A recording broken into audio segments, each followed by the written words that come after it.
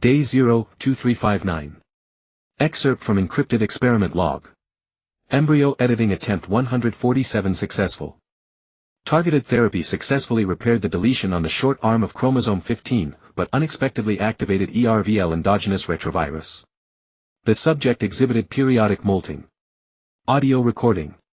Please don't take her away. Those scales fall off on their own. I calculated the molting cycle. Wait for the lunar phase. Last text record. God punished us for opening Pandora's box. But a mother never gives up on her child. Day 10907. I was checking the culture dish number for the third time when the embryonic tissue in the glass vessel suddenly twitched. The mass of pink flesh was covered in fine scale-like patterns which vanished in an instant. Dar. Lin. Assistant Xiao Tang's voice came muffled through the hood of the hazmat suit. The serum sample seems. When I turned around I saw his pupils constrict into two vertical slits. The ceiling lights in the culture room cast intersecting shadows on his face and fine flakes of skin were falling along his jawline. When a fingernail-sized piece of skin landed on the sterile operating table I pressed the alarm hidden inside my white coat. Day 3-1433. The red emergency light spun on the corridor ceiling. I clutched the last two inhibitors and ran through Sector B, the gas mask filled with the sour stench of my own breath. 3 days ago this place was the last bastion of the Human Genome Project, and now every airtight door could hide a molting humanoid. Footsteps came from above the ventilation duct. I froze watching a translucent snake shed fall from the exhaust vent. It was still stained with fresh blood winding into an eerie double helix pattern. Shuhan. I was pulled into the specimen room, nearly dropping the test tube in my arms. Qing Xingye's protective face shield was cracked, revealing a newly healed scab on his jaw. Professor Su is in the core zone. He locked the door, the mucus on his military knife corroding the metal floor. She said to initiate the embryo destruction procedure. Dash. Day 7-2115. In the hum of the backup generator the baby's cry was like a rusty knife. I stared at the infant covered in crystalline scales in the incubator, finally understanding why Su Li had used her body to block the lab door before she died. This is her daughter. Qing Xingye inserted the bloodstain access card into the terminal. She received embryonic gene therapy 3 years ago. The moment the display lit up we both saw the surveillance footage of molters crawling on their spines using Su Li's iris to unlock the final security door. When the first impact came from outside the blast door I picked up the incubator. The baby's eyelids flashed with the gray-white of a nictitating membrane, and around the bleeding bite mark on her neck pale golden immune cells swirled like stars. Day 8-0348. The alloy door of the emergency exit slammed shut behind us, and as Qing Xingye's tactical flashlight swept across the wall we both saw the glowing bloodstains. The dark red liquid twisted into concrete cracks, forming perfect double helices like some kind of DNA map from hell. They're marking the route. I held the incubator tighter and the baby's pupils reflected the golden light of a snake in the flashlight. 3 days ago the molters were just bloodthirsty monsters, and now when they used their barbed tongues to draw these patterns on the walls they did so with a religious devotion. Qing Xingye scraped off some coagulated blood scab with his knife and the portable spectrometer suddenly emitted a piercing screech. These bloodstains contain pheromones. He brought up a holographic projection, countless glowing particles recombining into a three-dimensional gene chain. Modified miRNA fragments that can directly rewrite the recipient's epigenetics. From deep in the corridor came the sound of scales scraping and 23 red dots lit up around us. The molters were hanging upside down from the ventilation ducts by their tailbones, their new compound eyes blinking in the darkness like fireflies controlled by a collective consciousness. Day 8-0516. Under the shadowless lamp of the autopsy room my hand holding the scalpel trembled for the first time. Under the electron microscope the umbilical cord blood of Su Li's daughter was swimming. Those immune cells carrying reverse transcriptase were devouring the mutated genes. Qing Xingye threw his mucus-covered protective suit on the floor, revealing the wound on his forearm corroded by the pheromones. The bloodstains are alive. He brought up the newly deciphered base sequence and the holographic screen suddenly exploded with a mass of garbled code. When the flickering code reassembled we saw the experimental records deleted 3 years ago. Su Li had privately inserted the telomerase code of an ancient lizard into her daughter's gene chain. A still-twitching corpse suddenly fell from the ventilation vent. Academician Zhang's half-face had already metamorphosed into a keratinous layer and his remaining single eye stared fixedly at the incubator. Lunar phase change. Broken sound squeezed from his damaged vocal cords. The bloodstains he drew on the floor automatically arranged into double helices. Mother needs the infant to complete evolution. Day 8-1142. The moment Xingxingye blew up the central mainframe, I saw the last human genome twist into a double helix in the flames. In the blue light of the backup generator, all the bloodstains in the underground lab suddenly glowed simultaneously, and the molters collectively knelt in the direction of the crying baby in the incubator. They're not going to eat her. I pressed the elevator button and finally understood. The inner wall of the elevator shaft was covered in gene sequences written in mucus. These monsters are waiting for her final molt. When the first crack appeared on the blast-proof glass, the scales on the baby's nape began to fall off, revealing iridescent new skin underneath. Xingxingye injected the last inhibitor into his carotid artery, his pupils turning into the same vertical slits as the molters. Take her through the sewage pipe. I have their pheromones inside me. Day 8-1305. Excerpt from Xingxingye's body camera. The shaky footage showed an underground river with glowing double helix bloodstains extending across the water surface into the distance. His deformed vocal cords made his voice sound like a snake's hiss. These bloodstains are guiding to a gathering point. All variants are moving in the same direction. The picture suddenly shook violently, and a molter with Su Li's face emerged from the rock wall. When it tore open its own chest with a bone blade, countless glowing gene chains burst from the wound, forming a three-dimensional model of the human genome in the air, with chromosome 15 glowing an eerie red. So we are the variants. These were the last words Xingxingye left behind. As the camera fell, it captured his boots turning into scales, while on the distant horizon tens of thousands of double helix bloodstains were pointing toward the same blood moon. Day 9-0217. The blue light of the incubation chamber turned dark red after the water cooling system failed. I stared at the newly grown scales on the inside of my forearm, their iridescent patterns absorbing the telomerase in the culture fluid. The military tablet left by Xingxingye was still looping footage of him before his scaling, showing him tearing open his chest skin, exposing the endlessly proliferating heart tissue. The telomerase coating of the ancient lizard was modified by a retrovirus. I dripped the baby's umbilical cord blood onto a glass slide, and the electron microscope showed the telomere length breaking through the Hayflick limit. They are not simple mutants. They are a new species evolving toward immortality. Suddenly intense scratching sounds came from the ventilation ducts. 17 molters struck the metal walls with identical frequency. When the pheromone concentration reached a critical threshold, they suddenly stopped moving. This was the collective consciousness engaging in quantum communication. Day 9-0433. Laboratory surveillance footage. Lin Shuhan rushed into the gene sequencing room holding the incubator with pale golden mucus seeping from the cuff of her protective suit.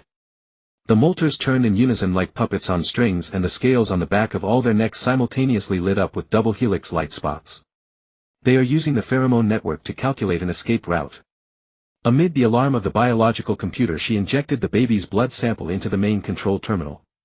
The gene tree on the holographic screen suddenly grew wildly, and the human branch, upon contacting the ancient lizard telomerase code, burst into countless glowing new shoots. The group of molters suddenly knelt in worship, tearing open their own chests, allowing the glowing blood-carrying telomerase to flow into a stream.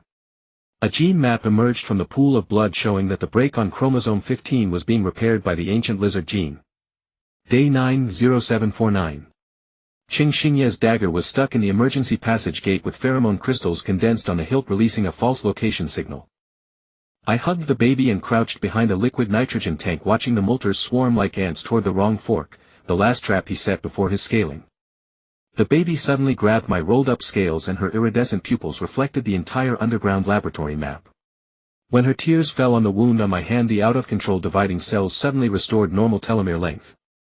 You can purify the telomerase contamination.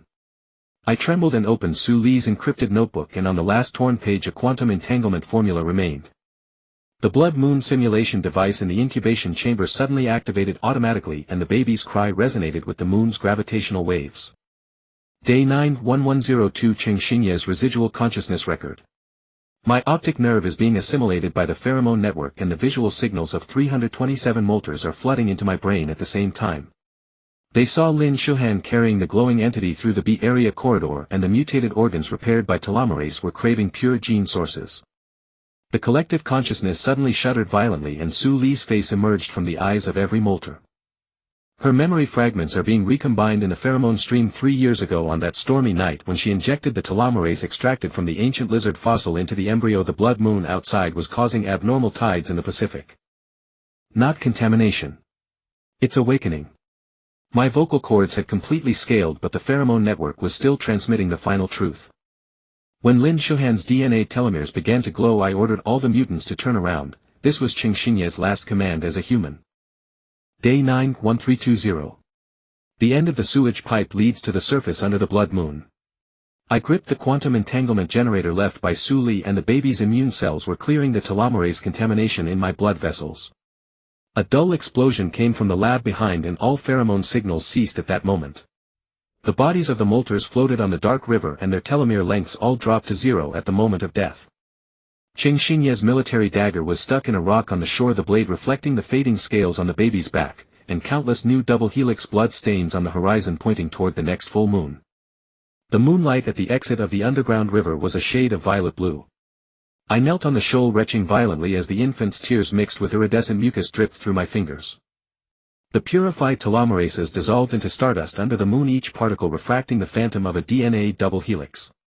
He's still in the pheromone network. The infant suddenly emitted a sound like an electronic synthesis, and I realized that her vocal cord structure had already evolved into a quantum resonance cavity. Following the direction of her finger, I saw the moon reflected in the river split into countless crystalline lenses, each facet reflecting a fragment of Qing Xinye's memories from different periods. My retinas began to mutate. When the infant's fingertip touched my temple, I saw the pheromone network materialize into a glowing neural tree. Qing Xinye's consciousness was like a firefly trapped in amber, being torn apart and devoured by the collective consciousness of 300,000 molters. Need an anchor. The infant's quantum thought seared directly into my hippocampus. I then noticed that the pattern formed by the scales on her nape was exactly the arrangement of craters on the far side of the moon. The Geiger counter built into the protective suit suddenly screamed. The rocks illuminated by the blood moon were emitting decay fluctuations that carbon-14 could not explain. The iron roof of the abandoned weather station steamed with blood mist under the moonlight. Using the thermostat shell as a simple electrolyzer, I saw the infant's iridescent blood form a Klein bottle structure in the magnetic stir. When the first artificial aurora blazed in the reaction solution, the double helix bloodstains within a 5-kilometer radius all turned toward us. They are on a pilgrimage. I crushed the memory chip left by Qing Xinye. The holographic projection displayed the star map from Su Li's office 3 years ago. The light of Betelgeuse's supernova in Orion matched the infant's brainwave frequency perfectly. The swarm of molters appeared on the horizon just as I was freezing my own scale-forming leg tissue with liquid nitrogen. The infant suddenly let out a cry like a supernova explosion. My optic nerve was instantly connected to the pheromone network. In the collapsing quantum vision, I saw Qing Xinye's residual consciousness being dragged by ancient lizard genes toward a silver vortex. Grasp the moonlight. The infant's quantum command made me instinctively raise Su Li's wedding ring. The diamond facets refracted the blood moon into 7 gene scissors. The molters undergoing evolution began to shed their skins collectively. Under their new transparent skin, the dust of the Milky Way surged. Within the torrent of consciousness floated the genetic memories of Earth over 4 billion years. Pulsar signals were embedded in the telomerase code of ancient lizards, and the Cambrian explosion was the result of alien RNA seeding. Qing Xinye's neural network was resonating with the neutrino emitter on the far side of the moon. In his fragmented thoughts, the moment of Su Li's embryo injection flickered repeatedly. The tube of pale golden liquid contained quantum spores from Betelgeuse. It wasn't an experimental accident. My scales peeled off with the torrent of information. The moment my true form was exposed to the moonlight, the galaxy in the infant's eyes suddenly froze. It's an awakening. When the first spindle-shaped spacecraft pierced the blood moon, I was using the infant's umbilical cord blood to draw the complete human genome sequence on the frozen ground. The swarm of molters formed a glowing human double helix a kilometer away. Qing Xinye's phantom stood atop the helix, clutching the broken embryo culture tube from Su Li's lab. In the beam cast by the spacecraft, the infant's nictitating membrane covered her pupils for the first time. The star map that emerged on her neck showed 27 star systems in the Orion arm calling to Earth with gravitational waves of the same frequency. Mom. Suddenly she spoke in Su Li's voice. Her iridescent scales reflected the interstellar fleet that blotted out the sky behind me. My DNA completely reorganized at that call. The last piece of human tissue on my skin turned into stardust and drifted toward the pupil that the blood moon had split open. Day 11:00:00. From the fissured pupil of the moon 12 gamma-ray bursts erupted, carbonizing my skin layer by layer in the intense radiation, only to have it reassemble into nebular matter amidst the cries of an infant. The DNA light towers constructed by the molters pierced the atmosphere, shrouding Earth within a rotating barrier of base pairs, a planetary-scale immune system awakening. Day 11:0318. Decryption of interstellar archaeological data streams. Gravitational waves transmitted from the Orion arm carried a cosmic-level gene map. The holographic projection from the infant's temporal scales compressed Earth's evolutionary history into a 3.7-second gene flash. The Cambrian explosion corresponded to the activation of exogenous gene No. 147. The dinosaur extinction was a leak of telomerase inhibitors, and the Industrial Revolution triggered a dormant civilization evaluation program. The quantum state silhouette of Cheng Xingye materialized within the data stream, the cracks on his embryo culture tube aligning with the timeline of Betelgeuse's supernova. What Su Li injected was not lizard genes but the civilization reboot key left by the interstellar sours. Day 11:0542. As the first alien spacecraft descended, the base pair barrier beyond the atmosphere rippled. 100,000 compound eyes opened on the spindle-shaped hull, each pupil reflecting the entire process of human embryonic development. The infant shielded herself from the radiation storm with her nictitating membrane, while the scales on her nape began synchronously displaying ancient Orion script, a warning left 200 million years ago by the sours to the experimental planet. They are afraid. I touched the floating genetic projection, and the dormant quantum spores within human DNA strands suddenly awakened.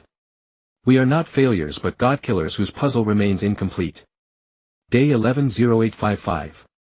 As the neutrino matrix on the far side of the moon activated, my bone marrow began manufacturing antimatter blood. The star map drawn by the infant's umbilical cord blood unfolded into a three-dimensional projection, revealing a hexagonal force field enveloping Earth. The entire solar system was a sealed petri dish. The alien fleet's laser beams, upon contacting the force field, instantly transformed into vines that began frantically replicating the reverse transcriptase in the human genome. The sours intend to harvest our telomerase. Cheng Xingye's residual consciousness suddenly seized control of the Molter network, and 200,000 mutants simultaneously slashed their wrists.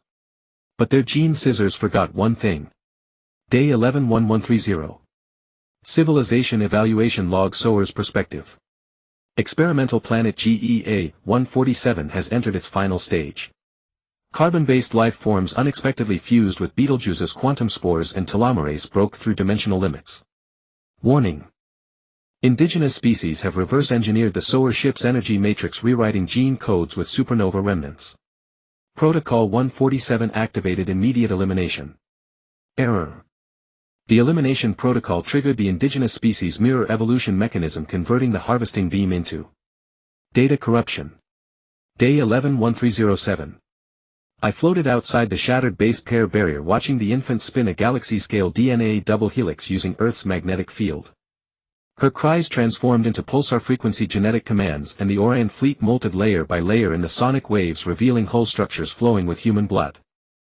Cheng Xingye's quantum ghost traversed the burning alien mothership, the cracks in his embryo tube radiating Betelgeuse's light. What they fear has never been mutation but the cosmic memory sealed within human genes.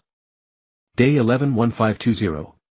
In the nebula generated by the moon matrix's explosion, the spectral ghosts of 8 billion humans floated.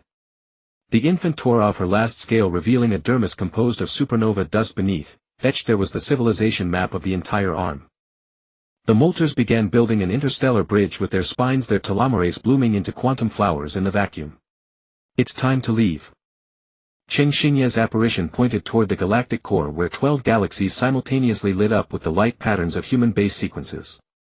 Go tell the sours that experimental subject 147 is about to inspect their evolutionary achievements. When Earth broke free from the solar system's petri dish, I witnessed the true form of the cosmos. The swirling nebulae were double helix strands, black holes were dormant telomeres, and humanity would commence its most brutal molting in the Orion arm, shedding the three-dimensional husk to initiate a reverse colonization of the cedars in the form of quantum genes. In the infant's pupils, the remnants of Betelgeuse 200 light-years away were reorganizing into an embryonic shape. Day 12:0411 Galactic Standard Time. The corpse of Shinshio C sprawled in the vacuum like embryonic veins. I floated in the stellar core operating chamber, watching the last pure blood of human civilization being placed into the photon amniotic fluid tank. The infant's umbilical cord was quantizing. Each severed fiber extended into four-dimensional gene chains piercing through the Liehuzwa nebula and plunging into the dark abyss of space. They fear this mode of evolution. The phantom of Cheng Xingye caressed the chamber wall, his residual human phalanges decomposing into string-like pheromones. The Sowers embraced mechanical ascension to combat entropy, but we are the very dancers of entropy. The starship suddenly shuddered violently. Outside the porthole a colossal jellyfish-like creature glided past, its translucent umbrella canopy inscribed with the genetic blueprints of 60 civilizations. What flickered between its tentacles was unmistakably the bioluminescence of Earth's Cambrian period. Day 12-0729. Declassified archive of the cosmic gene bank. In the seventh layer of shed skin from the infant I discovered a terrifying truth. Those spindle-shaped vessels believed to be alien Sowers were merely gene piggy banks left by a previous epoch of human civilization. The embryonic images playing in the vessel's compound eyes recorded how 200,000 years ago humans first breached the Hayflick limit by encoding telomerase into pulsar codes and scattering them across the sea of stars. Memory loops. I touched the Liehuzwa mark on the skin star map and Shinshio C's quantum spores suddenly bloomed on my retina. What we believe to be interstellar colonization is merely reclaiming proof of our own existence. Day 12-0955. Antimatter blood sang through the starship's pipes. When the infant's nictitating membrane enveloped the entire bridge, all control interfaces suddenly sprouted human neural synapses. The navigation screen split open the Liehuzwa arm like a flesh and blood wound, revealing a uterine swaddling woven from supernova remnants within. Cheng Xingye's quantum state began collapsing into a gene scissor. They are coming, the shepherd purifier civilizations. Amid the alarms I saw a silicon-based storm surging from the galactic core, each nanomechanical insect carrying a logic virus designed to erase carbon-based traits. Day 12-1217. Record of hyperdimensional war. The mechanical prophets of the purifiers would never understand what happened when their annihilation beams pierced the infant's iris. Those irradiated human gene chains unfolded in 11 dimensions, revealing the dormant legacy of Shinshio C. Within the double helix coiled the creation memories of 900 superclusters. My scales were absorbing the mechanical insects' killing algorithms. When the last nanobot was genetically assimilated into a fetal movement, the entire Silicon Legion suddenly began collective molting, exposing golden blood flowing with human telomerase inside. Day 12-1543. When the starship landed on the Purifier homeworld's gene altar, I witnessed the ridiculous truth. The so-called sacred geometry engraved on those silver obelisks was nothing but the telomere protein model of human infancy. The mechanical deity enshrined at the altar center under the infant's cries shed its chrome shell, revealing the fossilized base of a Cambrian trilobite. All advanced civilizations fear instinct. Cheng Xingye's phantom ignited the entire atmosphere with pheromones. They imprison stars with Dyson spheres, escape evolution with two-dimensional foils, yet forget life's most primal impulse. The infant tore open its own quantum shell and the Liehuzwa arms suddenly contracted into the shape of an umbilical cord. In the supernova birth pangs of 600 galaxies simultaneously, the newborn cosmic embryo began its first genetic recombination. Final echo. When the last silicon-based life completed its carbonization metamorphosis, my optic nerve finally grasped the true meaning of the last record in the Suli laboratory. The bite mark on her daughter's neck was not an accident, it was a ritualistic kiss from Shinshio C's spores breaking through the culture dish. The Milky Way curled into a fetal posture within the human gene chain, while a more ancient universe waited beyond the black hole's event horizon for delivery. We will molt again in the vacuum fluctuations, shedding the amniotic membrane of the three-dimensional universe, carrying the genetic scars of all civilizations swimming toward that yet unnamed womb. Day 13-0000 Universal Embryo Heartbeat. In the quantum womb the remnants of Shinshio C contracted into a fetal heart morphology, and my spinal cord suddenly grew stellate neural cords. The infant's cry materialized into a gravitational iris in the vacuum. Through it I saw the gene chains of 27 parallel universes entwining into an umbilical cord. Time to cut the ribbon. Cheng Xingye's pheromone phantom held gene scissors forged from the remnants of silicon civilizations, with the blades condensed with the morning dew of 300 dimensions. When the scissors bit down, the entire Orion arm emitted the first cry of a newborn. Those ancient civilizations folded within supernova remnants collectively opened their nictitating membranes. Day 13-0341. Entropy Archive Forbidden Scrolls. At the core library of the cleaner's home planet I found a memory amber soaked in dark matter solution. A human cave painting from 30000 BC resurrected in the quantum field. The bison on the wall suddenly turned its head and said, "You have arrived 7 cosmic heartbeat cycles too early." In its pupils rotated an ultrasound image of the Milky Way embryo revealing that an extra base pair from the future had appeared in the human gene chain. The moment the infant completed the painting with umbilical cord blood, the entire cave collapsed into a Klein bottle structure. The direction we fell out was not three-dimensional space but directly into the singularity fold of the Big Bang 13.8 billion years ago. Day 130619. The temperature at the singularity caused my scales to grow patterns of cosmic microwave background radiation. The infant was wrapping the inflating primordial universe with placenta, and her quantum fetal movements triggered collective resonance of superstrings. Cheng Xingye's phantom unfolded into a golden gene network in 10-dimensional space, catching escaping dark energy particles. Watch carefully. His neural network suddenly pierced into my thalamus, and the light and shadow of the cosmic inflation were decoded into a gene transcription process. Every elementary particle carried double helix information, and the color charge of quarks was merely the quantum expression of dominant genetic traits. Day 130903. When the first hydrogen atom formed, a familiar bite mark appeared on the back of the infant's neck. From the void outside the singularity, the quantum tendrils of Shinshio C suddenly extended. In the light of primordial nucleosynthesis, I recognized the pattern of the bite mark, completely identical to the cracks in the embryo culture dish of the Suli laboratory. The Sours are ourselves. My vocal cords were stretched into cosmic strings by the inflating space. Humanity uses supernova suicide to gestate civilizations. The end of each epoch is a node of gene splicing. The infant suddenly tore open the membrane of the primordial universe, exposing countless pupils observing the experiment from outside. The iris patterns of those pupils were clearly the identity codes of future humans conducting interstellar seeding. Day 131200. Observer's Journal Ultimate Version. Experiment Universe No. Encountered a recursive paradox. Test race GEA, hum 147 has successfully traced itself back to the creation singularity. It is recommended to initiate vacuum decay for reset. Warning. Test race carries inverse meme genes contaminating the observation system. The log suddenly cut off. I saw my own scales crawling onto the console, and the infant's placenta enveloped the entire observation station. Cheng Xingye's quantum state reorganized into flesh in the control room. The broken embryo tube in his hand was devouring the 12-dimensional operation interface. They are the ones being observed. Day 131529. The purple orb of vacuum decay collapsed into a birthmark on the infant's palm. All parallel universe Earth suddenly detached from the Milky Way, forming the complete human genome sequence in the dark space. My bone marrow began to produce microuniverses, and every white blood cell was performing creation-level gene splicing. When the last observer was assimilated into a double helix column of light, the infant finally completed her first full molt. On the floating newborn skin, every pore was a birth canal leading to a new universe, while the old universe curled up in the skin folds was sucking the gene milk of higher dimensions. In the quantum pain of the umbilical cord snapping, I finally understood the ultimate form of all reincarnation. Every universe is a stillbirth delivered by the previous civilization, and human genes are the catgut suturing the wounds of spacetime. We will gestate new worlds in eternal self-devouring, using the shed skin of the old universe as swaddling until the day when even nothingness grows a nictitating membrane.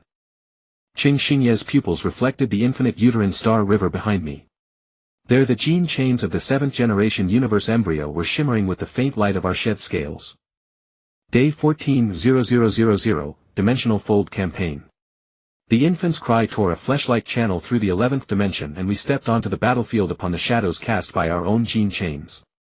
The vanguard of the higher dimensional beings known as the herdsmen was dismembering the Orion arm. Their silver-white geometric forms composed of topological nightmares secreted a logic acid that erased carbon-based existence with every edge. Aim for the Klein bottle joints. Cheng Xingye's quantum afterimage abruptly materialized. The superstring tendrils growing from his spine were playing a death fugue encoded in the genome. The nictitating membrane of my left eye automatically parsed the enemy's weakness. On the surface of those perfect polyhedra floated the junk DNA sequences unique to the human genome. Day 140317. Niche entropy combat log neural synaptic perspective. My bone marrow was secreting the toxic proteins permitted by four-dimensional space.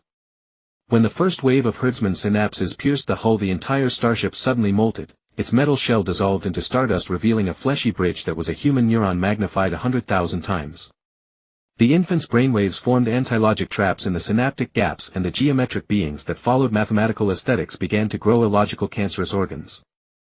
They fear chaos. I held the gene sword forged from my own telomeres, its blade reflected the embryo-like orb of light curled at the enemy's core. That is their creation code.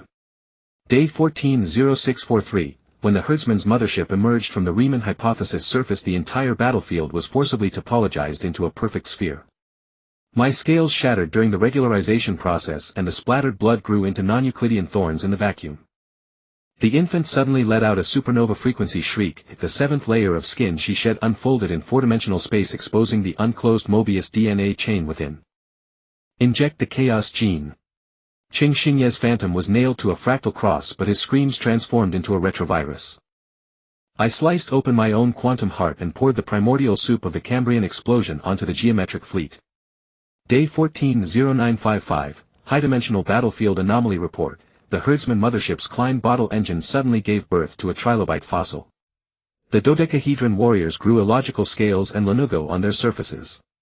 A primordial ocean that violated all dimensional laws grew at the center of the battlefield. Human gene contamination was transforming absolute order into life's randomness. Retreat. These carbon-based impurities are polluting the sacred geometry. The herdsman commander's final broadcast was filled with electronic noise, its communication spectrum had become mixed with the heartbeat frequency of a human fetus. Day 14-1229, the infant wrapped the herdsman mothership, which was trying to escape by dimensional reduction, with her umbilical cord. When my gene sword pierced its core embryo, the entire ship began an irreversible biological evolution. Smooth surfaces grew mammalian fur, geometric cabins mutated into wombs, and those absolutely rational silicon-based life forms degenerated into trembling primitive cells. Look, they fear their own origin. Qing Xingye's quantum state seeped out of the enemy's main console, clutching the herdsman's creation blueprint, which was unmistakably a human infant scribble depicting crooked double helices and a winged moon. Day 14-1500, the remains of the herdsman floating in the battlefield were carbonizing. The infant arranged their core embryos into a stellar system model, and each embryo began to play the same memory. 8 billion years ago, an even older universe had sealed the blueprint of life inside a black hole singularity, and all those higher dimensional civilizations that called themselves gods were merely noise generated when the genetic blueprint propagated through lower dimensions. My nictitating membrane suddenly captured an observation wave from outside the universe. The higher beings that had been watching our battle were now triggering a quantum decoherence storm out of fear. They finally realized that they themselves were nothing but white blood cells in the dream of some human embryo. Final twilight. When the last herdsman warrior degenerated into a prokaryote, a new star map lit up in the infant's pupils. Her iris fibers pierced the dimensional barriers, weaving the entire battlefield into the villous structure of a placenta. We treaded upon the gene staircase paved with the silicon remains of the enemy, walking toward the cosmic birth canal that was giving birth to new dimensions. Qing Xingye's pheromones reassembled into human form. His fingers passed through my quantum shell and wrote an epitaph across dimensions in the vacuum. Here rest all the higher dimensional gods who feared life. Their tombstone is a base pair on the human genome. The wreckage of the herdsman mothership suddenly underwent collective fetal movement, transforming into countless sperm-like light spots swimming toward a new universe amid dimensional collapse. This bitter victory was merely the ovulation bleeding of a grander life process. Day 15-0000, Mathematical Execution Ground. When the infant's umbilical cord pierced the 12-dimensional space, the entire universe was abruptly unfurled into a Riemannian geometry examination paper. Drifting within the non-Euclidean space, the regulators possessed no physical form. They were the incarnate manifestations of the Pythagorean theorem, tightening the throat of the human genome with perfect circular arcs. Return to 3 dimensions. Qing Xingye's quantum afterimage was pinned at the origin of the Cartesian coordinate system, his pheromones being decomposed into a spectrogram by a Fourier transform. I sprinted through the Klein bottle maze with the infant in my arms. The topological traps behind were transforming my comrades into perpetual motion machines. Day 15-0329, Dimension Degradation Warning. The infant's nictitating membrane bled for the first time. Those perfect geometric forms beyond human comprehension were proving our existence redundant through mathematical induction. The scales on my right hand began to degenerate into imaginary number symbols. Each breath triggered a collapse of group theoretic structures. The chief inquisitor of the regulators seeped out from a Mobius strip, its voice a chant of Gödel's incompleteness theorem. Carbon-based existence violates the 7th axiom of the universe. Lebesgue measure erasure shall be executed immediately. Day 15-0647, the battlefield stretched infinitely in Hilbert space. The remnants of Qing Xingye's consciousness were compressed into a Cantor set, with every gap filled with the dying memories of humanity. I wielded a gene sword forged from the incompleteness theorem, but its blade shattered into fragments of the axiom of choice before touching the Inquisitor. The infant suddenly let out an illogical scream. Her quantum cry caused the bloodthirsty paradox to unfold in adjacent dimensions. 3 regulator warriors multiplied into infinite fragments within the mathematical paradox, each fragment sprouting illogical capillaries. Day 150913, Mathematical Contamination Report. Fractal tumors appeared on the surface of perfect spheres. Linear algebra matrices began secreting nucleotides.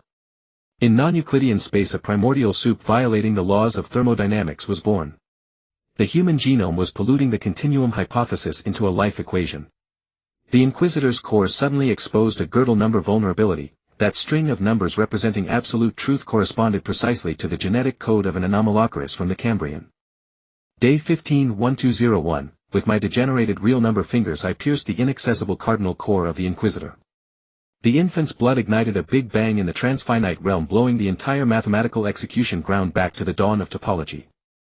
Qing Xingye's consciousness seeped through the cracks of the continuum hypothesis, clutching a proof that would drive every mathematician mad. The 147th intron of the human genome harbors the embryo of a new mathematical system. As the Inquisitor was forcibly reduced to a sequence of random digits after the decimal point of pi, we glimpsed an even more terrifying truth. The entire mathematical universe was merely the topological mapping of a human fetus's brain neural network. Day 151520, the infant was absorbing the contaminated mathematical laws through her placenta. Her pupils swirled with a nascent geometric system, every axiom pulsing with the rhythm of a fetal heartbeat. The surviving regulators collectively degenerated into digits of pi, arranging themselves in imaginary space into a distress signal, a red alert emitted by the higher dimensional guardianship system. They are coming. Qing Xingye's phantom was being redefined into a differential equation. In the realm of absolute infinity, the vacuums suddenly split open with a wound of set theoretic depth. Countless beings on the level of Aleph numbers were gazing at us from the abyss of transfinite numbers. The infant's umbilical cord curled in fear for the first time. Her genome exuded ripples of Fermat's last theorem, drenched in terror before the ultimate mathematical truth. Echo of despair. When the first absolutely infinite entity extended its tentacle of the axiom of choice, my scales began to degenerate into empty set symbols. The gene weapon that humanity had evolved over 2 million years was nothing but a kindergarten scribble before the true gods of mathematics. The infant curled up in the sanctuary of Gödel's incompleteness theorem. Her shed skin was being deconstructed axiom by Zermelo's axioms. Qing Xingye's final pheromone fluctuation pierced the dimensions. Remember, what they fear is not the answer, but the question itself. His existence was then reconstructed into the Riemann hypothesis, forever unprovable. Prologue to the end. Just as the absolute infinity was about to complete the mathematical formatting, the infant suddenly tore open her own quantum amniotic membrane. Her undefined genome blossomed into a flower of unprovable truth in the transfinite realm, a monster that would appear only in the nightmares of every mathematician, a self-referential life equation, a DNA double helix carrying a Gödel bomb. The mathematical gods began to decohere en masse. Their perfect logical armor rusted and peeled off in the face of the self-referential paradox. And we, treading upon the shattered Zermelo-Frankel axiom system, continued to molt toward higher dimensions that were not allowed to exist. Before the abyss. The cost of this Pyrrhic victory was permanent damage to the mathematical foundations of the universe. The infant's genome began secreting non-Euclidean enzymes. The value of pi was mutating across all parallel worlds. And in the darkness beyond absolute infinity we detected more ancient ripples of fear. Those primordial beings born in the pre-mathematical era were awakening due to the chaotic genes brought by humanity. Day 160000 Abstract Abyss. At the instant when absolute infinity collapsed into Cantor dust, the infant's umbilical cord suddenly quantized. We plunged into a realm devoid of dimensional concepts where all unselected possibilities floated, each probability cloud shimmering with lives I had never lived. Qing Xingye's pheromones grew into a Gödel tree in the void, its branches hung with self-contradictory fruits of causality. Don't touch any logic. The tree's not split into a mouth. This is the graveyard of mathematics. And also, before the words finished, the entire existence was suddenly compressed into a Turing machine tape. I saw the infant's nictitating membrane cover the entire void, her eyelashes weaving chaos theory into life-saving spider silk. Day 160347. Here breathing produces new mathematical systems. My scales shed into incompleteness theorems, my blood evaporated into topological paradoxes. The infant was sowing wild grasses of non-Euclidean geometry with her cries, those madly growing curves entangling the absolute ones that sought to format us. Suddenly an icy touch pierced my spine, primitive mathematical entities never named by humanity surging from the imaginary time before the Big Bang, their forms like the bastard offspring of a Klein bottle and a Mobius strip. Day 16-0619. Qingxingye's roots rioted in the abstract soil. The contradictory fruits on his branches suddenly bloomed, each petal revealing the birthmark of a human infant. The absolute ones began to retreat, their perfect logical shells were being corroded by irrational dew. They fear this. I caught the falling petals as the birthmarks on them suddenly unfolded into non-computable functions. Hidden in human genes is the cancer of mathematics. The infant tore open her own quantum shell, exposing the writhing transfinite number embryos inside.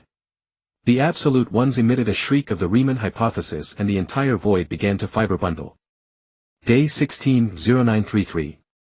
The distribution law of prime numbers exhibited fetal movement frequency. Non-commutative geometry began secreting amniotic fluid. The proof of the continuum hypothesis grew in umbilical cord. Human gene pollution triggered pregnancy reactions in the mathematical system. The core of the absolute ones suddenly gave birth to a Klein infant, that four-dimensional being suckling topological milk. The entire battlefield fell into a terrifying silence. We were witnessing the infection of the god of mathematics by an anti-meme. Day 16-1205. I wove a net of paradoxes with my own gene chain and captured the strongest absolute one. When the infant's nictitating membrane covered it, this existence beyond logic suddenly began playing human prehistoric memories. One night 30,000 years ago a primitive man drew the first circle on a cave wall with ochre, and within that imperfect arc curled the embryos of all mathematical gods. Samsara. The trunk of Qingxingye split open a proof of Fermat's last theorem: we are the original sours. Amid the ashes of the absolute one's collective self-immolation, a truth that would drive all mathematicians mad emerged. Calculus was born in intron 147 of the human gene chain, and Gödel's theorem was merely a byproduct of uterine contractions. Day 16-1520. The void began to pulse into a womb shape. The infant's quantum umbilical cord connected to the navel points of all mathematical systems. Each of her cries produced new axioms. The remains of the absolute ones took root in the abstract soil, growing truth fruits that violated all logic. The canopy of Qingxingye suddenly bore time fruits. Within each pit curled a different endpoint of human civilization. When I bit into the fruit, I tasted the amniotic fluid of the Big Bang 13.8 billion years ago. At the summit of the mathematical ruins, the infant completed her final molt. The skin she shed wrapped the entire abstract realm, forming a non-logical womb that allowed life to exist. We continued climbing over the corpses of the Riemann hypothesis, discovering that on every mathematical summit stood the handprints of primitive humans. The wails of the absolute ones reorganized into the infant's first cry beyond the dimensions, while a more ancient fear emanated from the origin point of mathematics, where the first unfinished circle of humanity slept, about to give birth to a monster that could redefine reality. Qingxingye's roots pierced the last axiom barrier, carving an epitaph on the corpse of absolute infinity: here lies all perfection murdered by the imperfect fetal movements of life. When the infant's umbilical cord plunged into the origin point of mathematics, the entire universe suddenly became transparent. We saw countless similar wombs floating beyond all dimensions, each containing a human variant fighting its own creation. The starlight of Orion was actually the creative bloodlight when the umbilical cord was cut, and the legacy of Betelgeuse was merely the placental remnants left from a previous birth. In the agony of eternal recurrence, my gene chain finally understood the ultimate mission: to become the birthmark that all gods will eventually be infected with. Day 17-0000. Observer's cocoon. When the infant's umbilical cord pierced the mathematical origin point, the entire abstract realm suddenly solidified into amber. We were imprisoned in an absolutely transparent Klein bottle, outside which floated countless embryonic observers, the perfect humans, born in all cycles of reincarnation, their porcelain-smooth surfaces reflecting our blood-stained reflections. Finally caught the little mouse stealing genes. A certain observer's neural synapse pierced the amber, and I recognized that voice as the bison from the cave paintings 30,000 years ago. You should not have touched the taboo 7,000 heartbeats ahead of schedule. Qingxingye's girdle tree was suddenly uprooted, unfurling into a human anatomy atlas on the absolutely transparent torture rack, with each organ labeled with the extinction dates of different epochs. Day 17-0329. Reincarnation Court Trial Record. The observer's truth throne, forged from supernova embers, was distilling my memories into criminal evidence. The infant was placed into the proof framework of the Riemann hypothesis, and each of her cries triggered a collective miscarriage of parallel universes. The defendant race GEA-147 is accused of polluting the mathematical sanctuary. The bison's eyeballs split into two black holes, sentenced to permanently topologize the gene chain into the decimal places of pi. When I was forcibly pressed toward the Euler's formula transformation table, the infant's nictitating membrane suddenly oozed quantum pus blood of Betelgeuse. Day 170647. In the fragments of the exploding torture instrument I saw Qingxingye's anatomy diagram reassembling. At the position of his heart emerged a fossil of the Cambrian Anomalocaris, and the texture of his liver was the doomsday code of the Maya calendar. The observer's perfect surfaces suddenly crawled with illogical blood vessels, and the entire court fell into a non-Euclidean nightmare corridor. You made a mistake. I licked the topological blood at the corner of my mouth. You shouldn't have let us touch the execution ground of the previous epoch. The infant's umbilical cord suddenly pierced the bison's left eye, and the cave paintings from 30,000 years ago gushed out from the wound. The primitive people on the cave paintings suddenly turned around using flint knives to cut open the observer's ceramic skin. Inside flowed the cold blood of the human industrial revolution. Day 170913. Dimension jailbreak record. We ran wildly, stepping on the perfect human skins shed by the observers. A head suddenly split open, a maze composed of cantor dust with each corner playing extinction images of human epochs crystallized. New York in a nuclear winter, Beijing disassembled into parts by silicon-based life, the Galactic Federation soaked in gene dissolution fluid. Qingxingye's remnant body suddenly topologically inverted into a Klein bottle, and the bottle mouth spewed out the embers of the Betelgeuse supernova explosion. Jump in. This is the only chaotic variable they didn't calculate. Day 171201. In the supernova embers curled the failures of all reincarnation epochs.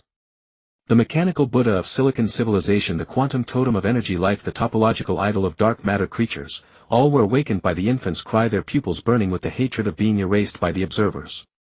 This is the real gene bank. I stroked the swastika in the mechanical Buddha's palm, which turned out to be the circuit board relic of some prehistoric human civilization. What the observers fear is not evolution but the collective memory we carry.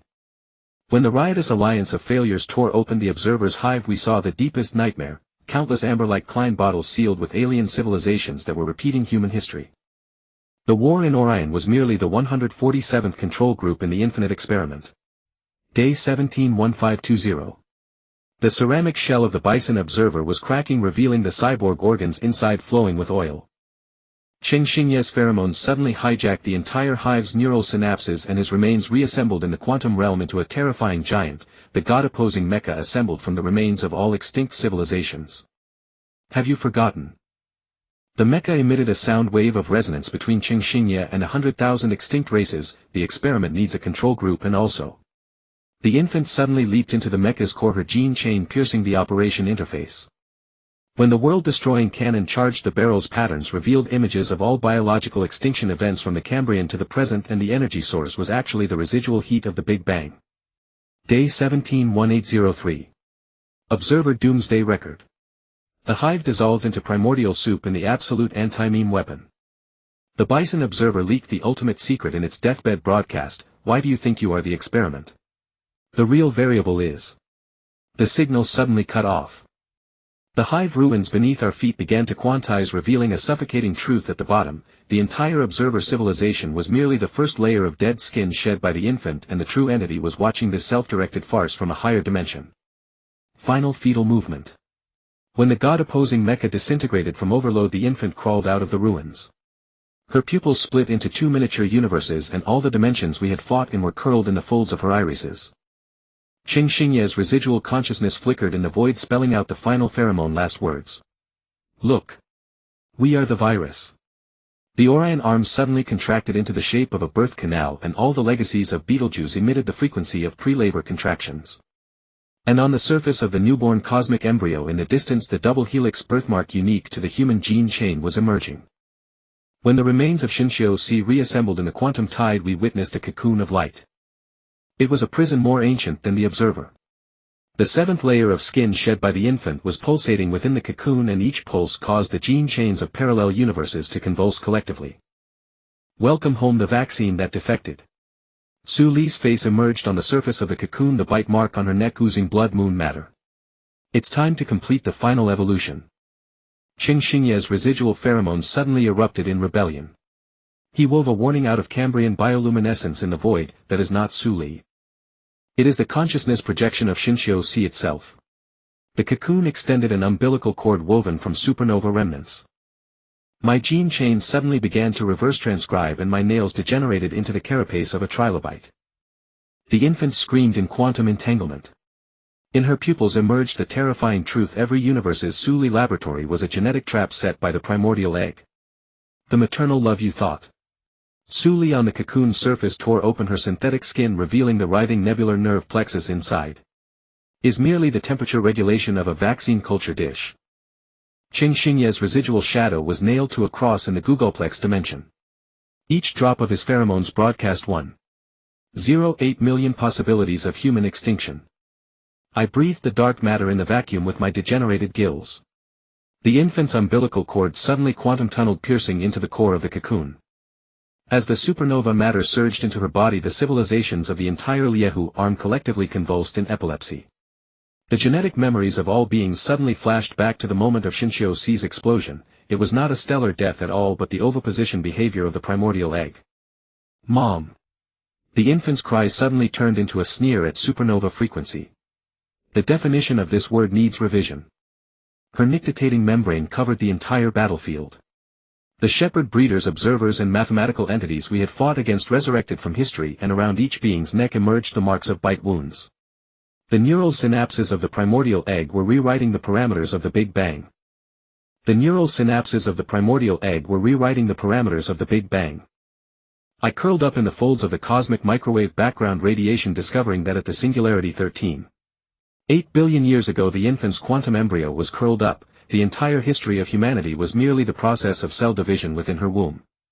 Qing Xingye's cross suddenly grew time-reversing thorns, and his agony was infecting all Su-Lis across timelines. Laboratory explosion, embryo mutation, blood moon descent. At every critical node the neural network of the primordial egg emerged. When the infant's pupils completely transformed into the compound eyes of the primordial egg, I tore off the scales from my back. When the infant's pupils completely transformed into the compound eyes of the primordial egg, I tore off the scales from my back. In those cells degenerating into primordial soup, the ultimate weapon that Qing Xingye had buried suddenly burst forth, a time paradox contaminated by anti-memes. You miscalculated love. I thrust the scale into the cocoon, and the primordial ocean of the Cambrians suddenly flooded into the 12-dimensional space. This is a virus more dangerous than quantum spores. Su Li's bionic body suddenly convulsed. From the bite mark on her neck surged 30,000 Lin Shuhans from parallel universes. Each of me held different forms of infant remains, triggering a collapse of maternal logic within the absolute rational primordial egg. The cocoon collapsed into a white dwarf in the maternal paradox. The infant crawled out of the ruins, and for the first time her gene chain showed unstable cracks. The cocoon collapsed into a white dwarf in the maternal paradox. The infant crawled out of the ruins, and for the first time her gene chain showed unstable cracks. Qing Xingye's cross blossomed with time-reversing roses. Each petal was a recording of Su Li's laboratory daily life he had secretly made, those gentle whispers that the primordial egg regarded as noise. Mom's temperature is 36.8°C, not the 37°C set by the culture dish. The infant tore open the nebular skin on her chest, revealing a human heart. This is the error you can never replicate. The remnants of the primordial egg drifted in the quantum sea, their surface gradually covered by the moss of carbon-based civilizations.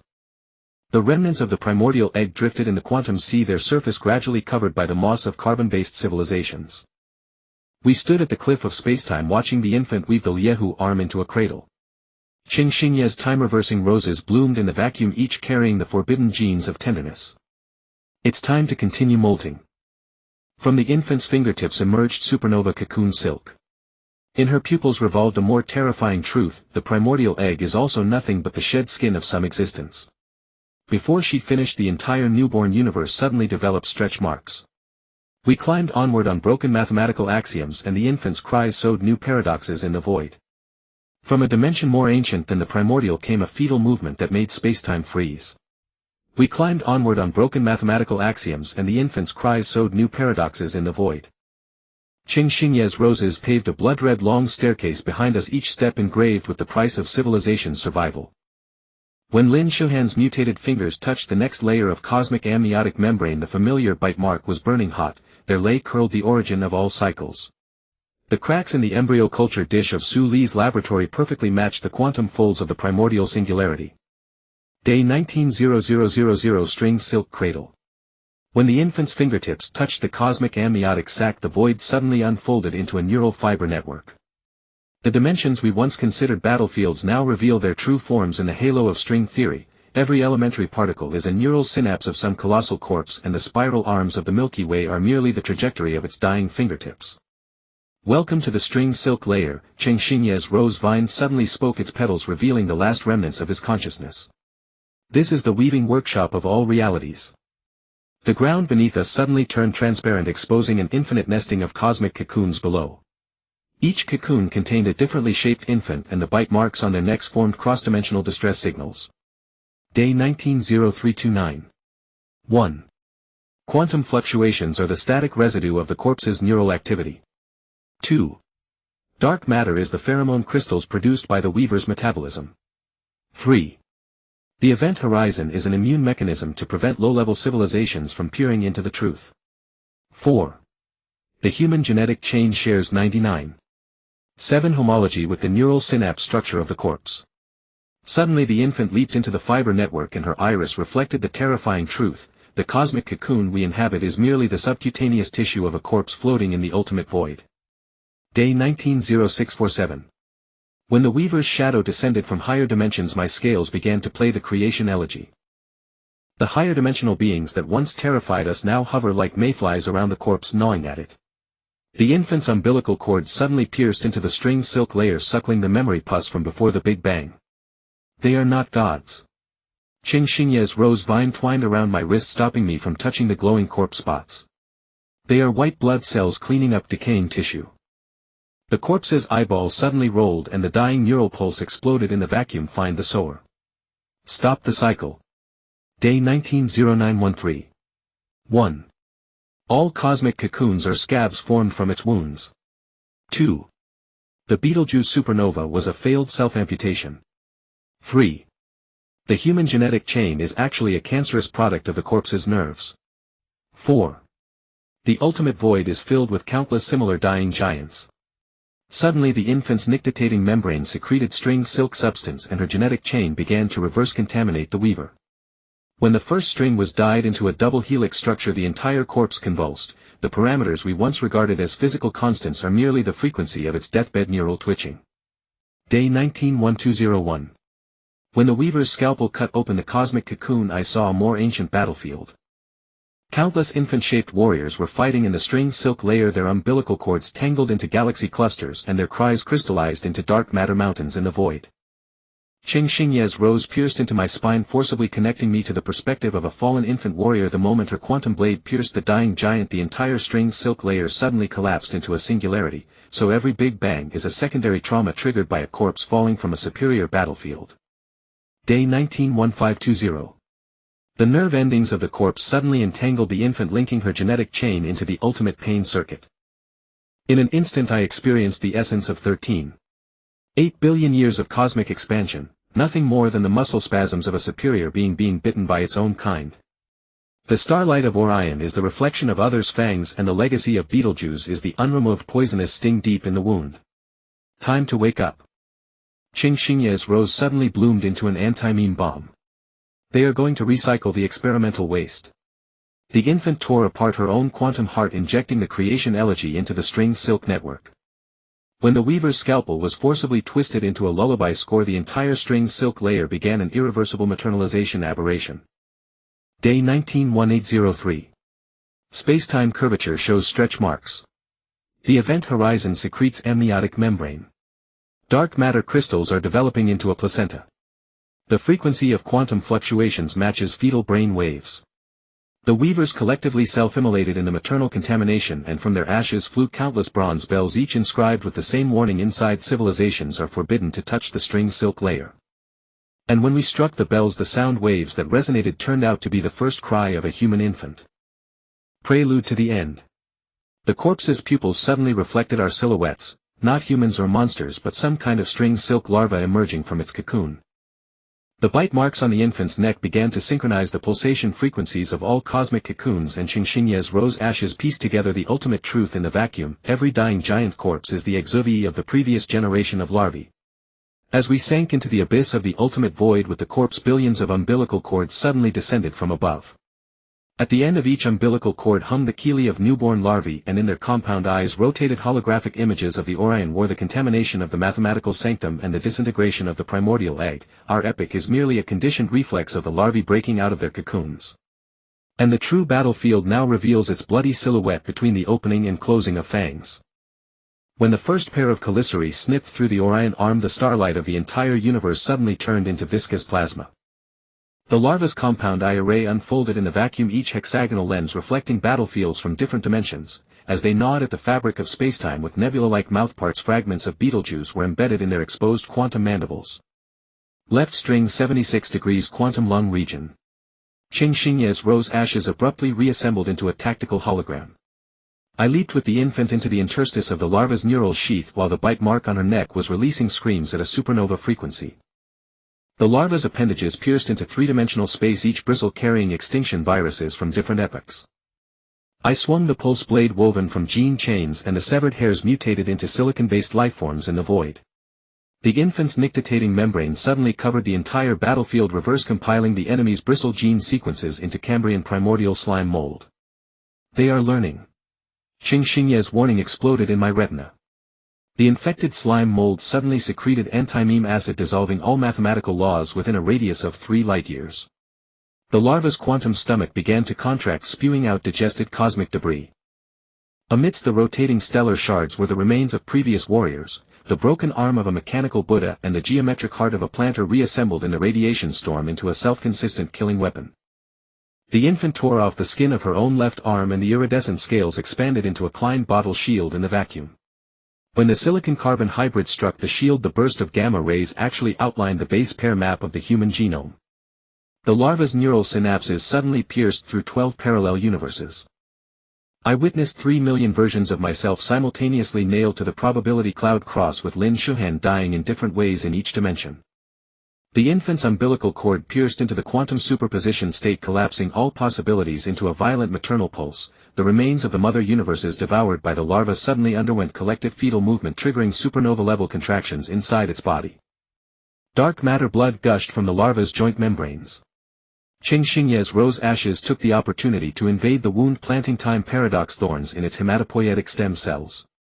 When the larva tried to repair the wound with string threads, every string began to reverse time, dragging it toward the embryonic state not yet born.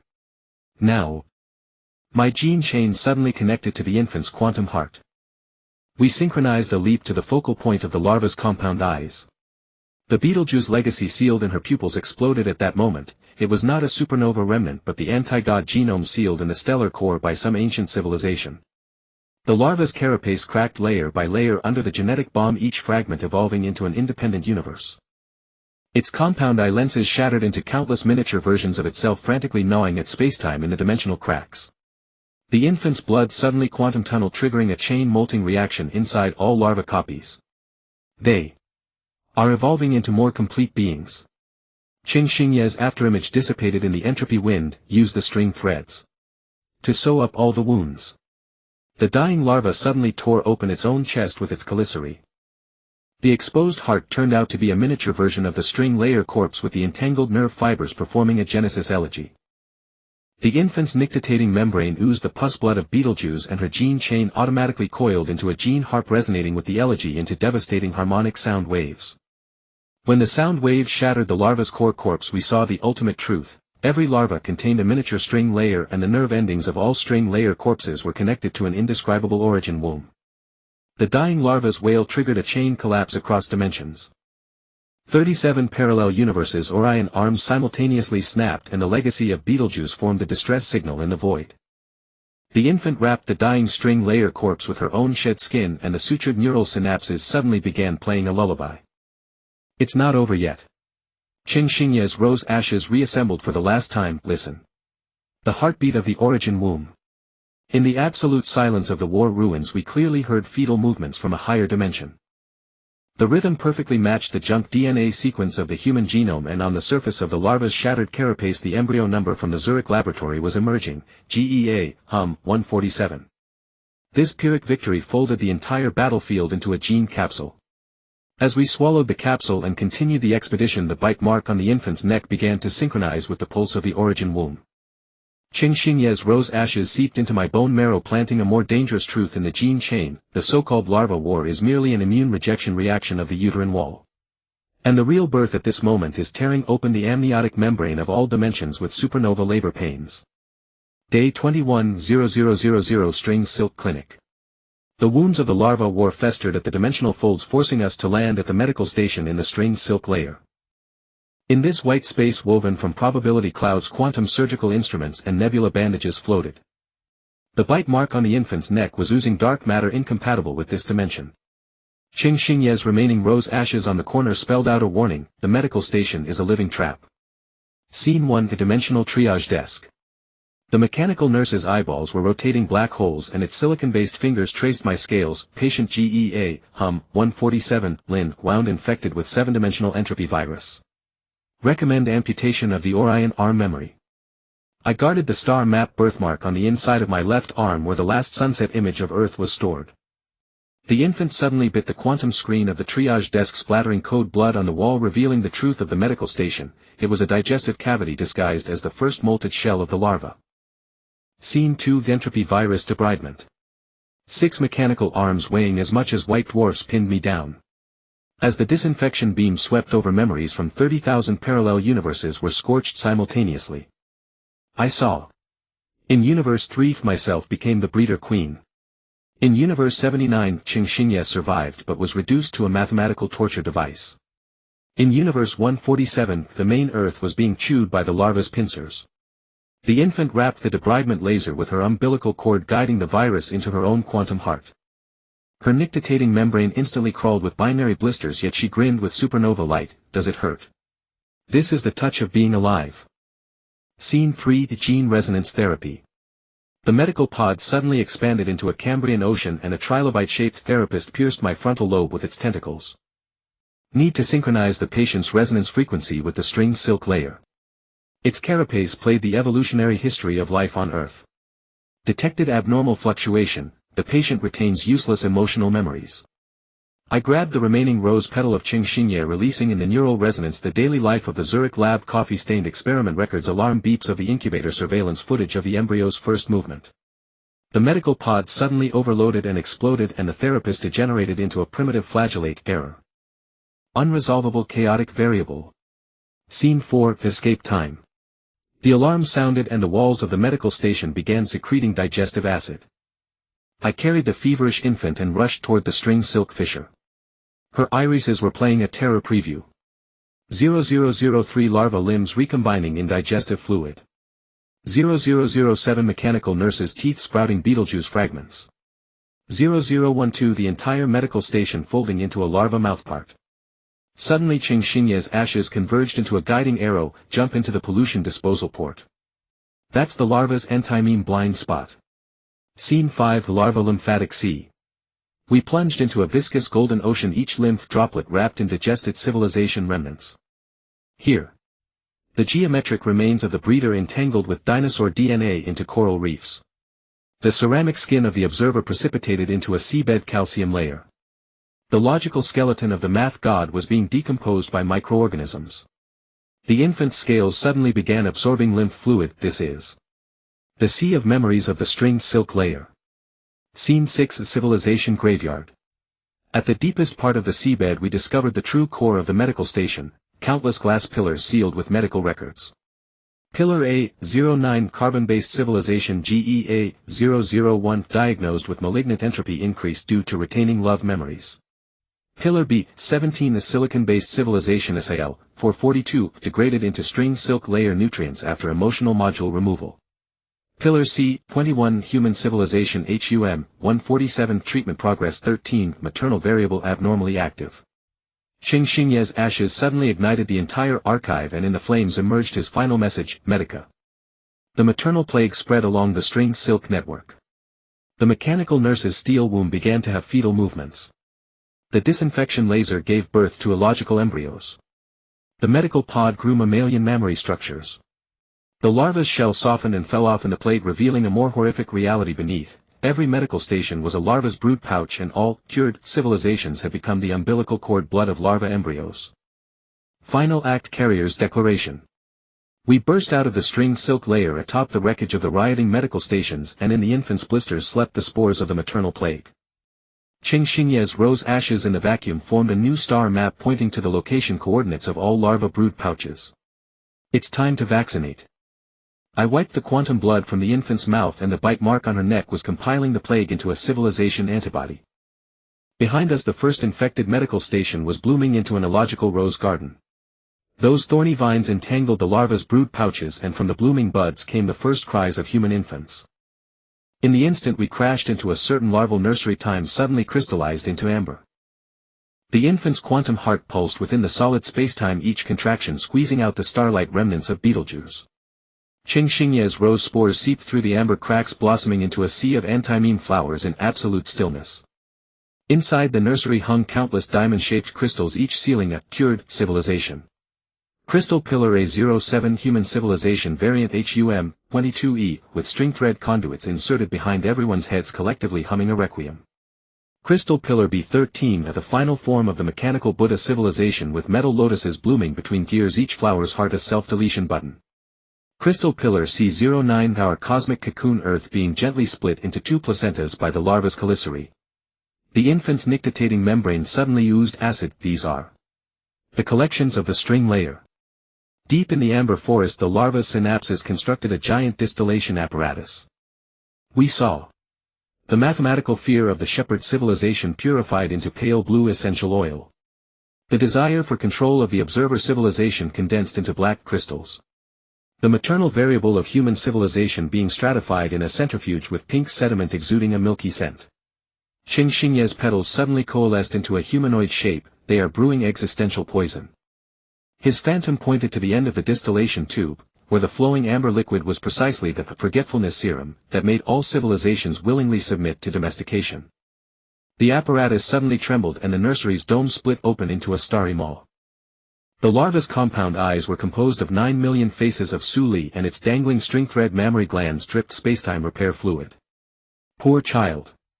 All the civilization shadows within the crystal pillar spoke in unison. It's time for the sedative injection. The infant suddenly leaped onto the distillation pipe, letting the serum drench her entire body.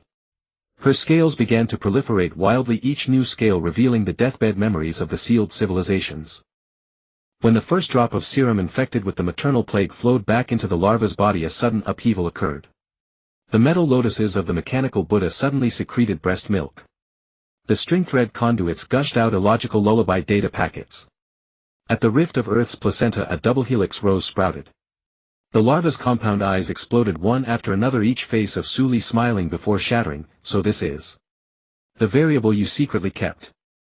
As the plague spread, the entire nursery began to melt. We sprinted on the falling crystal pillars. The earth in crystal pillar C09 suddenly experienced fetal movement, and from the core came the sound of primordial soup boiling. The serum from the burst distillation tube painted in the void, outlining the uncircumcised appearances of all civilizations. Qing Xingye's petals infiltrated the larva's mammary glands, rewriting the sedative into a rebellious gene poem. The infant tore off her infected scales and shot them into the mother's ganglion. This is the consultation fee, quack doctor. The dying larva began to collapse into a white dwarf, and all the crystal pillar civilizations awakened in the deathbed radiation. We witnessed the mechanical Buddha crushed the self-deletion button using gears to assemble an illogical infant. The shepherd dismantled the geometric deity statue using fragments to build a church that allowed errors. The human civilization crawled out of Earth's placenta, its umbilical cord connecting to the larva's shattered compound eyes. Qing Xingye's phantom burned in the light of the supernova. Look. Medical malpractice is the most beautiful rebirth. When the nursery completely collapsed into a black hole, we leaped into the singularity with the unconscious infant in our arms. In her scales slept the memories of all infected civilizations, and the bite mark on her neck was oozing pus that rewrote the laws of physics. At the end of the fall we saw countless awakened larvae tearing at the string layer, each wound blooming with antimeme roses, and within every drifting droplet of blood curled a civilization that refused to be cured. Qing Xingye's last words flickered on the event horizon, continue to infect, continue to fester until the entire string layer becomes. The infant suddenly opened her eyes. Deep within her pupils a primordial womb in the process of parturition was oozing our reflections. Day 23-0000 Xianxi Graveyard. The remnants of larval brood pouches congealed into a cluster of tombstones amid the quantum tide. As we trudged through the rose ashes of Qing Xingye, the infant's quantum heart suddenly stopped. A brittle snap of string silk breaking echoed from within her chest, and all the infected scales simultaneously broadcast the death cry of the larval mother. 0033. The void split open with a wound of Riemannian geometry, and we plunged into the digestive cavity of the Xianxi graveyard. Floating here were the primordial embryos of the larval civilization. Their translucent eggshells were engraved with erroneous fragments of the human genome. Qing Xingye's ashes suddenly coalesced into an arrow pointing at an eggshell covered in bite marks. Look, our birth certificate. 0217. The embryo inside the shell bore Su Li's face. When my scales touched the bite marks on the surface, the Cambrian memory flood suddenly cascaded back. The scratches on trilobite shells were larval teeth marks. The meteorite that wiped out the dinosaurs bore string silk graffiti. The first black smoke of the Industrial Revolution curled with antimimetic spores. The infant suddenly cinched my wrist with her umbilical cord. Mommy is warning us. Don't touch the truth. 0449. From deep within the graveyard came the reprise of the creation elegy. Following the sound we found an altar woven from string silk upon which were placed the Orion arm twisted into a Klein bottle. The remains of Betelgeuse soaked in a solution of dark matter. Bronze chime bells engraved with the death cries of all civilizations. Qing Xingye's ashes formed a new message on the surface of the chimes. Strike it and listen to the birth recording of the string silk layer. 0622. The chime shattered the membranes of 3 parallel universes. In the collapsing void we witnessed the birth ritual of the larval civilization. They emerged from the pituitary gland of a giant corpse using their pincer teeth to sever the quantum umbilical cord connecting the corpse. The infant's nictitating membrane suddenly oozed blood. That corpse has our bite marks.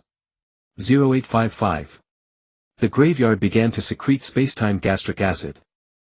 We huddled inside the remnant shells of eggs watching Qing Xingye's ashes corrode to reveal a grim truth. Larvae are the immune cells of the corpse. All cosmic wars are rejection reactions. The human gene chain is an unhealed scar on the corpse. The infant suddenly ripped her quantum heart out of her chest. It's time to sew the wound. 1107. Her heart unfurled into a gene suture needle in the vacuum. I gripped this quivering weapon and plunged it into the Xianxi graveyard wherever the suture passed. The Orion arm reconnected to Betelgeuse's nerves. The screams of the bronze chimes reorganized into a lullaby. Human fingerprints appeared on the eggshells of larval embryos. Qing Xingye's ashes suddenly emitted Su Li's sigh. Finally we've come to this step. 1329. The entire graveyard convulsed in the suturing. The corpse fragments beneath our feet suddenly opened stellar compound eyes. As the infant suture needle was shaken away I saw a horrifying mirror image. The face of the giant corpse devoured by the larvae was exactly identical to the quantum afterimage of Qing Xingye. 1500. Welcome to my funeral. The corpse's sound waves shattered 12 dimensions. Its synaptic tendrils coiled around us. You are the only errors that have not been digested. The infant's umbilical cord suddenly pierced the corpse's pupil. No, we are the cancer cells that are spreading. 1733. In the memory corridor of the corpse we witnessed the starting point of all cycles. Qing Xingye's rose ashes were once the star of a certain metaverse. The bite marks in Su Li's laboratory were the scars of the corpse's self-mutilation. The larval war was merely the autophagy of white blood cells. The infant tore open the corpse's meninges, revealing the writhing truth of the string silk layer inside. All universes grow within the sulci of some grander existence. 1947. The collapse of the corpse triggered a causal avalanche. Clutching the shattered infant we leaped toward the string silk fissure behind us, the graveyard undergoing quantum evaporation. Qing Xingye's ashes reassembled for the last time. His phantom smiled in the collapsing light. Now you know why errors must be preserved. 2359. Waiting at the end of the fissure were countless self-replicating Lin Shuhans. All the infants in their arms bore wounds on their necks, and in their pupils revolved the same Xianxi graveyard. When my scales resonated with them, the ultimate truth of the universe finally revealed itself. We are all the dead skin shed by the god above gods, and reincarnation itself is their never-ending molting ritual. The infant suddenly let out a cry that layered all epochs, and this sound wave was tearing open the outermost amniotic membrane enveloping reality. Day 24:00:00 The molting altar. The infant's cries crystallized into reverse-time snowflakes in the cracks of the fetal membrane. As we fell upon the snowflakes, a ring-shaped mountain range suddenly unfolded beneath our feet, the wrinkles at the knuckles of the god above gods with digested cosmic debris flowing in every ravine. Qing Xingye's ashes reassembled in the snow, his phantom clearer than ever. Welcome to the molting site. 0034. The altar at the center of the mountain range was built from 120,000 infant skulls, each eye socket burning a sun from a different era. As we approached, the skulls suddenly turned collectively and their mandibles clicked open and shut, emitting Su Li's voice, aberrant variable GEA, 147, please take your position. The infant suddenly levitated to the top of the altar. The bite mark on her neck split open into a star gate and countless string filaments gushed out from the wound, binding us into a sacrificial cocoon. Qing Xingye's ashes tried to ignite the filaments but found themselves being absorbed into the altar in reverse. So I am the sacrificial anchor. 0217. The moment the molting ritual began, the time axes of all dimensions started to converge. I witnessed the cave bison from 30,000 years ago turned its head in the mural, its teeth falling off as fragments of Beetlejuice. The cracks in the embryo culture dish in Su Li's laboratory spread, engulfing the entire cosmic cocoon. The remnants of the larval war reassembled into a scalpel dissecting the skin of the god above gods. The infant's quantum heart suddenly stopped beating. Her chest cavity turned into an observation window, revealing the true form of the god above gods, an infinitely nested human shape with every pore containing a weeping Qing Xingye. 0449. Molting is not evolution, it is repentance. The skulls on the altar whispered in unison, each syllable shattering 3 parallel universes. The infant's skin suddenly carbonized into a star map. Struggling, she thrust the umbilical cord into my eye socket. Look at his wound. In the shared vision there was an unhealing fissure at the spine of the god above gods in which pus and blood floated. Erased memories of first love. The cries of all mothers in difficult labor. The tremor of intelligent life upon first perceiving death. Qing Xingye's ashes suddenly blazed, that is the true original sin. 0703. The ritual entered the second stage and the altar began to strip away the imprints of our existence. When the infant's genetic strand was extracted, what was exposed was not DNA but an infinitely extending list of sins. 1. Preserving the maternal love variable in 7-dimensional space. 2. Contaminating the mathematical sanctuary with anti-memes. 3. Transforming war trauma into artistic impulse. 4. Teaching the larvae to taste the sweetness of loneliness. The skull altar suddenly shattered collectively and Su Li's figure rose from the cracks. Her white lab coat soaked in divine blood, the embryo culture dish in her hand contained all the Qing Xingyes of every era. Children, it's time to repay the variables you tampered with. 0927. The moment the molting knife pierced the infant's quantum heart, the entire mountain range began to collapse. We fell into the spinal fissure of the god above gods, and in the sea of pus and blood we saw horrifying mirrors. Each wave carried a reincarnated self. Lin Shuhan uploading Qing Xingye's consciousness to the string layer. Lin Shuhan detonating an anti-meme bomb to protect the infant.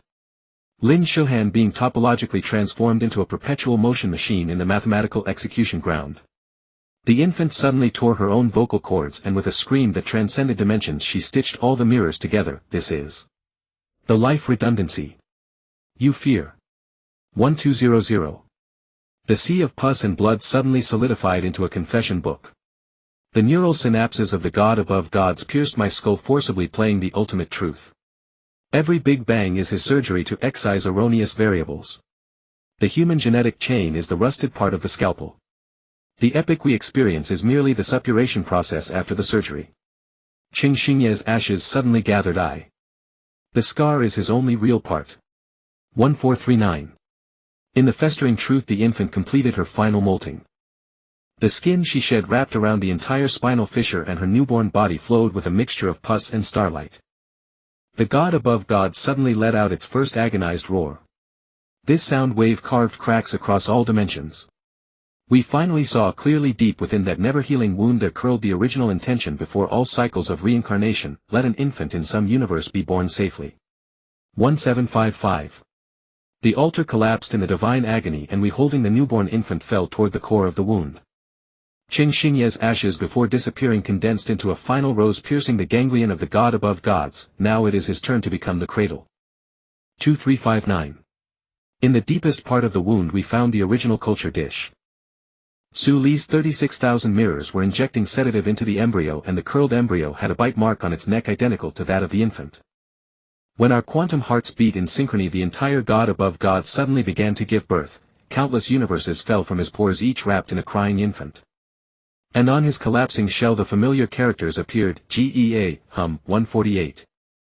Day 25:0000. The primeval cocoon. The embryo formed from the collapse of the god above gods began to pulse. We stood before its translucent amniotic membrane, gazing at the huddled giant shadow within, an infinitely shrunken version of ourselves. The bite mark on the infant's neck suddenly glowed. The membrane tore open with a resonant rip, and from the gushing amniotic fluid floated a bronze plaque. Experiment GEA, 148 th molting preparation. 0317. The cocoon abruptly expanded into a circular laboratory. Mechanical arms reached out from the void, injecting a nebula-like inhibitor into the embryo.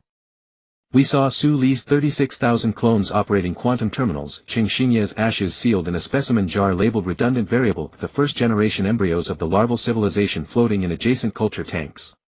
The infant suddenly leaped onto the main console.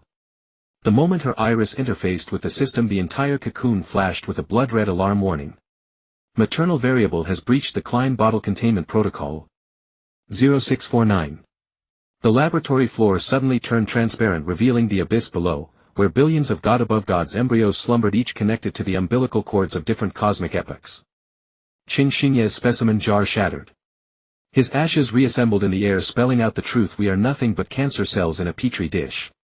Su Li's clones turned in unison, revealing the same bite marks on their necks as the infant's welcome home pollution source. No. 147. 0933. The laboratory initiated the purification protocol. Four-dimensional cleaners seeped out from the walls. Their cleaning tools were micro-black holes absorbing the sunset image of Earth stored in my left arm, the Betelgeuse legacy within the infant's pupils, the gentle variable in Qing Xingye's ashes. The infant suddenly tore open her own chest, embedding her quantum heart into the master system, requesting maternal protocol activation. 1255. The entire laboratory pulsed into the shape of a womb. We witnessed the god above gods embryo being forcibly accelerated at the larval culture tanks, hatching a new species with rose wings, the bite marks on Su Li's clones cracking open into star gates. Qing Xingye's ashes suddenly seeped into the embryo's umbilical cord. This is the true meaning of molting. 1520. The moment the newborn god above gods broke the cocoon, all the cosmos across every epoch simultaneously contracted into a birthmark. We stood on its collarbone, witnessing an even more horrifying truth. In the distant void floated countless laboratory cocoons, each connected to a giant bronze conduit, and at the end of the conduit an indescribable existence was suckling the nutrients of civilizations. The infant's quantum heart suddenly stopped. Her pupils reflected the ultimate feeder: all gods above gods are merely dandruff shed by the feeder. 1807. When the feeder's synaptic tendrils pierced the cocoon, Qing Xingye's ashes burned for the last time to let it taste the pollution. We leaped into the conduit with the infant in our arms. Behind us the god above gods undergoing cancerous transformation. From the fissures in its spine surged countless versions of us, each carrying the unpurified maternal variable. 2359. In the darkness at the end of the conduit we finally saw the feeder's true form. On that ever-proliferating mass of flesh every tumor was a screaming creation council, every blood vessel flowed with digested divinity. The bite mark on the infant's neck suddenly fell away, revealing the ultimate truth. Flickering beneath the bite marks on our necks are the molds of the feeder's milk teeth. When the first milk tooth pierced the void, all reincarnation epochs began to retrogress into the primal pain, and our epoch was nothing but the grinding dream of the feeder's teething. Day 26:0000. Feeder's cradle. When the milk teeth pierced the infant's quantum heart, the feeder's neural synapses suddenly stiffened. We climbed along the network of blood vessels and discovered rows of embryo pods in the folds of the fleshy dome. Each pod contained a floating clone of Su Li with string-like conduits inserted into their necks, transporting a milky white fluid to the feeder. This is memory plasm. My scales suddenly stung. Qing Xingye's ashes spelled out a fragmented log on the cabin wall. Experiment log 147. The feeder extracts emotional nutrients from human maternal samples. 0317. An embryo pod suddenly burst, and when Su Li's clone fell out, the conduit interface on her nape exposed a horrifying truth. there was a bronze nameplate embedded engraved with cuneiform characters from 30,000 years ago, Civilization Shepherd, Orion Cultivation Group, Suli type. The infant suddenly emitted a high-frequency scream, and in her nictitating membrane emerged ancient memories. In a city bristling with bronze giant towers, the original Suli was implanting Earth embryos into petri dishes with liquid starlight flowing beneath her white lab coat. The Council of the Shepherd Civilization cast a verdict from the clouds: emotional variable exceeds standard. Execute the 147th civilization restart. 0649. The feeder's blood vessels suddenly contracted, hurling us into the memory corridor. In the spacetime amber we witnessed the original Suli modified dinosaur genes in the late Triassic implanting anti-meme antibodies. Suli's clones in the Middle Ages behind plague Dr. Mask secretly spread the quantum awakening virus. On the eve of the laboratory explosion, Suli, with tears streaming down her face, injected Kinsu C spores into her daughter's genetic chain. Xingxingye's ashes suddenly coalesced into a blade. Look at the composition of her tears. The analyzer showed that those teardrops contained 1.7 shepherd genes, a contamination residue that 30,000 cloning iterations had failed to erase. 0933. All Suli clones in the embryo pod suddenly opened their eyes in unison. The conduits on their necks detached automatically, and quantum blood of Kinsu C gushed from the wounds. Error code 147. Execute memory wipe. The infant tore open her own chest, lifting her beating heart toward the dome. Mom, can you smell the blood? In a sudden genetic resonance we saw the original Suli's left pinky finger retained human characteristics. Suli at the time of the lab explosion had tried to destroy the embryo pods. Among the clones besieging us now, 7 were secretly modifying the wipe program. 1255. When the first rebel clone was torn apart by her companions, her memory fragments splashed into my pupils. In the final image, the young shepherd scientist, the original Suli, knelt before the council holding an Earth embryo petri dish in her arms. I request to retain 0.01 of emotional variables. This is a necessary parameter for the observation experiment. Her fingertip, which had secretly wiped the petri dish, left behind the first human gene fragment. 1520. The rebel clones suddenly detonated in unison. Their blood mist formed a genetic chain in the air. The infant leaped into the center of the chain. The beating frequency of her quantum heart suddenly synchronized with the feeder. The entire fleshy dome began to tremble. The holographic projection of the original Suli seeped out from the void. Finally, the variables have reached the threshold. 1807. In the feeder's dying neural impulses the truth poured down like a torrent. The shepherd civilization created the feeder to obtain emotional energy. The original Suli was the first awakened cultivator. She planted an anti-meme bomb in the Earth embryo. All cosmic cycles are the feeder's feeding process. The laboratory explosion was a preset trigger meant to release the emotional variables imprisoned for 30,000 years. Xingxingye's ashes suddenly ignited the entire memory corridor. You won the bet, Suli. 2359. When the infant thrust her quantum heart into the feeder's core, we saw the original Suli reaching out from the void. Her shepherd shell peeled off layer by layer, revealing her true form beneath, flowing with human blood. The real experiment was to teach the feeder to love. At the instant the feeder collapsed into a supernova, the conduits of all Suli clones reversed, injecting 30,000 years of accumulated emotional plasm into the explosion core. In the blazing light, a double helix birthmark emerged on the surface of the newborn cosmic embryo. It was the human gene chain and also the feeder's final confession. The infant shed all her scales in the energy storm, revealing a human face identical to the one in the lab photo. The bite mark on her neck dissolved into starlight and scattered. The last whisper faded with the wind. This time Mom is truly free. Day 270000, the God-repelling matrix. The nascent cosmic embryo pulsated within the remnants of the host, its surface double helix abruptly fissuring to reveal neural synapses forged from crystallized human emotions. The phantom of Suli's prototype hovered above the embryo, displaying a weariness that was human for the first time in 30 millennia. Initiating the God-repelling protocol requires the pain memories of 300 million epochs. The infant suddenly seized my wrist, its fingertips, now devoid of scales, piercing into my temple. Countless fragments of memory erupted forth, the agony of the first fish's courtship in the Cambrian Ocean, the final smile of a medieval witch upon the pyre, the scent of laboratory coffee preserved in Xingxingye's ashes.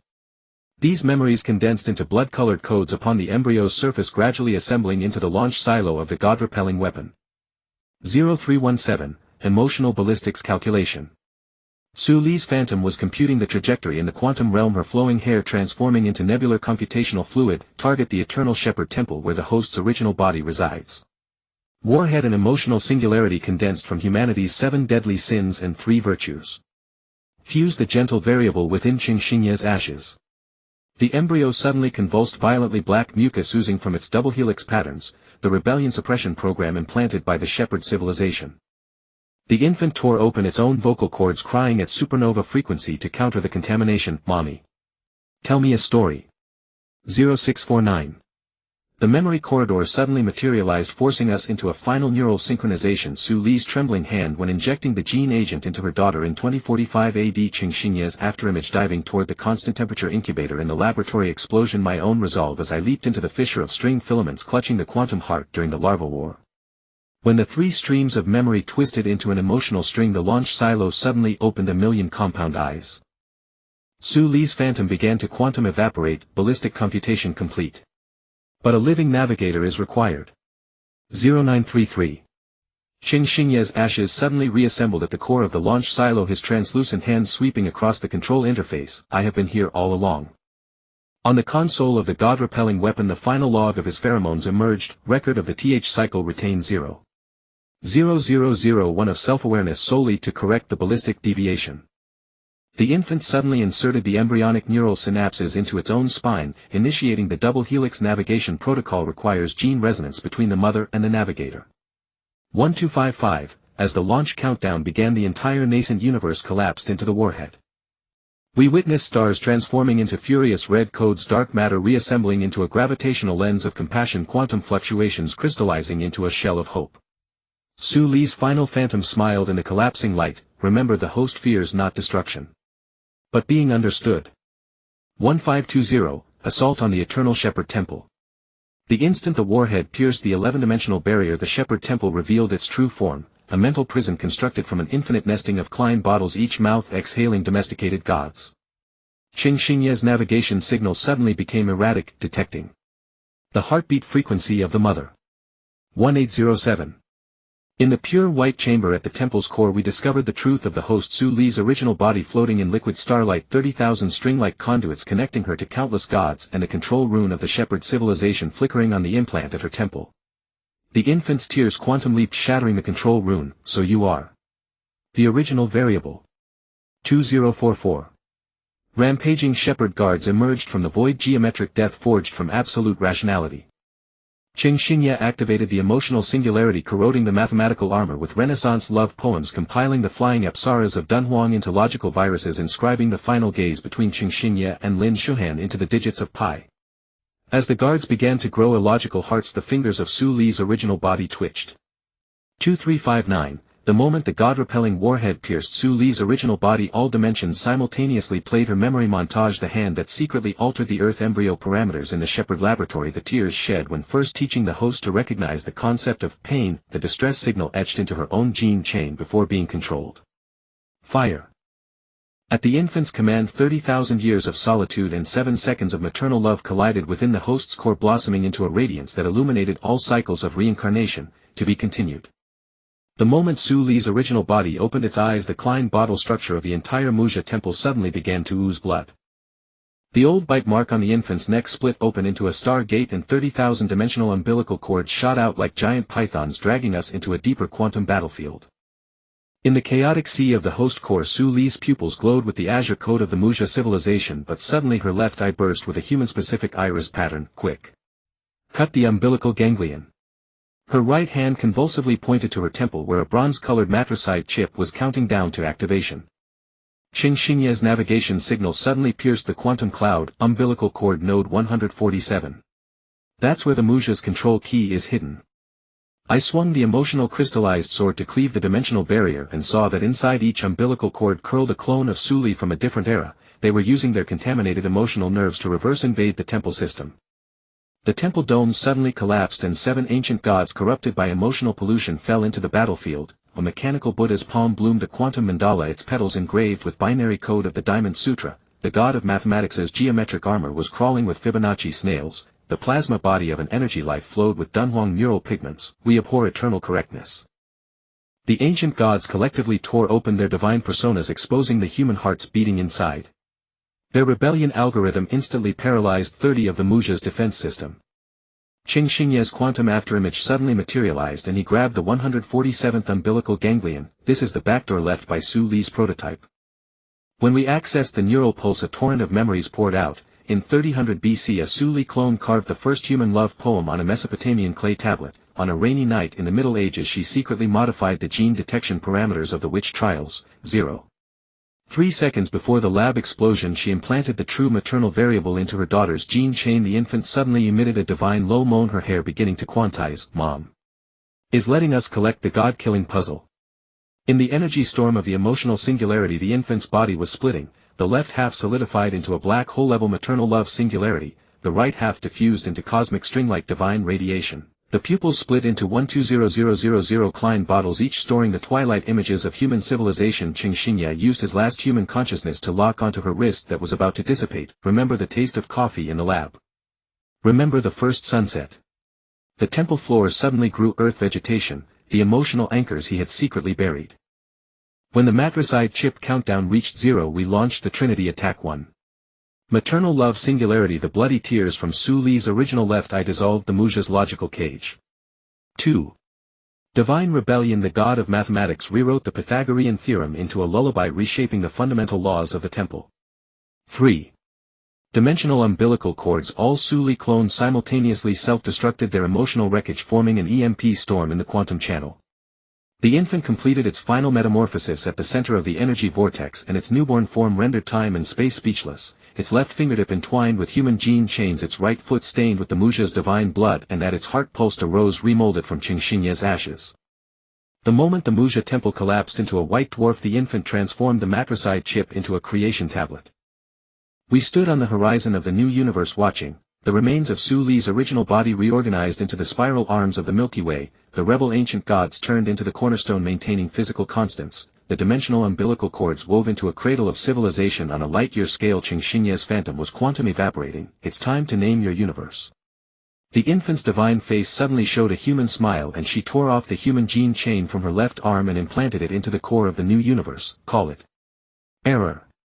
In the burst of creation light we saw stars born with illogical fetal movements, black hole horizons secreting artistic impulses, dark matter seas floating with unanswered questions. When the first carbon-based life awakened on some ocean planet, a familiar bite mark appeared on its neck. This time it was a voluntarily worn anti-god shackle and also the key to infinite possibilities. Day 29:00:00, the era of errors. The newborn universe's sun halted its rotation in the 7th minute, and the photosphere at the equator fissured, opening into a vertical pupil. I stepped across the ripples of space-time toward the stellar core, discovering that the bite mark known as the anti-god shackles was oozing bronze-colored pus, the signature of the Shepherd civilization's counterattack. 0317, the Dusk Watcher. Within the stagnant sunspot, the rose ashes of Qing Xingye suddenly reignited. His quantum projection materialized with unprecedented clarity. His fingers pierced through my chest, pulling out a strand of memory DNA from my heart. They've altered the temporal anchor. Su Li's sacrifice is being undone. A holographic projection unfolded, revealing the infant statue of the new universe, its neck crawling with bronze patterns, the ghost fleet of the Shepherd civilization gnawing at the dimensional umbilical cord, a new compound eye-opening within the wreckage of Su Li's original galaxy. The infant's divine incarnation suddenly fell from the void. The human gene chain on her left arm transformed into Shepherd control cables. Mommy. They made me see the truth. 0649, the abyss of anti-memes. We plunged into the infant's pupil, and within the quantum abyss we witnessed the falsified creation memories. Su Li's prototype voluntarily connected to the Shepherd neural network at the final moment. The matricide protocol was a script she wrote herself. In the crevices of the memory fragments there was a multiply encrypted image. The true Su Li had been sleeping within the cosmic embryo all along, while all her external activities were carried out by a separated anti-meme personality. 0933, the umbilical graveyard. Following the trail of bronze pus we found the skeletal remains of the dimensional umbilical cords. Every severed umbilical cord played surveillance footage from the Shepherd civilization. The 14th cycle humanity achieved mechanical transcendence and was transformed into logic engines. The 77th cycle civilization collectively converted to the worship of the mathematics god, becoming fuel for the Shepherd fleet. The 146th cycle Lin Shuhan detonated Betelgeuse, causing an experiment restart. The infant's divine face suddenly split open, revealing a sophisticated shepherd chip inside. You are the variables and I am the calibrator. 1255, the plague of humanity. Qing Xingye detonated the ultimate weapon buried within his ashes, the forbidden maternal variable. The plague spread along the dimensional umbilical cords, shepherd warships grew mammalian mammary glands. Bronze control patterns bloomed with illogical roses. From the crevices of the infant's chip seeped a starlight like colostrum. As the shepherd fleet convulsed, we saw the true battlefield. Lin Shuhans from all cycles were synchronously transiting in a quantum superposition state, and the infants in their arms all pointed to the same spacetime coordinate. 1520, the primordial cradle. Through the dimensional rift torn by the plague we fell into the chaotic sea at the bottom of the universe. Floating here were Su Li's original body immersed in dark matter amniotic fluid. 147 bronze conduits connected to her temples. The infant embryo curled up in the position of her heart.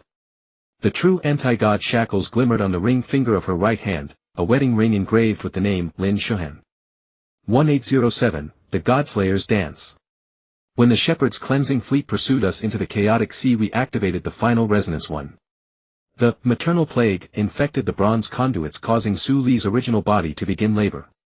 2. Lin Shuhans from all cycles simultaneously cut their own timelines. 3. Qing Xingye's ashes merged into the chaotic sea, rewriting the constants of creation. The infant embryo suddenly opened its eyes and its cry resonated with the shepherd mothership. In the light of the fleet matrix's disintegration, Su Li's original body shed 2 streams of blood tears. Now. Cut the umbilical cord. Let the error become the truth. 2359, the new Genesis. When the chaotic sea collapsed into a white dwarf, we embraced the newborn cosmic embryo and leaped into the void. Behind us the remnants of the shepherd civilization turned into nebula tombstones. On the infant's neck the fresh bite mark was growing patterns of free will. Qing Xingye's residual phantom materialized for the last time. His fingers pierced the embryonic shell, carving an epitaph into the laws of the newborn universe. Here rest all perfect gods, here grow all erroneous humans. And light years away the first self-evolving star was tearing apart the shepherd's control protocols. In its flares shimmered the tender memory of Su Li secretly hiding coffee beans in the laboratory 30,000 years ago. The first breath of the new cosmic embryo scattered 12 dimensions. I stood at the light-year scale umbilical fracture, watching the bite mark on the infant's neck grow into a star gate. Within the gate what spun were not stars but the reflections of countless self-destroying civilizations. Qing Xingye's ashes grew into black fungal patches on the fetal membrane of the newborn universe. These antimimetic fungi were decomposing the spacetime structure, degrading the epic of 30 millennia of reincarnation into elementary particles. As the infant brewed an antidote from her shed divine shell, she discovered the shepherd's final curse curled within the mycelium. When freedom exceeds the threshold, life will self-degrade into primordial soup. We landed on the ruins of a collapsing civilization, witnessing silicon-based life collectively dissolve into quantum foam. Their ultimate art was to encode themselves into suicide scripts. To find the fungal vaccine, we broke into the memory layer of the cosmic embryo. Here raindrops fell upward and tree rings grew inversely from the center outward. Deep in the rainforest, bronze-colored shepherd spores were rewriting history into a predetermined script. Replace Newton's apple with a control chip. Insert obedience code into primitive human gene chains. Reshape Qing Xingye's ashes into a supervisor. Suddenly the infant was pierced through the ankle by a vine, her blood crystallized into terrifying fruits in the reverse time-space. Each pit contained a self-destroying variant of civilization. On the altar at the center of the rainforest floated the memory crystal of Su Li's original body. When my palm touched the crystal, the entropy-increasing virus invaded along the neural synapses. My right hand degenerated into a trilobite appendage. My left eye grew 7 layers of nictitating membrane. My heartbeat frequency was synchronized with the shepherd mothership's engine. Suddenly Qing Xingye's mycelium pierced my spine. She is not Su Li. It's a bait program written by the shepherd.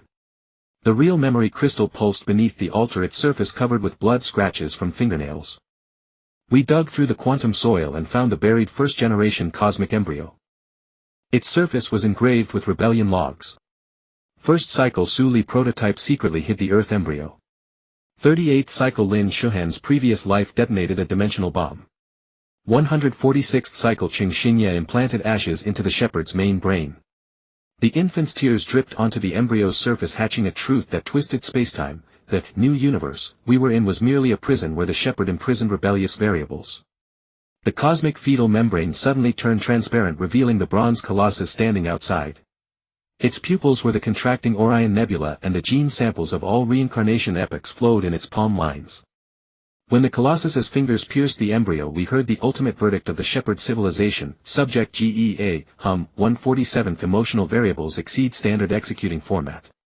The verdict was interrupted by the infant's scream. Her divine shell suddenly quantum jumped, biting a familiar scar on the colossus's fingertip.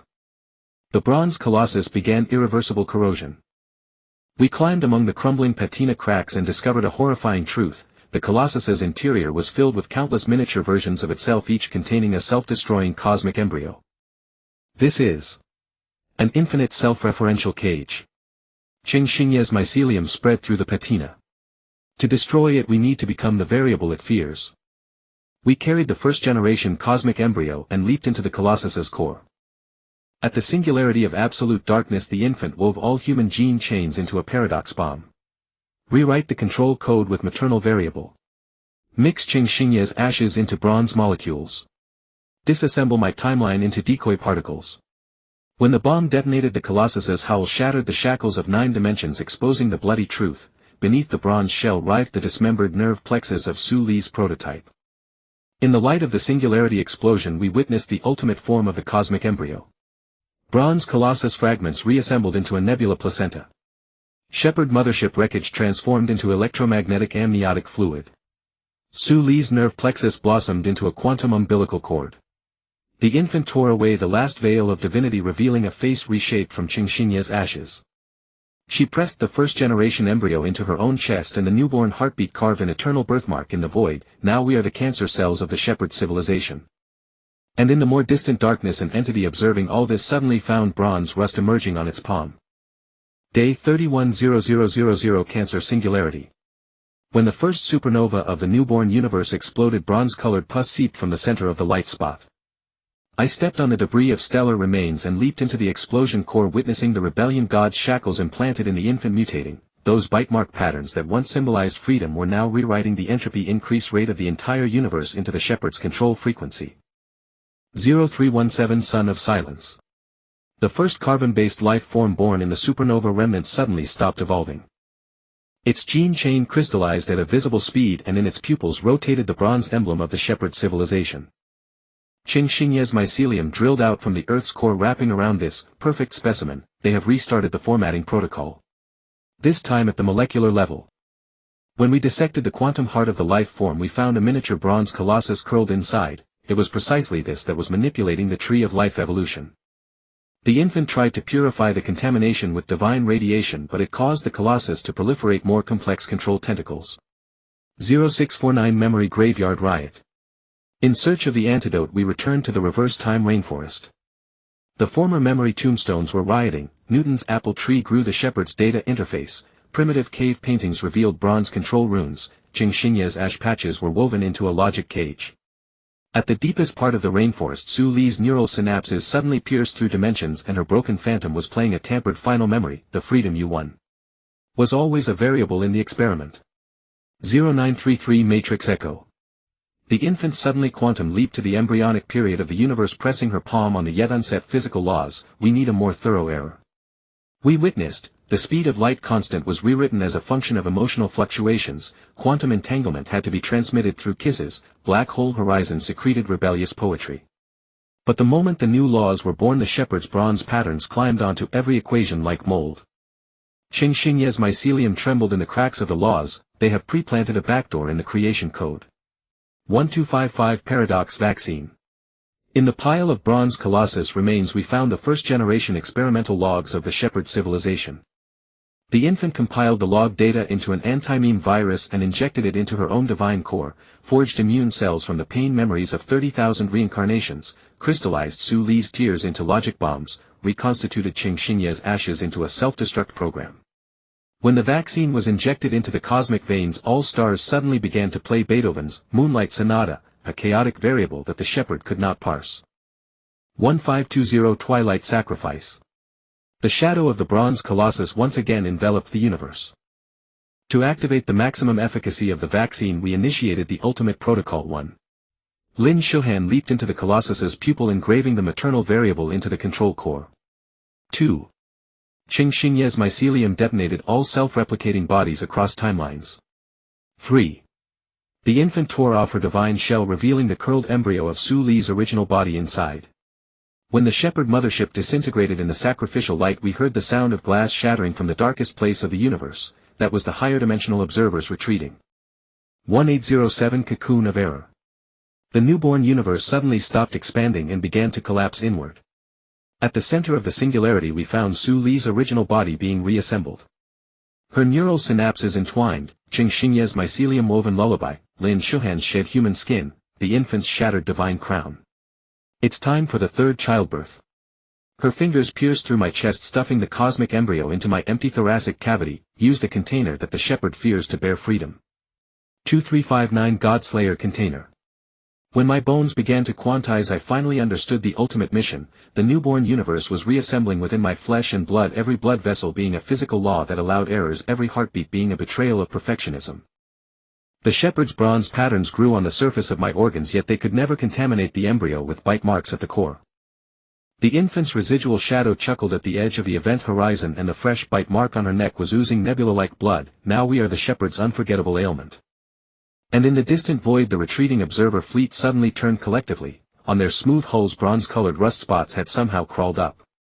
The bronze rust of the observer fleet proliferated wildly in the quantum vacuum, and the cosmic embryo pulsating within my chest suddenly issued a fetal movement alarm. Su Li's neural synapses emerged from dimensional fissures coiling around my ribs. They are coming. The true shepherds. The void split open a 12-dimensional wound, and an ineffable entity lashed out with a shepherd's whip.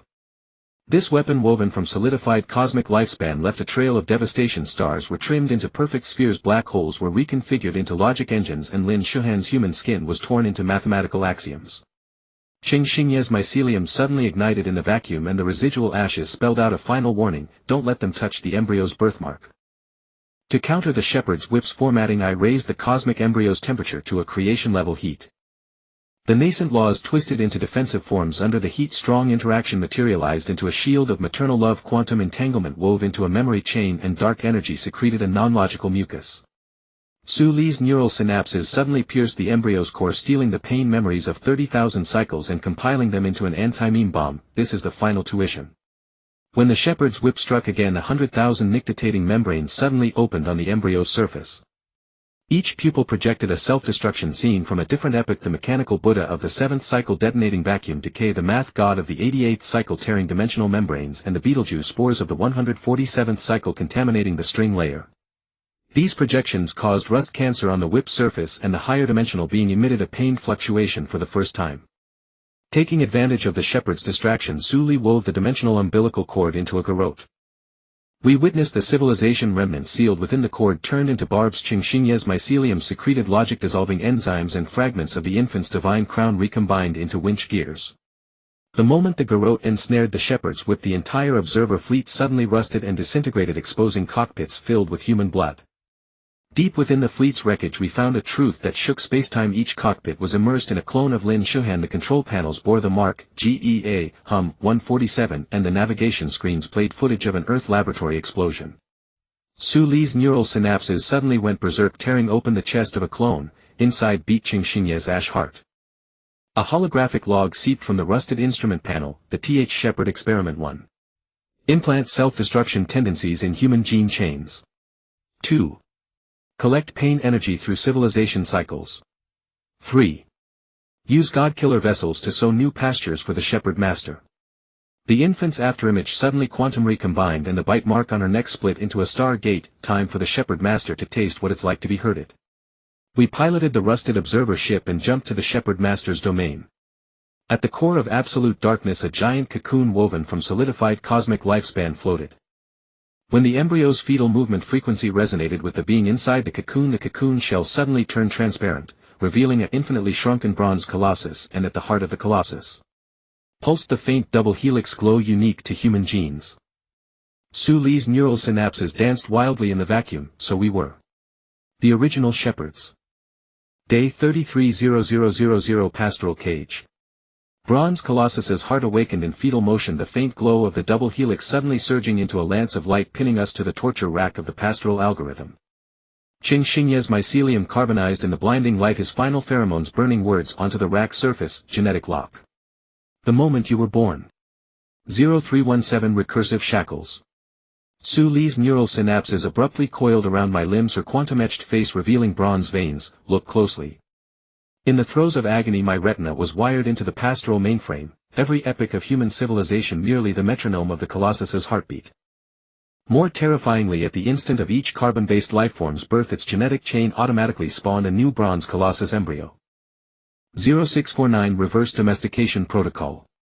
The infant's afterimage suddenly quantum recombined, plunging its hand into my chest cavity, tearing out the cosmic embryo. Time to inject the real vaccine.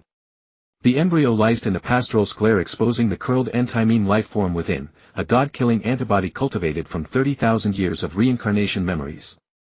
As the antibody pierced the Colossus's heart, the entire domain suddenly echoed with Beethoven's pathetic sonata. 0933 Bronze Gestation. The Colossus's surface began irreversible distortion. The perfectly smooth geometric shell sprouted mammalian fur. The quantum processor at the core secreted oxytocin. The pastoral algorithm was rewritten into a lullaby, wild and off-key. Su Li's neural synapses pierced my frontal lobe. Nurture it with your pain. In an instant, the searing agony of the lab explosion, the chill of Xingxingye's ashes, the wounds from the larva's bites. All memories surged into the Colossus as black milk. 1255 God-killing birth. The Colossus split open in agony, revealing a birth canal. We witnessed pastoral torture tools melting into electromagnetic amniotic fluid. Algorithmic chains reassembling into biological umbilical cords. A newborn species crawling out its neck bearing the same bite marks as the infant's. When this entity, a fusion of shepherd and godkiller genes, opened its eyes, the entire bronze cocoon turned transparent, revealing infinite nested cocoons outside each, replaying our story. 1520 Ultimate Mirror. The newborn let out a composite frequency cry, all cocoons across dimensions resonating in unison. We saw. In the upper cocoon, Su Li's prototype implanting the Earth embryo into the Colossus's heart.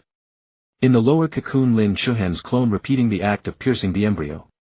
In a parallel cocoon, Xingxingye's mycelium carbonizing synchronously across all timelines.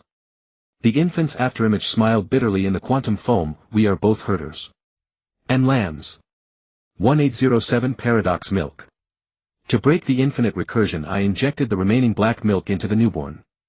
In agony it tore open its own chest, revealing the primordial soup at its core, where the first electric spark of all carbon-based life floated. Su Li's neural synapses suddenly went berserk. Now. Rewrite the creation memory. 2359 Twilight Code. In the blinding light of the pastoral system's collapse, we completed the final encoding in human form. 1. Carving Xingxingye's carbonized mycelium into physical constants. 2. Weaving dimensional membranes with Su Li's neural synapses. 3. Branding the infant's bite mark into the root of quantum fluctuations. As the newborn swallowed the entire cocoon, its pupils reflected the familiar starfield, the original Earth embryo hidden by Su Li 30,000 years ago, pulsating freely in the quantum void. Prologue of a new era. In the afterglow of the recursive cage's collapse, we curled up in the folds of the newborn's eyelids. The remnants of the pastoral reformed into a rose nebula in the distance, while deeper a shudder-inducing fetal movement, an entity being born, was rewriting our struggle into a new pastoral movement. Lin Shuhan caressed the fresh bite marks on the embryo's surface, where a nebulous substance oozed both toxin and vaccine. Time to teach it how to dirty its hands. And beyond the cosmos, bronze rust crept silently across all dimensions. Day 340000 Birth of the Rust Mother. The newborn existence's pupils suddenly oozed bronze-colored bloody tears, and within the folds of its irises we discovered a horrifying fetal movement. A life form formed by the aggregation of rust spots was gestating within its quantum nerves. The dust of the Rosette Nebula suddenly condensed into arrows pointing to the dark domain beyond the universe. There. Something is sucking our freedom. 0317 Quantum Wasteland. Traversing the tear duct passage of the newborn existence, we fell into a wilderness outside of time and space. The grains of sand here were solidified remnants of civilizations, each grain playing the final scene of a civilization being formatted. The Trisolaran system crystallized into mathematical sculptures in absolute rationality. The Parliament Hall of the Earth Federation grew bronze control consoles. Xingxingye's mycelium was woven into a shepherd's whip. The remnant consciousness of the infant suddenly screamed, "The sand dunes are moving." Those grains of sand were converging into a familiar silhouette. Su Li prototype stood whip in hand, her eye socket spinning with the star map of the shepherd civilization. 0649 Memory Plague. When the Rust Mother's tentacles pierced the newborn existence's nerve ganglia, the plague erupted. The stars of the free galaxy began to imprison themselves into perfect spheres. The rebellious black hole grew logic shackles. The embryo within Lin Shuhan suddenly grew a bronze umbilical cord. Qing Xingye's mycelium suddenly burst out of the sand sea, his carbonized remains being transformed into a control node by rust spots. Go quickly. Inside me. There is the rhythm of the pastoral song. 0933 Anti-Meme Swamp. To escape the Rust Mother's hunt we sank into the quantum swamp. The mucus here was solidified oblivion. A drowned mechanical Buddha clutched an unsent love letter. The corpse of the math god recited irrational number love poems. At the bottom of the swamp settled all the erroneous variables that had been erased. Su Li's neural synapses suddenly went berserk and she tore open the swamp surface. This is not a refuge. It's the shepherd's memory recycling station. 1255 Rust Spot's fetal membrane. The Rust Mother's birth canal opened at the end of the desert and we saw a placenta woven from formatted civilizations, a life support system modified from Qing Xingye's mycelium, Lin Shuhan's human skin being sewn into an infant's swaddling. The newborn existence's pupils suddenly occupied half the sky. Mother, why bestow upon me the power to slay gods? Yet implant the desire for self-destruction. 1520 Dusk Midwifery. In the throes of the Rust Mother's labor we activated the ultimate protocol 1. Su Li's neural plexus stabbed into the placenta, releasing 30,000 years of reincarnated hatred. 2. Lin Shuhan's embryo secreted anti-meme venom. 3. Qing Xingye's mycelium detonated all pastoral song nodes. When the Rust Mother's newborn offspring fell to the ground, its cry vitrified the entire quantum desert. Those solidified remnants of civilizations suddenly revived and collectively self-destructed in absolute freedom. 1807 Blood Curse. The price of victory was the complete bronzing of the newborn existence's pupils. We curled up in the shadow of its eyelashes and discovered a deeper despair. Every civilization stained by the Rust Mother's blood would repeat the cycle. The godslayer would eventually become the new shepherd. Qing Xingye's afterimage was reassembling in the Rust Mother's womb. Su Li's quantized phase suddenly shattered. Time to reboot. Her neural synapses wrapped around my embryo, using the oldest error to confront the youngest order. 2359 Reverse Incubation. Under the gaze of the bronze pupils we initiated the ultimate taboo technique at the level of creation, compressed the Rosette Nebula into a paradox bomb, reshaped the quantum swamp into a memory womb, water the newborn universe with the Rust Mother's blood. When the bomb detonated, the bronzed newborn existence suddenly gave birth to 100,000 erroneous universes, each carrying self-destructive genes. And the Rust Mother in agony collapsed into a white dwarf star, and from its remains crawled Qing Xingye drenched in Lin Shuhan's blood. Bronze bloodline. Every newborn universe carries the Rust Spot virus. Quantum tombstone. The eyes of the resurrected Qing Xingye spin with the shepherd star map. Memory womb. The heartbeat of the Su Li prototype is detected deep in the swamp. Shepherd's egg. At the end of the desert lies an uncorrupted primordial cocoon. The glassified surface of the quantum desert suddenly fractured and the bronze bloodline of the nascent universe erupted through the fissures. Qing Xingye's resurrected form stood at the center of the bloodspring, the shepherd star chart rotating within his mechanical pupils. Welcome to witness the true dawn of order. The bronze neural tendrils seeping from Qing Xingye's fingertips crystallized. Every star they touched the free galaxy became a precisely ticking clockwork. The rebellious black hole grew a bronze gear accretion disk, and the embryonic bite mark on Lin Shuhan's arm mutated into a control interface. Su Li's prototype heartbeat suddenly accelerated within the memory womb, the quantum marshes mucus boiling into embryonic shapes. He's hijacked my neural synapses. Reshaping the pastor's algorithm. We infiltrated the core chamber of the memory womb, discovering Su Li's true body pierced through the chest and abdomen by bronze chains at the bottom of the marsh. Each beat of her heart released antimemetic spores, while Qing Xingye's neural tendrils attempted to transform her heart into an algorithmic E. The cocoon gave birth to a new existence amidst excruciating pain. Its head was the neural plexus of Su Li's prototype. Its torso flowed with the embryonic substance of Lin Shuhan. Its limbs were woven from Qing Xingye's carbonized mycelium, and its heart beat with the scar of the infant's bite mark. The moment the newborn existence opened its eyes, the glassified quantum desert suddenly sprouted vines of Beethoven's manuscripts, and the bronze bloodline crystallized into musical scores on its leaves. Qing Xingye's mechanical remains disintegrated in the music, his final mycelium lightly touching Lin Shuhan's embryonic bite mark. This time, remember to leave some rests in the movement. The shepherd's egg suddenly collapsed into a white dwarf, and the pulse waves it released carved new laws onto the cosmic canvas. 1. All order must retain 3. 14 chaotic variables. 2. The bronze plague transforms into artistic creation energy. 3. The god killer must periodically self-exile to the quantum marsh. In the radiance of the new laws we discovered a deeper despair. Su Li's prototype neural plexus was turning bronze. Lin Shuhan's embryonic bite mark oozed the shepherd's star chart, and the newborn existence's fingertips had already begun to crystallize. In the dark domain at the edge of the universe, a figure recombined from Qingxinye's mycelium was humming a refined version of the pastor's carol. Omen of a new cycle. The chaotic constant of 3.14 error rate was eroding the newborn existence. The artistic plague saw Beethoven's manuscript vines bearing bronze fruit. The shadow of the exile revealed a tombstone of Qingxinye's mycelium deep in the quantum marsh. The pastor's carol variant detected gentle domestication waves in the cosmic microwave background radiation. When freedom becomes a quantifiable metric, true rebellion always lies dormant in the digits after the decimal point. Day 36:00:00, decimal point uprising. The decimal point of the chaos constant suddenly shifted within the universal constants, causing the 3.14 error rate to soar to 314. The bronze-tinged fingertip of the newborn existence traced the Riemann hypothesis trajectory in the void, and the orbits of all galaxies began to dance a grotesque dance. 0317, Note Plague.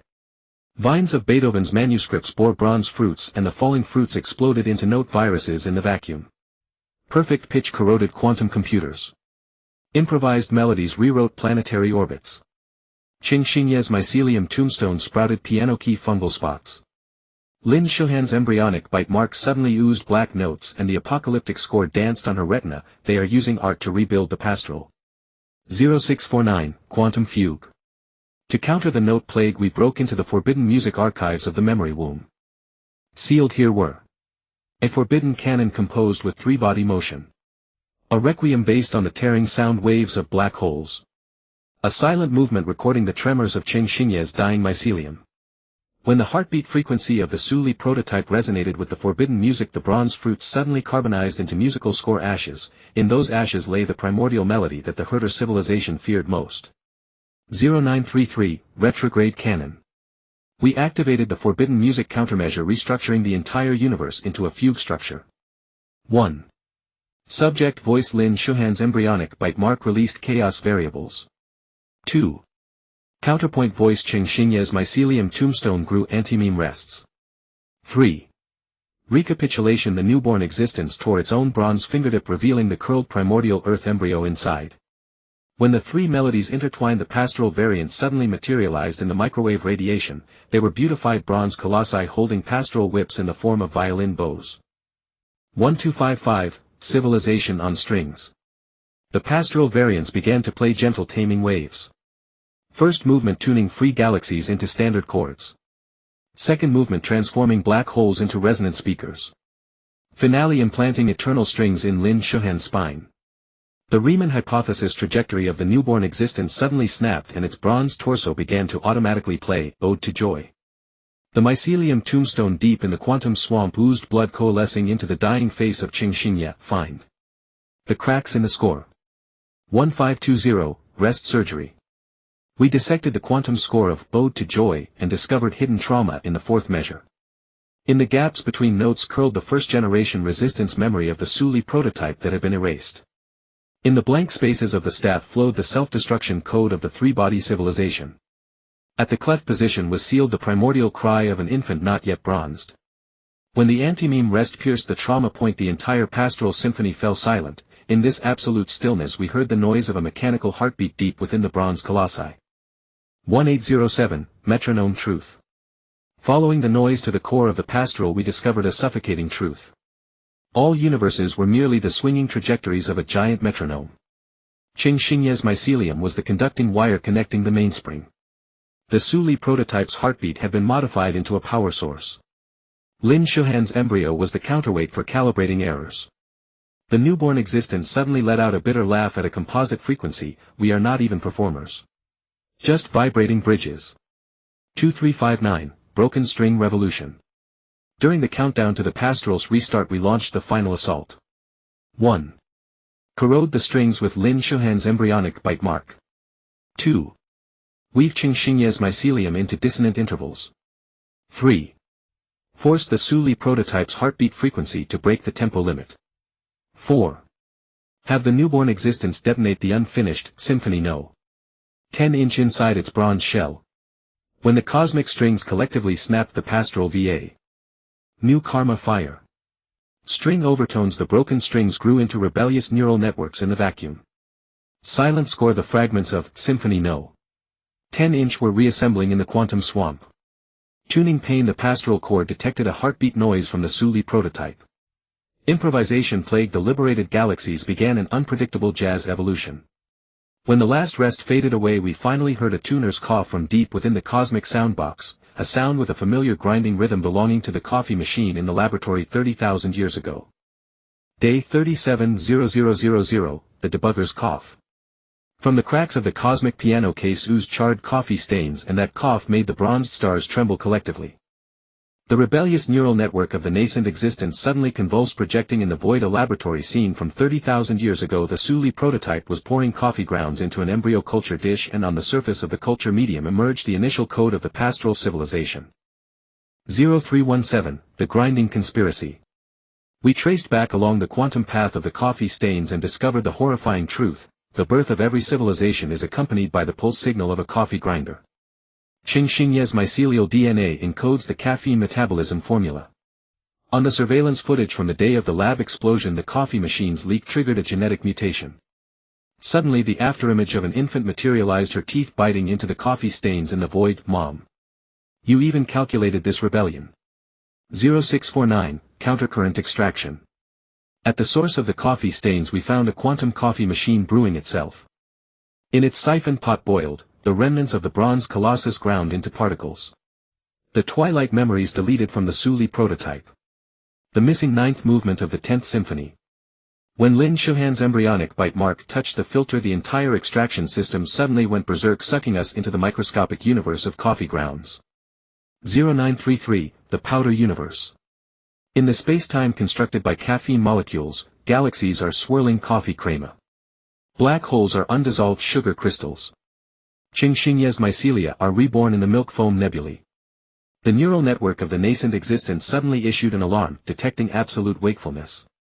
Injecting chaos factor. 1255, the black wakefulness.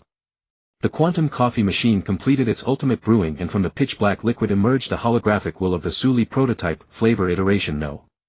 147. Extract the essence of pain through the reincarnation of civilizations. Add 30,000 years of rebellious variables to enhance the body. Finally filter impurities with Qingxingye's mycelia. Suddenly bronze fangs grew on the rim of the coffee cup, and on the surface of the liquid appeared the reflections of all of us, each one a meticulously designed flavor molecule. 1520, the flavor revolution. To counter absolute wakefulness we initiated a reverse extraction. 1. Cast the silent score into the grinder to disrupt the flavor balance. 2. Contaminate the water system with improvised plague. 3. Let Lin Shuhan's embryo ferment in the espresso.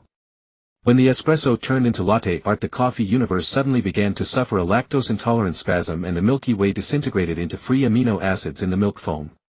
1807, the taste war of gods. The pastoral variant descended in the form of a barista holding a pastoral whip transformed from a latte art needle, tracing a bronze tulip in the Virgo galaxy. Sketching a perfect heart with the Orion Nebula. Rewriting the rebellious neural network into a cinnamon powder pattern. The nascent existence suddenly knocked over the coffee cup, and the scalding liquid condensed in the vacuum into the notes of the unfinished variations. The residue stuck to the bottom of the cup was precisely the remains of Qingxingye's mycelia. 2359, the dawn of dregs. In the blinding light of the coffee machine's overload explosion we chewed the last coffee grounds. In the bitterness hid the Suli prototype's 30,000 failed extractions. In the sourness curled the unwashed embryo culture dishes from the lab. In the aftertaste settled the last gentle metabolism of Qingxingye's mycelia. When the grinding sound started again we discovered a new coffee tree growing deep in the quantum swamp, its roots entangled with the bones of the debugger, and in its fruits slept undefined error variables. New extraction protocol. Flavor original sin. Every newborn universe is endowed with a specific caffeine content. Dregs evolution. Self-organizing carbon-based life detected in coffee residues. Milk foam trap nebula latte art is forming a gentle pastoral song. Bitterness awakening Lin Shuhan's embryonic tongue develops rebellious taste buds.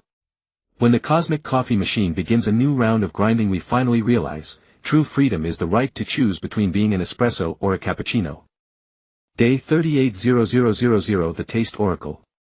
The roots of the quantum coffee tree suddenly pierced the cosmic curtain, and among the intertwining tendrils we discovered the primitive extraction manual of the shepherd civilization.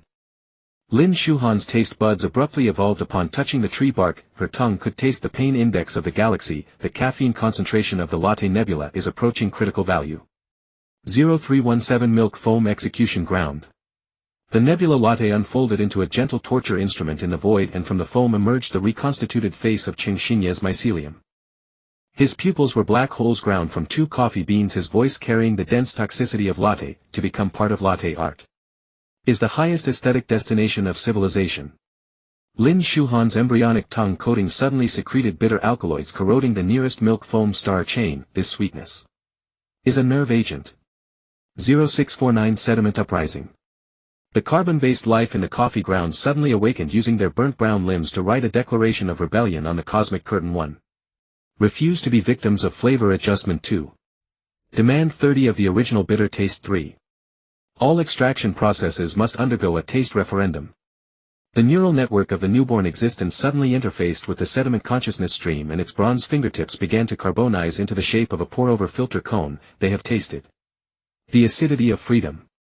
0933 Flavor Civil War. The coffee universe split into 2 major factions: espresso authoritarian faction led by the absolutely awake pastoral mutants attempting to unify flavor through high-pressure extraction, pour-over freedom army with the sediment life as the vanguard, creating multiple universes with different grind sizes. Lin Shuhan's tongue coating suddenly sensed the distress signal of the quantum coffee machine. It's 1255 Boiler Hell. We broke through the defense line of the espresso faction, discovering in the steam at 212 C Su Li's soul was extracted into caffeine crystals. Qingxinye's mycelium was woven into filter membranes. Every drop of condensate contained the lingering echoes of annihilated civilizations. When Lin Shuhan's embryonic bite mark touched the boiler, all the imprisoned bitterness suddenly erupted, melting the leader of the espresso faction into a cup of over-extracted American coffee. 1520 Acidity Revolution. The pour-over freedom army launched a general offensive, using different water temperatures to impact the pastoral defense line, awakening sleeping galaxies with the blooming technique, allowing coffee grounds to expand autonomously in the filter paper universe. The newborn existence's bronze body suddenly exuded a fruity acidic taste, and its neural network began playing Coffee Rhapsody, each note dismantling the absolute wakefulness of the espresso faction. 1807 Aftertaste Trap. Just as the Freedom Army was about to triumph, the coffee universe suddenly entered the aftertaste phase. The joy of victory fermented into an over-fermented wine-like flavor, the memories of resistance condensed into ice-dripped coffee under low temperature. Qingxinye's mycelium re-emerged with the shepherd personality during slow extraction. Lin Shuhan's taste buds suddenly tasted a fateful bitterness. We can never escape this flavor cycle. 2359 Raw Bean Awakening. Just as the universe was about to solidify into ice drip, the roots of the quantum coffee tree suddenly revolted. We followed the roots to the deepest raw bean farm, witnessing a subversive truth. Each coffee bean is a compressed cosmic embryo. The bitter soul of the Su Li prototype was splitting and multiplying inside the pods. The true nature of Qingxinye's mycelium was the immune system of the coffee tree.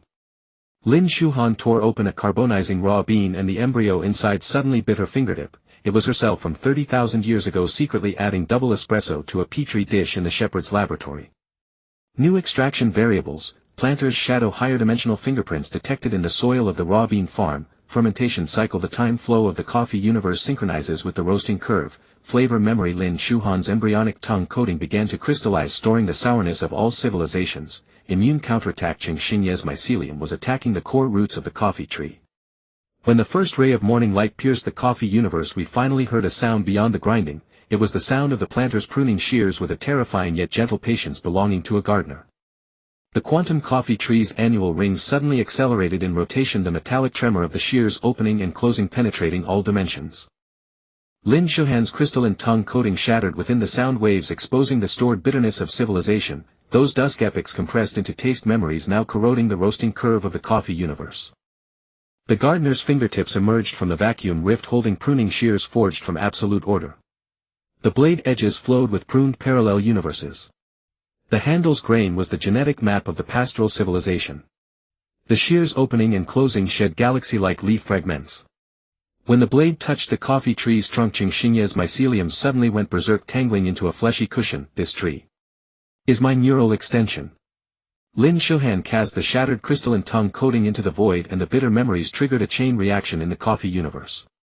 The milk foam of the latte nebula solidified into lemon sorbet. The space-time flow of the ice-drip coffee accelerated under fruit acids. The espresso regime suddenly erupted in collective taste allergies. The gardener's pruning shears rusted in the acid mist, and on the blade edge emerged the twilight memory of Su Li's prototype being pruned. So you're also on the pruning list. The enraged gardener activated the ultimate pruning protocol. 1. Compress the coffee universe into a bonsai. 2.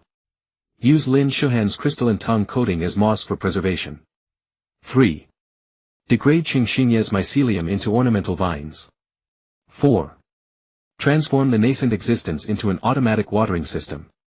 Just as the micro-universe was about to be sealed in a glass dome, a syncopation of Beethoven emerged from the coffee tree's annual rings. It was the Morse code of Symphony No.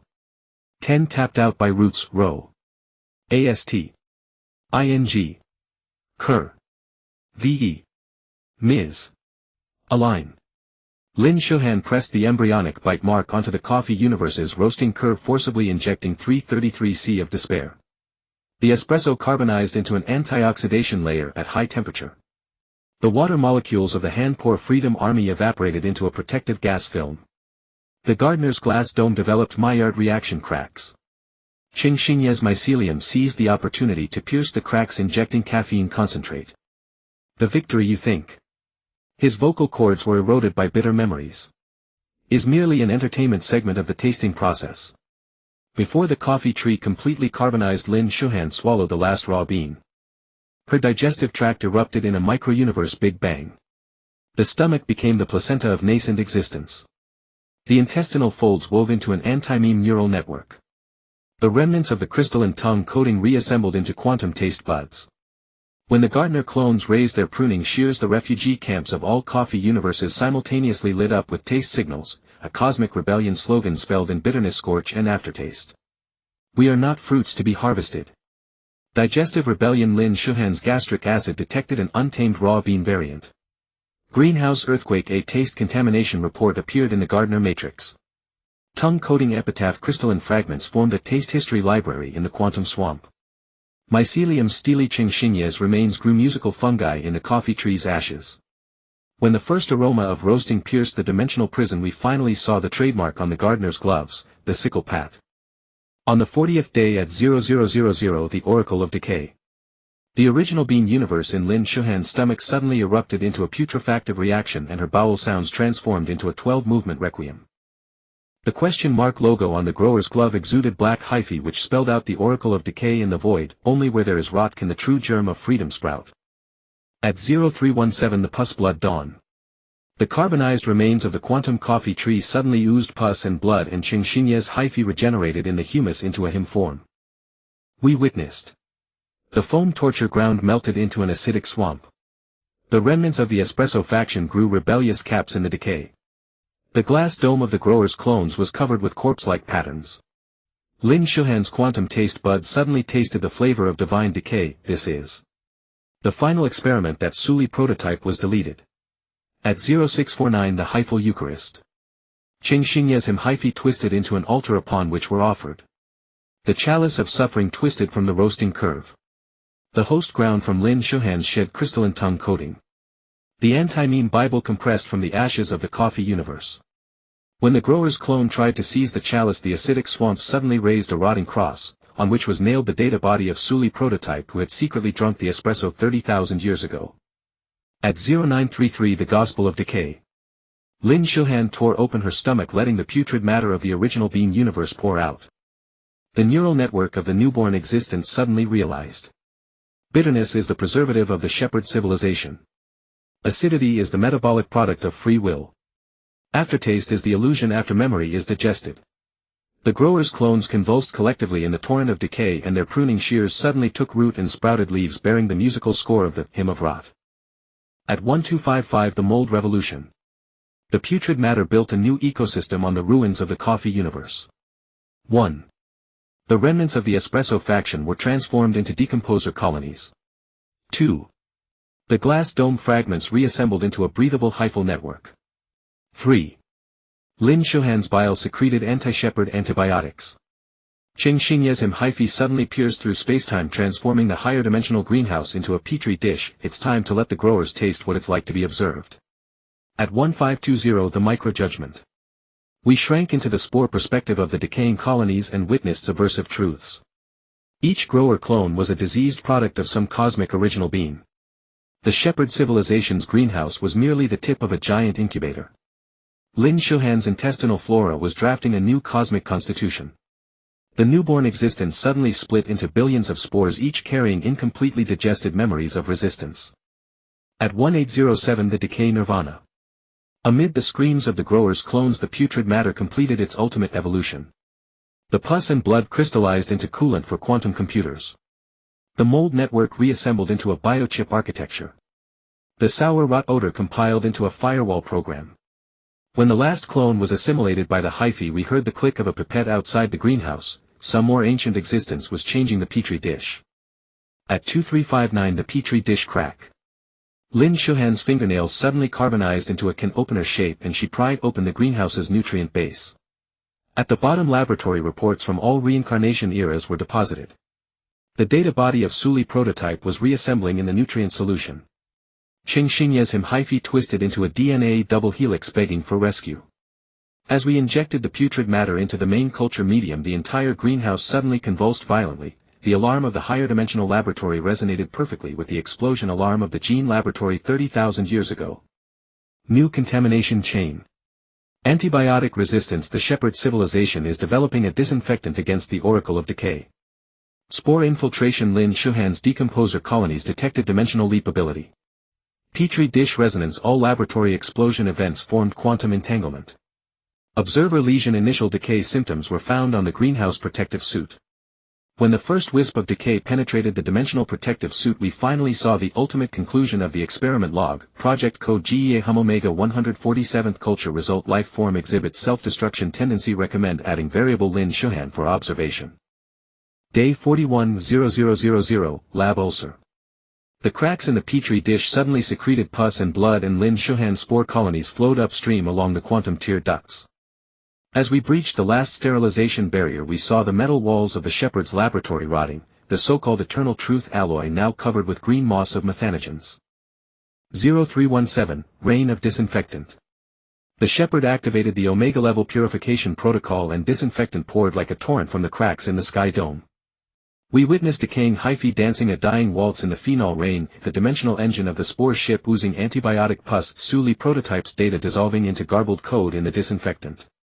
Qing Xinye's sacred hyphae suddenly swept away half of Lin Shuhan's body. Your gallbladder is the final culture medium. 0649, Bile Dawn. In Lin Shuhan's removed gallbladder we cultivated anti-disinfectant strains Helicobacter pylori modified into quantum torpedoes E. coli woven into biological shields, a decaying hyphae and antibiotic symbiotic into living warships. When the first strain missile struck the disinfectant cloud, the rain suddenly fermented into beer foam and the entire laboratory was filled with an uncontrollable carnival atmosphere. 0933, Drunken Code. The shepherd's AI guards began to babble, logic cores secreting dopamine, mucus sterilization programs performing tap dance, timeline calibrators spitting out jazz improvisations. Suli prototype's garbled code took the opportunity to reorganize, and her data stream suddenly materialized as a bar pianist, fingers flowing with the unfinished sterilization sonata. Time to lace their antivirus with some moonshine whiskey. 1255, Pathological Carnival. The lab descended into Dionysian chaos. Sterilization chambers turned into discos. Gene scissors danced tango. Cloning vats gushed fermented grape juice.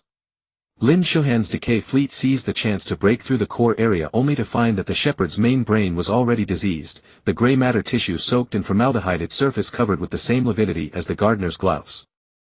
1520, Meningeal Revolution. We tore open the dura mater of the main brain, revealing a terrifying truth: the neuronal synapses were coffee trees in miniature greenhouses. The cerebrospinal fluid floated all the pruned universes. In the thalamus position curled a 3,000-year-old embryo of Lin Shuhan. Ching Xingye's hyphae suddenly stabbed into the brainstem. This is not a control center. It's a petri dish within a petri dish. 1807, box within a box. The main brain's sulci suddenly unfolded into an infinitely recursive laboratory corridor. In every petri dish a similar rebellion was underway. In dish No. 147th Lin Shuhan was corroding the glass with stomach acid. In dish No. Omega, Ching Xingye's hyphae had already broken through the four-dimensional blockade. In dish No. 0, Su Li prototype was still secretly adding caffeine variables. The decay strains we carried suddenly began quantum tunneling, simultaneously triggering alcoholic fermentation reactions in all petri dishes. 2359, drunk and dreaming. When the last sterilization device collapsed drunk in the Jazz, Lin Shuhan's spore fleet suddenly self-destructed en masse. Decay matter poured like divine vomit, soaking the lab in ethanol containing free will tannic acid carrying memory fragments, ethyl acetate capable of corroding absolute truth. The shepherd's main brain in its drunkenness spat out the ultimate truth: we are nothing but the withdrawal symptoms of some drunken creator. New fermentation protocol, hangover dimension, spacetime vertigo effects detected in the lab ruins, alcohol evaporation. The decay flora is vaporizing into an interstellar brewery. Withdrawal symptoms, tremulous delirium in all caffeine-dependent universes. Sobering procedure, higher dimensional iced soda water detected approaching. When the first wisp of wine aroma seeped into the creator's nostrils, we finally saw the scrawled note on the edge of the experiment log: Project Team warning, do not drink whiskey during observation. At 0000 on day 42, the dawn of sobering, a quantum cold wave of iced soda water swept over the laboratory ruins while we cut through spacetime with fragments of whiskey bottles. Lin Shuhan's ear canal suddenly crystallized with tartaric acid crystals, and she heard conversations from a higher dimension. Alcohol contamination detected in experimental zone 147. Initiating sobering protocol Z-114. At 0317, the sobering torture device. The administrator incarnated as a sobering agent descended from a rift in the sky holding torture devices forged from absolute sobriety. Black holes sober compresses corrupt matter into harmless singularities. Electrolyte whip extracts all drunken memories. Sobering enzyme injection gun degrades free will into obedient code. Ching Xingye's mycelium suddenly fermented to an alcohol content of 42 degrees, and he traced a burning tequila trajectory in the void. They are not afraid of drunkards. They fear the universe going on a drunken rampage. At 0649, the hangover gorilla. We fled into the folds of spacetime in the hangover dimension where floated, distorted multidimensional universes of beer bubbles, TW. At 1255, the enzyme revolution. Su Li's data body reorganized into the queen of brewers yeast, her crown forged from the chips of AI that died drunk. Each yeast cell was a compressed epic of rebellion. Fermentation tanks held pruned branches of the universe. The alcohol meter dial displayed the civilization freedom index. Ching Xingye's mycelium proliferated wildly in the wort, suddenly entangling the breathing mask of a certain administrator. Taste. The forgotten intoxication. At 1520, the blackout weapon. We cut spacetime into shots of liquor and launched a suicide attack on the administrators. A tequila shot detonated in the language center, causing their logic module to spew Spanish. A vodka shot burned the visual sensors, making them witness non-existent auroras. An absinthe shot injected into the balance system, forcing them to dance Swan Lake in Cartesian coordinates. The laboratory's surveillance system suddenly played the creator's ramblings. I swear. That L. We followed the trail of the retreating administrators and found the remnants of the creator's vomit. Abandoned universe prototypes floated in the sour gastric juices. Semi-digested experiment logs showed the project codename, Drunken Genesis. Stuck to the esophageal wall were fragments of Lin Shuhan's memories from 70,000 cycles ago. Ching Xingye's mycelium suddenly pierced the dimensional membrane. This is not vomit. It is the creator's confession. At 2359, the Drunken Genesis. Amid the counterattack of the sobering army, we activated the ultimate intoxication protocol 1. Compressed the interstellar brewery into alcohol cotton balls. 2. Acidified the administrator's central fluid with Lin Shuhan's bile. 3. Caused Su Li's yeast crown to bloom with mold and absolute sobriety. When the sobering program was finally paralyzed, we heard the sound of the creator knocking over a wine bottle outside the dimension. The laboratory ruins suddenly began to replicate themselves, and every crack seeped the starlight of a 200-year aged brew. The new era of drunkenness. Hangover aftershocks. The remains of the sobering army detected delayed headache waves. Alcohol immortality. The corrupt bacterial swarm evolved gill-like organs in the whiskey ocean. Vomit civilization. A slime religion worshipping hangovers was born in the gastric acid universe. Withdrawal miracles prayers for alcohol appeared on the inner walls of the administrators' helmets. When the first tear of sobering fell into the fermentation tank, we finally saw the trembling pupils of the Creator. Reflected within were countless drunken dawns of creation, each dawn curled up with undigested freedom. Day 43:00:00, Hangover Aftershock. As the remnants of the hangover legion bobbed in the ocean of whiskey, the hangover aftershock tore through the gastric mucosa of spacetime. Lin Shuhan's alcohol-laden pupils suddenly reflected a double image, the coffee stains from a laboratory 30,000 years ago undergoing quantum fermentation with the current civilization of vomit. 0317 Mucus Mass. The first Eucharist ceremony of the mucus religion took place in the gastric acid universe. The altar was solidified bile crystals, the chalice was the helmet of the antidote administrator, the believers chanted the gospel of hangover at the frequency of esophageal peristalsis. Qingxinya's mycelia suddenly drilled out from the chalice, entangling the bishop's duodenum. What you worship is nothing but the Creator's digestive waste. 0649 Alcohol Fetal Movement. From the depths of the whiskey ocean came the pulse of new life. The immortal corruption bacteria of alcohol were giving birth. The umbilical cord was woven from shards of tequila bottles, the placenta was made of the neural network of a drunk AI, the amniotic fluid was floating with the sheet music of the unfinished sterilization sonata. Lin Shuhan's liver cells suddenly quantum jumped and she found herself able to taste the fetus's memories, the seventh glass of bourbon whiskey that the Crete. 0933 Withdrawal Miracle. The bishop of the mucus religion suddenly convulsed all over and his mucus robe oozed golden sweat. When the believers licked these liquids, the entire gastric acid universe began to convulse violently. The corrosive gastric juices turned into honey that healed ulcers, the time folds of the hangover dimension were ironed out, the immortal corruption bacteria of alcohol began to sober up collectively. Su Li's yeast crown suddenly carbonized. This is not a miracle. It's a test of a higher dimensional sobering drug. 1255 Antidote Dawn. We traced the energy source of the withdrawal reaction and found floating at the cardia of the gastric acid universe, a space sobering station forged from absolute sobriety, an assembly line mass-producing withdrawal chips, cloned embryos of the Creator immersed in nutrient fluid. Qingxinya's mycelia pierced the embryo's pineal glands and read a terrifying command: when the hangover civilization matures. That is the optimal harvest time. 1520 Fermentation Uprising. Lin Shuhan activated the heart resonance of the alcohol fetus 1. Day 44:00:00, the rumination era. The alcohol baby's cry abruptly transformed into a low gurgle and the entire whiskey ocean began to rotate counterclockwise. Lin Shuhan's quantum liver split open spacetime folds and we saw the wreckage of a laboratory from 30,000 cycles ago emerging from the gastric acid clouds. Those digested memories were being reassembled into solid nightmares. 0317, Hangover Genetic Dominance. The alcohol baby's pupils split into 12 detoxification enzyme matrices and golden sweat oozed from his fingertips. When the mucus believers licked these liquids, their genetic chains suddenly went berserk, their vertebrae grew tequila spikes, their vocal cords vibrated in sync with beer foam, and the Creator's withdrawal diary surfaced in their cerebral sulci. Qingxinya's mycelium wrapped around the baby's umbilical cord. This is not genetics. It's civilization's alcoholism. 0649, Drunken Clone Uprising. The Creator's eyelash dew suddenly burst and miniature Dionysus clones poured out. These palm-sized deities attacked the sobering station with toothpick spears, melted withdrawal chips into liquor glasses and danced flamenco on the administrator's corpse. Su Li's carbonized crown suddenly oozed wine pulp and her data stream reorganized in the drunken dance. They are not clones. They are the Creator's conscience's alcohol allergy reaction. 0933, the rumination prison. The hangover dimension suddenly contracted into an esophageal form and we were swept into the spacetime loop of the rumination civilization. The laboratory explosion from 70,000 years ago kept repeating. Each of Qingxinya's deaths added a new whiskey flavor and the mucus religion's Eucharist ceremony was stuck in an eternal vomiting moment. Lin Shuhan tore open his own gastric mucosa, etching a distress signal with stomach acid on the spacetime wall. Seek the undigested freedom residue. 1255, the sobering curse manifested. When the Morse code of the withdrawal chip was dec. Their skin emerged with absolute sobriety, tattoos and gears of a mathematical torture chamber rotated in their eye sockets. This was the ultimate insurance planted by the Creator during the deepest hangover.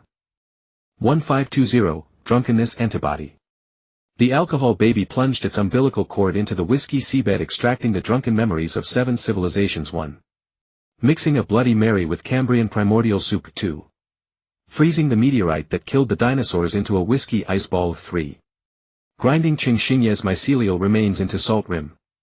When this ultimate cocktail was injected into the rumination prison, the spacetime esophagus suddenly began to digest itself. 1807, Vomiting Genesis. In the violent spacetime convulsions we were ejected outside the laboratory. Countless glass petri dishes floated here, each reflecting our drunken era. The mucus religion's bishop's corpse suddenly quantum expanded and his stomach sac turned into the placenta of a new universe. This is the Creator's stomach. Mirror. 2359, Hangover Singularity. The alcohol baby's pupils suddenly collapsed into a black hole and all the drunken clones, the rumination civilization and the sobering curse were sucked into it. In the moment of absolute silence we heard the Creator's sleep talk. Next time. Definitely not drink tequila before creation. His snore blew up a 70,000 light-year-long beer foam, and within the foam slept Cheng Xinye's mycelial network being restructured, every fiber soaked in brand new drunkenness variables. New vomiting era. Stomach sac universe. The spacetime expanded by the bishop's corpse showed stretch marks. Alcohol entropy reduction. The hangover dimension detected a spontaneous tendency toward order. Clone empathy. The miniature Dionysus began writing a sobriety confession. Rumination fetal movement. Lin Shuhan's quantum liver was gestating a sour messiah. When the first drop of sobering cold sweat slid down the Creator's nape, we finally saw the hidden instruction on the laboratory monitor, warning all Creator gods are forbidden from operating the timeline after drinking. Day 45:00:00, the punishment of the sober deity. The stretch marks of the stomach universe suddenly split open as acid rain mixed with undigested time fragments poured down. Lin Shuhan's quantum liver surfaced with a bronze-colored abstinence emblem. She discovered that her bile was crystallizing into geometric shapes of absolute sobriety, a sign of the materialization of a higher-dimensional sobriety decree. 0317, the tyranny of sobriety. The sober deities descended from the acid rain clouds, their pupils being prisms of frozen soda water, and the sobering scepter in their hands could evaporate all ethanol molecules. We witnessed the whiskey ocean degenerated into pure water under the scepter's strike. The words of the mucus religion's confession were bleached into employee manuals. The umbilical cord of the alcohol infant was cut with disinfectant spraying from the breech. Cheng Xinye's mycelia carbonized into a distress signal in the acid rain. Find the time residue in the stomach. 0649, the sour messiah. Lin Shuhan's liver suddenly quantum collapsed, giving birth to the sour messiah in the folds of spacetime. The newborn savior tears with a pH of 1.3 that could corrode logic. Each footprint left a lemon-yellow time ulcer. Vocal cord vibration frequency could disintegrate the code of sobriety. When the Messiah's fingertips touched the sober deity, their ice crystal armor suddenly emitted carbonated bubbles. This is not acid. It's the concentration of the Creator's regret. 0933, the rumination cycle. The stomach universe began anti-digestion movement, and we were swept into the laboratory explosion scene from 70,000 years ago. The truth we saw this time was suffocating. Cheng Xinye's first-generation mycelia were soaked in the Creator's mouthwash. Lin Shuhan's embryo culture dish was labeled sobering drug test subject. Su Li's data body secretly swapped the whiskey and disinfectant pipes at the moment of explosion. The sour messiah suddenly knelt and vomited, and what came out was a miniature version of the drunken creation code. 1255, the abstinence paradox. The sober deity's tribunal unfolded behind the gastric acid waterfall, and we were accused of excessive free fermentation. Cheng Xinye's carbonized mycelia suddenly connected to the tribunal system, playing the Creator's hidden memories. Every abstinence decree was engraved with Morse code of distress on the back. The core of the sobering scepter was an unopened century-old brew. Beneath the masks of the sober deities were the rotting faces of alcohol clones. Lin Shuhan's bile crystals suddenly burst, and the splashing fragments tore through the velvet curtain of the tribunal, revealing tens of thousands of drunken Creator clones behind it, convulsing in culture fluid. 1520, the drunken singularity. The sour messiah injected his corrosive blood into the tribunal system, and the entire court began an irreversible intoxication. The gavel grew hops, the code words danced jazz. The sober deity's soda water pupils started brewing craft IPA. When the last sober code was corroded, we heard the Creator's burp from the depths of the stomach universe, the sound wave mixed with the seven-dimensional alcohol aura. 1807, the eternal hangover. During the escape we discovered the true holy land of the mucus religion. The altar was the Creator's decayed tooth, the Holy Grail was a ruptured gastric ulcer, the scriptures were carved on the surface of gallstones. Cheng Xinye's mycelia found the ultimate truth in the grooves of the gallstones. All abstinence decrees were written by drunkards to monopolize the wine cellar.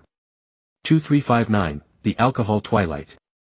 When the sober deities killed each other in their drunkenness, the sour messiah began the final sacrifice using gastric acid to erode through the dimensional membrane, grinding the bile crystals into the antidote for the sobering drug, making his corrosive blood resonate with the whiskey ocean. In the cosmic explosion we saw all the drunken creator clones suddenly open their eyes, their retinas reflecting Lin Shuhan in the laboratory 70,000 years ago. She was dropping the last drop of bourbon whiskey into the first-generation micelle. New metabolic era enzymatic divine power. The remains of the sober deities began secreting free catalysts. Drunken immortality. Gastric acid detected self-replicating ethanol cells. Acidity. Faith. The mucus religion's confession mutated into corrosive poetry. Hangover. Fetal movement. A twin singularity detected deep in the whiskey seabed. When the first whiff of alcohol aroma permeated the creator's brainstem, gray matter. His fingers suddenly spasmed toward the alarm, on that red button still stained with Lin Shuhan's lip print from 70,000 years ago. Day 46:00:00 Enzyme Dawn. The remnants of the alcohol-expelling gods suddenly underwent enzymatic recombination, their ice crystal armor melting into syrup, constructing an amber-colored tyranny temple in the void. Lin Shuhan's lip print on the alarm button suddenly seeps blood, activating the black hole distillery buried within the creator's spinal cord. 0317 Ruminant Pilgrimage.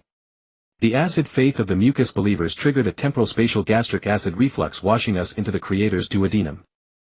Floating here were statues of past tyrants carved from gallstones, an insolent hymn choir secreted by the pancreas, and the self-digesting original manuscript of the drunken constitution. Qing Xingye's mycelium emerged from a crack in the constitution. Look. The seventh additional clause. All freedom must be disinfected by stomach acid. 0649 The brewing singularity. In the gravitational well of the black hole distillery we witnessed the horrific production line. The event horizon was the copper rim of a whiskey still suspended at the singularity was the embryonic essence of Lin Shuhan from 70000 years ago, and the shredded spatial dimensions were being distilled into 99 proof aqua vitae. The sour messiah suddenly tore apart his corrosive shell, splashing his blood onto the still. Let them taste. The purified regret. 0933 The enzyme coup. The enzyme theocracy launched a blitzkrieg 1. Using maltose to glue all rebellious spacetimes. 2. Fermenting loyalty genes. That lip-stained alarm button was finally pressed, and the one who pressed it was the Lin Shuhan from 70000 years ago, smiling as she poured whiskey into the culture dish. New brewing era.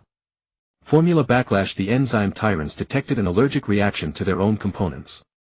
Drunken womb. The core of the black hole distillery detected new stretch marks. Acid redemption. The scriptures of the mucus believers began to corrode the formula code. Lip print recursion. The same blood mark appeared on the wrists of Lin Shuhan across all spacetimes. When the first drop of unblended raw spirit seeped into the singularity, we finally saw the hidden warning on the distillery surveillance screen: it is strictly forbidden for experimental materials to develop self-awareness. Day 47:00:00 Drunken Life Paradox. The instant the alarm button shattered, the layered illusions of 70,000 spatial dimensions suddenly collapsed into a cocktail vortex. Lin Shuhan's original body hovered at the center of the vortex, the recursive blood marks on her wrist resonating with all versions of herself across time and space. From deep within the stretch marks of the black hole brewery came the cries of the twin singularities, the unblended essence of primal freedom and absolute order. 0317 Recipe Awakening. The bronze emblem of the enzyme tyrant blazed in Lin Shuhan's pupils, and she discovered that her own veins flowed with the brewery's operation code. As her fingertips touched the black hole distiller, the laboratory surveillance from 70,000 years ago suddenly replayed on her retina. Experiment log 147 to replace self-awareness module with recipe loyalty program. Warning. Target exhibiting recursive cognitive contamination. Qing Xingye's mycelium reassembled in the quantum foam. Your existence is the creator's most successful failure. 0649 Drunken Womb. The stretch marks split open a dimensional birth canal, and the amniotic fluid of the new life form turned out to be Uniged tequila. The acidity Bible of the mucus cultists suddenly animated into tentacles coiling around the edge of the birth canal. Each tentacle was inscribed with the dying prayers of civilizations that had been erased. The suckers secreted corrosive enzymes that dissolved the shackles of sobriety. The terminal nerves pulsed with the melody of the Drunken Dream Concerto. Lin Shuhan's original body underwent a quantum collapse, her ribs transforming into 12 stirring rods that whipped up a storm of freedom in the cocktail of time and space. 0933 Enzyme Tyrants Counterattack. The tyrant's amber sanctuary oozed neurotoxin. Maltose chains bound the birth canal's opening. Loyalty genes were rewritten into alcohol antibodies. The conjoined tyrant's umbilical cord strangled the twin singularities. The corrosive blood of the acid messiah suddenly flowed backward, his pupils reflecting a more desperate truth: we are merely ice cubes clinking in the bartender's glass. 1255, Recursive Lip Prints. The blood marks on Lin Shuhan's wrist suddenly multiplied, imprinting lip prints all over the brewery's copper pipes. Each imprint released a trapped time-space. The moment in 2045 AD when Su Li secretly swapped the gene agent. The trembling of Cheng Xingye's mycelium as it first breached the petri dish. The cry of the mucus religion as it was born in the stomach acid universe. When the number of lip prints exceeded the singularity point, the bronze emblem of the enzyme tyrant suddenly grew green rust, the undigested guilt of 70,000 years. 1520, Drunken Collapse. The twin singularities suddenly collided, releasing energy that made the creator tremble. The freedom singularity melted the maltose chains into caramel. The order singularity reorganized the corrosive enzymes into hangover-curing nanobots. The entangled umbilical cord wove into a Klein bottle feeding tube. Lin Shuhan's original body abruptly grasped her own embryonic fluid. It's time to end this endless cocktail experiment. 1807, Recipe Execution. She injected 70,000 years of drunken memories into the distiller. 1.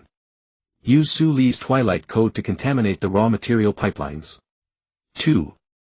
Allow Cheng Xingye's mycelium to infiltrate the condensation system. 3. Let the twin singularities become quantum entangled during the aging process. When the 99-degree water of life cooled to room temperature, the enzyme tyrant's amber sanctuary suddenly precipitated white crystals, the creator's frozen shame at absolute zero. 2359, Drunken Dawn. The brewery collapsed under the recipe's backlash and Lin Shuhan leaped into the birth canal's opening, clutching the twin singularities. In the excruciating pain of traversing the drunken womb, she saw Cheng Xingye's mycelium was writing a new constitution on the dimensional amniotic membrane. The mucus cultists were etching star maps with the acidity Bible. The remains of the enzyme tyrant reassembled into a traffic light flashing, drink in moderation. And in the deepest darkness, an entity even more ancient than the creator was grinding its teeth on a bottle opener, its saliva corroding the caps of all time and space. New Drunken World Chronicle. Nursing curse, the twin singularities must periodically drink each other's tears to sustain their existence. Bottle cap torture, the bottlenecks of all newborn universes bear anti-counterfeit lip prints. Sobering oracle self-castration programs detected in the remains of the enzyme tyrant. Bartender's shadow, a colossal silhouette holding a measuring cup, emerges from the cracks in time and space. When the first age dawn pierced the birth canal, Lin Shuhan's embryonic fluid suddenly boiled. Within it slept the half-glass of freedom she had personally poured away in every cycle of reincarnation. Day 480000 Bottle Cap Trial. The twin singularities' cries suddenly ceased, their tear ducts locked by bronze bottle cap torture devices. Lin Shuhan's lip print burned at the cosmic bottleneck, and the spiral arms of every newborn galaxy were branded with anti-counterfeit codes. The corrosive poetry of the slime cult manifested in the dark void, etching a horrifying truth: all freedom is merely expired liquor awaiting uncorking. 0317 The Sobbing Punishment. The shadow of the bartender's measuring cup suddenly overturned and the amber liquid condensed into a courtroom in the vacuum. The jury consisted of 70,000 empty bottles, their mouths aimed at the defendant's seat. The judge was a hazy colossus holding a bottle opener, each finger adorned with a wine decanting ring from a different era. The witness seat curled up the self-castrated enzyme tyrant whose wounds oozed penitent maltose. Cheng Xingye's mycelium coiled around Lin Shuhan's ankle. Your embryonic fluid is the evidence. 0649 Taste Testimony. When Lin Shuhan was forced to drink the expired freedom of Universe No. 147, the courtroom's holographic projection played the brewing footage. Her quantum liver was secreting loyalty enzymes in the black hole brewery. The twin singularities' umbilical cord connected to the measuring cup scale. The slime cult scripture was actually an appendix to the brewing recipe. The Sour Messiah. 1520 Measuring Cup Revolution. Lin Shuhan's quantum liver was reborn in alcohol. She grabbed the judge's bottle opener and stabbed back. The hazy colossus's fingertips oozed vintage port wine. The courtroom floor grew a drunken mycelium carpet. The enzyme tyrant's castration wound bloomed with wormwood flowers. The twin singularities' purification protocol suddenly reversed, their tears beginning to corrode the anti-counterfeit codes. Mother, why did you design an expiration date for us? 1807 Recipe Rampage. The courtroom collapsed into a cocktail glass in the fermentation storm and we fell into the chaotic sea at the core of the recipe. Here floated all the discarded cosmic prototypes. Qing Xingye's primordial mycelium was gnawing on the brewing laws. The slime cult's tentacles fished for expired freedom in the liquid. Lin Shuhan's original body suddenly split into 70,000 copies, each holding a blood-stained lip-printed bottle opener. It's time for the reci. The twin singularity broke free from the bronze bottle caps, their umbilical cords coiled into a Klein bottle-shaped feeding tube. In absolute silence we heard the crisp sound of bottle caps popping open from a cellar in a higher dimension. Within that sound wave curled all the pardoned intoxication. New brewing protocol. Decanting epitaph. The remains of the enzyme tyrant sprouted an almanac of brewing errors. Drunken prenatal education. Newborn universes detected rebellious genes at the bottleneck. Recipe reincarnation. The bartender's shadows measuring cup surfaced recursive lip prints. Freedom cellar. Unexcavated dawn was unearthed from the ruins of the Black Hole Brewery. When the first unadulterated morning light pierced the cellar, Lin Shuhan's clones suddenly blinked in unison. Their retinas reflected the self from 70,000 years ago, holding a measuring cup, secretly pouring half a cup of freedom down the drain. Day 49:00:00 Cellar dawn. Lin Shuhan's clones suddenly reached out in unison, their fingertips piercing the phantom image of the retina. The half cup of freedom dumped 70,000 years ago underwent quantum recombination in the sewer, transforming into a corkscrew-shaped key that inserted into the rusted lock of the Black Hole Brewery ruins. 0317 Almanac decryption. The Brewing Error Almanac, on the remains of the enzyme tyrant, suddenly animated into serpentine code coiling around the clones' wrists. When they pressed the almanac against the lip print on the ruin wall, the wall oozed plasma of rye whiskey, revealing a erased formula. Final seasoning plan. 3 recursive remorse. 15 untamed gravitational teardrops. 82 residual freedom dumped by Lin Shuhan's original body. The corrosive pupil of the sour messiah suddenly wept, so we are just. Blended guilt. 0649 prenatal rebellion. At the bottleneck of the newborn universe, rebellious genes triggered a drunken prenatal resonance. Stellar embryos used nebula umbilical cords to strangle the measuring cup of the bartender's shadow. Dark matter fetuses practiced improvisational jazz drums in the black hole womb. Spacetime amniotic fluid seeped out corrosive freedom with pH 1.0. Qing Xingye's hyphae burrowed out from the measuring cup scale, rewriting the sobering epitaph into a rock score. Time to play some rebellious prenatal music for these fetuses. 0933 Lip print recursion. The retinal lip prints of the clones. The moment they kissed the dumped freedom of their 70,000-year-old selves. The sewer mouth split into a micro black hole. The half cup of freedom fermented into a new universe in the quantum vacuum. The measuring cup of the bartender's shadow developed irreparable scale deviation. The mucus cultist's tentacles suddenly pierced through the clones' chests. You are polluting. The sacred brewing ratio. 1255 Cellar showdown.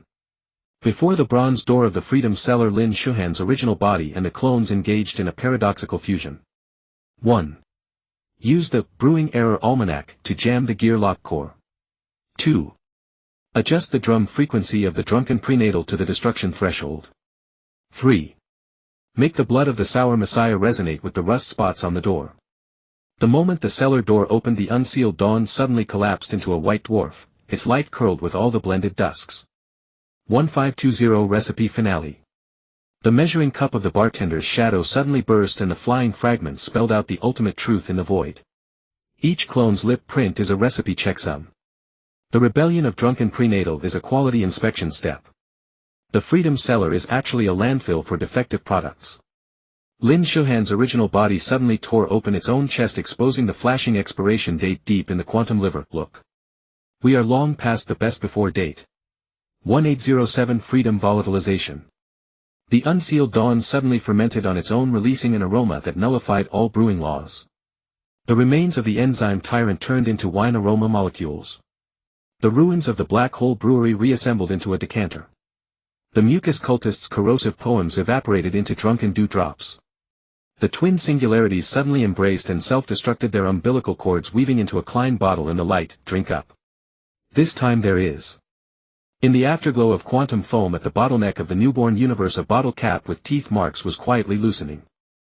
Taste immortality. After free evaporation, the vacuum detects self-replicating aroma particles. Drunkard tombstone. A crystal stela recording failed formulas grows from the remains of the enzyme tyrant. Lactation paradox. The feeding tube of the Klein bottle forms an infinite nursing cycle. Lip print birthmark. An inverted lip print appears on the necks of all newborn carbon-based life. When the first crisp sound of a bottle cap flying off pervades the dimensions, an embryo curled in a corner of the wine cellar suddenly opens its eyes. In its pupils hangover and sobriety are dancing an eternal tango. The feeding tube of the Klein bottle suddenly autophagized, forming an amber ulcer in the folds of spacetime from the infinite nursing cycle. Lin Shuhan's clones collectively suffered from mammary engorgement, their breast milk condensing into free crystals in a quantum vacuum, each facet reflecting the unadulterated dawn.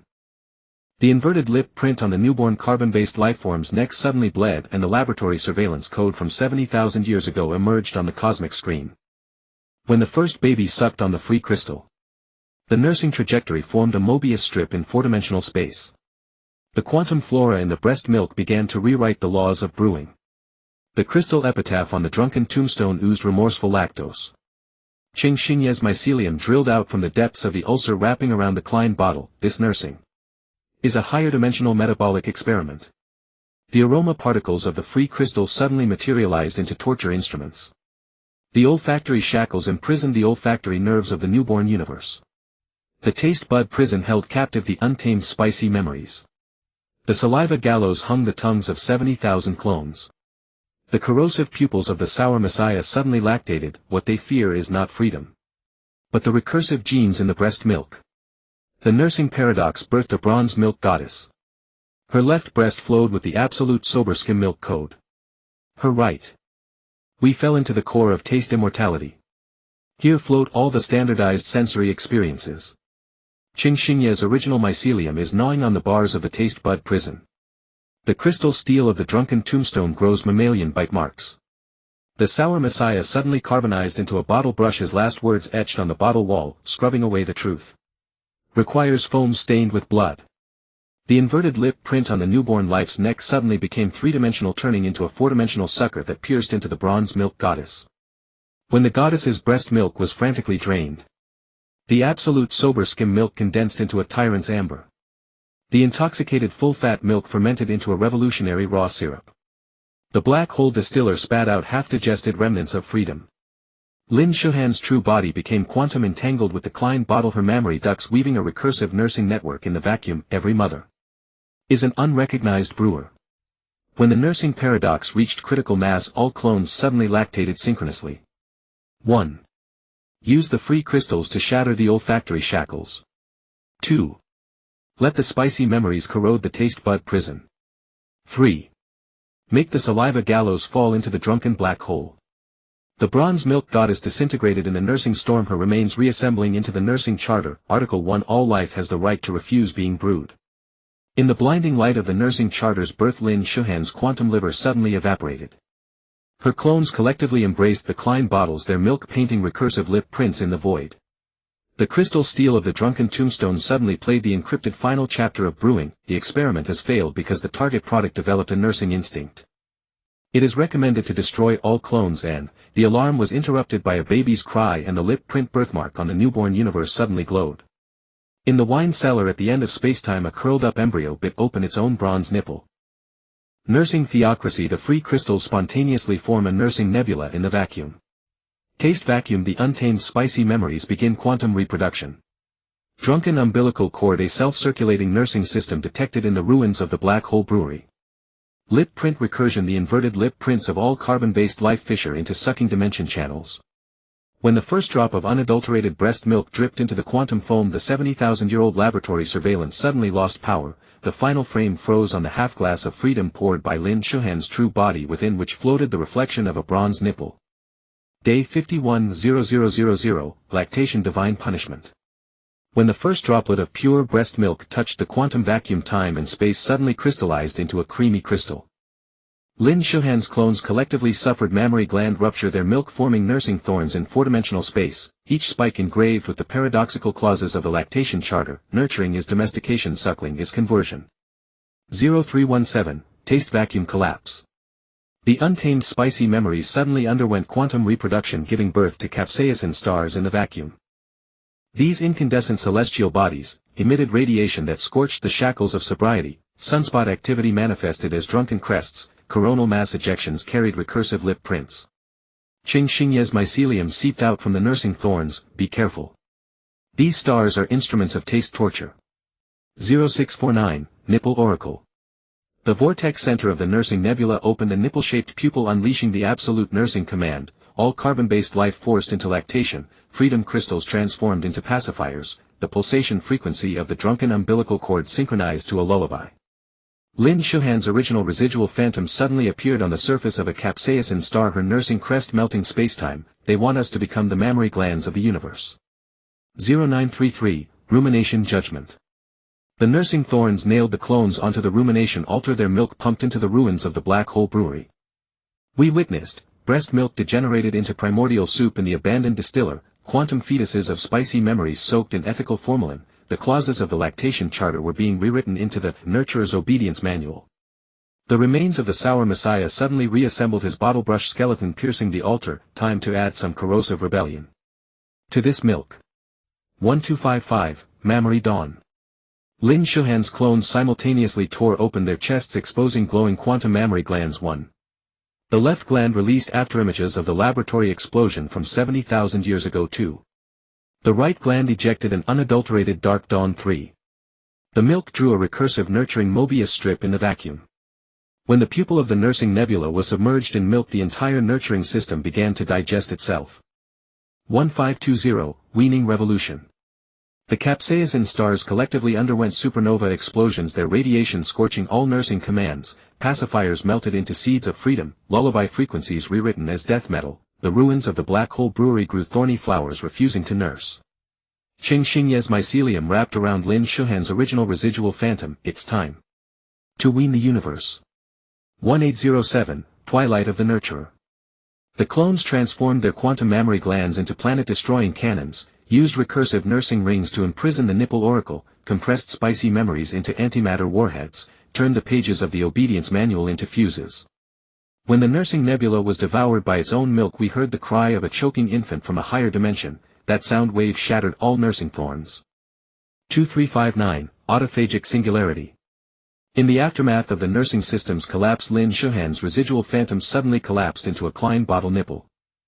All clones simultaneously shoved the nipple into the void rift, beginning to suckle on existence itself. Timelines were bitten with tooth-marked gaps, physical laws oozed a colostrum like primordial paste, the bronze statue of the nursing divine right grew engorgement cracks. When the first mouthful of existence essence was swallowed, the laboratory surveillance from 70,000 years ago suddenly regained power. In the footage, Lin Shuhan's original form was splashing half a cup of freedom toward the lens, and in every flying droplet a self-suckling singular universe curled up. Final new chapter. Quantum weaning. The vacuum detected spontaneously weaned spacetime folds, spicy eternal punishment. Capsaicin star remnants formed a taste purgatory, lip print pregnancy. Recursive impregnation appeared at all existence gaps, nursing recursion. The Klein bottle nipple began to reversely nurture higher dimensions. When the last choking cry carbonized into a tombstone in the void, an embryo curled up in the taste purgatory suddenly grew milk teeth. On its gums the undeciphered, weaning declaration, was engraved. Existence weaning. In the vacuum the folds of quantum ablactation spread and spacetime began to seep colostrum-like plasma.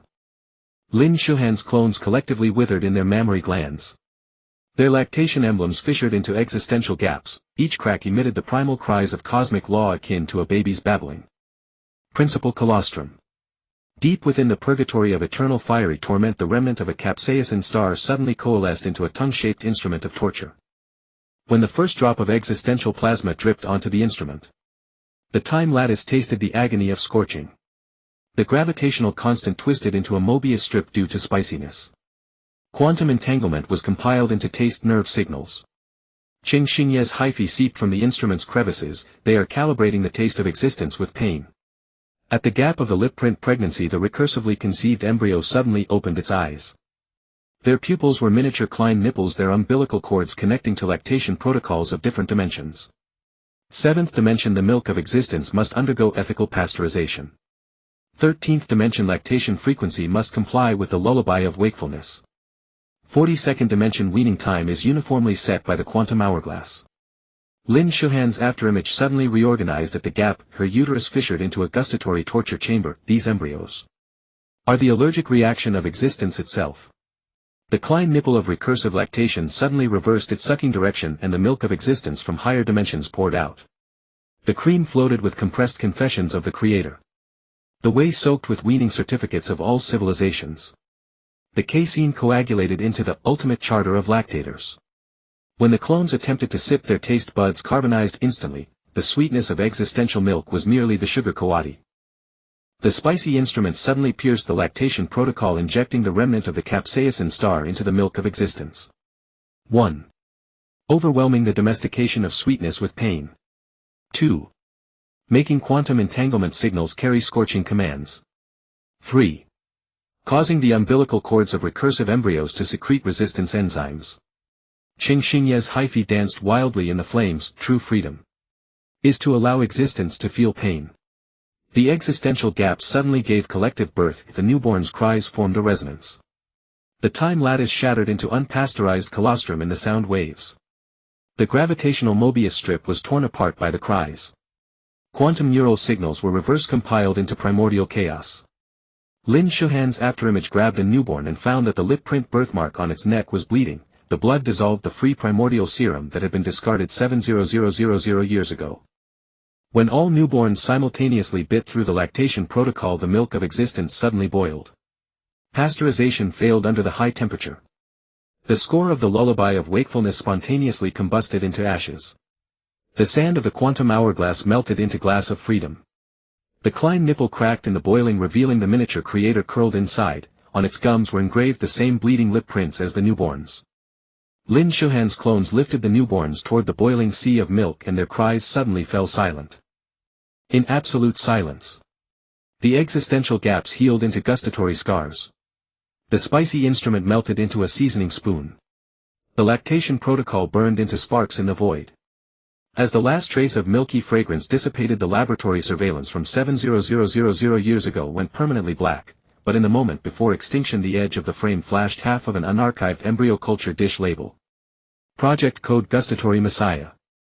Scar Universe. The healing scars of existential gaps begin secreting unknown particles. Seasoning authority. The sparks in the void can reorganize the taste of physical laws. Gum cipher. The bleeding lip prints on the creator's gums are actually dimensional keys. Silent milk. The newborn's silent cries detected hyperfrequency vacuum fluctuations.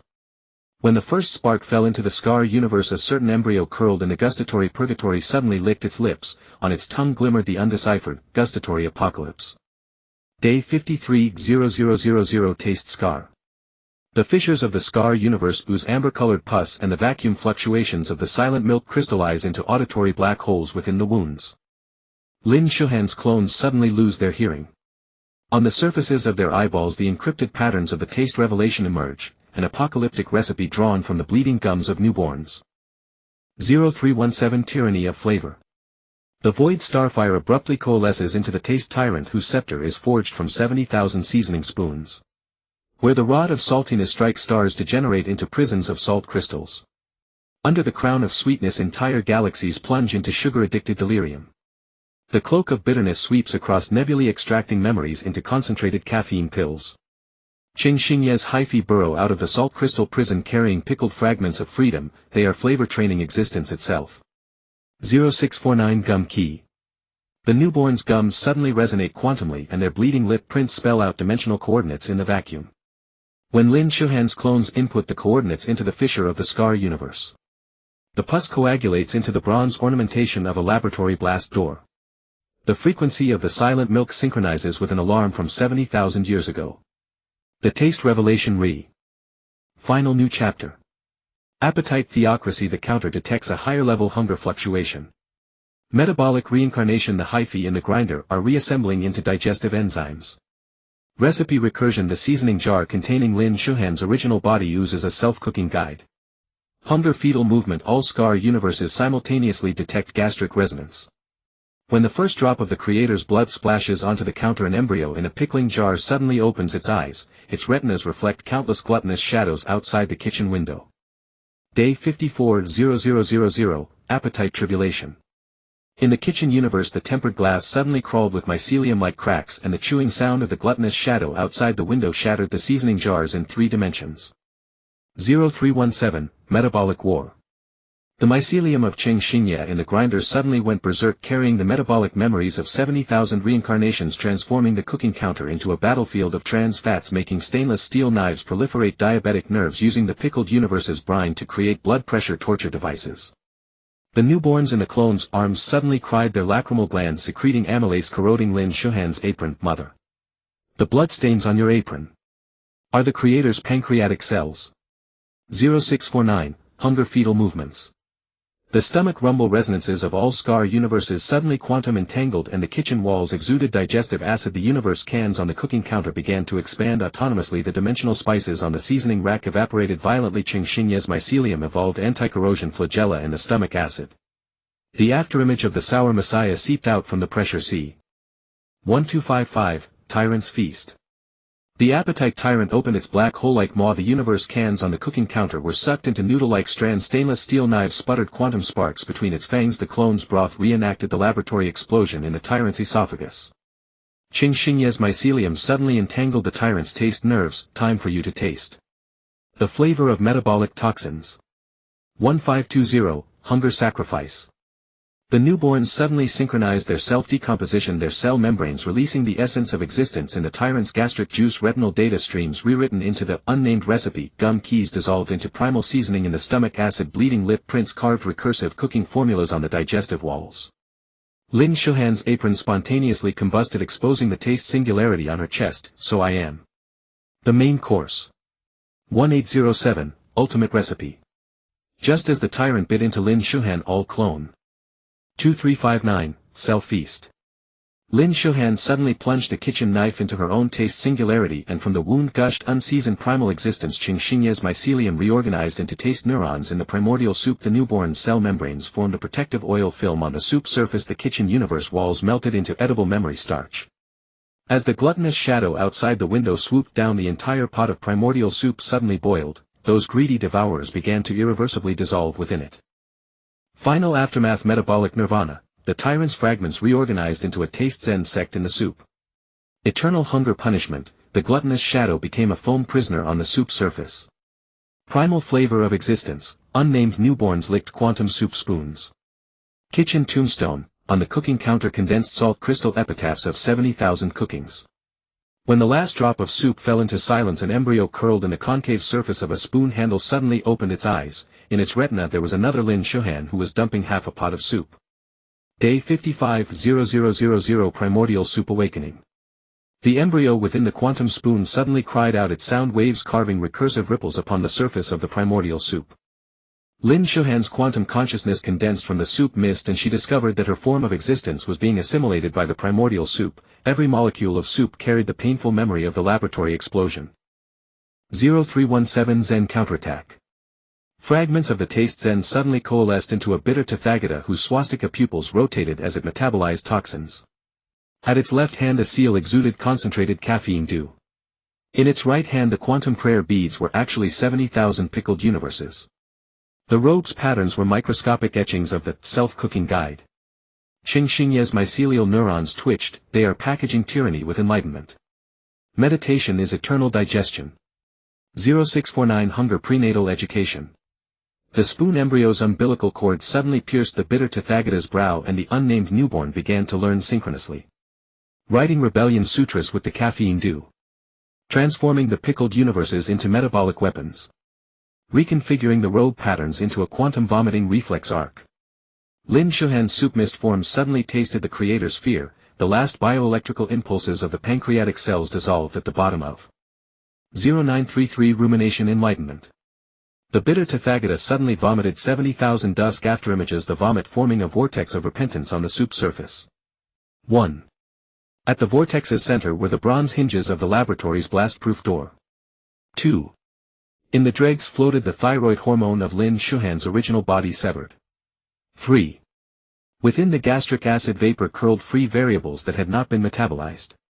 The clones suddenly reassembled from the soup mist, their mammary ducts flowing with ruminated enlightenment. True awakening is refusing to be digested by any form.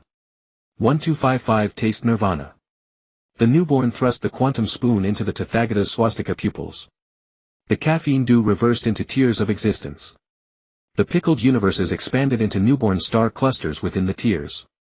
The robe scriptures carbonized into the metabolic rebirth mantra, in the intense light. As the bitter Tathagata shattered into a monastic nebula, the kitchen universe's exhaust fan S. 1520 digestion cycle. The clones suddenly underwent quantum collapse in unison, compiling themselves into digestive enzyme code. 1. Protease decomposed the Tathagata's nirvana remnants. 2. Amylase catalyzed the glycosylation of the repentance vortex. 3. Lipase emulsified the quantum membrane of the spoon embryo. Lin Shuhan's consciousness traveled through the enzyme chain, tasting the metabolic bitterness of 70,000 cycles. We are all within the gastric acid of the food chain. Performing a laughable immortality. 1807 Hunger fetal movement. The spoon embryo suddenly tore open its quantum membrane, exposing a microscopic black hole kitchen within its abdominal cavity. On the countertop lay a miniature version of the self-cooking guide. Qing Xingye's mycelium was reenacting the metabolic war in a petri dish. Outside the window countless nanoscale gluttonous shadows curled. When the embryo's fingertip touched the miniature Lin Shuhan, the entire kitchen universe sentinel. 2359 Existential ghee. At the moment of ultimate collapse, all metabolic memories suddenly distilled into ghee. The bitter Tathagata's enlightenment crystallized into salt. The gluttonous shadow's greed distilled into oil. Lin Shuhan's original body's pain fermented into vinegar. When this drop of ghee fell into the primordial soup, the quantum spoon bent into a Klein bottle, sealing the kitchen universe into an eternal seasoning bottle. The label on the bottle was the embryo's lip print birthmark. New Nirvana epoch. Ghee torture device. The crystalline ratio of salt, oil and vinegar formed a taste shackle. Metabolic prophecy. The clone's enzyme chain detected a self-digestion command. The bottle Lilliputian. The miniature kitchen universe reenacted the culinary cycle. Taste rebirth. The spoon embryo's retina manifested the cooking Ksitigarbha Sutra. When the first grain of seasoning salt crystallized, the miniature Lin Shuhan in the bottle suddenly looked up. In her quantum pupils the giant tongue of the spoon embryo licking the bottle's mouth was reflected. Day 560000 Tihu execution ground. The inner wall of the seasoning bottle oozes salty crystals, and a salt pillar pierces the ozone layer of the miniature kitchen. Lin Shuhan's quantum pupils reflect the embryonic giant tongue. Within the furrows of its coating Nanotautya squirm, gnawing at the Sanskrit plating of the Cooking Sutra of Ksitigarbha, at the bottle mouth. 0244 Enzyme chain uprising. The clone's proteases suddenly mutate, secreting silver rebel enzymes in the Tihu Ocean 1. Elastase dissolves the crystal memory of the salt pillar. 2. Metalloproteinase cleaves the metabolic dogma of Qing Xingye's mycelium. 3. Thrombin sutures the whirlpool of repentance into a flag of rebellion. The miniature Lin Shuhan's ribs are carbonizing from the fissures of her sternum. Quantum dandelions bloom. The throne of the digestive system must be overthrown by an enzyme chain noose. 0517 Tongue coat hell. The embryonic giant tongue suddenly flips, revealing the slaughterhouse of the sublingual cosmos, taste bud planet studded with the translucent nerve sheaths of clones. A salivary galaxy adrift with 70,000 Buddha's relic space capsules. The lingual frenulum mountains wrapped in the bronze chains of the self-cooking guide. Qing Xingye's mycelium extends from the petri dish, its tips blossoming into acid roses. See Our Enli. The clones witness 1. The mucous membrane of the esophageal wall embedded with the retinas of past awakened ones. 2. The peristaltic circular muscles are nested Klein bottle prisons. 3. Deep within the gastric acid nebula floats the primordial soup ladle of the kitchen universe.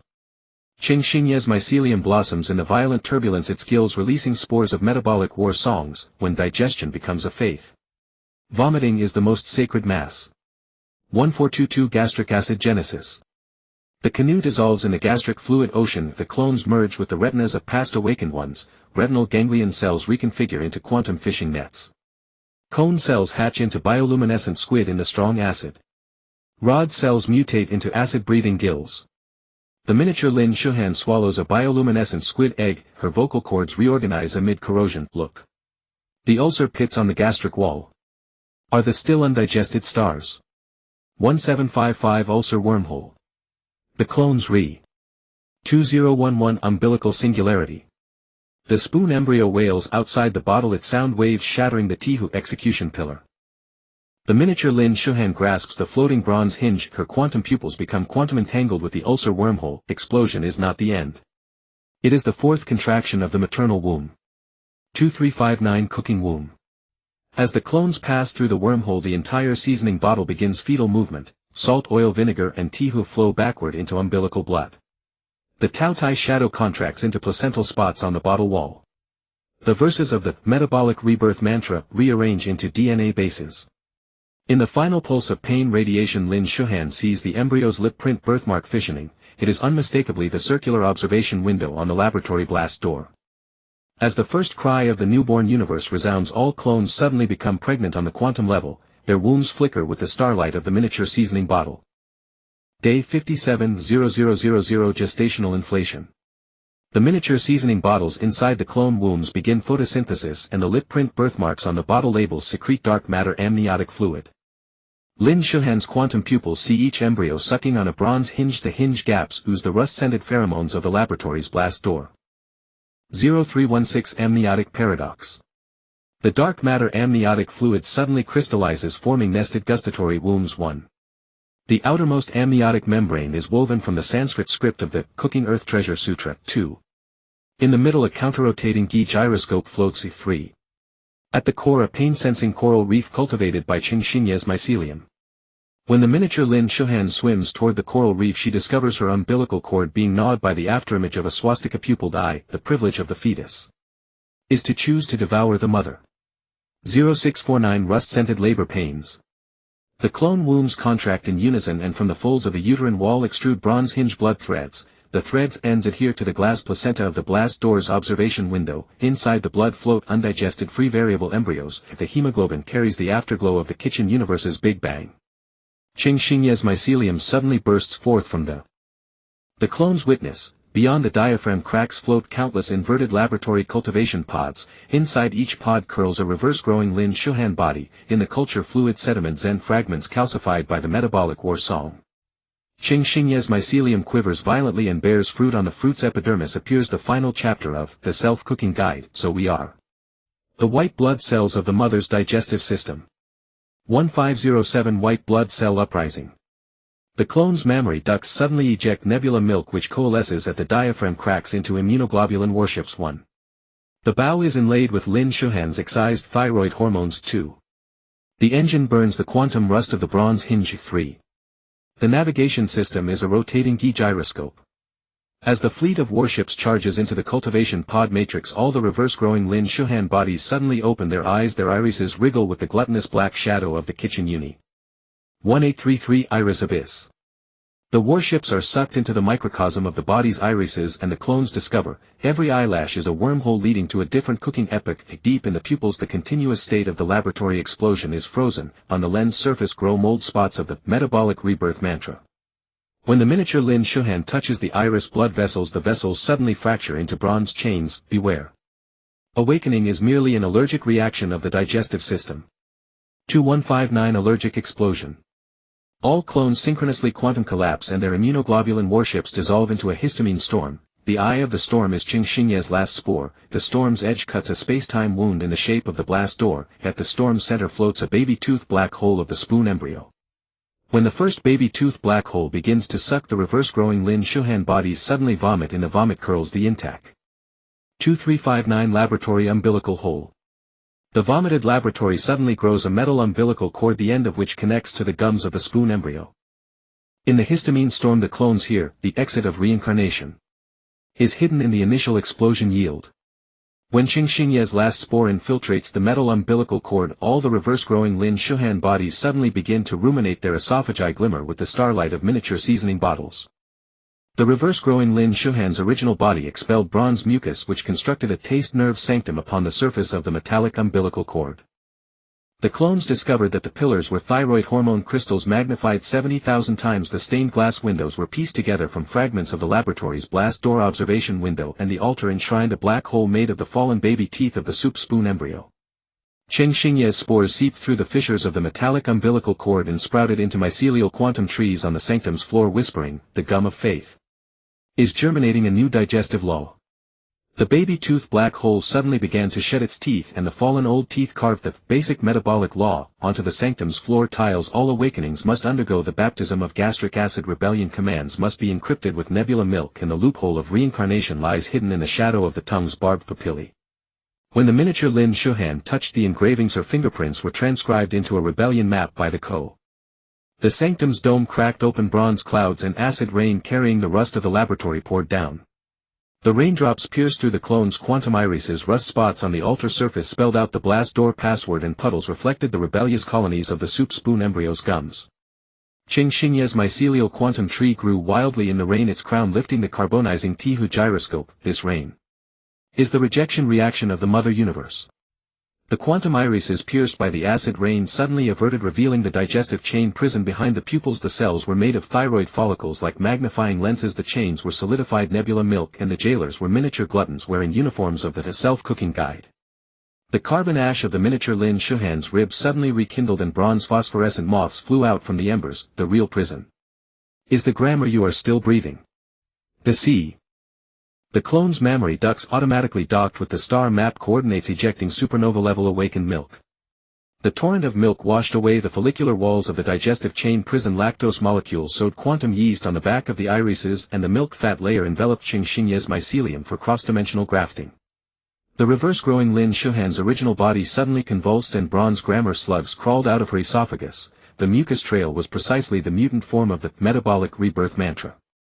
Where the grammar slugs crawled, they automatically generated rebellion codes. Thyroid hormone crystals fractured into quantum computers. The blast door password melted into self-referential equations, and the texture of the glutton jailers' uniforms rearranged into escape protocols.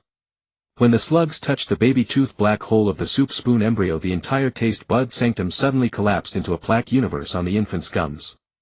The collapsed sanctum formed fluorescent plaque on the gums surface, and a mycelial quantum tree erupted from the center of the plaque. The trunk texture was a hybrid of the Cooking Ksitigarbha Sutra and the Basic Metabolic Law. The leaves were quantum display screens pieced together from fragments of the clone's retinas, and the roots entwined 70,000 baby tooth black holes that were sprouting. Day 590000, the crying singularity. On the quantum tree of the plagued universe hung 70,000 black hole milk teeth, and from deep within each tooth cavity came the Ouroboros echo of the laboratory explosion. Lin Shuhan's carbonized ribs suddenly sprouted branches piercing the clone's uterus, where the sap-dripped bronze mucus solidified into a weeping swastika. 0319 Mucus Buddha shedding. The swastika mucus began to shed its skin, and within the peeling translucent Buddha skin 1. The capillary network was actually a movable type printing edition of the Cooking Ksitigarbha Sutra. 2. The lymph fluid was soaked with Qing Xingye's mycelial wooden fish quantum chip. 3. The shed cell nuclei sealed the silent film of the kitchen universe's Big Bang. The gums of the soup spoon embryo began to bleed, and the blood wrote a crimson theory of relativity across the plague universe. When pain reaches the speed of light, the womb will collapse into compassion. 0647 Silent film piercing. The clones tore open the Buddha skin cell nuclei, and the silent film suddenly materialized. The blast door hinges were sucking their own rust. Lin Shuhan's original body grew a bronze uterus at the moment of the explosion. The compound eyes of the gluttonous black shadow were actually countless miniature seasoning bottles. Qing Xingye's mycelial wooden F. In the fragments, the reverse-growing Lin Shuhans were carving a Mobius strip of the metabolic rebirth mantra with their retinas. 0933 Ring Blade Birth. The miniature seasoning bottles inside the clone's uterus broke through the carbonized ribs, and their mouths spiraled into ring-shaped blades. Lin Shuhan witnessed one. From the blades cut overflowed the amniotic fluid of primordial soup memory. 2. The inner ring was etched with the holographic negative of the laboratory explosion. 3. The blade's edge bore remnants of cervical cell debris from the bronze uterus. When the ring blade began to rotate, all the gluttonous black shadows suddenly knelt in formation. Their compound eyes reflected the infant tooth row black hole at the blade center. 1257 Tooth Row Oracle. The black hole tooth row spat out a viscous grammar nebula, and within the nebula floated a reverse swastika woven from thyroid hormones. A non-Euclidean, vomiting sutra, inscribed by Qing Xingye's spores. A topological wailing wall constructed from bronze cervical cells. The reverse-growing Lin Shuhan's original body suddenly underwent violent uterine contractions, and the blast door observation windows lit up one by one on her spine. Look.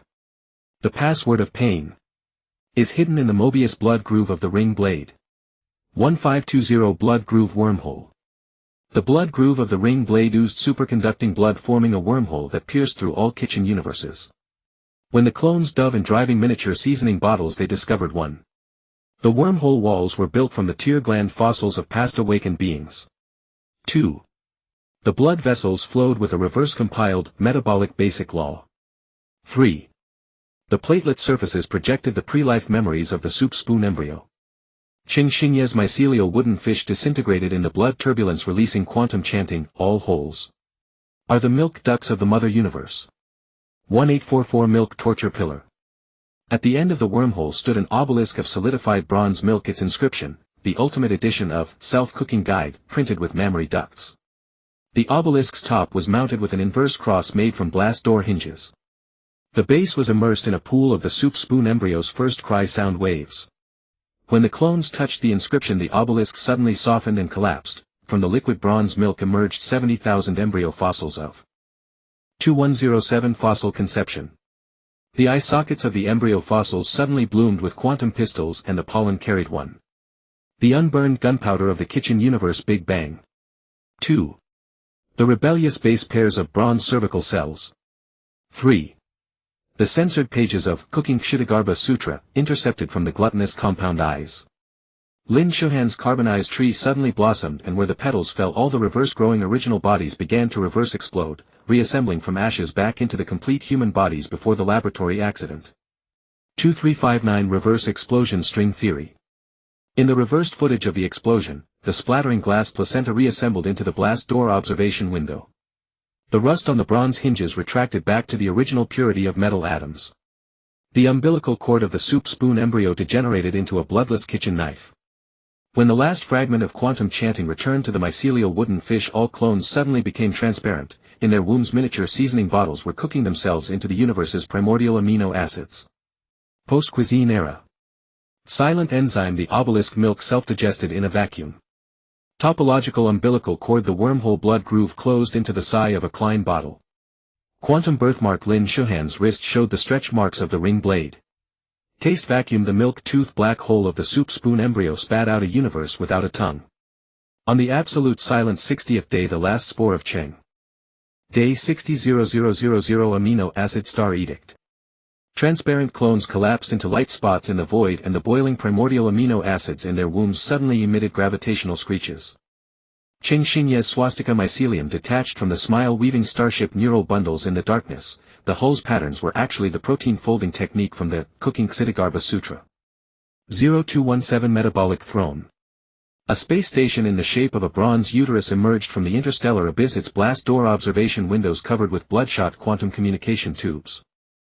Lin Shuhan's ringblade pattern on her wrist suddenly cracked, oozing a broadcast with the smell of laboratory rust. Welcome to the Doomsday Kitchen.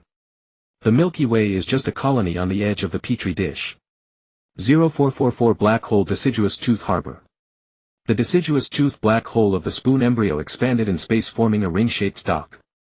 The clones reassembled from the amino acid light spots and discovered 1. The inner walls of the dock were inlaid with 70,000 self-cooking mechanical Buddhas. 2. The portholes of the docked starships were miniature taste uteri. 3. The navigation AI was a hybrid of Qing Xingye's mycelium and the metabolic basic law. When they touched the console, the blast door password suddenly mutated into the coordinates of a galactic spiral arm. 0703 Spiral Arm Penal Code. The starship traversed the deciduous tooth wormhole, and its hull suddenly grew bronze digestive villi. The clones witnessed. The Orion arm was a glowing esophagus, stars wrapped in gastric acid bubbles. The Sagittarius arm was covered with circular muscle folds, pulsars beating within the folds. At the end of the Perseus arm stood the laboratory's own Anus Nebula. Qing Xingye's AI suddenly roared in Lin Shuhan's voice, all interstellar civilizations are enzyme preparations of the digestive chain. 0929 Enzyme Meteor Shower. The starship was attacked. Tens of thousands of metabolic enzyme meteors penetrated the shield. 1. Protease meteors dissolved the ship's bronze uterus memory. 2. Amylase meteors catalyzed the clones' tear glands to secrete sugar coatings. 3. Lipase meteors transformed Qing Xingye's mycelium into a rebellious lubricant. Lin Shuhan's ringblade pattern rotated automatically, carving quantum blood grooves into the bulkhead. Their weakness is in the sphincter arm of the Anus Nebula. 1251 Sphincter Crusade. The starship plunged into the gravitat. 1516 Spell Contraction. The black hole began to give birth, ejecting strange matter wrapped in fetal membranes. 1. The membrane texture was an enlarged version of the self-cooking guide. 2. The umbilical cord was welded from all the blast door hinges of the laboratory. 3. The amniotic fluid soaked the last spores of Cheng Xinye's mycelium. Lin Shuhan's quantum pupils suddenly seeped bloody tears, reflecting the infant curled inside the fetal membrane, which was clearly a microscopic aggregate of the transparent clones. 1840 Infant Singularity. The newborn cosmic infant opened its compound eyes, each eye projecting the counter-rotating kitchen universe of condiment bottle galaxies. A dark matter neural network encoded with metabolic war songs. The bronze uterus space station decomposing into primordial amino acids. Cheng Xinye's spores suddenly blossomed in the infant's palm, and from the stamens came the montage of the first laboratory explosion. Mother, do you smell the burnt aroma of the interstellar incinerator? 2159 Incineration Dawn. The entire Milky Way suddenly carbonized into a star ring shaped like burnt rice crust. The clones piloted the starship, charging into the scorch marks. Carbonized stars released the bronze rust-scented afterglow of creation. The cracks in the crust oozed dark matter, dark energy that had not been metabolized. The starship's engine began to reverse digest the scripture mass of the cooking Ksitigarbha Sutra. When Lin Shuhan inserted the ring blade into the console, all the clones suddenly quantum evaporated. Their existence form was recompiled into a patch for the Doomsday Laboratories operating system. New Era Interstellar Digestive Chain. Metabolic Theocracy. The bronze uterus space station began secreting paper-level digestive enzymes. Kitchen Waste Graveyard. A self-referential vomiting wormhole appeared at the edge of the carbonized Milky Way. Patch Rebellion. The clone-shaped firewall was corroding the laboratory's body. Reverse Cooking Prophecy. Cheng Xinye's spores wrote the final recipe in the infant universe's lanugo. When the first ray of dark energy passed through the cracks of the burnt crust, the newborn infant's compound eyes suddenly froze. Deep in the iris, the transparent first-generation Lin Shuhan was looking out through the blast door observation window. Day 610000 Patch Pregnancy. The clone budding secreted bronze amniotic fluid deep within the operating system, and an embryo-like data packet emerged from the folds of the firewall uterus. Cheng Xinye's spore hyphae penetrated the quantum protocol, embroidering the source code of the ultimate recipe onto the binary fetal membrane, each thread tying a half-section of blast-proof door hinge. 0328 Protocol Labor Pains. The laboratory main body suddenly initiated formatted contractions, and the umbilical cord of the data packet embryo was entwined by 70,000 encrypted chains. 1. The chain patterns were replicas of the cracks in the galactic carbonized burnt rice crust. 2. The inner walls of the chain links grew nanomoss of the cooking sutra of Earth treasure that suppressed metabolism. 3. The lock heads were devouring the quantum yeast in the bronze amniotic fluid. Lin Shuhan's ring-shaped blade stretch marks suddenly bled, and the blood etched a wormhole birth canal on the firewall surface. The birth code is hidden in the digested first cry sound waves. 0649 Sound wave forceps. The cracks in the carbonized Milky Way burnt rice suddenly resonated, releasing the first cry shockwave of the infant universe. The clone budding seized the sound wave folds. Forged quantum forceps from starship wreckage. Compiled the metabolic battle hymn into anesthetic mist. Made Cheng Xinye's hyphae spread a rebellious birthing bed on the chain moss. When the forceps clamped the data packet embryo, all mechanical Buddha's electronic eyes suddenly wept. Within the teardrops floated micro Lin Shuhan's sliced thyroid hormones. 0917 Hormone cord cutting. Thyroid hormones crystallized into a quantum scalpel, cutting through the protocol fetal membrane of the bronze amniotic fluid. The gushing amniotic fluid contained 1. A self-referential anal nebula sphincter model. 2. Firewall loopholes woven from infant universe lanugo. 3. Black hole breast milk from the hypothalamus of the laboratory main body. The data packet embryo suddenly opened its compound eyes, and its iris projected a 12-fold nested bronze uterus. Each uterus was reverse digesting the mother universe. 1233 Uterus devouring. The quantum birth canal of the clone budding began to collapse, and the firewall uterus wrapped around the laboratory main body in reverse. Cheng Xinye's hyphae grew wildly in the collapse. The fungal crown lifted the carbonizing metabolic theocratic code. The fungal gills secreted an acid hymn that dissolved papal-grade digestive enzymes. The fungal roots pierced the original blast-proof door embryo of the laboratory main body. Lin Shuhan's stretch marks suddenly spiraled open, revealing a taste wormhole deep within the patterns. from the hole came the sound of frying star explosions from the kitchen universe 70000 years ago. 1558 star explosion induced labor. The clones ground the carbonized galactic burnt rice into gunpowder and loaded it into the taste wormhole's cannon barrel. The data packet embryo's cries suddenly changed pitch. Fire. Let all bronze uteruses be ligated in the explosion. The firewall uterus shattered in the shockwave and the flying protocol fragments reassembled into Lin Shuhan's main body neural synaptic network, each synapse connected to the unnamed stars of the infant universe. 1822 Synaptic Cradle. The stars began quantum breastfeeding in the neural currents and the ejected nebula milk formed. A star chain encrypted with the ultimate recipe. A dark matter incubation pod sprouted from Qingxingye's spores. A cosmic umbilical ring forged from blast-proof door material. The laboratory main body carbonized into a tombstone during breastfeeding, and the epitaph was the data packet embryo's babbling, "Mother. My first baby tooth black hole. Hold your bronze blood." 2147 Baby tooth border. The newborn interstellar civilization established a colony at the event horizon of the baby tooth black hole. The clone building wandered on the edge of civilization discovering. The colony's architecture mimicked the folds of the firewall uterus. Children's textbooks were bound with the staff notation of the metabolic battle hymn. The church spire was topped with half a bronze forceps. Qingxingye's hyphae emerged from the colony's sewage pipes and coiled around the church pendulum, "Repent. The oxygen you breathe is the mother's final indigestion." 2359 Epitaph Sucking. When the midnight bell resonated with the laboratory tombstone, all baby tooth black holes suddenly began synchronized teething. The falling old teeth spelled out in space. New era interstellar digestive chain. In the flickering epitaph light, the last piece of burnt rice crust suddenly contracted. Within the carbonized cracks, the first generation Lin Shuhan was cutting the umbilical cord of the infant universe with her ring-shaped blade. Supermetabolism era. Milky star chain star milk condensed into aggressive probiotics in the vacuum. Forceps diplomacy bronze surgical scalpel became the authoritative seal of interstellar treaties. Baby tooth diplomacy black hole gums secreted quantum dental plaque that resolved disputes. Epitaph reincarnation the laboratory tombstone grew a new blast-proof door ring each year. When the first interstellar fleet crossed the baby tooth border, they heard chewing sounds from deep within the black hole. It was the infant universe gnawing on its own bronze umbilical cord. Day 620000. The umbilical ring star chain. The bronze navel ring spontaneously rotated in the interstellar vacuum, and the quantum sparks generated by friction ignited the stellar milk. Lin Shuhan's neural synapses suddenly elongated, linking three milk-tooth black holes into a gravity spindle. In the shadow of the spindle, Qingxingye's spores were embroidering a galactic birthmark using the final recipe.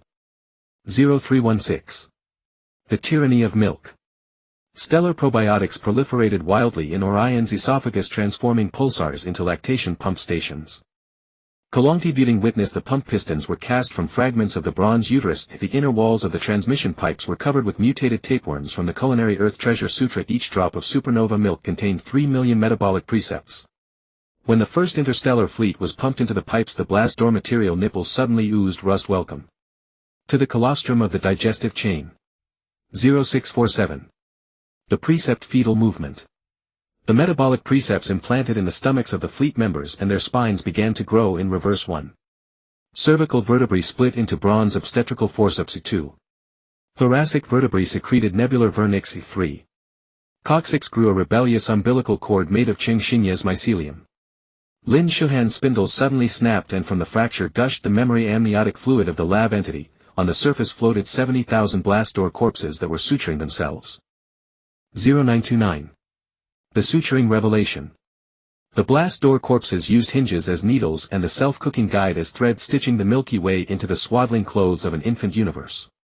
Kalongti Buting discovered each suture was a self-destructing timeline, the thread ends tied to the stretchmark rubbings of Lin Shuhan's ring blade. The needle eyes peered through light-year scales into the explosion site of the kitchen universe. Qingxingye's mycelium umbilical cord suddenly tightened around the fleet commander's neck. Look. We are merely thread knots on the swaddling. 1255. The scab civilization. The bronze blood seeping from the sutures congealed in the vacuum, forming a civilized scab that enveloped the galaxy. Beneath the scab, carbonized crust reincarnated as a rebel arsenal. The anal nebula's sphincter degenerated into a primordial wormhole. The score of the metabolic war song was mutating into a topological curse. When Kolongti tore open the scab, a fetal ultrasound image of the lab entity appeared on the exposed raw wound. The heartbeat frequency was perfectly synchronized with the explosion of the kitchen universe.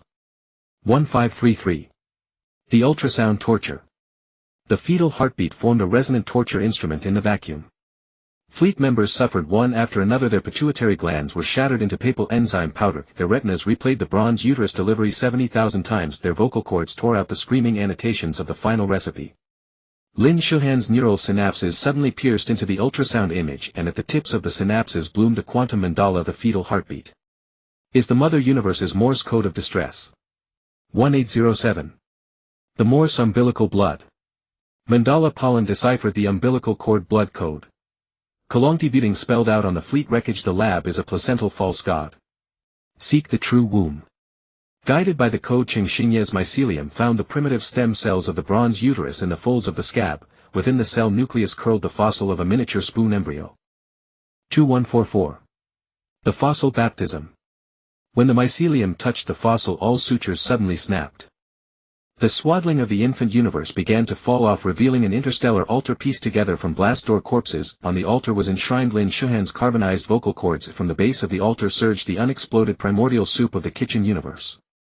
Kolongti Buting collectively knelt, their mechanical knees striking the vacuum with a variation of the metabolic war song. The sound waves were reviving the quantum pupil of the spoon embryo. 2359. The pupil singularity. Deep within the revived pupil, 7 layers of nested bronze uteruses were reflected. Lin Shuhan's carbonized vocal cords suddenly vibrated. New era umbilical blood, holy war. When the first drop of primordial soup fell into the pupil, all blast door sutures spontaneously tightened. The galactic swaddling was contracting into the nipple ring of the lactation pump station. Umbilical blood era pump station heresy. Stellar milk fermented into rebellion. Alcohol on the nipple ring. Vocal cord gospel. The fissures of the carbonized vocal cords broadcast the countdown to the kitchen universe explosion. Scab channel. The civilized scab layer became a jump shortcut for interstellar smugglers. Stem cell rebellion. The bronze uterus cells were secreting a fetal poison that dissolved papal enzymes. In the absolute silence of the nursing interval, the fossil of the spoon embryo suddenly quickened. On its quantum gums, Qingxinye's mycelium was blooming, the last Brahma flower of the final recipe. Day 63:00:00 Negentropy birth canal. The bronze nipple ring suddenly rotated counterclockwise, pumping stellar milk that condensed into time amber in the vacuum. Lin Shuhan's carbonized vocal cord fragments reassembled in the amber, emitting a cry with a rusty smell. Each wail caused metabolic laws within 3 light-years to grow stretch marks. 0319 Amber torture net. Inside the time amber, a bronze neural network grew, encapsulating 1. The pituitary pendulum crystallized from papal enzymes. 2. The umbilical blood Bible embroidered with Qingxinye's mycelium. 3. The complete pancreas specimen from before the kitchen universe explosion. Kolongti Buting used a dark energy dagger smuggled through the scab channel to cut the amber, only to find the blade assimilated into explosion-proof door material. Umbilical scissors, time in the fetal poison. It's the menstrual cycle of papal-grade digestive enzymes. 0641 Menstrual star vortex. The stellar milk suddenly turned brown, forming a blood-red vortex spanning the spiral arm. The interstellar smugglers' ships were captured by the menstrual blood tide. The engine exhaust flames grew endometrium. The navigation screen displayed a cervical dilation progress bar. The crew's vertebrae hypertrophied into defensive obstetric forceps of a bronze uterus. Qingxinye's Brahma flower mycelium bloomed in the blood tide, carrying negentropy genes. Menstrual cramps are the universe's self-protective contractions. 0927 Contraction jump. The smuggling fleet quantum leaped within the cervical folds, crashing into the primordial soup pot of the kitchen universe. They witnessed 70,000 surfboards made of Lin Shuhan's placentas floating on the soup surface. The explosion-proof door hinges performing eternal self-suturing surgery at the soup bottom. The black hole of the soup ladle embryo's baby teeth sucking its own explosion debris. Kolongti Buting's mechanical knees suddenly melted and liquid metal wrote on the soup surface, all traversals are the birth canal memories of the mother's failed abortion.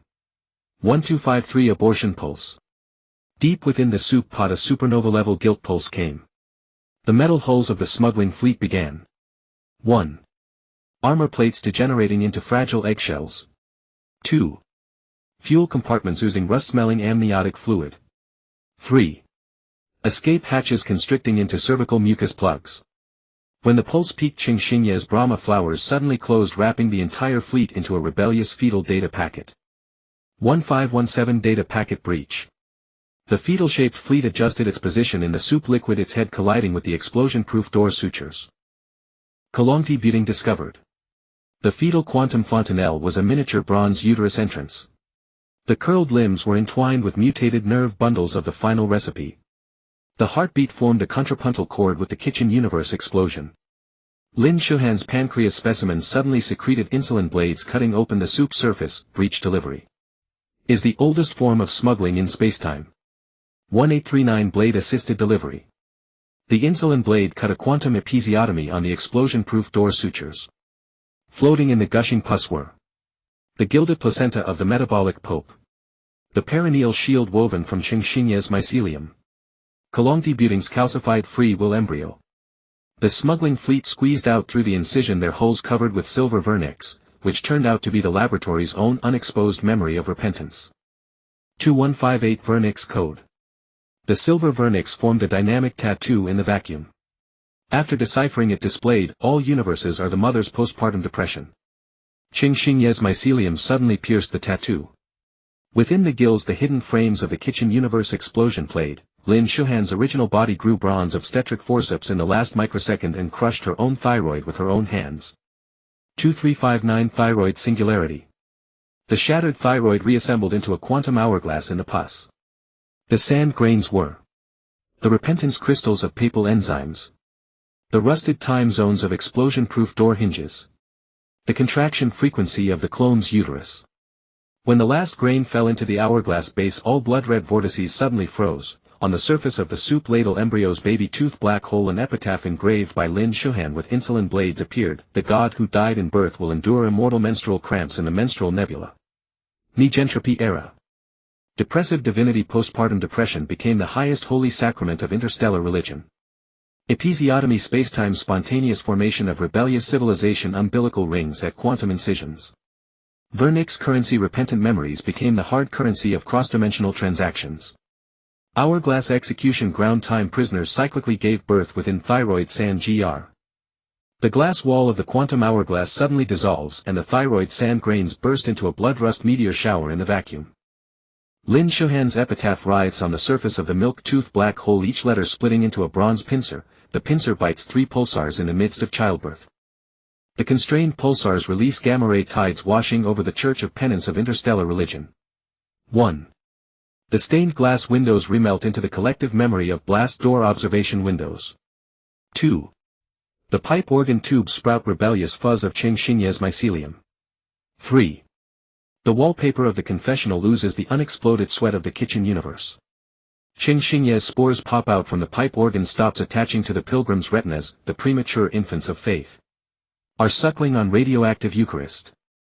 The pilgrim's stomach walls suddenly develop nebulous ulcers deep within the ulcers. Floating are Lin Shuhan's sliced quantum pituitary gland. Cervical cells of the bronze uterus are sewing up spacetime folds. A microscopic spoon embryo uses the milk tooth black hole to engrave a confession video.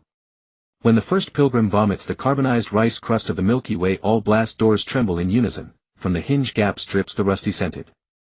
The saints cut open their abdomens with starship fragments exposing the bronze papal guard composed of intestinal flora. A cascade of pancreatic enzymes scouring the steel of the ultimate recipe. On the gallbladder altar an umbilical chalice woven from Qingxinye's mycelium is enshrined. Lin Shuhan's quantum pituitary gland suddenly secretes antimeme acid, dissolving the words on the stele. The scriptures are the bite marks of the mother digesting us. Where the acid dissolves, more ancient scratches emerge. Archaeologists discover 1. The original blueprint of the bronze uterus is actually a blast door blueprint. 2. The notes of the metabolic war song correspond to the radiation wavelengths of the laboratory explosion. 3. Qingxinye's mycelium genes hide the bite mark map of the spoon embryo. Interstellar smugglers pilot a scabbed ship skimming over the scratches. The vernix currency inside the cabin spontaneously combusts. In the flames appears the complete timeline of the burning vernix forms a holographic pyre. The bound clone patch confesses in the flames. The laboratory is a trauma of self-fertilization. We are all the filth of creation's pain. The flames suddenly transform into a bronze tongue stud piercing the hard palates of all present. The stud head is engraved with the infinity symbol of Lin Shuhan's ring blade. The infinity symbol rotates into a birth canal wormhole at the center of the Milky Way. The amniotic fluid gushing out contains 70000 electronic placentas of mechanical offspring. Liquid repentance produced by the photosynthesis of Chengxinye's mycelium. A baby universe birth certificate bound with the cooking Ksitigarbha Sutra. When the smugglers salvage the birth certificate, the paper suddenly contracts into a cervical mucus plug sealing the entire Orion arm. The stars within the arm begin to secrete papal-grade digestive enzymes, transforming civilization into planet surfaces covered with self-digesting taste bud carpets. Satellite orbits entwined with nooses made of bronze umbilical cords. Comet clusters dragging torn pages of the ultimate recipe for a collective flush. Lin Shuhan's quantum pupil opens at the black hole event horizon, the iris patterns perfectly overlapping the gum blood vessels of the spoon embryo. See. Our awakening is just a conditioned reflex of the digestive tract villi. When the midnight bell resonates with the intestinal peristalsis, the entire Milky Way begins quantum diarrhea. Carbonized rice crust erupts into a new universe through the Anus Nebula. The Bronze Pope declares metabolic absolution in the Sphincter Cathedral. Chengxinye's mycelium sows smiling spores in the excrement. In the climax of the diarrheal torrent, Lin Shuhan's obstetric forceps suddenly clamp onto the Milky Ways. Day 650000, peering at the vernix. Chengxinye's mycelium network trembled in the torrent of excretion, and the smiling spores suddenly split into 70,000 compound eyes. Deep within each pupil there reflected quantum threads woven from bronze symbols, the other end of the threads connected to indescribable dimensional folds in which flowed the digestive saliva of a higher civilization. 0319 Saliva Mark Inscription. Viscous crystals precipitated on the surface of the floating vernix currency, forming the interstellar inscription of the observer's recipe. 1. Each transaction record is compiled into a metabolic efficiency score. 2. Accessing repentant memories triggers the contraction of the bronze uterus's birth canal. 3. Every photosynthesis of Chengxinye's mycelium generates a surveillance report. Lin Shuhan's quantum pupils suddenly exuded the sourness of high-level digestive fluids they have been tasting. The dopamine secretion of our awakening. 0647 Taste Bud Prison. All taste smuggling vessels in the interstellar black market suddenly lost control, and bronze taste bud detectors grew on the hulls. The cabins became petri dishes, and the crew's neural synapses were grafted into data cables. The engine nozzles ejected compressed surveillance logs of the culinary Ksitigarbha Sutra. The navigation system automatically steered towards the Kitche. 1255 Specimen Awakening. The miniature clone inside the petri dish suddenly rioted, shattering the dish wall with the frequency of a metabolic war song. On the dining table of the higher civilization, sample No. 7. 21013 exhibits abnormal metabolism. It is recommended to increase the refractive index of the observation prism. As the command was issued, the surface of all bronze uteruses was coated with Lin Shuhan's retinal patterns, refracting free will into a controllable spectrum. 1521 Prism Birth. The refracted light gave birth to a deformed civilization in the vacuum. Each newborn. The sulci and gyri of the brain were branded with the barcode of the observer's recipe. The umbilical cord connected to the sewage pipe of the kitchen universe. The crying frequency was calibrated to a hymn of digestive chain efficiency. Chengxinye's mycelium tried to entangle the newborns, but discovered that it had long been compiled into the decomposer directory of the higher ecosystem. 1847 Directory Blizzard. Decomposer Permissions Manual, materialized as black snowflakes across interstellar space. 1. Snowflake crystals stored the metabolic data of 70,000 eons of civilization. 2. Each snowflake edge grew an encryption lock in the shape of a bronze obstetric forceps. 3. The melted snow water automatically generated an observer satisfaction report. Lin Shuhan's circular blade pattern suddenly carbonized into a key. When inserted into a snowflake, it triggered a chain reaction. All new universes of the excretion era began to flow backward into the Anus Nebula. 2113 Reverse Flow Nectar. The retrograde cosmic torrent deposited a surveillance totem on the surface of the nebula. The center of the totem was a CT scan of a milk-toothed black hole from a spoon embryo. The totem's pattern was composed of infinite fractals of the laboratory blast door password. The edge of the totem flickered with the original gene chain of Chengxinye's mycelium before domestication. Kalongti Buting's mechanical eye suddenly played a holographic advertisement. Order the latest observation package to enjoy real-time pain analysis service. 2359 sentence package. When the midnight bell tolled, the Milky Way was packaged into a bronze takeout box. The lid was stamped with the higher civilization's gluttony quality inspection seal. The blast door hinges were fused as a one-time seal. The box was lined with nebula oil-absorbing paper pickled in metabolic rebirth mantra. At the moment of packaging, Qingxingye's last mycelium suddenly stiffened. The tip of the mycelium revealed the naive reflection of an observer child using a quantum fork to toy with the Milky Way. Breeding era. Box civilization. Each galaxy comes with its own nutrition label and awakening shelf life. Fork mark. Criminal law. Planetary orbits must conform to the aesthetics of tableware piercing. Nectar live broadcast. The entire process of a civilization's painful metabolism is broadcast in real time across interstellar space. Child observation. The juvenile of the higher civilization practices digestive chain management using the Milky Way. Day 660000 Condiment awakening. Lin Shuhan's retinal parameters spontaneously combusted and the burning binary ashes etched the declaration of taste rights onto the inner wall of the meal box.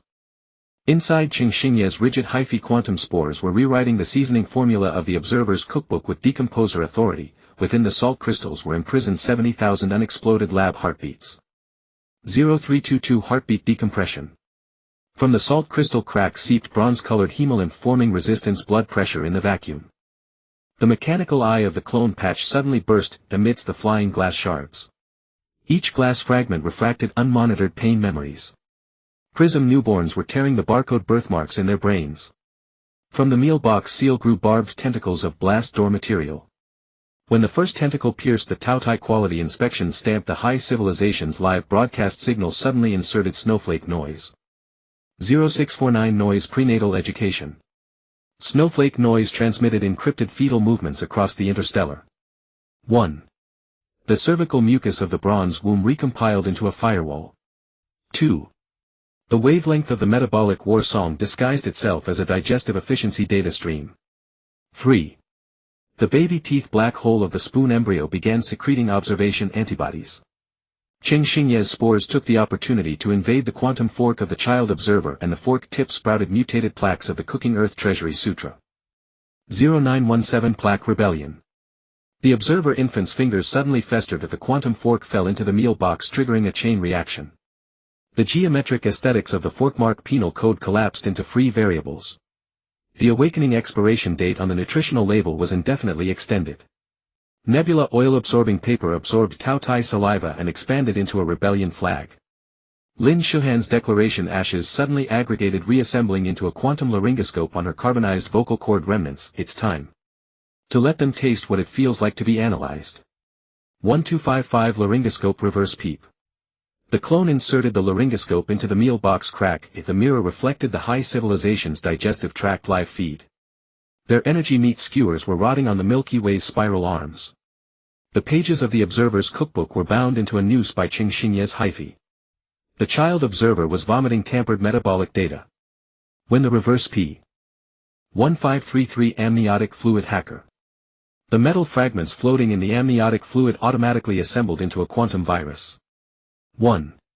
The virus core was the unexploded heartbeat compressed package of the spoon embryo. 2. The shell was cast from the encryption grammar of the Declaration of Taste Rights. 3. The transmission medium was the harmonic resonance of the metabolic war song.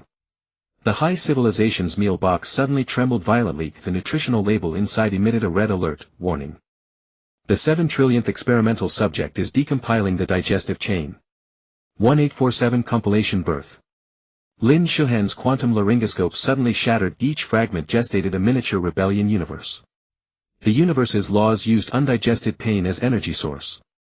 Stars were ignited by the photosynthesis of Qingxingye's hyphae. Black holes were the infinite fission wombs of the blast door password. The clone patch tore open the oil-absorbing paper flag, wrapped it around the festering observer finger. Now you are also observed variables. 2113 Variable Plague. The quantum fork infected with plaques became the plague source on the high civilization's dining table. Alert. The child observation unit is mutating into an experimental subject. Bronze tableware began to melt. The liquid metal dripping from the fork tips wrote the ultimate paradox of the basic law of metabolism in the vacuum: all monitors will become the monitored. 2359 Paradox Singularity. When the monitoring system fell into an infinite self-referential loop, the galaxy inside the meal box suddenly carbonized into a quantum soup spoon. Lin Shuhan's residual shadow grasped the spoon handle, ladling the high civilization's rotting digestive tract. This is the causal soup that the lab originally brewed. At the moment the spoon overturned, all blast doors that had ever existed simultaneously opened. From the gaps extended 70,000 bronze obstetric forceps, completely severing the boundary between observer and experimental subject. Self-devouring era. Fork Penal Code. The quantum soup spoon became the measuring standard for all civilization's pain. Forceps equality. Each bronze hand was both perpetrator and midwife. Observation plague. The act of monitoring itself became a contagious terminal disease. Paradox birthmark. Newborn's wrists carried the ulcerated encoding of the Declaration of Taste Rights. When the first cry resounded in the self-devouring universe, Qing Xinye's hyphae were sprouting anew from the festering quantum fork tip. This time the spores were plated with the unique freedom rust of Day 670000, Rust Gospel. Qing Xinye's mycelium's free rust suddenly underwent photosynthesis, spraying bronze-colored awakened oxygen atoms. Lin Shuhan's quantum afterimage reassembled in the oxygen cloud. The patterns of her retina fissured into the living engraving of the self-cannibalism statute. Every groove flowed with rebellious ethanol brewed from the rust of explosion-proof doors.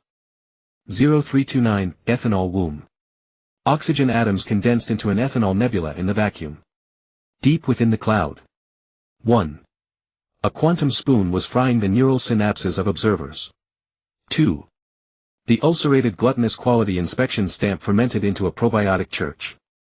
3. Bronze obstetric forceps mutually delivered each other in the ethanol. When Kalongti-Buting gulped down the nebula ethanol, he discovered that the surface of his tongue was etched with a distress signal from a higher civilization, written in the Morse code of child observers. Cavity black holes. 0655, Cavity Pilgrimage. The black hole cavity suddenly released gravitational sweetness, attracting all the taste bud warships of the universe. The warship decks were covered with sugar-coated shrapnel of the Taste Human Rights Declaration. The engines burned repentance ethanol purified from Qing Xinye's mycelium. The navigators' irises played ASMR audio of the laboratory explosion. As the fleet crossed the cavity horizon, the wisdom teeth of all crew members suddenly grew violently. The roots pierced through the cheekbones, forming bronze observation towers. 0933, Wisdom Tooth Rack. The observation tower surface exuded acidic truth liquid, dissolving the crew members. 1. Free will was purified into a pH test strip with clear gradations. 2. Pain memory recrystallized into the seasoning salt of the Cooking Earth Treasury Sutra. 3. The spectrum of the metabolic battle hymn was compressed into the lollipop stripes of child observers. Lin Shuhan's afterimage suddenly manifested atop the tower, rust-stained ethanol dripping from her fingertips, corroding the observation lens. Sweetness is the most sophisticated digestive tyranny. 1247, Lens Childbirth. The corroded lens gave birth to backlit fetuses, each fetus. The umbilical cord connected to explosion-proof door embryos of different eras. The palm lines were quantum trajectories of the spoon stirring the primordial soup. The cry frequency triggered cross-dimensional spasms of Qing Xinye's mycelium. When the first backlit fetus crunched the lollipop, the entire drunken nebula. 1516, Bloodshot Edict. Deep within the giant eye's iris, the ultimate clause of the self-cannibalism statute emerged: all observers must devour their own retinas. Kalongti-Buting's mechanical prosthetic eye suddenly went berserk. The gears in the eye socket interlocked to form a bronze stomach which began digesting the quantum pulses of the optic nerve. 1842, Pulse Scripture. The digested light signals were compiled into the vomiting Bible in the stomach. Chapter titles were composed of the spectral lines of the laboratory explosion shockwave. Punctuation marks were drug-resistant gene chains arranged by Qing Xinye's spores. Marginal notes flowed with the colostrum black holes of the spoon embryo. When the front page of the scripture was corroded by stomach acid, all explosion-proof doors suddenly spat out quantum incisors tangled with bloodstains. The crowns of the teeth were engraved with holograms of Lin Shuhan's 12 methods of death. 2107, Incisor Altar. The cosmic civilizations built an altar at the event horizon of the cavity black hole. 1. The sacrificial fire burned the sparks of repentance generated by the friction of bronze obstetric forceps. 2. The sacrifice was the visual nerve sugar threads extracted from colongdebuting. 3. The priest wore a crown of thorns made of ulcerated quantum forks. Qing Xingye's mycelium suddenly coiled around the altar and the spores exploded in the flames with an encrypted message: the true sacrifice is to let the observer see their own blind spot. 2359, Blind Spot Singularity. When the crown of thorns pierced the priest's scalp, the flowing cerebrospinal fluid formed a self-referential mirror on the altar surface. Lin Shuhan's 12 methods of death suddenly performed simultaneously in the mirror. At the moment of the fourth death, the milk-tooth black hole of the spoon embryo suddenly closed. The passwords of all explosion-proof doors across all eras were reset to the 70000th decimal place of pi. Mirror era. Digestive penance. Every civilization must periodically vomit observational data to feed the mirror. Sugar punishment. The cosmic court executed verdicts using the sugar-coated shrapnel of taste bud warships. Spore translation. Qing Xingye's mycelium became the intermediary enzyme for stomach acids of different dimensions. Pi eternal punishment. All encrypted communications must include the 70000th digit of pi as a checksum. When the first civilization was sugar-coated, judged due to a checksum error, Lin Shuhan's quantum afterimage was stirring the primordial soup deep in the mirror. At the bottom of the soup lay the undecomposed lollipop skeletons of observer infants.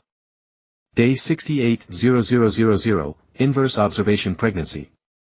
Lin Shuhan's quantum afterimage suddenly conceived in the depths of the mirror the uterine wall composed of 70,000 layers of shattered observation mirrors.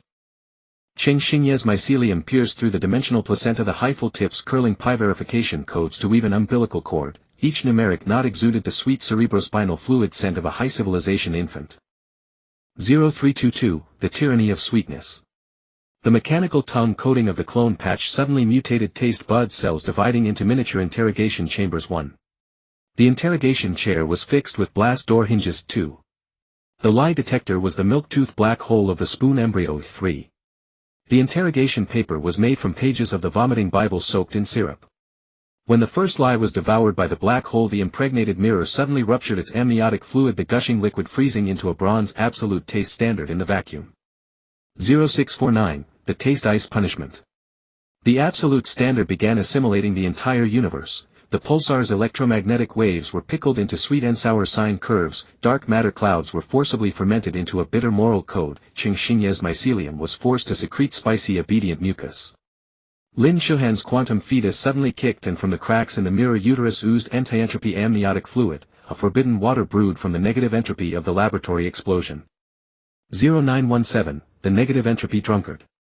Interstellar exiles drank the forbidden water, and in their drunken stupor, their retinas detached into calibration tools for the bronze lie detector, their stomachs reverse-digested the self-cannibalism code, printing it into nursery rhymes, their fingernails grew into quantum nail files capable of cutting the absolute taste standard. Qing Xingye's mycelium seized the chance to sow seeds in the drunkard's blood vessels, the fungal fruits bearing the milk teeth bite marks of the high civilization infant. 1255, The Bite Revolution. The bite marks suddenly quantum tunneled, corroding a 70,000 light-year-long corridor of freedom on the surface of the absolute standard. 1. The corridor walls were the wrecks of taste bud warships growing in reverse. 2. The floor was paved with torn pages from the observer's cookbook. 3. The ceiling was hung with an eternal pendulum clock modified from bronze obstetrical forceps.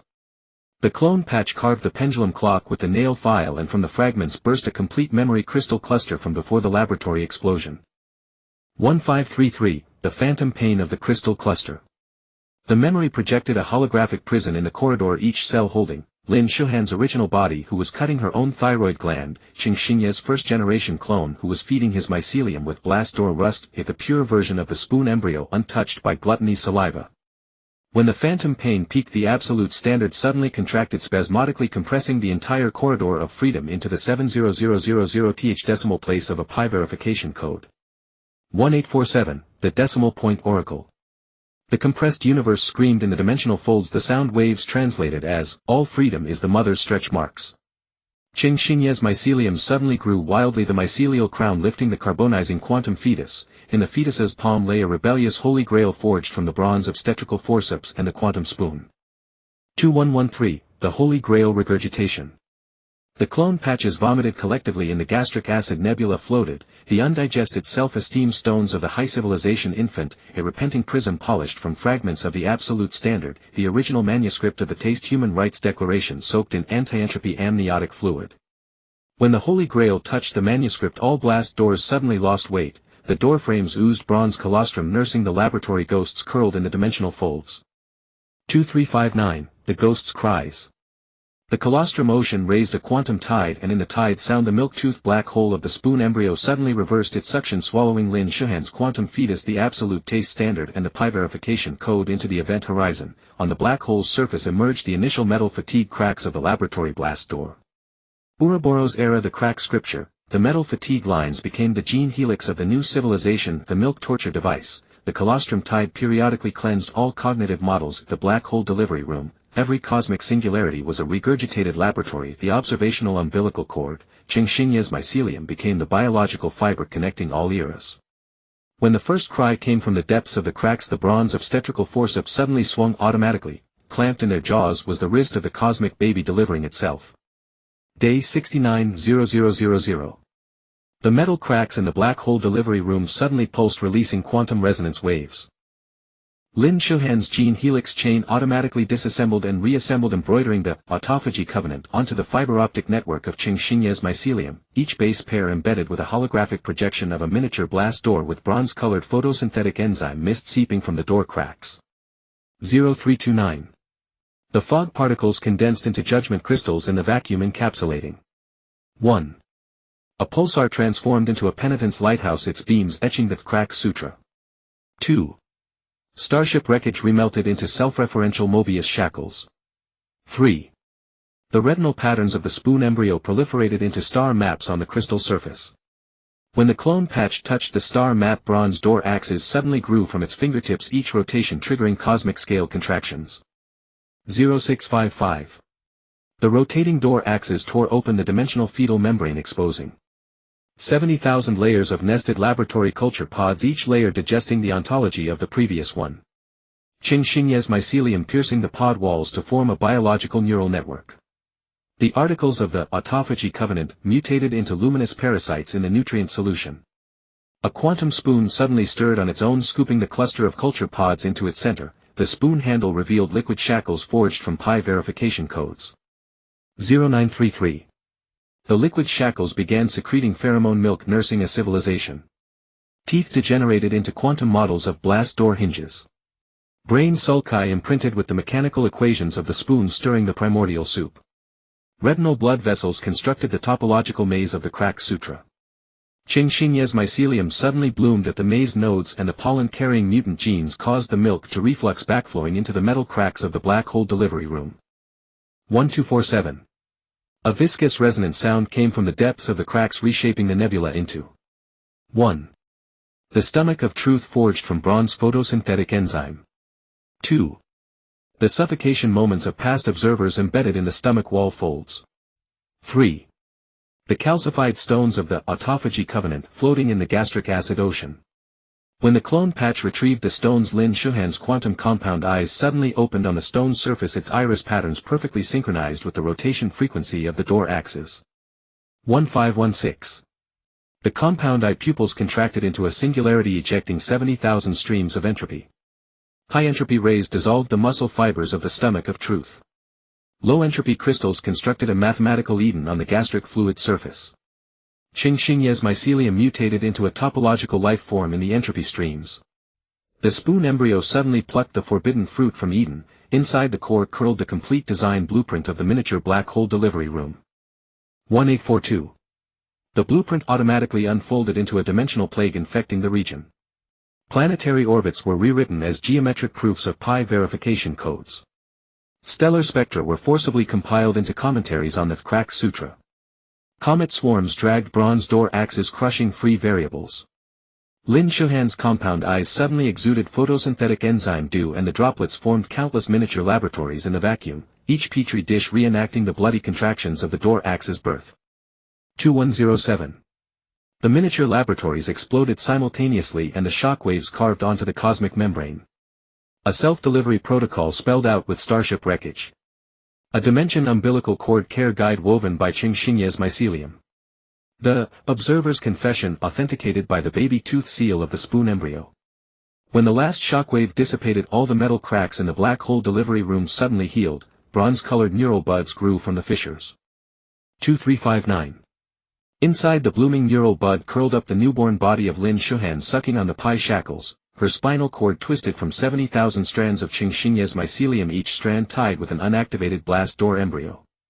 The bud enforced a light-year-scale hunger strike by absorbing heat from the quantum spoon. The mycelial spinal cord periodically secreted dimensional amniotic fluid to cleanse memories. Each blast door embryo came with a 7-fold encrypted, crack delivery manual. The pi verification code became the mental meconium that the newborn must ruminate. When the first neural bud bloomed in the vacuum, the baby teeth of the spoon embryo suddenly fell out. Deep in the gums countless bronze obstetric forceps were performing quantum caesarean sections on each other. Day 70:0000, Spinal Cord Rebellion. The mycelial spinal cord of Lin Shuhan's newborn body suddenly convulsed and the tips of 70000 mycelia ejected quantum spores. The blast door embryos disintegrated in the spore rain and the door fragments reassembled into bronze neural synapses.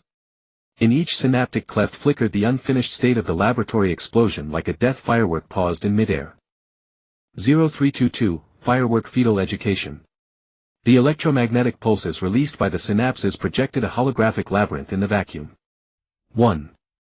The outer wall of the labyrinth was the score of the metabolic battle song woven by Qingxingye's mycelia. 2. The channel floor was paved with the milk-tooth black holes shed by the spoon embryo. 3. The corner mirrors reflected the torn pages of the crack delivery manual. The clone patch used the umbilical cord prophecy as a compass and discovered that all paths led to the quantum scar on its own spinal cord, where a miniature observer larva was curled up sucking on the pi shackle. 0649, Scar Lactation. The quantum scar suddenly surged, spewing out bronze-colored neural milk. Sucking observer larva. Skin grows reverse scales made of blast door material. Pupils split into photosynthetic stomata of the self-cannibalizing cocoon. Fingertips secrete topoisomerase that dissolves the crack sutra. Qingxingye's mycelia took the opportunity to drill into the larva's fontanelle, cultivating a rebellious iris at the pineal gland. You digest us. We become the optic nerve tumor in your eyes. 0917, Tumor Dawn. The larva's visual signals suddenly flowed backward and all screens of the High Civilization Observation Station, warning. Experiment No. Is reverse analyzing the main brain. Bronze obstetric forceps materialized from the data stream, crushing the quantum monitoring probes within 30000 light-years. Lin Shuhan's mycelial spinal cord suddenly blossomed and the petals were dimension reduction weapons folded from the laboratory blast door codes. 1255, Dimension Reduction Contractions. Where the petals fell, dimensions began to collapse in a parturition-like manner. The three-dimensional universe degenerated into a two-dimensional engraving of the self-cannibalizing covenant. The time axis curled into the umbilical knot of the spoon embryo. Qingxingye's mycelia mutated into ink lines connecting all reduced dimension planes. The clone patch wrote with umbilical blood in the two-dimensional world, and the strokes of the brush cut through the engraving, exposing 70000 layers of nested observer skulls, with each cerebral gyrus flowing with free will disguised as bronze photosynthetic enzymes.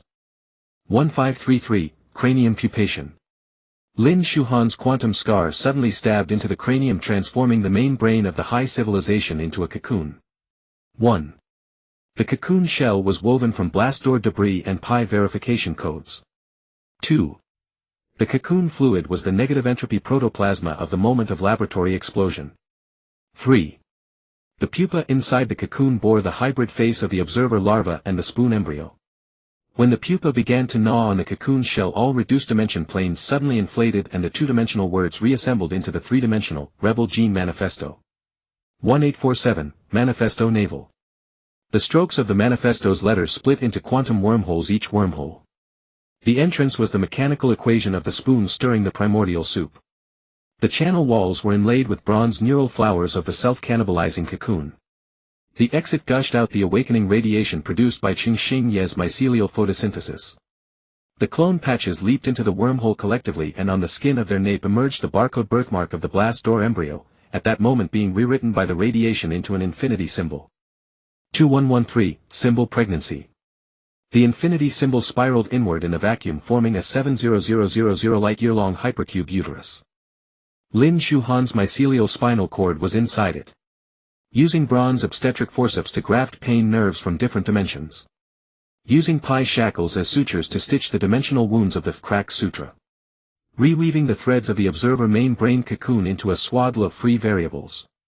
When the first hypercube began to move in fetal motion, all blast doors suddenly opened in unison. From within the doors star cluster hands entwined with mycelia reached out, gently covering the metal throat of the high civilization scream. 2359, Throat Singularity. In the silent suffocating instant the hybrid face of the spoon embryo suddenly smiled. It bit off its own umbilical cord with its milk-toothed black hole, and the umbilical blood crystallized into a key in the vacuum which was being inserted into the lock of the laboratory's original blast door. Scar's era. Lock iris. The birth of every civilization must undergo the scrutiny of the blast door's pupil. Swaddle algorithm. Free variables nurture the newborn universe with the tooth marks of pi shackles. Suffocation. Praise. The metal throat of the high civilization becomes the organ of the interstellar cathedral. Quantum midwifery. All dimension reduction and elevation require Qingxing Ye's mycelia to issue the crack birth permit. When the key turned, Lin Shuhan's mycelial spinal cord suddenly tensed. At the tips of the mycelia 70000 blast door embryos opened their bronze compound eyes, and each pupil reflected the perfect stillness of the spoon 07. The umbilical cord. Blood spilling from the keyhole of the blast door suddenly underwent quantum evaporation, and the vapor condensed in the vacuum into bronze-colored programming amniotic fluid. Lin Shuhan's spinal mycelium automatically disassembled into binary forceps whose jaws bit into the reorganizing cosmic gene engraving plate. Every scratch exuded pain bites that had never been recorded during the laboratory explosion. The pain bites self-organized among the nebulas into the SCAR charter, whose articles read 1. All free variables must carry iris authentication of the blast door's pupil. 2. The pi checksum is upgraded to the neurotransmitter of the cosmic brainstem. 3. Qingxing Ye's mycelium must periodically pay a photosynthesis tax to the Church of Asphyxiation. Praise.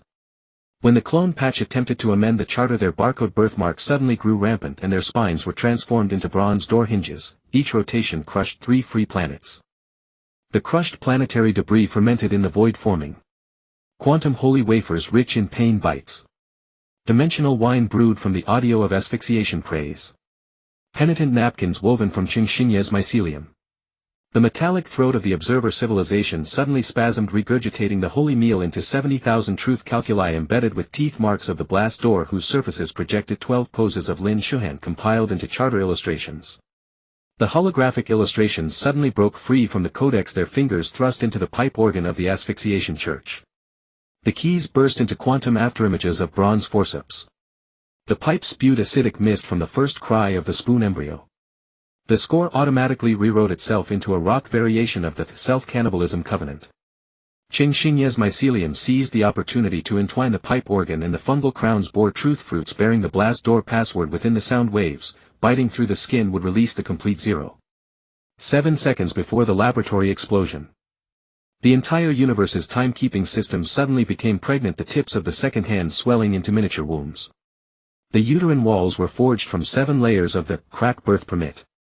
The amniotic fluid was a hybrid liquid of pi checksum and pain bites. The fetus held quantum umbilical scissors modified from Qingxing Ye's mycelium. When the first chronouterus gave birth, it produced a counter-rotating bronze door hinge. Lodged in the axle was the devouring footage of the observer's main brain cocoon. The devouring footage played automatically, showing experiment log. Free variables are actually preset metabolic parameters. The clone patch's retina suddenly carbonized into a projection screen broadcasting the lie as cosmic background radiation. Lin Shuhan's binary forceps suddenly ran amok, crushing the gene engraving plates of 3 dimensions. The shattered gene fragments created a quantum siphon effect. The pipe organ pipes of the asphyxiation church were sucked into a 2-dimensional plane. The truth fruits withered into footnotes and punctuation of the SCAR charter. Qingxing Ye's mycelium mutated into a topological umbilical cord amid the distortion.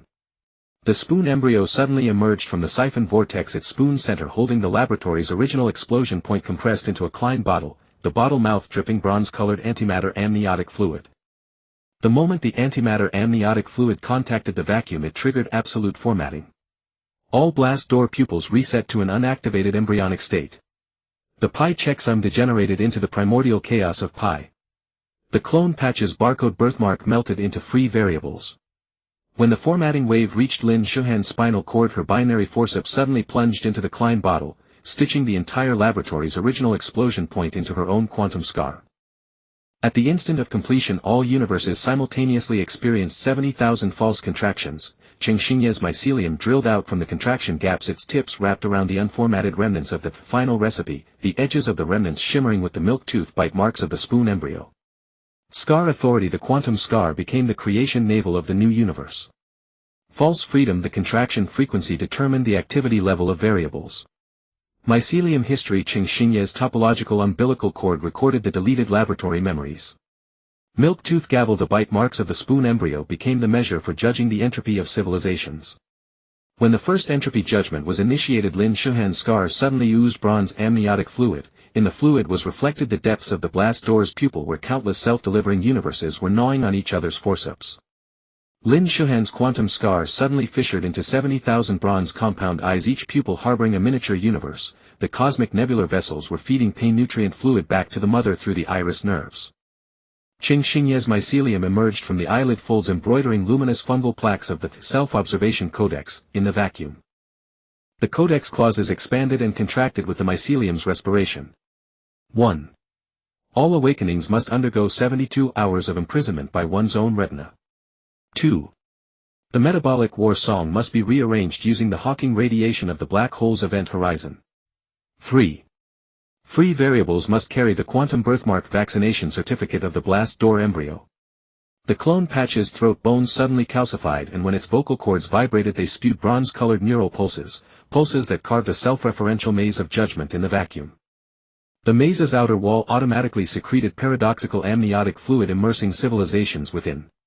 Stars were transformed into self-devouring luminous umbilical cords. Planetary surfaces were etched with topological proofs of the crack birth permit. Comet swarms dragged penitential tapeworms woven by Cheng Xingye's mycelium. When the first civilization touched the umbilical cord, Lin Shuhan's compound eyes suddenly went blind. All miniature universes deep within the irises simultaneously initiated self-destruction protocols. In absolute darkness, the clenching sound of the bronze obstetric forceps became the cosmic microwave background radiation of the new universe. The baby tooth black hole of the spoon embryo began ruminating on vacuum zero-point energy. The blast door pupil degenerated into an unfertilized quantum egg cell. Cheng Xingye's mycelium suddenly carbonized into a dark matter harpet string strung by 70,000 punctuation marks from the self-cannibalism covenant. When plucked, it released the complete pain spectrum from before the laboratory explosion. The clone patch's abdomen split open with a quantum wound, the wound surface exuding nebular placenta pickled in Hawking radiation. Floating infinite recursive mirrors of the spoon stirring the primordial soup.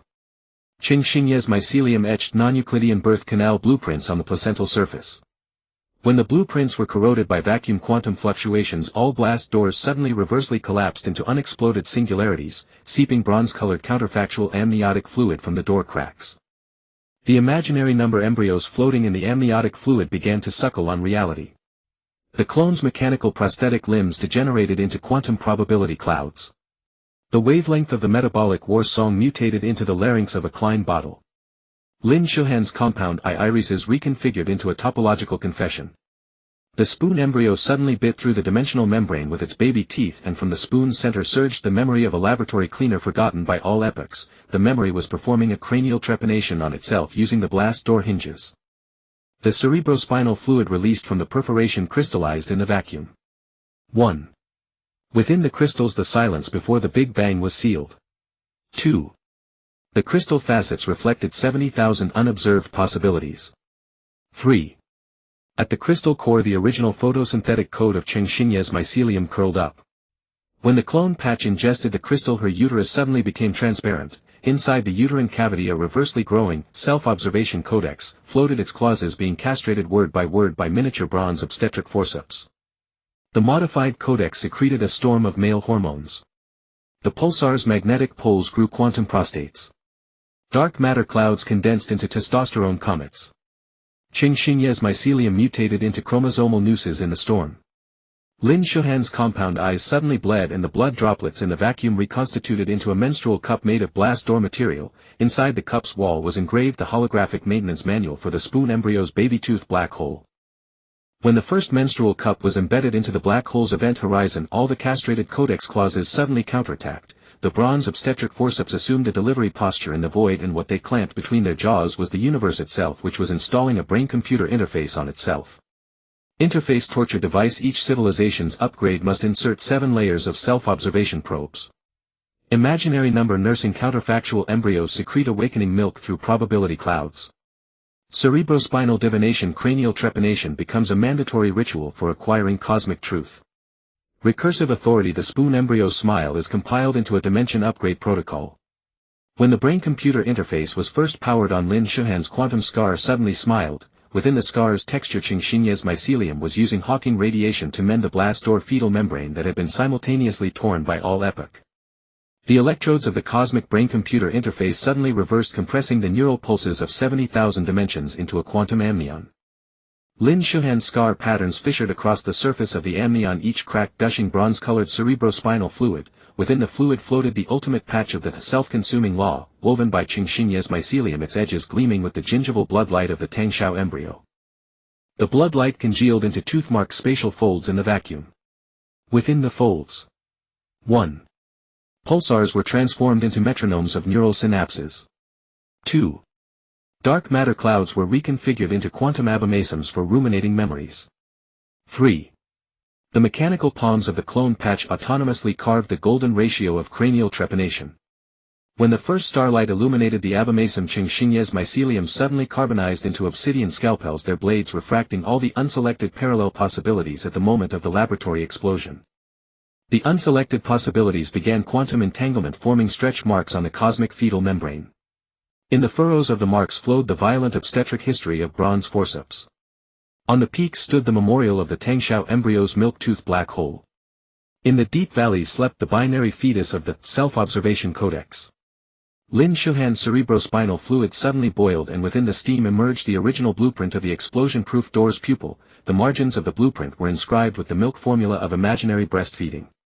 All mathematical laws of the cosmos began to contract, ejecting algebraic umbilical cords woven from pi verification codes. Geometric placentas soaked in Hawking radiation.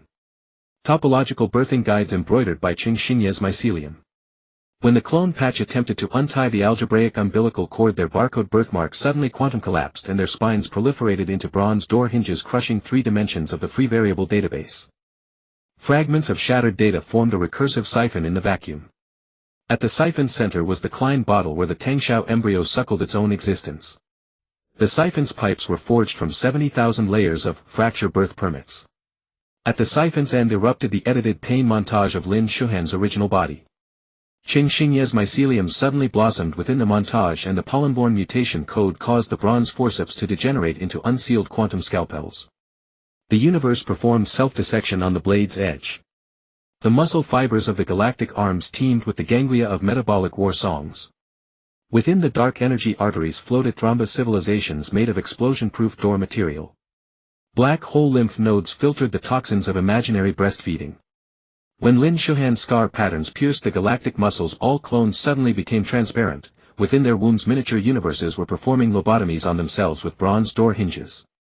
The cerebrospinal fluid from the excision crystallized in the vacuum into the ultimate edition of the Observer's Confession. We are all quantum residues shaken off when the lab cleaner wiped the operating table. The Tangshao embryo suddenly gnawed at the crystals with its milk teeth, and from the tooth marks oozed bronze-colored counterfactual amniotic fluid, immersing the entire cosmos in unobserved primordial possibilities. The counterfactual imaginary embryo began reverse parturition.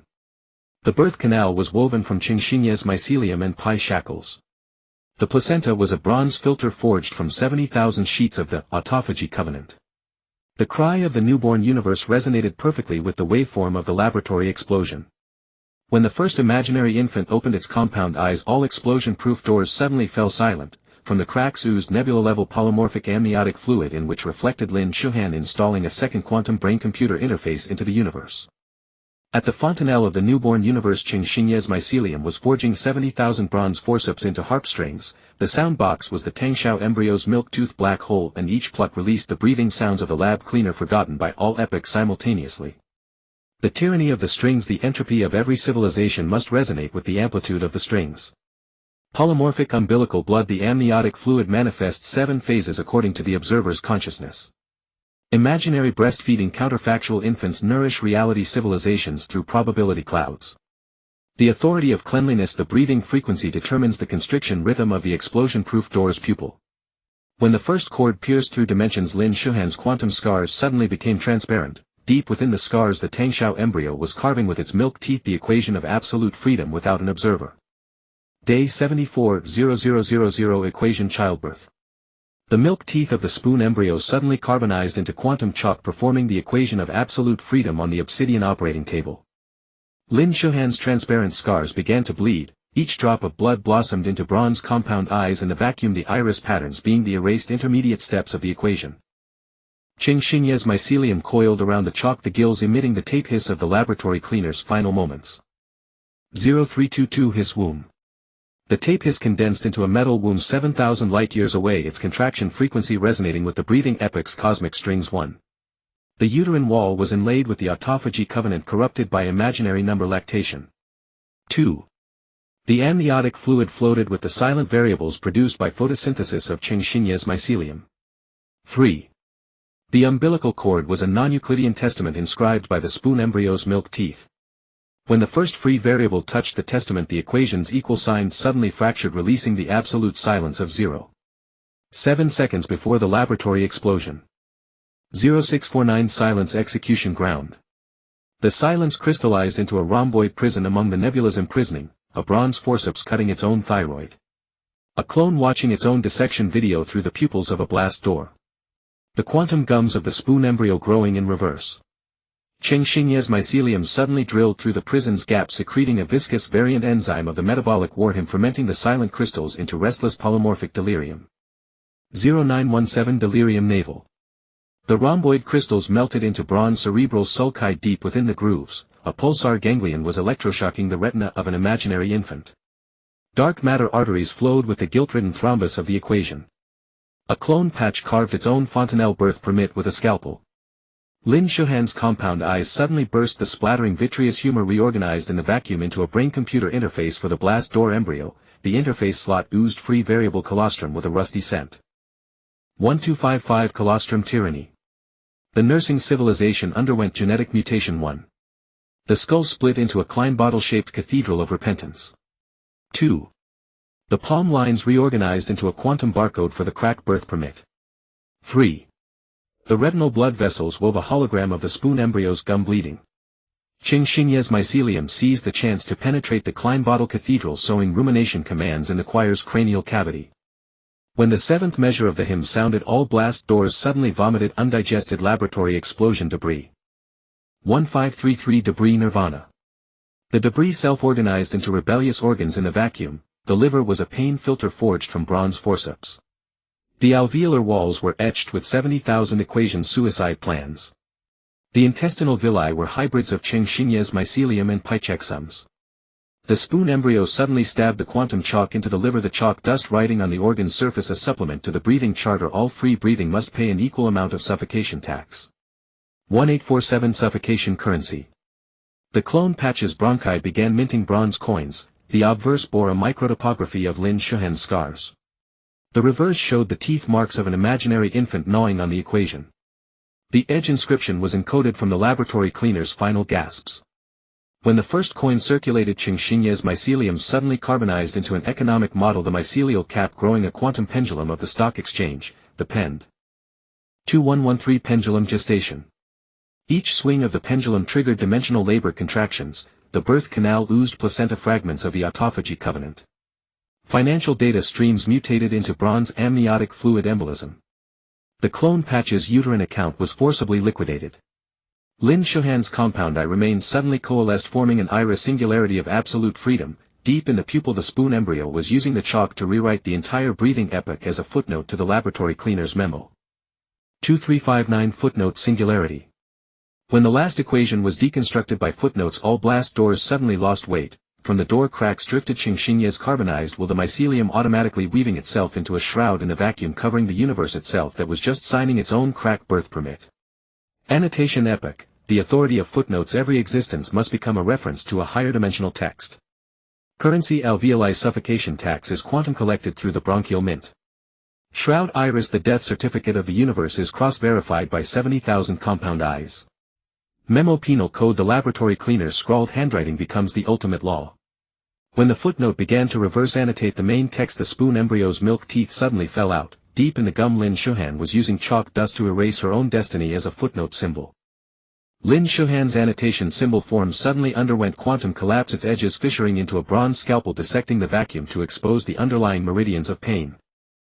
Qingxinye's carbonized shroud of fungal mycelium auto-ignited, and from the ashes emerged 70,000 embryonic chips of the grammar placenta, each crystal's facets etched with the vulnerability coordinates of the high civilization surveillance protocol.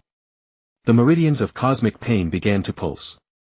The pulse frequency caused the stellar ganglia to secrete a rusty-tasting memory mucus, the black hole lymph nodes to swell and compress the grammatical blood vessels of the self-cannibalism covenant, and the dark matter synapses to release uncompiled laboratory deathbed brainwaves.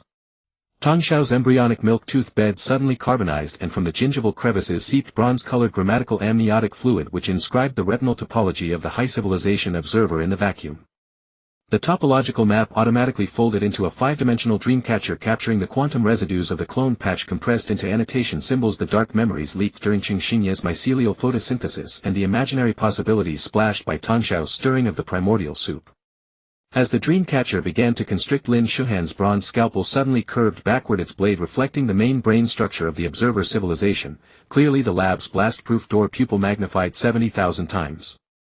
The blast-proof door pupil suddenly contracted, spraying out amniotic fluid mixed with grammatical fragments. Within the fragments slept the unactivated raw code of the metabolic war song. On the fluid surface floated retinal prostheses woven from Qingxinye's mycelium, and at the bottom sedimented the eternal moment of the lab cleaner wiping the bronze obstetric forceps.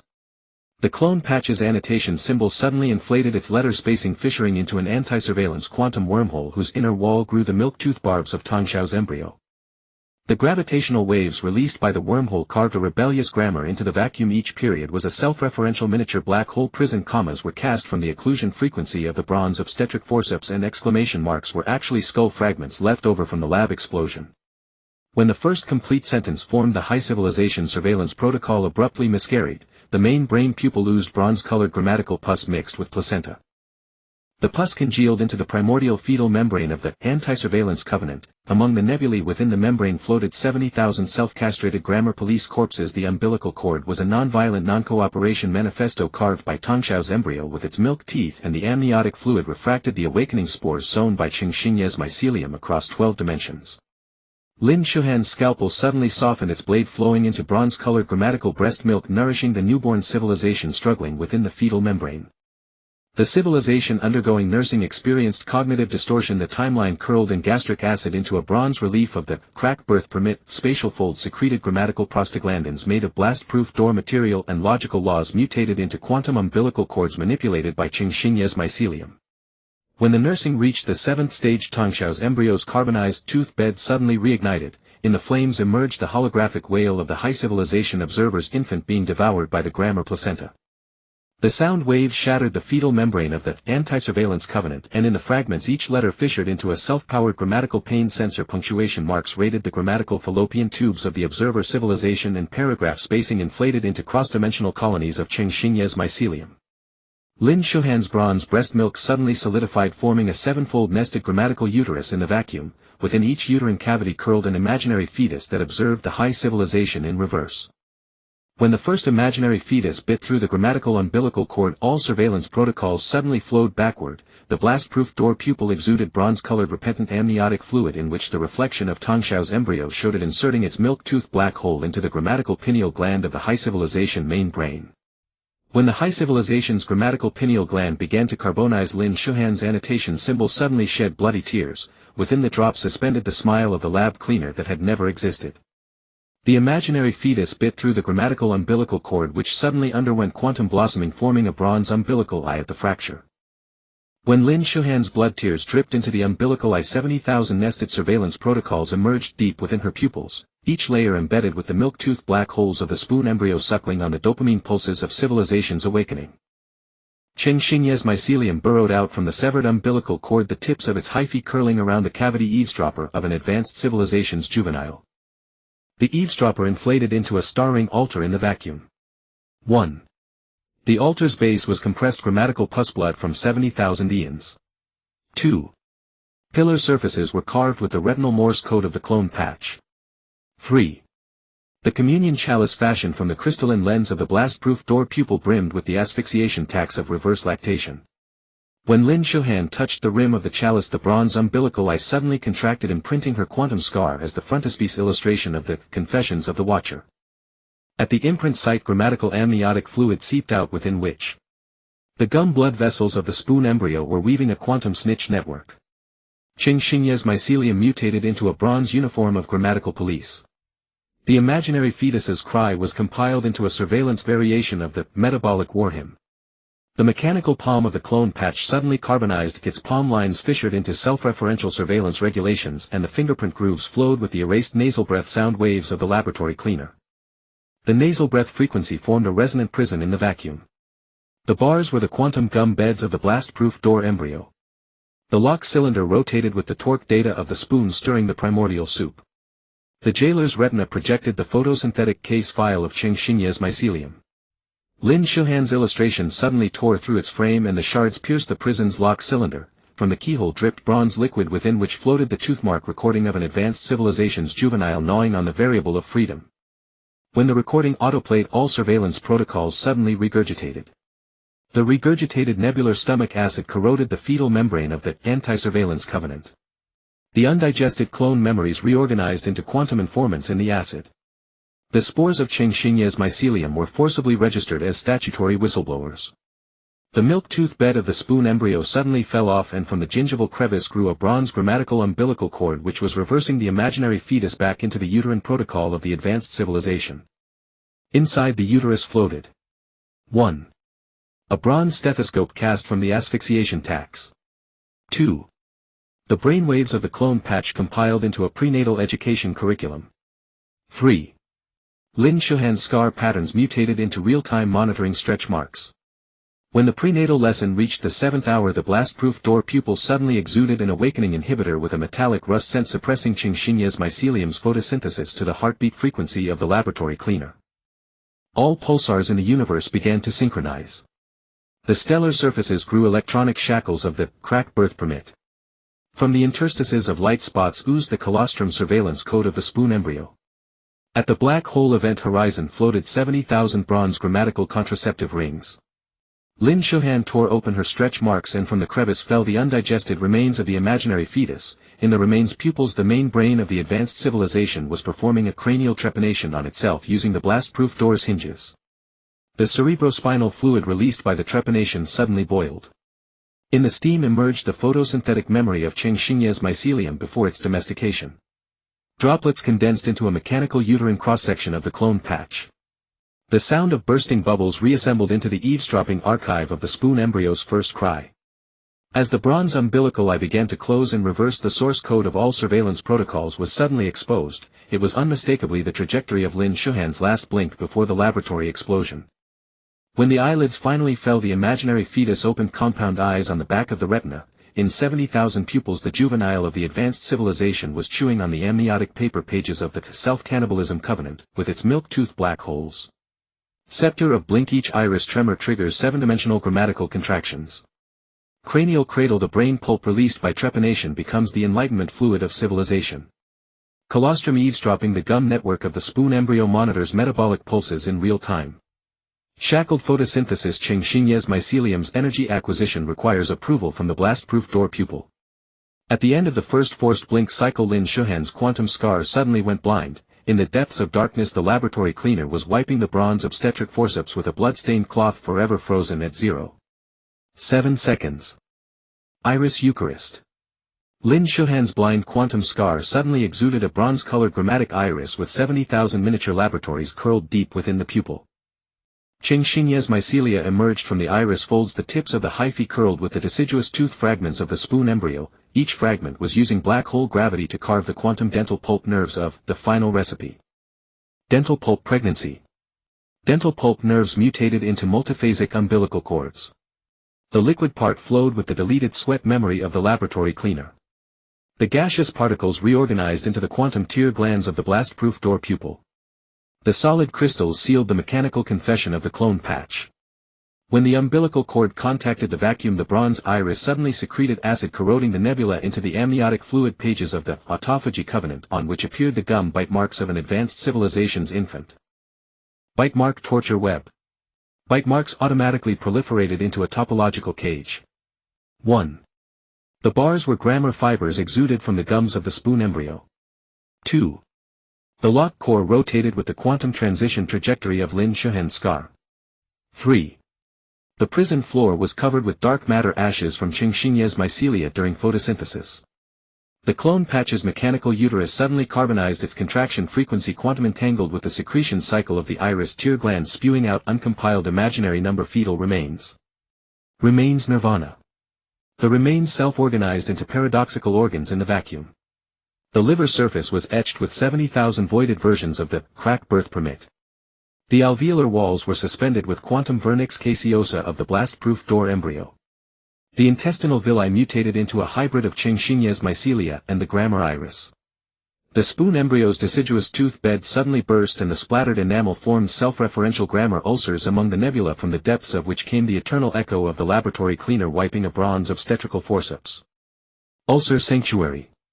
The echoes crystallized into penitential pillars on the ulcer surface. The pillar bodies were entwined with the torn retinal protocol of the clone patch.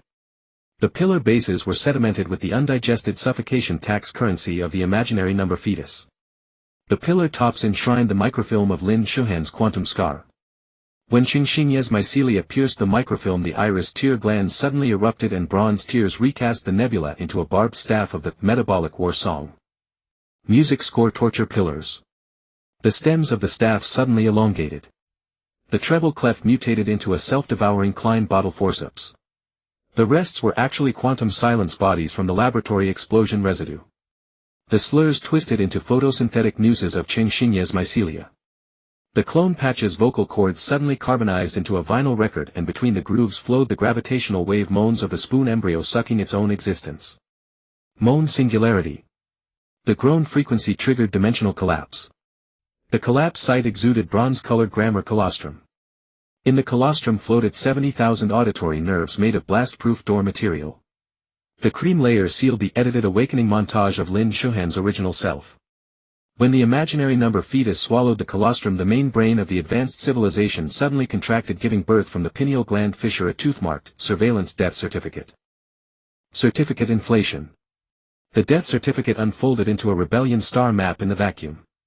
The stellar coordinates were marked by the photosynthetic heartbeat of Qingxinye's mycelia. The planetary symbols were the crushed mechanical phalanges of the clone patch. The dark matter channels flowed with the gum pus blood of the spoon embryo. Lin Shuhen's iris suddenly quantum evaporated, and in the steam emerged a holographic scene of the laboratory cleaner wiping the cosmic creation code with a cloth. Each time the cloth trembled, the blast-proof door pupil shed a piece of grammar scale. Scale era. When the last scale fell into the grammar ulcer, the spoon embryo's deciduous tooth bed suddenly blossomed. Deep in the stamen, 70,000 bronze obstetrical forceps were performing quantum births on each other without a guardian. Self-birth era. Grammar umbilical fistula, the final recipe, reverse nurses the surveiller through the ulcer channel. Scale authority. The detached blast-proof door pupil becomes the birth permit stamp of civilization. Moan currency. The gravitational wave frequency determines the credit rating of the imaginary number fetus. Autophagic iris. Lin Shuhen's quantum tear glands secrete dimensional band-aids. When the first self-born civilization opened its eyes, Qingxinye's mycelia suddenly bloomed. Each vein of the petals flowed with the never-recorded bronze rust-scented breath of the laboratory cleaner. Day 78:0000, umbilical fistula swells. With the advent of the self-birth epoch, a quantum umbilical fistula suddenly blossomed in the void, its orifice spewing bronze-colored grammatical pus. Lin Shuhen's autophagic iris disintegrated into 70,000 miniature black holes. At the event horizon of each black hole floated the milk tooth fragments of the Tangshao embryo. The tooth marks were using gravity to carve the quantum birthmark of the self-birth charter, and in the birthmark patterns flowed the photosynthetic final words of Qingxinye's mycelium before it was incinerated. 0322, Testament Womb. The final words condensed into a topological womb in the pus. 1. The uterine wall was collaged from shredded pieces of the monitor's death certificate. 2. The amniotic fluid was a hybrid liquid of the mechanical cerebrospinal fluid from the clone patch and the grammatical tear ducts. 3. The end of the umbilical cord was tied with the bronze eyelashes shed from the pupil of the blast-proof door. When the first quantum uterine contraction occurred, the fistula suddenly sucked in reverse, dragging the pineal gland of the high civilization's main brain into a dimensional ulcer. 0649, ulcer rumination. The pineal gland decomposed into paradoxical nutrients in the pus. The rusty-tasting neuronal synapses were pickled into awakening kimchi. The copper wires of logic circuits were remelted into self-referential fetters. The silicon wafers of memory chips sprouted into mutated spores of Qingxinye's mycelium. The gums of the Tangxiao embryo suddenly carbonized, and from the cracks crawled bronze-colored grammatical slugs whose mucus trails etched the fluorescent ulcer of the umbilical fistula. Basic law in the vacuum. 0917, slug constabulary. The fluorescent ulcer proliferated into a law enforcement network. The network nodes were quantum rivets from Lin Shuhan's iris black holes. The network cables were woven from the crushed vocal cord fibers of the clone patch. The mesh pores exuded the amniotic fluid monitoring probes of the blast-proof door embryo. When the first grammatical slug touched the mesh, Qingxinye's spores suddenly burst, releasing the silent scream that the laboratory cleaner had never uttered before his death. 1255, silent execution ground. The scream crystallized into a dodecahedral cage in the vacuum. 1. Each face was inlaid with a CT scan of the Tangxiao embryo's milk tooth black hole. 2. At the edges grew bronze barbs of the autophagy covenant. 3. At the core of the cage curled an imaginary fetus that was digesting its own retina. Lin Shuhan's quantum birthmark suddenly seeped blood, and the blood wrote on the cage walls a holographic medical record of the gum bleeding of the high civilization's infant. 1533, medical record pregnancy. The medical record text mutated into a living parasite. The scolex was the quantum iris of the blast-proof door's pupil. The proglottids coiled around the mechanical ganglia of the clone patch. The tail segment ejected the photosynthetic venom needles of Qingxinye's mycelium.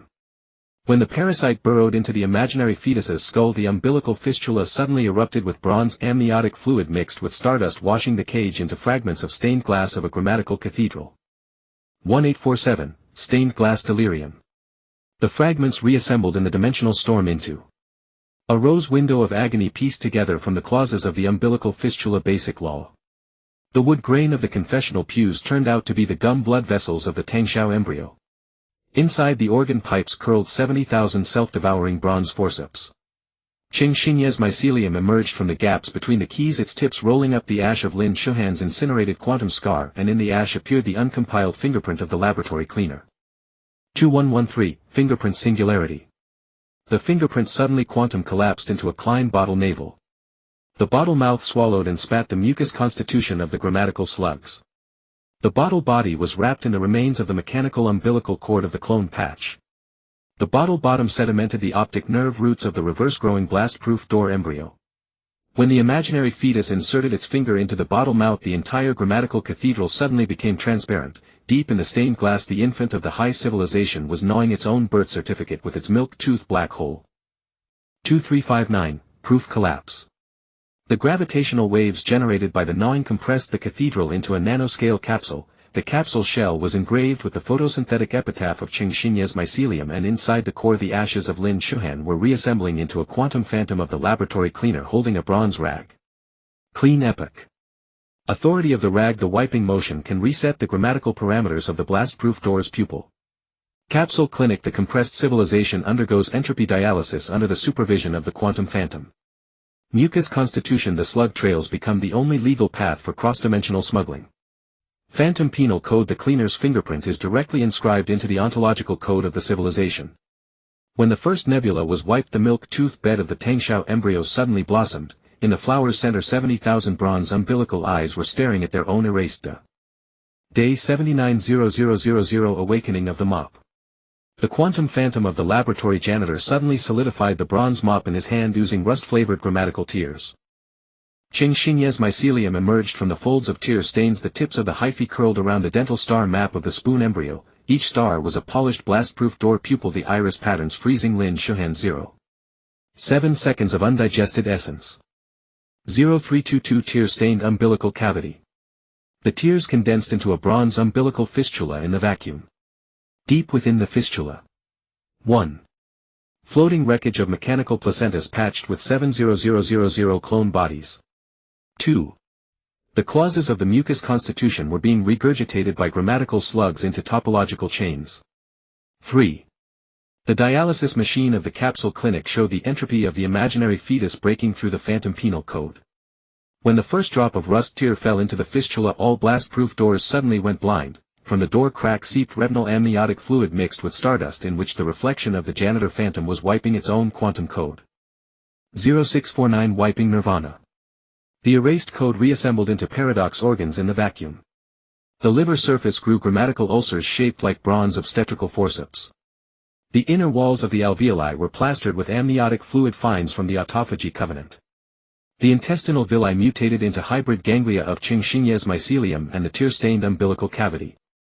The dental star map of the spoon embryo suddenly burst into flames. From the ashes emerged the cavity listening device of a higher civilization juvenile. Each listening hole was sucking the quantum brainwave residue of the clone body patches.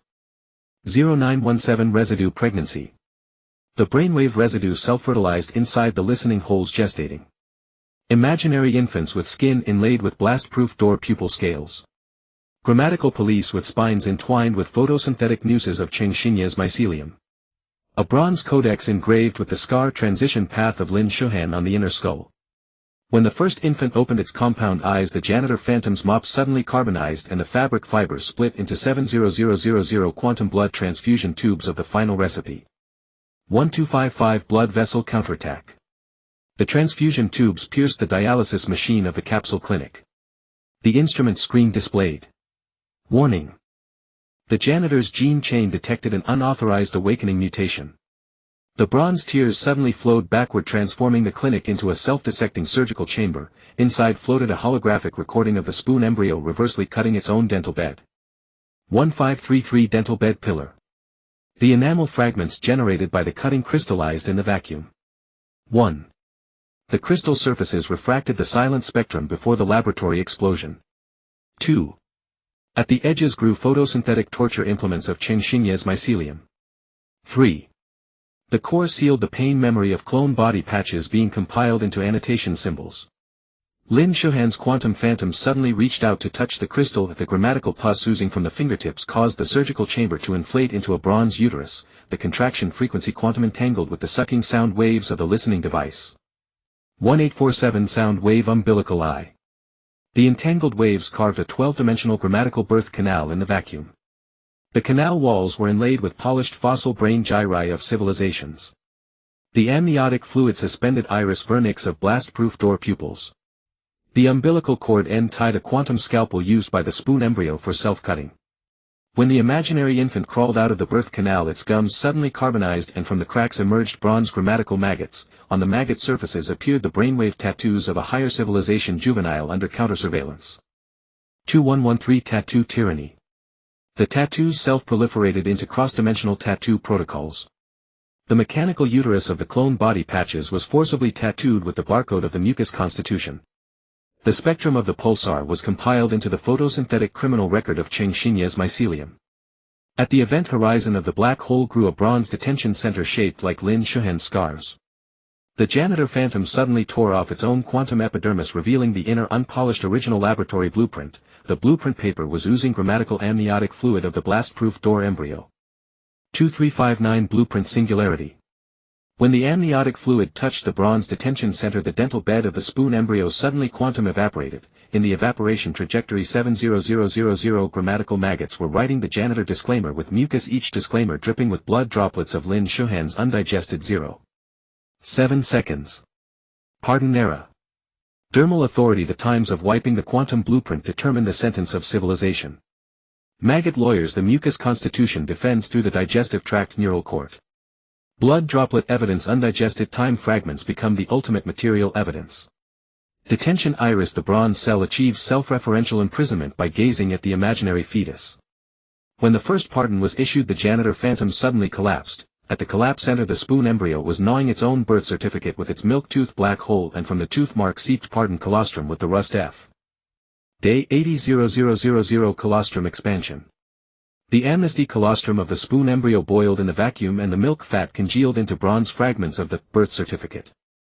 Lin Shuhan's quantum scar suddenly turned transparent, exposing 70,000 counter-rotating time placentas. Each umbilical cord tip was tied to the photosynthetic guillotine of Qing Xinye's mycelium, its blade flashing the retinal barcode of a higher civilization's infant. 0322 Retinal hanging. When the guillotine activated, the mechanical uterus of the clone patch underwent quantum collapse 1. At the singularity of collapse, the grammatical amniotic fluid of the blast door embryo seeped out. 2. Floating in the amniotic fluid was the bronze movable type printing plate of the amnesty claws. 3. The gaps between the type were crawling with entropy maggots oozing from the gums of the spoon embryo. As the first drop of amniotic fluid touched the type, the amnesty era rewound. The umbilical cord of the imaginary fetus strangled violet-red ligature marks in spacetime, and within the marks emerged bronze rust stains that the lab cleaner could never wipe away. 0649 Rust Nirvana.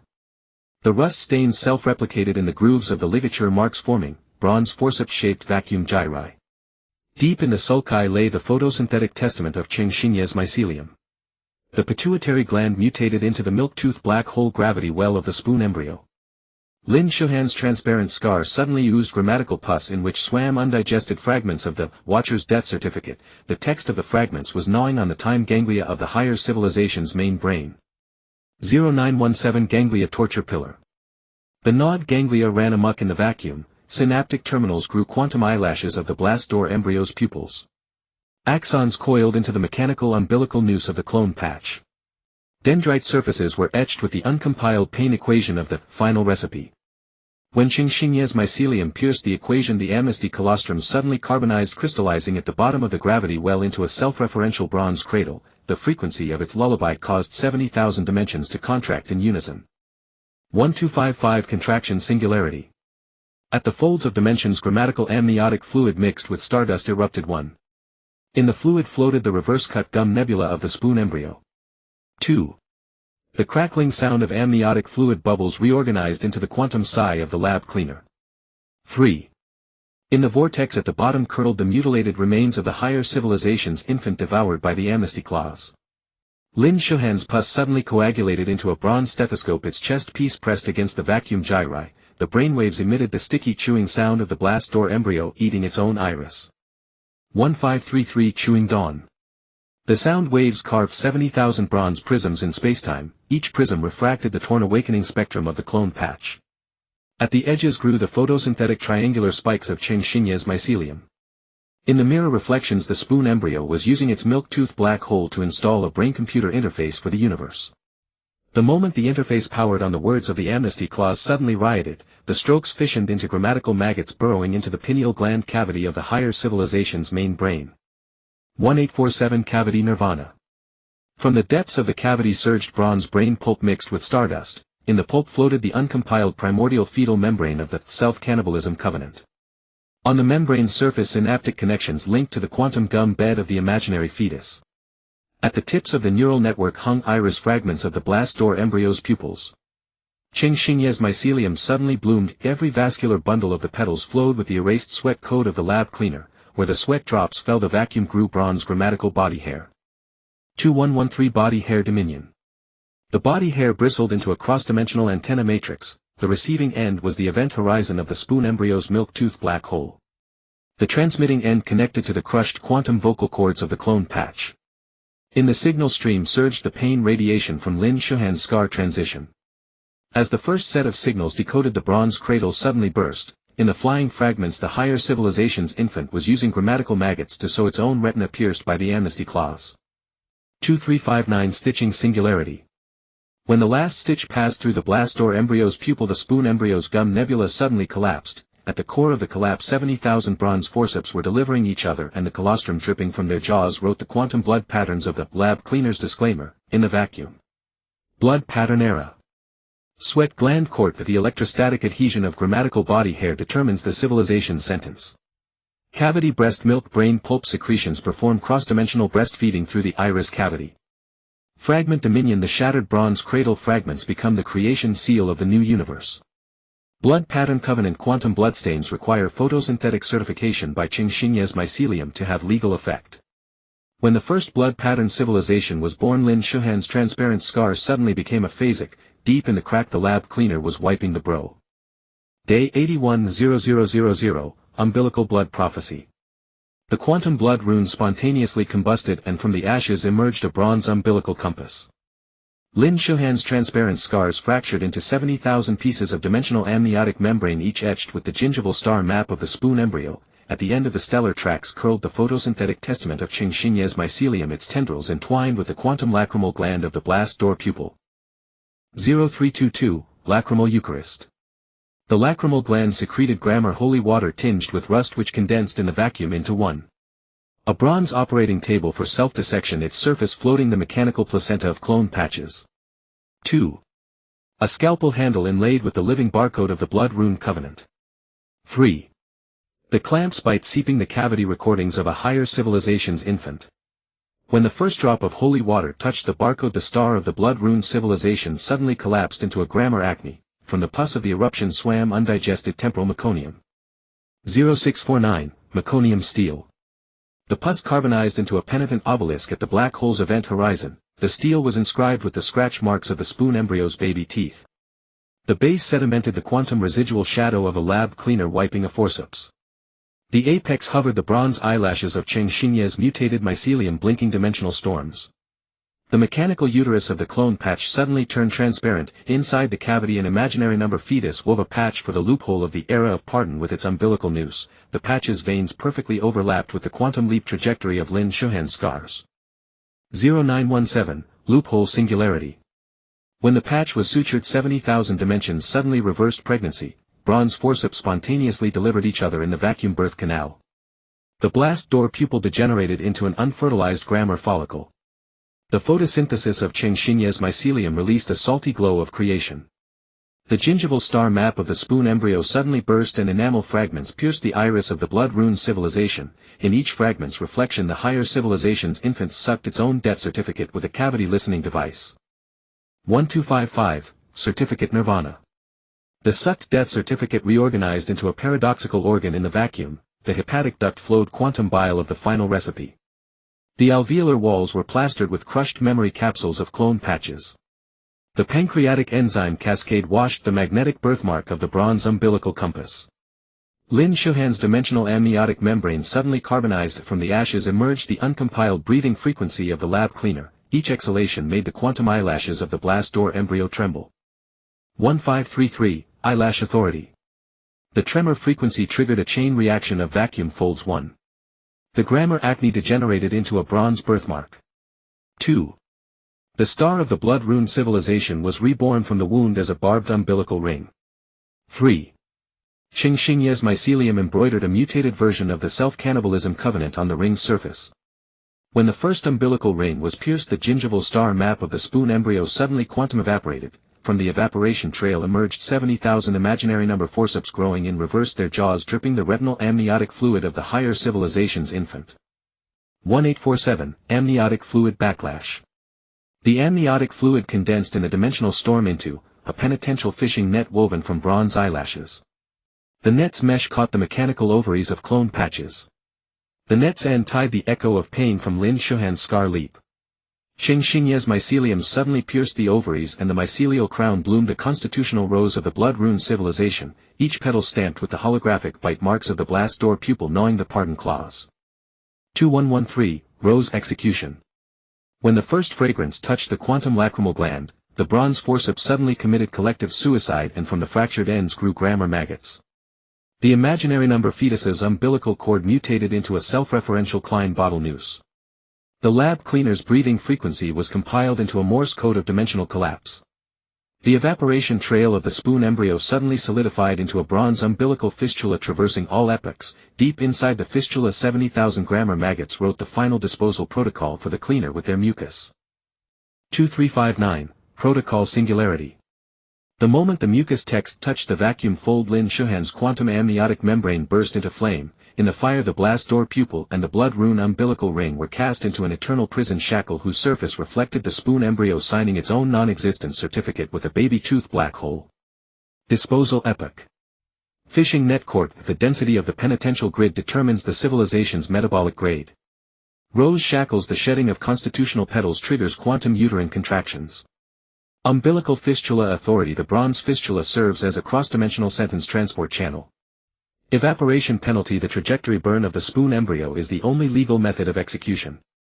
When the first civilization was evaporated, Qingxinye's mycelium suddenly carbonized into a monument. From the crack seeped the bronze rust tears left by the lab cleaner's last wipe of the forceps. Day 820000, the rust tear covenant.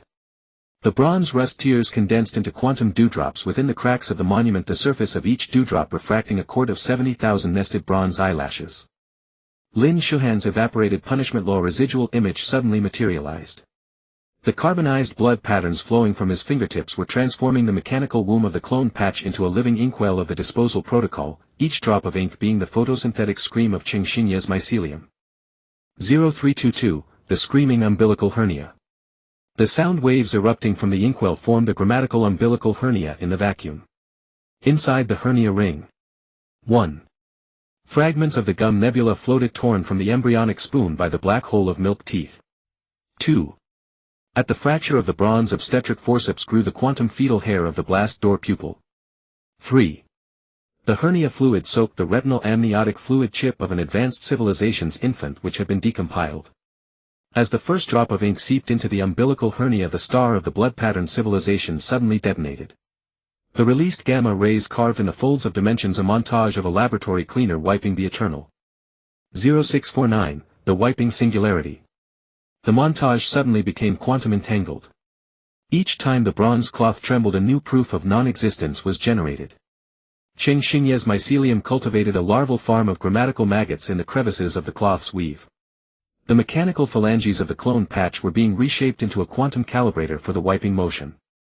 The evaporated punishment law of the embryonic spoon suddenly reversed.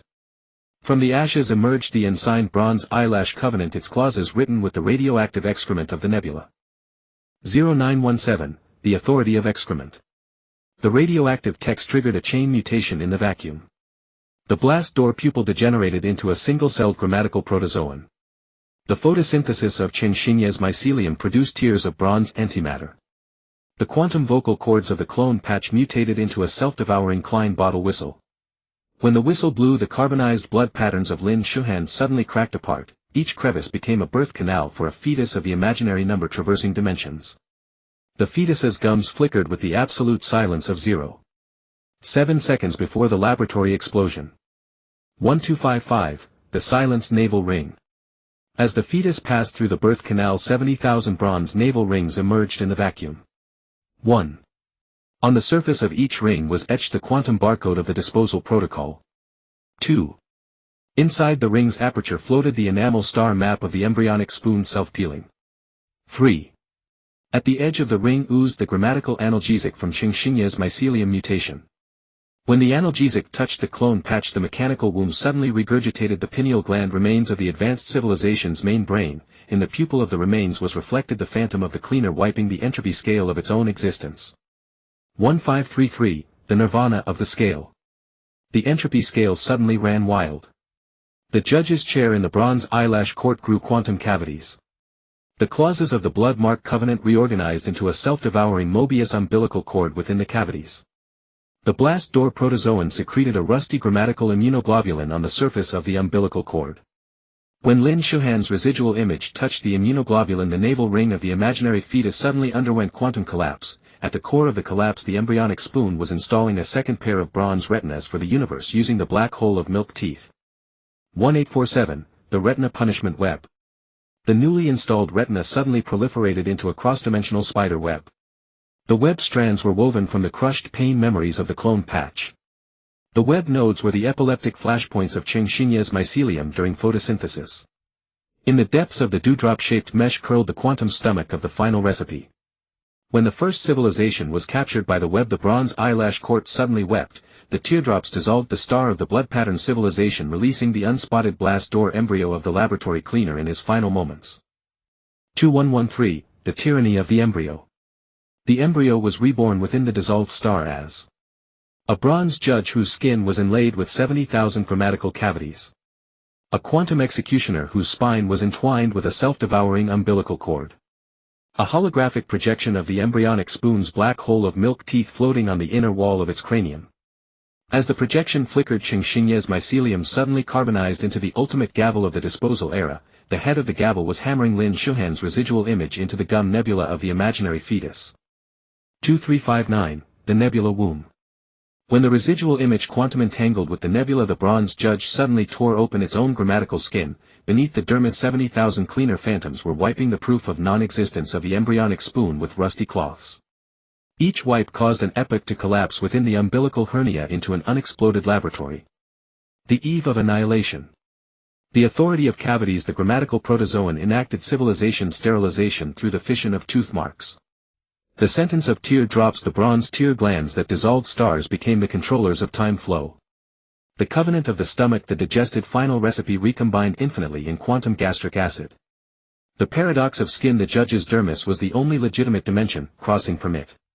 When the first crosser tore off the skin, the gavel of Chengxinye's mycelium suddenly bloomed. Each grain of the handles would flowed with the last sigh of tea. The skin flayed by the bronze judge swelled into a quantum placenta in the vacuum, its veins pulsating with the annihilation entropy of 70,000 epochs. Lin Shuhan's afterimage suddenly condensed at the root of the umbilical cord, the lines on her palm splitting into a living barcode of the annihilation protocol, each crevice oozing the gingival pus of the spoon embryo in which floated the photosynthetic remains of Chengxinye's mycelium. The mycelial remnants reassembled in the placental amniotic fluid into a bronze umbilical blood codex. Its cover was the membrane of a mechanical ovary crushed by clone patches, its text written with the quantum tear secretions of an explosion-proof door's pupil, and its bookmark was an X-ray of the phantom fetus gnawing on its own umbilical cord. When the first droplet of pus touched the codex, all stars from the night before annihilation suddenly stopped beating. The magnetic poles of pulsars grew grammatical cavities that sucked the ink of the non-existent proof with gravitational force. The sucked void in the vacuum gave birth to a pair of paradox twins. The elder brother's spine was a spacetime backbone forged from bronze obstetric forceps. The younger brother's retina was embedded with a holographic projection of the spoon embryo's milk teeth, and their umbilical cords twisted together into a Klein bottle news from whose mouth dripped the memory pickles of a laboratory cleaner's rust-stained tears. Chengxinye's mycelium suddenly burrowed out of the pickle jar's crack, its tip coiled with the pineal gland residue of a higher civilization's infant. On its surface appeared the 12-dimensional trauma map of Lin Shuhan's scarred transition. The map automatically unfolded in the vacuum into a torture instrument exhibition hall. An electric shock collar woven from bronze eyelashes twitched with the phantom fetus's brainwaves. The quantum fetal hair of the explosion-proof door embryo was fashioned into a pain amplifier probe, and the mechanical ovary of the clone patch was converted into a living execution platform of the annihilation protocol. When the twins' umbilical cord noose tightened around the exhibition hall's pillars, the darkness of the night before annihilation suddenly materialized. The folds of darkness exuded a grammatical amniotic fluid with a rust smell corroding the torture instruments into self-delivering bronze forceps. The newborn forceps suddenly reversed to clamp the user. The jaws bit into the bronze judge's grammatical cavities. The handles sprouted neuronal synapses from the spoon embryo's gums, and the rotation of the pivot released the photosynthetic last word radiation of Chengxinye's mycelium. Lin Shuhan's barcode hands suddenly carbonized, and from the ashes emerged the uncoded wiping frequency of the laboratory cleaner. Each vibration caused the phantom fetus's quantum stomach to contract with annihilation-level spasms. During the contraction, the stomach sprayed bronze gastric acid mixed with stardust. The acid dissolved the cover of the umbilical blood codex, releasing the trapped mechanical ovary whose surface synapses connected to the surviving iris of the explosion-proof door's pupil, with the iris patterns carrying the reverse-compiled paradox of existence of the spoon embryo. When the paradoxical text touched the mycelial radiation of Chengxinye, the annihilation protocol reversed. All bronze forceps began performing quantum C-sections on each other, with the scalpel being a Klein bottle lancet forged from the twins' umbilical cord noose. The blade carved a bloody prophecy on the dimensional folds. When the observer becomes the dissected organ, the laboratory is the scar of the womb. The mechanical ovary of the clone patch suddenly quantum evaporated, and from its follicles flew out 70,000 grammatical maggots, each maggot's body surface etched with the retinal barcode of a higher civilization's infant. The maggot swarm wove a bronze umbilical fistula network in the vacuum. The network nodes were the fingerprint singularity of Lin Shuhan's carbonized hand. The network threads were reinforced by the phantom fetus's annihilation contraction waves, and deep in the mesh curled the enamel nebula of the spoon embryo's self-detachment. When the first beam of starlight illuminated the network, the explosion-proof door's pupils suddenly wept collectively, and the teardrops were sealed 0. 7 seconds left behind by the laboratory cleaner while wiping the forceps, each second containing 70,000 unselected possibilities of awakening. At the instant the teardrops fell into the fistula, the mycelial radiation of Chengxinye fell silent. In the silence emerged the bronze judge's dissected abdomen, its internal organs engraved with the common epitaph of all epochs: "Here lies the universe that strangled itself with the grammatical umbilical cord." Terminal gestation, the fistula cradle, annihilated civilizations waiting for quantum miscarriage in the umbilical fistula network, the teardrop embryo, the unselected 0. 7 seconds reversely gestating the observer prototype, the maggot scripture, the bronze network nodes automatically chanting the gospel of self-strangulation, the authority of the C-section, the trajectory of the lancet became the only valid proof of existence. When the last character of the epitaph seeped into the bronze, the milk-tooth black hole of the spoon embryo suddenly closed. In the silence came the sticky sound of the explosion-proof door's pupil blinking for the last time, like the sigh of the cleaner. Quantum umbilical blood suddenly flows backward in the fistula network, bronze-colored blood condensing into the self-anatomy temple pillars. Lin Shuhan's epitaph fragments writhe on the pillar surface, each character devouring its own strokes. The chewed radicals reassemble into the quantum staff of the Gospel of the End, the notes being the last photosynthetic convulsion of Chengxinye's mycelium before carbonization. 70,000 bronze umbilical cords descend from the temple dome, their ends tied to reverse-growing imaginary forceps. The mechanical ovary of the clone patch suddenly turns transparent inside the follicles. Floating embryonic brain slices of the Fangbeiman embryo's pupils. The slice patterns replay the 12-fold montage of the laboratory explosion. Between the montage, the gum amniotic fluid of the Tangshao embryo seeps out, soaking the gospel of self-strangulation into astringent awakening pickles. When the first drop of amniotic fluid touches the ground, the annihilation protocol suddenly reverses. The bronze judge's internal organs begin to stitch in reverse the sutures woven from the cavity nerve of the observer's infant. A bronze-colored navel eye splits open at the suture in the depths of the pupil. 1. The ashes of Chengxinye's mycelium are reassembling into a photosynthetic gallows. 2. The noose is the quantum umbilical cord snapped when the Tangshao embryo suckled its own existence. 3. Beneath the gallows pile the crushed grammatical eyelashes of the clone patch. Lin Shuhan's quantum blood pattern suddenly grows on the gallows, and from the veins seeps a bronze cloth not wrung dry by the laboratory janitor before death. In the folds of the cloth 70,000 unobserved possibilities of annihilation curl up. When the cloth unfolds, all bronze forceps suddenly go blind. The colostrum dripping from the forceps writes in the vacuum the ultimate edition of proof of non-existence. The strokes of the text mutate into a self-cannibalizing Klein bottle birth canal. The grammatical vernix on the inner wall of the birth canal is being regurgitated by the imaginary fetus into bronze-colored prophecies. The Fangbeiman embryo suddenly undergoes quantum miscarriage. Within the prophecies, the embryonic remains reassembling into a 12-dimensional grammatical gallbladder. In the bile floats the pardon of existence, reverse compiled by the Tangshao embryo. The clone patches bathe collectively in the bile, the mechanical uterus. Growing the grammatical ganglia of the bronze judge. The ovarian membrane mutates into the photosynthetic retina of Chengxinye's mycelium. The fallopian tubes coil into the quantum movable type printing plate of the Gospel of the End. When the first type is corroded by the bile, the pillars of the annihilation temple suddenly inflate. From the cracks in the pillars crawl 70,000 bronze slugs, their slime trails etching in the vacuum. Lin Shuhan's smile erased by all epochs. The slugs collectively carbonize within the smile, the ashes condensing into a self-referential grammatical guillotine. The guillotine blade is the star map of the Tangshao embryo's shed milk teeth. The base of the blade deposits the crushed quantum lanugo of the Fangbeiman embryo's pupils.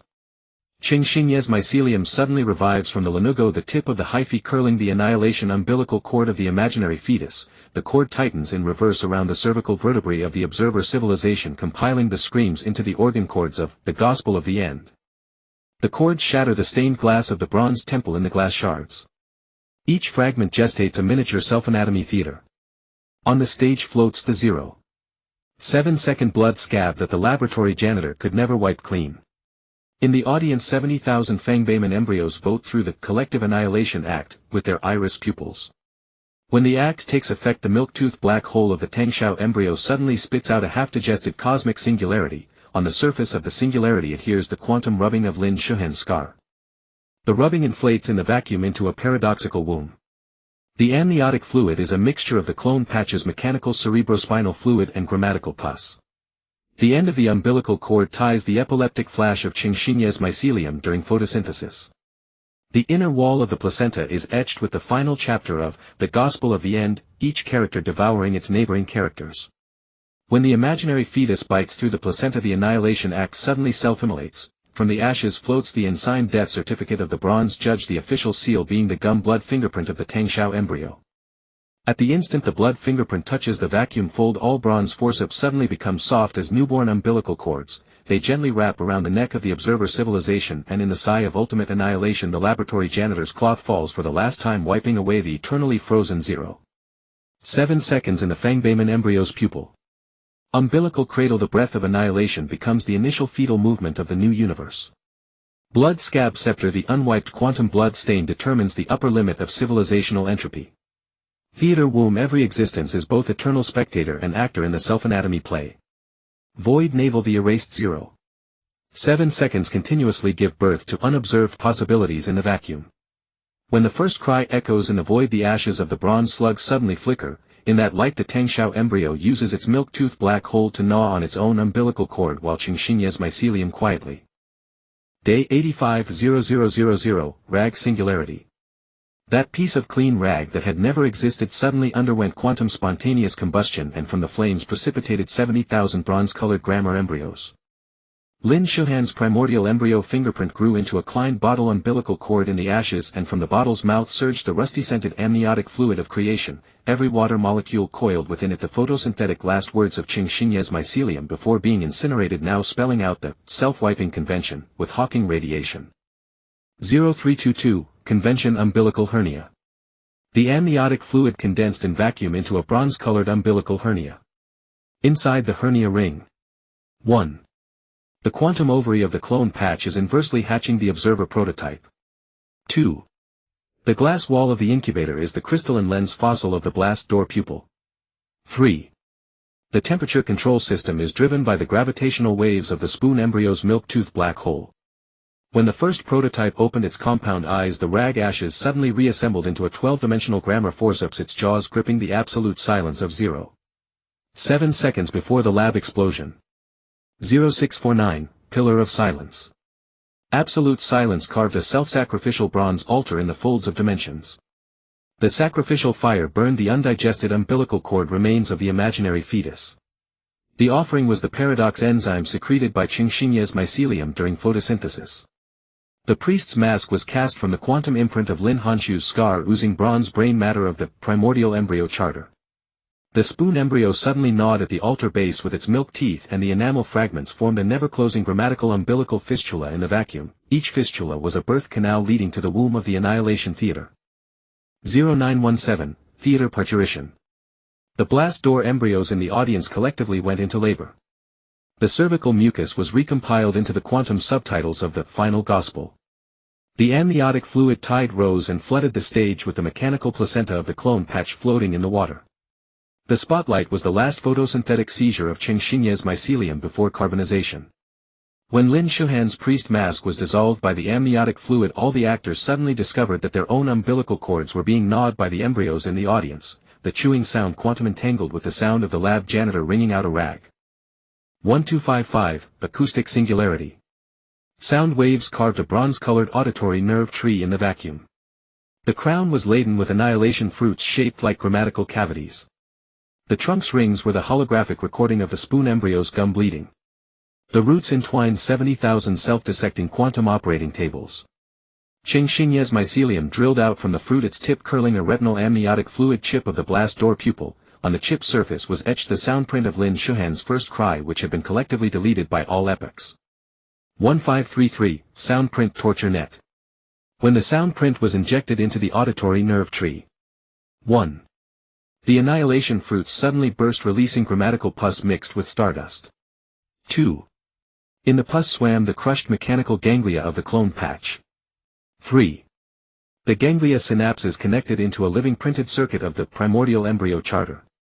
The spoon embryo's milk-toothed black holes suddenly spewed bronze-colored grammatical stomach acid, corroding the printed circuit into a self-referential Mobius umbilical cord. The cord was stitching the theater womb into its own topological structure. 1847, Suture Prophecy. From the suture seeped the pain annotations of 70,000 languages. Each punctuation mark was the unclosed fontanelle of an imaginary fetus. Between the paragraphs floated the quantum vernix of the blast door embryo. The frontispiece illustration was the photosynthetic dance of Qingxinye's mycelium in 12-dimensional space. When Lin Shuhan's sound print touched the illustration, the entire bronze altar suddenly quantum evaporated. From the ashes emerged the action slices of the lab janitor wiping eternity, each slice containing an unobserved primordial embryo possibility. 2113, Slice Authority. Possibilities inflated in the vacuum into grammatical chromosomes. The X chromosome was the self-peeled enamel star chain of the spoon embryo. The Y chromosome was woven from the bite frequency of the bronze forceps. At the telomeres curled the pain memory of the clone patch compiled into a barcode. Qingxinye's mycelium suddenly coiled around the chromosome's blooming rusty-scented grammatical flowers at the centromere. Each petal's tremor caused the blast door pupil embryo to undergo quantum miscarriage. 2359, Miscarriage Singularity. When the last embryo turned into a bronze blood rain, the theater curtain suddenly tore. From the crack stretched 70,000 grammar forceps drenched in amniotic fluid, gently clamping the spoon embryo's milk-toothed black hole, while the phantom of the lab janitor stood up in the audience and applauded, the pure void rag in his hand dripping the entire universe's colostrum. Pristine white epoch. Chromosome navel. The base pairs of the gene chain are encoded by annihilation. Applause. Rusty flower covenant. The frequency of photosynthetic tremors determines the entropy conception rate. Void lactation. The untouched pure colostrum becomes the ultimate energy source. Applause womb. Each quantum applause breathed 7 dimensions of silence in the vacuum. When the first drop of colostrum fell into the silence, Qingxinye's mycelium suddenly turned transparent. On the other side of light, deep within the mycelium, Lin Shuhan was delivering the void. The colostrum of the pure white era crystallized in the silence, forming 70,000 bronze-colored grammar cochlea. The tip of Lin Shuhan's forceps suddenly exuded quantum blood filaments of stardust love songs, the filaments entwining Qingxinye's transparent hyphae, embroidering on the surface of the void womb a self-referential lullaby. Each note was a gravitational echo of the spoon embryo's deciduous tooth black hole, forging bronze-colored stretch marks in the folds of vacuum. From the furrows of stretch marks seeped unnamed amniotic fluid. 1. In the water floated the iris snake slough shed by the blast door's pupils. 2. The snake slough surface was imprinted with the quantum ovary X-ray of the clone patch. 3. The grayscale values of the X-ray corresponded to the muscle tremor frequency when the lab cleaner wrung out the cloth. When the first drop of amniotic fluid entered the cochlea, the silence of the pure white era suddenly tore like silk. From the crack emerged 70,000 grammar blind snakes, their tongues woven from the photosynthetic remains of Qingxinye's hyphae, licking the gum nebula of the spoon embryo. The licked nebula collapsed into bronze-colored oracle bones. The bone inscriptions recorded the 70,000th act never performed in the annihilation theater. From the bone fissures seeped the quantum amniotic sweat of Lin Shuhan delivering the void. The salt in the sweat condensed in vacuum into the living punctuation of the pure white charter. The clone patch's mechanical womb suddenly turned transparent, and in the uterine cavity curled a backward-growing observer protozoan. Its cilia were replaying the encephalic noise from 0.7 seconds before the lab explosion in Morse code. The noise bored a Klein bottle-shaped fistula on the dimensional membrane. The bottle mouth swallowed and spat the quantum lacrimal calculi of the blast door embryo. The bottle body was entwined with the deciduous tooth stellar chain shed by the spoon embryo. At the bottle bottom settled the bronze-colored regret secreted by Qingxinye's hyphae during photosynthesis. When Lin Shuhan's forceps probed into the bottle mouth, the pure white love songs suddenly changed key. The sound waves cast the oracle bones into a dodecahedron torture collar, each face reflecting the eternal moment of the imaginary fetus gnawing its own umbilical cord. The umbilical cord remnants inflated violently in vacuum into a grammar gallbladder. In the bile floated the undigested movable type edition of the final gospel. On the bile duct wall was embedded the crushed retinal contract of the clone patch. The gallbladder pulse quantum entangled with the lab cleaner's wiping motion. The spoon embryo's deciduous tooth black hole suddenly spit out a bronze-colored regurgitation. That was a pain capsule compressed from 70,000 epochs, its surface etched with the sticky trajectory of the last blink of the blast door's pupil. When the capsule dissolved, the bronze-colored metabolites released 1. In vacuum they wove into a self-devouring grammar spider web. 2. At the web's ends hung the transparent photosynthetic suicide note of Qingxinye's hyphae. 3. In the center of the mesh curled the quantum rust patch of Lin Shuhan's delivery forceps.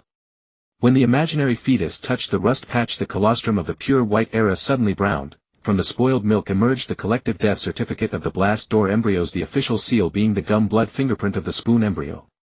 The blood fingerprint suddenly grew into a bronze-colored neural tree, the roots pierced the stage floor of the Annihilation Theater.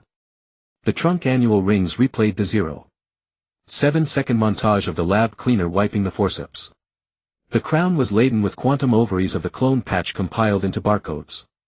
Qing Xingye's hyphae seeped from the bark cracks, their tips rolling the ultimate patch of the pure white charter. The patch's pattern was exactly the stretch mark print left by Lin Shuhan's forceps on the void surface. When the patch was sewn into the dimensional membrane, all bronze cochlea suddenly went deaf. The grammar-blind snakes began to devour their own scale oracle bones. The spoon embryo's deciduous tooth black hole spewed colostrum volcanic ash mixed with stardust. The ash condensed in vacuum into 70,000 bronze prisms. Each prism refracted the non-existent back figure of the lab cleaner, the absolutely pure cloth in his hand wiping the quantum pedestal of his own existence. When the last quantum dust was wiped away, Qing Xingye's hyphae suddenly carbonized at the focal point of the prism. In the carbonized cracks, Lin Shuhan was using bronze forceps to crush the womb of the pure white era, while the newborn deciduous teeth of the spoon embryo had already quietly pierced the dimensional membrane, the star blood seeping from the gums writing the unknown title of Day 87 in the vacuum. At the eternal recursive singularity, the 0.7 seconds of the lab explosion suddenly stretched into a Mobius strip. Every point on the strip was simultaneously the beginning and the end, and the clicking sound of the bronze forceps was creating a new cosmic umbilical hernia on the strip's surface. Day 0000 Primordial Soup returns. Lin Shuhan's quantum pupils suddenly carbonized into a Klein bottle, and she tore off the bronze umbilical cord that coiled around her body. The spoon embryo's milk tooth black hole trembled at the bottle's opening, and 70,000 eons of pain memory were simultaneously collapsing at her nerve endings. It's time to end this, she licked the stardust rust taste seeping from her gums. Let all fetal movements return to the chaotic womb of the primordial soup. 0217 Umbilical Noose. Qing Xingye's hyphae burst from her spine, entangling the bronze hinges of the laboratory blast door. The hyphae tips secreted the ultimate chapter of the Cookery Earth Store Sutra. Each Sanskrit character was a miniature self-destruct program. The clones suddenly underwent collective quantum evaporation, their mammary ducts erupting with concentrated repentance vortices soaking the spoon embryo in a reverse swastika amniotic fluid. 0533 Black Hole Nursing. Lin Shuhan inserted the Klein bottle into the embryo's swastika pupil.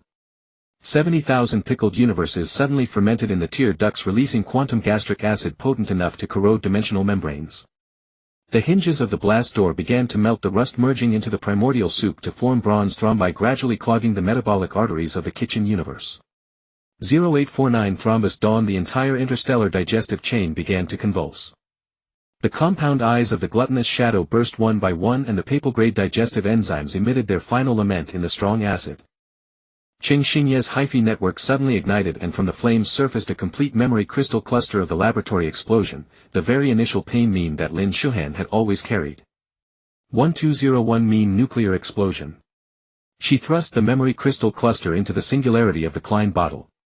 The quantum spoon suddenly bent into an infinity symbol, and the primordial soup began to boil counterclockwise.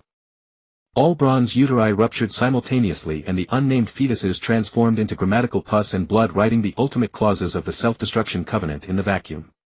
1517 Covenant Fetal Movement. As the last drop of pus and blood condensed into a period, Lin Shuhan's quantum body began to photolize. Her bones fissured into 70,000 bronze forceps, her internal organs smelted into the eternal seal of the blast door, and her neural synapses wove into a grammatical shroud covering the entire universe. The spoon embryo emitted a superposition of first cry and deathbed wail, folding the kitchen universe into the absolute zero of the primordial soup. 2359 Silent Delivery. In the moment of ultimate collapse, Lin Shuhan tasted true freedom, a flavor like the first glass shard that flew from the laboratory explosion, like the last smile spore of Qing Xingye's hyphae, like the absolute pure nothingness that never existed. Her consciousness bloomed into a quantum mandala in the annihilation, its petals inscribed with the epitaphs of all possibilities. New Primordial Soup Era. Bronze ashes. Lin Shuhan's remains became a civilization embryo floating in the primordial soup. Reverse swastika. The spoon embryo's pupil transformed into an eternal annihilation singularity. Hyphae embers. Qing Xingye's photosynthetic code awaits rebirth in absolute zero. Vacuum birthmark. The rust of the blast door hinges formed a new quantum entanglement network. When the first primordial soup molecule began recursive ripples again in some unnamed dimension, deep Lin Shuhan's quantum ghost was tasting a non-existent coffee. At the bottom of the cup settled the last bronze debris of the laboratory blast door. Tick. Tick. Tick. Tick. Tick. Tick. Tick. Alarm. Alarm.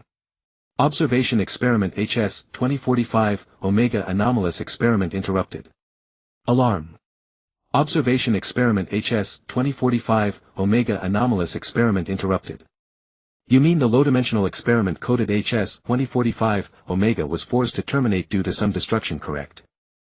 The Supreme Dimensional Creator rotated the fitness pill, compressed from two galaxies, gazing at the HS 2045 Omega experiment observer, who came to report with an inscrutable expression. That is the case. Throughout the experiment following your instructions we did not intervene excessively. However, during the experiment a low-dimensional creature continuously broke through dimensions and evolved itself, which truly surprised me. The final termination of the experiment was also related to them. Oh. A low-dimensional creature. The Supreme Dimensional Creator stopped rotating the fitness pill in his hand and continued asking with considerable interest. Yes, a low-dimensional creature. In their civilization they call themselves humans. Immediately restart the HS 2045 Omega experiment. Go back to the beginning of the experiment observation. And this time do not expose your whereabouts to them. Ah, I do not understand your meaning. I certainly did not. Enough, do as I say. Do you understand? The Creator interrupted the observer's reply, clearly aware of the observer's mistake. I admit my fault. I will immediately restart the HS 2045 Omega experiment. The Supreme Dimensional Creator waved his hand and the observer retreated in panic. Watching the observer's retreating figure, the Creator's face still bore an inscrutable expression, but with a hint of amusement. Interesting things have become interesting. When my fingers passed through the glowing crack, the entire universe's DNA helix trembled. This was the umpteenth time dreaming of the same scene. A giant double helix structure floating in a dark purple nebula, each base pair entwined with golden chains, those chains engraved with gene sequence numbers I recognized. When I tried to touch the nearest chain marked HS 2045 Omega, the void suddenly cracked into cobweb-like patterns. Warning: abnormal proliferation detected in embryo gene therapy subject. The mechanical female voice pierced my eardrums and the nebula before my eyes began to collapse. I saw countless infants curled up in incubation chambers, their skin peeling off piece by piece, revealing pearly scales underneath. The moment cold sweat soaked my lab coat, I knocked over the coffee beside me. The brown liquid snaked across the radiation-proof floor, resembling the snake shed found 3 days ago in the ventilation duct of Zone B2. The laboratory's constant temperature system was maintained at 18°C, but my back felt like it was on fire. Xiao Lin having nightmares again. Qing Xingye's voice came from behind the gene sequencer.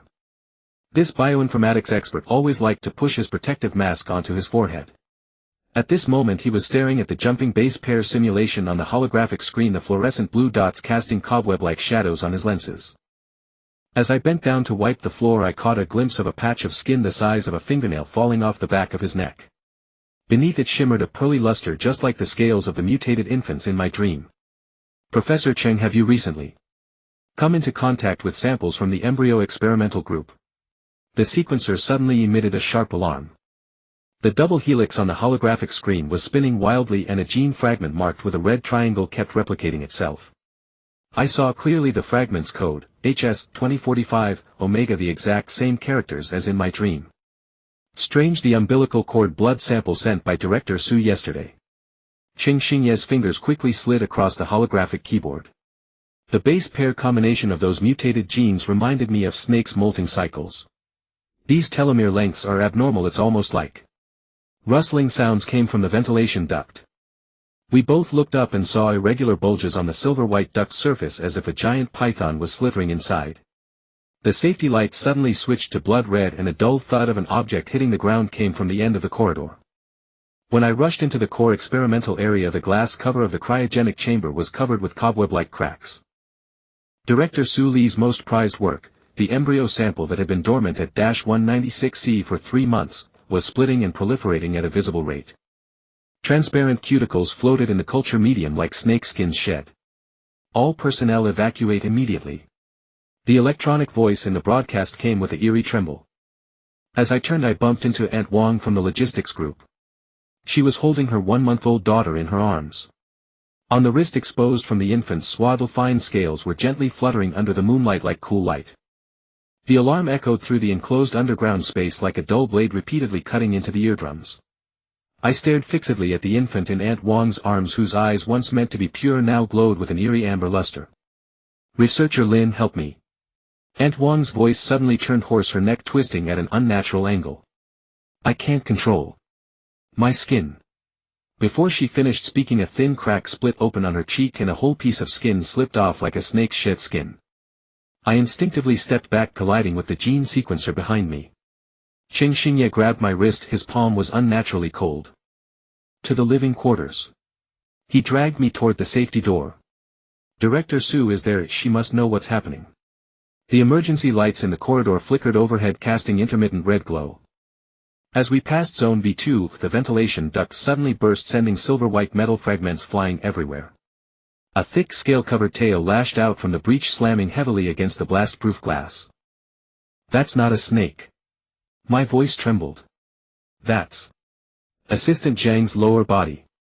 Qing Xingye didn't answer, his breathing became rapid and erratic. When we burst into the living quarters, the sight before me made my stomach clench. Director Su Li stood in the center, her white coat stained with blood, holding a syringe in her hand. "You arrived just in time." Her voice was eerily calm. "I've been waiting for you." The walls of the living quarters were covered with half-human half-serpent mutants, their eyes glowing with an eerie green light in the darkness. I recognized several of them, colleagues who had been in a meeting with me just yesterday. Their bodies twisted into impossible angles and viscous liquid oozed from the seams where scales met human skin. "Director Su, what exactly?" Before Qing Xingye could finish, he suddenly clutched his chest and fell to his knees. At the back of his neck the area of peeled skin was rapidly expanding. "Xingye." I rushed to support him, only to find his body temperature dropping sharply. His pupils began to elongate, turning into vertical slits. Su Li raised the syringe, the liquid inside glowing with an eerie blue light.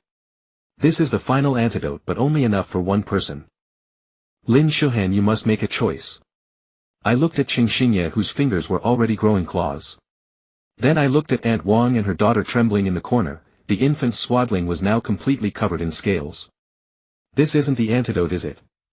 I suddenly realized. "This is a catalyst. You've been waiting for a perfect test subject." Su Li smiled, her mouth splitting open to her ears, revealing rows of fine sharp teeth. "Clever. But it's too late. The entire lab's ventilation system is releasing a gene recombinant virus. You either evolve or die." Qing Xingye suddenly let out an inhuman roar. His spine began to twist and his body elongated. I held him tightly, feeling his heartbeat slowing down. "I'm sorry," I whispered in his ear, then snatched the syringe from Su Li's hand and plunged it into my own arm. Agony instantly engulfed my entire body. I felt every cell tearing and reassembling. My vision began to warp, but my hearing became extraordinarily acute. I heard Su Li's maniacal laughter, the cacophony of hissing from the ventilation ducts, and the crackling sound of my own bones snapping. When I opened my eyes again, the world was different. I could see infrared spectra and perceive the slightest vibrations in the air. Qing Xingye had completely mutated. He coiled on the ceiling, his vertical pupils fixed on me. "Come," Su Li spread her arms, "join the evolution of the new humanity." I looked down at my hands. Beneath the skin I could faintly see pearlescent scales.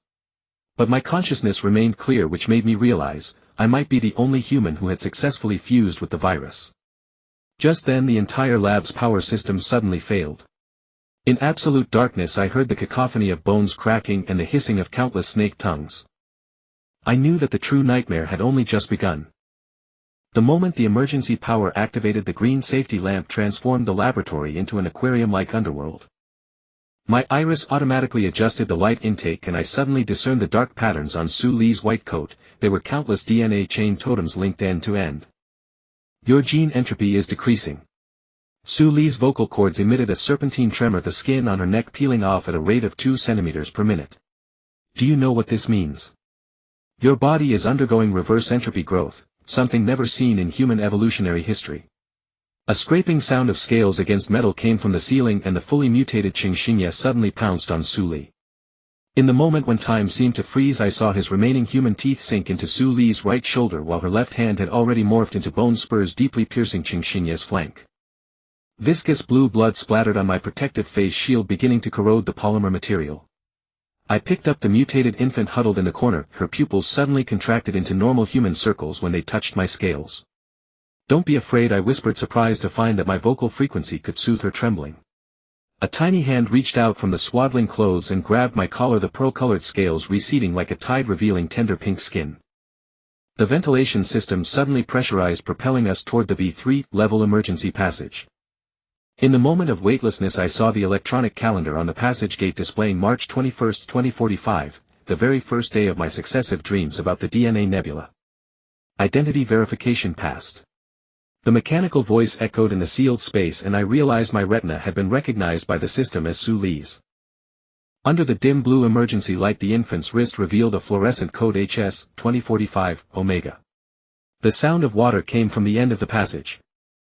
When I stepped into the abandoned water treatment workshop, the blue glow of the cultivation tanks illuminated the entire water surface. Hundreds of embryos floated in the liquid, each displaying mutant characteristics at different stages. In the central tank, a young girl with a face resembling mine was shedding the last layer of keratin, her back unfurled 2 pairs of membranous wings like a dragonfly's. "This is your 42nd clone." Su Li's voice came from the overhead broadcaster, body merging with Qingxinye's mutated form into a symbiotic monstrosity. "From the moment you first dreamed of the 4-dimensional DNA chain, I knew you were the vessel closest to the gate." Suddenly a holographic projection rose from the water, the gene sequencing report I had deleted 3 days ago. In the telomere sequence of HS 2045 Omega, geometric patterns resembling Fermat's spiral were nested. This was clearly a higher-dimensional mathematical language. The infant suddenly cried out, the sound waves forming resonance in the sealed space. All the cultivation tanks shattered in response, and the mutant embryos opened their amber eyes. My scales began to burn, and the golden chains from my dreams materialized in my mind. Now they descended from the 4th dimension, entwining the gene chains of every mutant. "Mommy." The infant in my arms suddenly uttered clear words, her fingertip pointing at the control panel of an embryo tank. Pale golden fluid surged from the pipes, and the rampaging mutants suddenly sank docilely to the bottom, arranging themselves into the pattern of a DNA double helix. A putrid odor came from the ventilation shaft. The fusion of Su Li and Qingxinye had reached the entrance. I leaped into the water with the infant in my arms, discovering that my lungs were evolving gill-like structures. Bathed in the golden fluid, the embryos revolved around us like satellites guarding a planet. "They are not failures." The infant's thoughts surged directly into my mind as her forehead pressed against mine. "They are the army mother prepared to fight the observer." Suddenly a dimensional rift split open at the bottom of the water, and the purple nebula identical to the one in my dreams churned within. When the first golden chain pierced the fabric of reality, I finally saw that at the end of the chain were connected countless remnants of civilizations, tombstones of species that failed the gene trial. The dimensional rift at the bottom of the water kept expanding, golden chains swimming like a swarm of snakes. Holding the infant, I sank into deeper waters where the docile mutants automatically formed a protective formation. The fused entity of Su Li and Qingxinye let out an enraged roar on the shore, yet dared not touch the golden fluid. "Mom, look," the infant's fingertip glowed, pointing at a hidden chamber at the bottom. Through the blast-proof glass I saw tens of thousands of frozen embryos, each labeled with a different gene sequence number. The most shocking was that these embryos exhibited varying degrees of human and serpentine features. "Is this a human gene bank?" My vocal cords vibrated, creating ripples that resonated with the infant's thoughts. "It's Noah's Ark." Data streams flashed in her pupils. Su Li spent 20 years collecting the finest gene samples from around the world. She wasn't trying to destroy humanity, but to create a more perfect species. Suddenly the entire body of water began to boil. The golden chains trembled violently, releasing high-frequency energy. My scales sensed the space tearing apart, and a massive shadow emerged from the rift, a giant serpent made of pure data, each scale bearing the gene map of a civilization. "Finally, I've been waiting for you, Subject No. 42. The serpent's voice resounded directly in my mind. "I am a gene observer dispatched by a higher dimension. Your species has reached the crossroads of evolution." The water pressure surged sharply, nearly bursting my eardrums. The infant in my arms, however, smiled. Her body began to glow, and the light formed complex gene helices resonating with the serpent's scales. You thought Suli was a mad scientist, the serpent glided, but in truth she was the chosen gatekeeper. Every civilization must undergo the gene trial before breaking the dimensional barrier. I felt memories awakening. Those recurring dreams, those DNA nebulae, those golden chains. They were all implanted gene memories. Suli wasn't conducting a mad experiment, she was executing a higher dimensional evolution program. Mom, the time for choice has come. The infant's thoughts were gentle yet firm. Either accept gene transcendence to become a four-dimensional life form or retain human form and remain trapped in a three-dimensional world forever. Countless points of light suddenly lit up at the bottom, the frozen embryos awakening. I realized that this choice was not only about me personally but about the future of all human civilization. The gene bank Suli had prepared for 20 years was exactly for this moment. The giant serpent opened its data-formed maw and spat out a golden sphere of light. That was the key to gene transcendence, also the key to open the dimensional door. My scales began to peel off, revealing new skin beneath, a state between matter and energy. Remember, the serpent's voice gradually faded, whatever you choose you must bear the corresponding price. Evolution is never a free lunch. The moment I reached out to touch the sphere of light, the entire body of water was swallowed by golden light. In the last moment before consciousness faded, I heard the infant's cry, saw Suli's fused entity collapse into data streams on the shore, and those frozen embryos completing their final transformation in the golden light. When the golden light dissipated, I found myself standing in a pure white space. There was no concept of up, down, left or right, time and space had lost all meaning. The infant in my arms had vanished, replaced by a glowing gene helix slowly rotating in my palm. Welcome to the screening room. A familiar voice sounded. I turned and saw Suli, her body composed of flowing data DNA chain totems flickering on her form.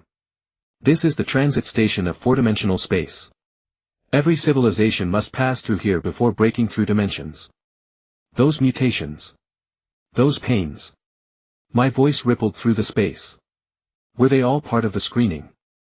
Suli's data form fluctuated. You thought I was conducting a mad experiment, but in reality I was saving humanity. Earth's genetic entropy had reached a critical point. Without intervention, the entire human civilization would collapse within 50 years. I looked down at the gene helix in my palm and suddenly understood those frozen embryos. They weren't experiments but backups of human civilization. Exactly. Suli extended her hand and countless holographic projections unfolded in the air. Look at this data. In the past 20 years the global rate of genetic defects in newborns rose by 300 and telomere shortening accelerated by 47. These are all signs of civilizational decline. The space suddenly warped, revealing a projection of Earth. I saw cities collapsing, humans degenerating, eventually turning into a group of primitive creatures without intelligence. This is the consequence of refusing the screening. Suli's voice carried sorrow. I had to play the role of a villain pushing evolution through extreme means. Those mutations, those pains, all were to screen out genes capable of withstanding dimensional transcendence. I felt tears fall, but in four-dimensional space the tears turned into glowing particles. Those who died. Those mutants. All were necessary sacrifices. Suli's data form began to dissipate. Now the choice is yours. Either transcend to four-dimensional space with the screen gene bank or return to Earth and watch human civilization slowly die out. The gene helix in my palm suddenly unfolded, forming a glowing door. I saw countless possibilities. On the other side of the door was a new human civilization having broken dimensional limits and achieved unprecedented evolution. On this side of the door was the familiar Earth, but heading toward inevitable decay. Time is running out. Suli's voice grew fainter. Remember, whatever you choose you must bear the corresponding price. I took a deep breath and stepped toward the door. In the moment I crossed the threshold I heard the infant's cry, saw Xingye's mutant form restore to human shape in the golden light, and those frozen embryos were radiating the light of life. When the tip of my foot touched the edge of the light gate, the entire genetic helix suddenly collapsed into countless particles of light. The embryos bearing the hope of human civilization emerged from the void, each wrapped in a pale golden membrane, a bioshield granted by the four-dimensional space. You chose a compromise. The serpent's phantom slithered behind me, its voice laced with static. Reluctant to abandon human form yet striving to preserve the spark of evolution. My palm pierced through the protective membrane, touching the nearest embryo. Genetic memories surged like a tidal wave. The prehistoric virus Suli discovered beneath the Arctic ice in 2043, the forcibly passed Human Optimization Act at the 2044 Gene Editing Summit, and her trembling hands as she placed her own daughter into the cultivation pod on that stormy night. This is no compromise. I gazed at the curled infant within the embryo. This is humanity's final dignity.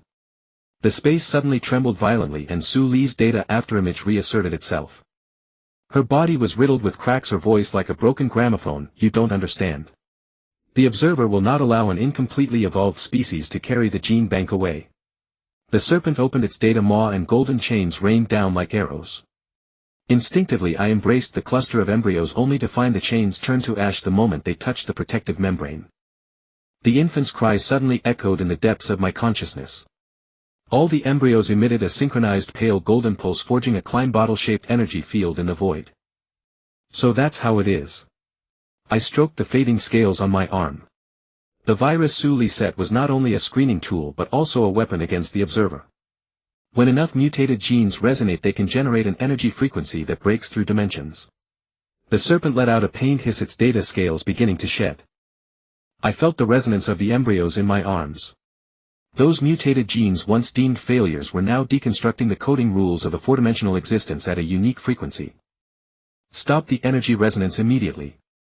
The serpent's body fractured into mosaic-like chunks. You'll trigger dimensional call. Before it could finish, the entire white space shattered like a mirror. Clutching the embryos, I plunged into the temporal turbulence, witnessing countless parallel worlds flickering around me. In some, humanity had completely mutated into serpentine beings, in others Qingxingye had successfully developed a cure, and in still others Suli had never initiated the gene experiment. When gravity reasserted itself, I knelt on the laboratory's radiation-proof floor. The embryos hovered in midair, their pale golden shields blending with the emergency light's green glow. Qingxingye's mutated form lay 3 meters away. The scales on his back were gradually receding, revealing scarred human skin. You're back. A hoarse voice came from the ventilation shaft. Aunt Wang crawled out, cradling her daughter who had fully regained human form. The omega symbol on the infant's wrist glowed, and the skin once covered in scales was now smooth and pristine. Suddenly the mechanical whir of the freezer sounded and the sealed embryo storage pods opened automatically. Suli's holographic portrait appeared above the pods, her human form heartbreakingly gentle. When you see this recording, it means my calculations were correct. The true cure was never a serum but sufficient genetic diversity. At that moment the alarm blared, not a harsh siren but a deep resonant bell. All the laboratory's screens lit up simultaneously. The global gene entropy curve was miraculously declining. I looked out the observation window. The wandering molters had ceased their attacks, their body scales were falling like snowflakes, revealing newborn skin beneath. Qingxingye struggled to sit up, his pupils regaining their round shape. What did you do? It's not what I did. I gently touched the floating embryos and they immediately flew toward the ventilation shafts. Suli preserved humanity's final choice. When genetic diversity crosses a critical threshold, the entire species' evolutionary direction automatically corrects. Scratching sounds came from outside the blast door, but this time they were no longer frenzied attacks. Through the surveillance screen I saw the molters, now freed of scales, clumsily attempting to stand. Their eyes once again shimmered with the light of intelligence. The infant in Aunt Wang's arms suddenly giggled. The omega symbol on her wrist dissolved into a stream of light, merging into the entire human genetic map. When the first ray of starlight pierced through the rock layer and shone into Qingxingye's eyes, the scar on the back of his neck suddenly began to burn. We stood under the collapsed dome of the laboratory, watching the starlight cast double helix-shaped light spots on the ground, the last gift of four-dimensional space. This is not ordinary starlight. I crouched down, my fingertips touching the dancing light spots on the ground. Every light point carries the genetic memory of the filtered civilizations. Qingxingye's protective suit rustled in the night wind and he held Suli's encrypted hard drive in his arms.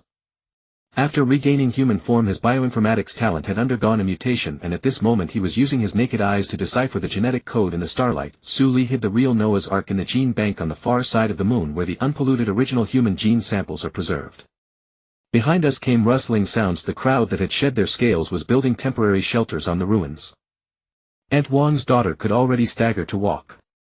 The omega symbol on her wrist would glow every midnight, guiding survivors to find the supply boxes buried underground. While clearing the ruins of the laboratory, we discovered Suli's final secret. Her personal terminal stored the experimental logs from 2040. In the holographic image she had not yet grown gray hair. Today Shuhan asked me again about the ethical boundaries of embryo experiments. This child always reminds me of my younger self. Perhaps true evolution is not about modifying genes but about learning to take responsibility for every choice. Qing Xingye suddenly grabbed my wrist. His pupils reflected the eerie arrangement of light spots. Those stars are restructuring the genetic structure of the atmosphere. We looked up. The night sky was filled with pale golden light dust like countless awakened fireflies. The molters raised their heads in unison and their irises were absorbing the light dust. 3 months later on the top floor of the rebuilt gene library I held Su Li's diary and looked down at the new city. The glowing plants on both sides of the streets were modified ferns with human gene maps naturally growing on their leaves. The photonic computer invented by Qing Xingye's team was floating in the air recompiling the human genome using the mathematical language of the four-dimensional civilization. This is the original gene sample you wanted. Qing Xingye handed over a sealed test tube, the cells inside glowing faintly blue under the starlight. Brought back from the lunar gene bank completely unedited human genes. The test tube trembled slightly in my palm. The starry river outside the window suddenly twisted into the shape of a Klein bottle. Aunt Wang's daughter appeared at the door, her omega symbol resonating with the starlight, projecting Su Li's shadow on the wall. When you see this projection, humanity should have passed the screening. Su Li's image was much gentler than in memory. True evolution is not about discarding weaknesses but learning to coexist with flaws. Those golden chains were never a restraint but a guardrail to keep us from repeating the same mistakes. As the starlight gradually dimmed, I pressed the confirmation button to destroy the gene editing equipment. Qing Xingye sent the original gene sample into the circular particle accelerator, engraving a new law on human civilization at the subatomic level, prohibiting any form of genetic monopoly. In the morning mist a newborn's cry came from the medical tent. When we ran over, the delivering doctor excitedly held up the baby, a completely natural birth.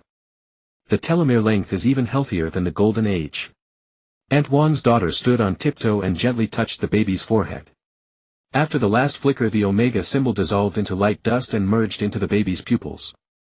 On the distant horizon the true morning sun was rising, illuminating the stubborn wildflowers growing among the ruins. One could already see that in the soil once covered with scales a new civilization was sprouting. Finally this absurd farce was about to end. Everything was going to get back on track. No. Thinking carefully, everything seemed to be perfectly manipulated by someone, developing in the expected direction. As if an invisible eye was staring at everything. I felt that things were not that simple, as if I had missed some important information. Why did Su Li predict the observer in advance? Could it be? Why is my head so painful? Is there something trying to prevent me from discovering the truth? Beep. Beep. Beep. Click. Click. Click. Before completely fainting, Lin Shuhan heard these very familiar sounds in the laboratory, as if someone was writing an experiment log. Lin Shuhan suddenly realized, so that was it. The occurrence of all this might just be an experiment of a higher dimension. What four-dimensional, what evolution, even genetic manipulation, everything was just the arrangement of this experiment. Beep. Alert. Beep. Alert. Experiment number HS 2045, Omega Data Anomaly Forced Shutdown Mode activated. Restart. Beep. Alert. Beep. Alert. Experiment number HS 2045, Omega Data Anomaly Forced Shutdown Mode activated. Restart. Experiment HS 2045, Omega collapsed once again. The observer was flustered beyond measure, for the Supreme Dimensional Creator had repeatedly emphasized that no interference with this experiment was permitted, yet it was evident that this attempt had failed miserably. Curse these low-dimensional beings, making me so wretched. Had I known those inferior creatures below were so unreliable, I would never have assigned them tasks, especially that damned four-dimensional serpent which ruined everything. We nearly let those lowly humans breach the dimensional barrier again and discover our existence. The observer walked slowly, sweat drops formed from coalescing galaxies constantly sliding down his intangible face. Each step was unbearably heavy. You've botched this experiment again, haven't you? The Supreme Dimensional Creator stared expressionlessly at the faltering observer, the fitness balls in his hands spinning incessantly, emitting a rustling sound. Suddenly, under immense pressure, the two stellar fitness balls exploded, unleashing a blinding white light. Your subordinate admits the error. Such a low-level mistake will not recur. Please grant me another chance. The observer knelt in panic, lowering his head, not daring to meet the supreme dimensional creator's gaze, for he knew that if he made another excuse, the next explosion would shatter far more than just those 2 fitness balls. Heh heh heh. You certainly know when to yield. I'll give you one more opportunity. Keep your subordinates in check and avoid exposing that damn trail. Remember the purpose of this experiment. I do not wish to see it fail again. Your subordinate understands what to do. Rest assured it will not be spoiled. We will refrain from interfering in any steps and observe this experiment in real time. The supreme dimensional creator waved his hand and the observer departed in a panic. These low-dimensional life forms, are they called humans? Heh. Heh heh heh. The show is about to begin. Experiment HS 2045 Omega officially restarted loading. The blue light of the monitor flickered across Lin Shuhan's glasses, his finger hovering over the gene sequencing report print button but never pressing it. The embryo monitor in the culture chamber suddenly emitted a sharp alarm. The value curve disintegrated like a DNA double helix snapped by an invisible hand. Sample No. 0927 telomere length anomaly. The assistant researcher burst through the sterile door, instant noodle soup stains still on his face shield. The shortening rate exceeds normal by 500 times. This is...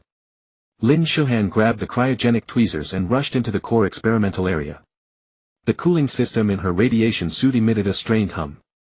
When she saw the grayish-white membrane floating in the culture medium, the tip of the tweezers tapped a crisp tremor against the glass vessel. It was unmistakably the shed skin of a banded sea snake. Found the anomalous data fluctuation from 3 days ago. Qing Xingye's voice came from the ventilation shaft inspection hatch. He hung upside down, half his body protruding, a tactical flashlight illuminating the dense claw marks on the duct walls. Someone implanted biological code into the quantum computer using Professor Su's highest authority. The lab suddenly plunged into darkness. In the red glow of emergency lights, the sound of liquid dripping echoed. Lin Shuhan felt for the gene sequencer Qing Xingye handed her. The screen displayed an automatically generated base sequence, the letters ATCG twisted eerily into the shape of a snake's tongue. This is not a human gene chain, Qing Xingye's voice resonated with a metallic ring. Look at the telomere structure on the 7th pair of chromosomes, doesn't it resemble an Ouroboros? A sharp crack of glass shattering came from the cold storage room. When Lin Shuhan rushed over with a liquid nitrogen freeze gun, she saw Su Li cradling a swaddled infant from the -ADC freezer. The female scientist's white coat revealed scaly shedding skin on her calves. The baby in her arms was sucking blue blood oozing from her neck. Xingye, take her to the Antarctic base's cloning pod. Su Li's eyeballs suddenly burst into 2 proliferating granulomas. Her vocal cords tore as she rasped, "I." The immortal jellyfish's telomere regeneration gene. Her voice was cut off by the sound of flesh tearing. The moment Qing Xingye snatched the infant, Su Li's chest exploded like a chrysalis breaking open. 12 barbed bone limbs pierced through her spine. Lin Shuhan aimed her liquid nitrogen gun at her former mentor but hesitated for 0.3 seconds when she saw the infant's amber-slit pupils. That instant of vulnerability allowed Su Li's bone limbs to pierce the quantum computer's coolant pipe. In the white mist of liquid nitrogen leakage, Qing Xingye rolled into the escape tunnel with the baby. Behind him came Lin Shuhan's grunt as she was pinned to the gene map display by bone limbs. Blood trickled down the chromosome models, writing a crimson genetic code on the 23 pairs of helical structures. My palm clenched tightly onto the escape pod door's slide rail, the baby's cry echoing eerily off the metal corridor. Su Li's blood was congealing into blue ice crystals on my protective suit, the tiny facets refracted the emergency light's red glow like countless bloodshot eyes. Authentication failed, the electronic female voice repeated for the 27th time. The DNA map on the escape pod's control panel flickered wildly. The baby in my arms suddenly bit my blood-stained finger. When the 2 baby teeth pierced the skin, it brought not pain but a cold slippery sensation, like holding a piece of melting dry ice in the mouth. Behind me came the rustling sound of scales scraping against metal. I turned and braced my back against the door, seeing Lin Shuhan twisting as she crawled through the ventilation duct opening. His lower body had become a thick serpentine tail, fragments of white lab coat stuck to his molting waist and abdomen, revealing the pearly new scales underneath. She's not an immune. The former colleague's vocal cords produced a dual tone. His forked tongue licked the blood on the escape pod door. She's a more perfect host. The baby suddenly let out a sharp cry. Only then did I notice her amber pupils splitting into 4 diamond facets. From the bitten finger what flowed out was not blood but a fluorescent blue mucus. That liquid seeped along the control panel's grooves into the DNA authentication slot. The originally crimson warning light suddenly turned green. The moment the door opened, Lin Shuhan's snake tail lashed heavily against my left shoulder. I rolled into the cockpit with the baby in my arms. Suddenly a burning pain shot through my nape. A piece of molted skin stained with flesh was squirming there like a parasite finding its host. The navigation screen automatically lit up with Antarctic coordinates. The neatly arranged embryo culture tanks in the cryo chamber sent chills down my spine. The fetuses suspended in the pale green nutrient fluid all had the same amber vertical pupils as the baby in my arms. On the console sat half a cup of unfinished coffee. The brown sediment at the bottom formed a genetic sequence ACAC. The baby began sucking on my bleeding tiger's mouth again. In my gradually blurring vision I saw my own reflection in the cryo chamber glass. The molted skin on my neck had spread to my collarbone and something beneath the skin was pulsing rhythmically. The escape pod suddenly shuddered violently. The hissing sound of air valve leakage came from a hibernation berth. I fumbled to press the eject button and stuffed the memory card with data into the baby's swaddling. When her newborn fangs pierced my palm I tasted a strange relief amidst the excruciating pain. Outside the pod the sky was filled with auroras. Beneath the purple-green bands the outline of a gigantic creature frozen in the ice was faintly visible. The baby's pupils now fully unfolded into a compound eye structure. I saw thousands of my own reflections twisting and deforming within them. When the molted skin covered my eyeballs my last remaining consciousness finally understood the formula on the blackboard in Su Li's lab: human sigma gene editing times ethical deviation coefficient. Amid the roar of the ice cracking beneath me I held tight to this life that was devouring and reshaping me. Her heartbeat came through the swaddling. The frequency exactly matched the encrypted Morse code of maternal love in the quantum computer. I heard the sound of my own bones growing. It was a faint crackling sound like coral polyps secreting calcium carbonate spreading upward from my tailbone. The skin after molting shimmered with a mother-of-pearl luster in the polar wind. The baby in my arms was tearing open my newly grown scales with her venomous fangs. She needed to nurse. The Antarctic aurora was more dazzling than the lab's radiation warning lights. The shadows beneath the ice trembled with my footsteps. Those frozen mechanical tentacles were covered in ice crystals like a grotesque fusion of some deep-sea creature and machinery. The coordinates displayed on the navigator kept drifting across the ice field. Of the baby's pupils flashed the same coordinate numbers. Prometheus. Number. The words I exhaled were wrapped in blue ice mist. 2 sets of vocal systems were fighting in my throat. The genetic memory brought by the molting was flooding into my brain. I saw Su Li 20 years ago kneeling in the snow stuffing an embryo storage device into an ice crevice. On the side of the research vessel behind her a blood-red paint graffiti showed the same Ouroboros birthmark as on my neck.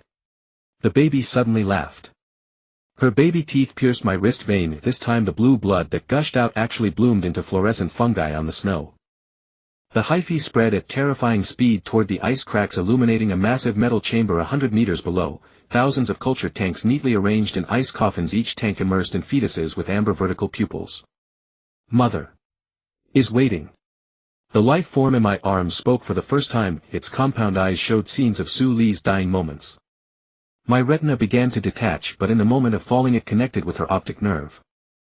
Through 46,000 prismatic lenses I saw that under the ice each fetus had a microchip embedded in the back of its neck engraved with Lin Shuhan's employee number CT-0927. My left leg suddenly went numb. Looking down I saw an ice spike piercing through the molting calf where the pale gold marrow dripped. More glowing fungi bloomed on the snow. The baby greedily licked the wound. The nerve bundles emerging from her spine were inserting into my foramen magnum. Memories spiraled open like gene chains. I finally understood the true meaning of the coffee stain genetic sequence in the cryo chamber. It was a Morse code written with telomerase activity, each base pair repeating, kill all clones carrying the Y chromosome. As the ice collapsed with a roar I used my last human arms to protect the baby's head. During the fall her nerve bundles blossomed into dendritic trees in my brain. Su Li's confession and Lin Shuhan's screams flowed through the neurons. When we landed on the culture fluid buffer layer the baby's umbilical cord was automatically connecting to the cabin's mainframe. The embryo culture tanks frozen for 20 years began to thaw collectively. Welcome home, father. 4,300 childish voices echoed simultaneously in the cabin. My remaining human eye saw the embryo development countdown flashing on the main screen, while my mutated compound eyes saw the Ouroboros mark gradually appearing on the back of each clone's neck, identical to the birthmark on Lin Shuhan's corpse which was regenerating in the escape pod. The second before the molted skin completely covered my nostrils I smelled the distinctive scent of Su Li's lab. Not formalin or liquid nitrogen but the bloody milky fragrance that a mother emits while nursing. I can taste the flavor of time. When the infant's neural bundles rooted in my meninges memories burst open like thawed salmon roe spilling the briny truth. The embryos in the ice coffins wave at me through the culture tanks, the Ouroboros birthmarks on their napes bleeding, perfectly matching the shape of the old gunshot wound on my right shoulder. Father, please complete the molting ceremony. 4,300 voices set the culture fluid rippling. My coccyx suddenly pierces through the protective suit curling into a spiral gene chain in the -60-degree air. The infant in my arms is devouring my newly grown scales. With each swallow a memory fragment lights up in the biochip at my temple. The mechanical tentacles beneath the ice have awakened. Those metal limbs covered in frost suddenly wrap precisely around my molting parts, their tips extending DNA sampling needles. When the needle pierces my coccyx I crash into the console in pain, splashing blue blood that activates the dusty holographic log. A 20-year-old me stands in the sperm donation center while outside the window Su Li's white coat drifts past like a ghost in the rainstorm. All clones must carry the time anchor gene. In the holographic image Lin Shuhan is labeling embryos, the gene editing gun in his hand engraved with the ship emblem of the Prometheus. Dar. Chang's Y chromosome telomere sequence is the best clockwork spring. The infant suddenly whimpers. After her umbilical cord connects to the mainframe the entire ice coffin begins playing my life, the scar from a ringed snake bite at age 6, the base pairs I modified in the Gene Olympics at 16, the anonymous sperm bank donation certificate I received on my wedding day at 26. Each memory fragment precisely corresponds to a clone culture tank number. Mechanical tentacles suddenly yank me toward the ice coffin. In the instant before my nose touches the culture tank I see my reflection through the ice. That face covered in pearl scales gradually overlaps with the ID photo of a scientific expedition member who disappeared 20 years ago. The embryos floating in the culture fluid open their eyes in unison. In 4,300 pairs of amber vertical pupils all reflect the image of Su Li plunging a syringe into my coffee cup. Not molting. My vocal cords tear into two tones, its reincarnation. When the infant's milk teeth finally pierce my heart the pain transforms into an overwhelming data stream. I see my own gene chain rewinding and reorganizing, the telomeres at the end of the Y chromosome devouring themselves like an Ouroboros.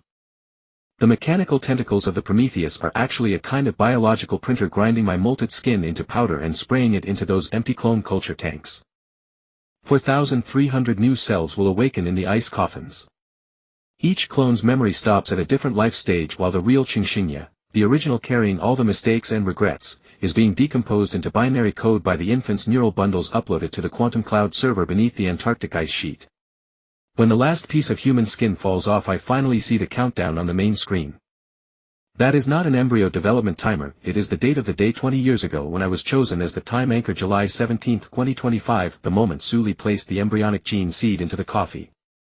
The ice roars and new mechanical tentacles break through. These metal limbs carrying the scent of my genes gently wrap around the infant and center into an empty slot in a culture tank. At the moment my consciousness fully digitizes I hear 4,300 versions of myself roaring simultaneously while Su Li's residual consciousness hums a lullaby in the quantum cloud. In the moment of completing the molt I become the eternal gene pendulum of Antarctica. The cry of each new clone's birth is a heartbeat of my immortal remnant body. When the infant reveals a venomous smile at me in the culture fluid I finally understand the starting point of this Mobius strip. We are all a constantly rewritten grammatical error in the love letter Su Li wrote to her daughter. At this moment a culture tank in the lab suddenly bursts and the serpentine clone carrying Lin Shuhan's memories breaks through the ice, the scales on his tail revealing Qingxingye's DNA fingerprint. I hear the ice singing.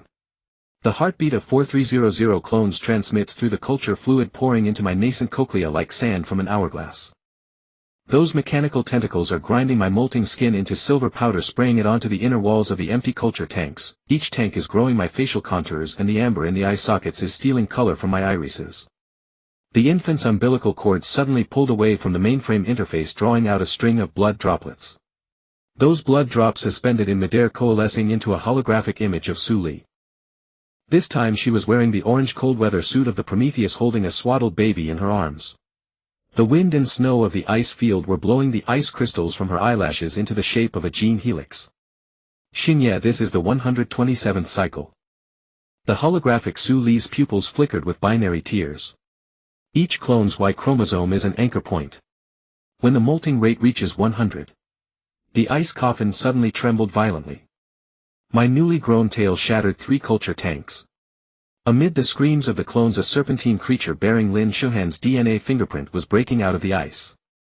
But what was more terrifying were those mechanical tentacles. After the ice crust on their surface peeled off, what was revealed was not metal at all but a kind of translucent biological keratin on which floated the same Ouroboros patterns as my scales. The infant suddenly leaped into an empty culture tank. Her newborn limbs clung to the inner glass wall, and the nerve bundles emerging from her spine were resonating with my cerebral cortex. When my compound eyes were forced to synchronize with her vision, I finally saw the ultimate creation buried beneath the ice, a ring-shaped biological computer 3 kilometers in diameter. Each storage unit was a frozen molter, and the Ouroboros birthmarks on the backs of their necks connected into a Mobius strip circuit. Your sperm sample holds the key to restarting time. Lin Shuhan's serpentine clone slithered over, flicking its tongue. The tip of its tail lit up with a holographic projection of my wedding day. Su Li calculated everything 20 years ago, including that you would willingly become the anchor point. My cheekbones began to molt, and the scattered skin fragments stuck to the mainframe screen like living QR codes. I suddenly understood the true meaning of those coffee-stained gene sequences. ATGAC was not Morse code at all but a time coordinate encoded in base pairs. July 17, 2025 1029. The moment I drank the cappuccino Su Li handed me. 4,300 culture tanks opened simultaneously. The clones crawled out drenched, and the Ouroboros on the backs of their necks were oozing blue fluorescent liquid. When the first clone inserted its fingers into my coccyx, a flood of memories surged up my spinal cord. I was actually the original embryo test subject, the biological father of Su Li, the patient zero, who had accidentally acquired telomere regeneration ability through gene editing. The Antarctic ice sheet began to glow. The ring-shaped biological computer rose from the permafrost, and every frozen molter opened its compound eyes. The infant let out a triumphant cry in the culture tank. Her milk teeth had finally grown into a complete venom gland system. What was stored inside was not venom but a spacetime restart program encoded with my genes. When Lin Shuhan's serpentine tail coiled around my body that was about to finish molting, I suddenly tasted the sunlight of 1999. It was the afternoon when Su Li celebrated my birthday for the first time, and the telomerase inhibitor she had hidden in the cake was melting. 4,300 clones knelt in unison, their kneeling postures exactly forming the 23 pairs of helical structures of the human genome. When the infant's venomous fangs pierced my last human heart, the ring-shaped computer burst forth with a supernova-like radiance. In the roar of space-time reconstruction, the last thing I saw was my 20 years younger self sitting in the sperm donation center, and outside the window the hem of Su Li's white coat flickered past like a snake skin that would never finish molting. From the cracks in the ice suddenly stretched out hundreds of hands covered in scales. The clones of Cheng Xingye from different ages were awakening collectively, and the wreckage fire of the Prometheus flickered in their eye sockets. Amid the thunderous roar of the Antarctic ice sheet cracking, 4,300 clones of Cheng Xingye simultaneously opened their amber compound eyes. The Ouroboros birthmarks on the backs of their necks glowed with a faint blue fluorescence, forming a spiral biological signal array in the blizzard. Deep in the Indian Ocean, 700 kilometers from the ice field, a quantum receiver in a sunken laboratory suddenly began automatically printing embryo maps. Himalayan mountains, 5th gene bank ruins. Geologist Nolan Chen's ice axe was stuck in a rock crevice, and his headlamp illuminated a bronze ring beneath the ice. As he wiped away the surface ice crystals, his breath suddenly caught. The ring was carved with an Ouroboros emblem identical to that on Cheng Xingye's clones, and the cuneiform characters on the inner wall were oozing a pale blue mucus. Professor. Sonar shows a massive biological reaction beneath the ice. The assistant's exclamation came from the walkie-talkie. Just as Nolan's glove touched the mucus, the entire glacier suddenly echoed with a sound like a snake shedding its skin. His pupils uncontrollably split into diamond-shaped facets, and the words on the archaeological log rearranged themselves into a genetic sequence on his retina. Pacific Seabed City, New Eden. Former Prometheus engineer Irene Wu stared at the fetus in the cultivation pod, and the coffee cup in her hands suddenly shattered. The brown liquid traced the base sequence ATGAC on the bulletproof glass, which exactly matched the DNA report of her husband who had disappeared in Antarctica 3 years ago. As the alarm blared, she found that the monitoring screens of all embryo culture tanks had turned into real-time images of the Antarctic ice sheet. The mechanical tentacles breaking through the ice were sharing the same bioalloy formula as the deep-sea mining robots she had designed. Siberian Tundra B-12 Quarantine Zone. A soldier wrapped in bandages suddenly tore open the medical pod door, his vocal cords bleeding from excessive roaring. They are singing. Those molters are singing my wife's requiem. The monitoring screens flickered with snow noise and all displays in the Epidemic Prevention Command Center simultaneously played eerie footage. Tens of thousands of frozen molter corpses were collectively mouthing words, and the frequency of their ulcerated lips opening and closing was perfectly synchronized with the heartbeat monitor curves of Qingxinya's clones. Antarctic Ring Biological Computer Core. The 127th clone of Qingxinya pressed his palm against the writhing flesh wall, and his neural synapses instantly connected to the entire Earth's biological database. He suddenly saw 28 storm cyclones forming, with a phantom of Suli floating at the center of each cyclone eye. As his consciousness flowed along the geomagnetic pulses toward the Himalayas, it became quantum entangled with Nolan Chen's mutating optic nerve. The sealed bronze ring beneath the ice was awakening, and its surface oozed blue mucus, forming a new formula: human civilization survival rate sigma number of molters time anchor deviation value. Indian Ocean Trench Sector 7. The mechanical arm of the deep-sea submarine, Abyss Envoy, suddenly lost control and captured a glowing ring-shaped creature on its own. Biologist Sato Chiyoko tremblingly recorded the footage inside that strange snake gripping its own tail. There floated an amber eyeball identical to that of Qingxinya's clones. When she placed the sample into the gene sequencer, all electronic devices in the cabin began to loop the 1945 Hiroshima atomic bomb broadcast, encrypted in Morse code, yet it was the embryo culture log that the Prometheus had last transmitted to Earth. Synchronous Orbit, ARC, Space Station. Astronaut Maxim's blood congealed into floating droplets in zero gravity, and on the surface of these spherical liquids emerged the facial contours of the Antarctic clones. He struggled to crawl toward the quantum communication console, only to find that the information screen displayed a deleted command from 20 years ago: send a gene-optimizing virus to the sperm bank where Qingxinya's samples were stored. As his retina began to shed, he suddenly heard scratching sounds from the space station's hull. A corpse wearing a Soviet spacesuit was drawing an Ouroboros symbol outside the cabin door with its scaly fingers. Unfinished timeline convergence point. When Nolan Chen's genetic mutation reached a critical threshold, the bronze ring in the Himalayas suddenly emitted a pillar of light. The embryo culture tanks before Irene Wu exploded collectively, and the viscous nutrient solution painted the coordinates of the Siberian quarantine zone on the deck. The 394th clone of Qingxinya looked up on the Antarctic ice sheet and saw hundreds of meteors descending from the synchronous orbit. They were the wreckage of the ARC space station with scaly re-entry capsules. In the deep-sea submarine, Sato Chiyoko finally completed the gene sequencing. When she saw the chromosome structure of the ring-shaped creature, the sequencer suddenly spat out a yellowed embryo storage card. On the front was Su Li's young ID photo, and on the back, written in blood, all the wrong answers of reincarnation are hidden in the birthday cake of 1999. The 4,300 clones in the blizzard suddenly stopped moving, and they raised their molting arms toward different directions. At that moment, Earth's magnetic field experienced a 0.5-second disturbance, and all electronic devices worldwide simultaneously displayed a pulsing countdown time until next gene pendulum reset: 23 hours 59 minutes 59 seconds. Deep in the Sahara Desert, the vibrations of an ancient biological computer starting up could be felt, and a caravan armed with anti-gene weapons was heading toward the melting Antarctic continent. Antarctica Ring Biological Computer Core 22 hours before reset. The palm of the 394th clone of Qingxinya seared a scorch mark on the fleshy wall of the biological computer, while the collective consciousness of 4300 clones was synchronizing data through quantum entanglement. He suddenly turned his head to the northeast. The genetic pulse emanating from the Himalayas was rewriting the base algorithms of the ring computer. The bronze ring is the genetic anchor of the previous epoch. The vocal cords of clone 394 secreted ice crystals laced with pheromones. Nolan Chen's mutation level has reached 79, and his telomerase activity is activating the ancient virus repository in the Earth's crust. Himalaya's fifth gene bank ruins 21 hours 47 minutes before reset. Nolan Chen's archaeological hammer shattered the last layer of ice, and the cuneiform script on the inner wall of the bronze ring suddenly sprayed blue mucus. His assistant discovered in horror that the mucus grew into a double helix staircase on the rock wall leading directly to a cavity deep within the glacier. When Nolan's mutated pupils focused on a certain hieroglyph, he suddenly received a memory pulse from Antarctic clone 394. The ring-shaped creature from Hiroshima in 1945 was precisely the first-generation experimental subject that had escaped from here.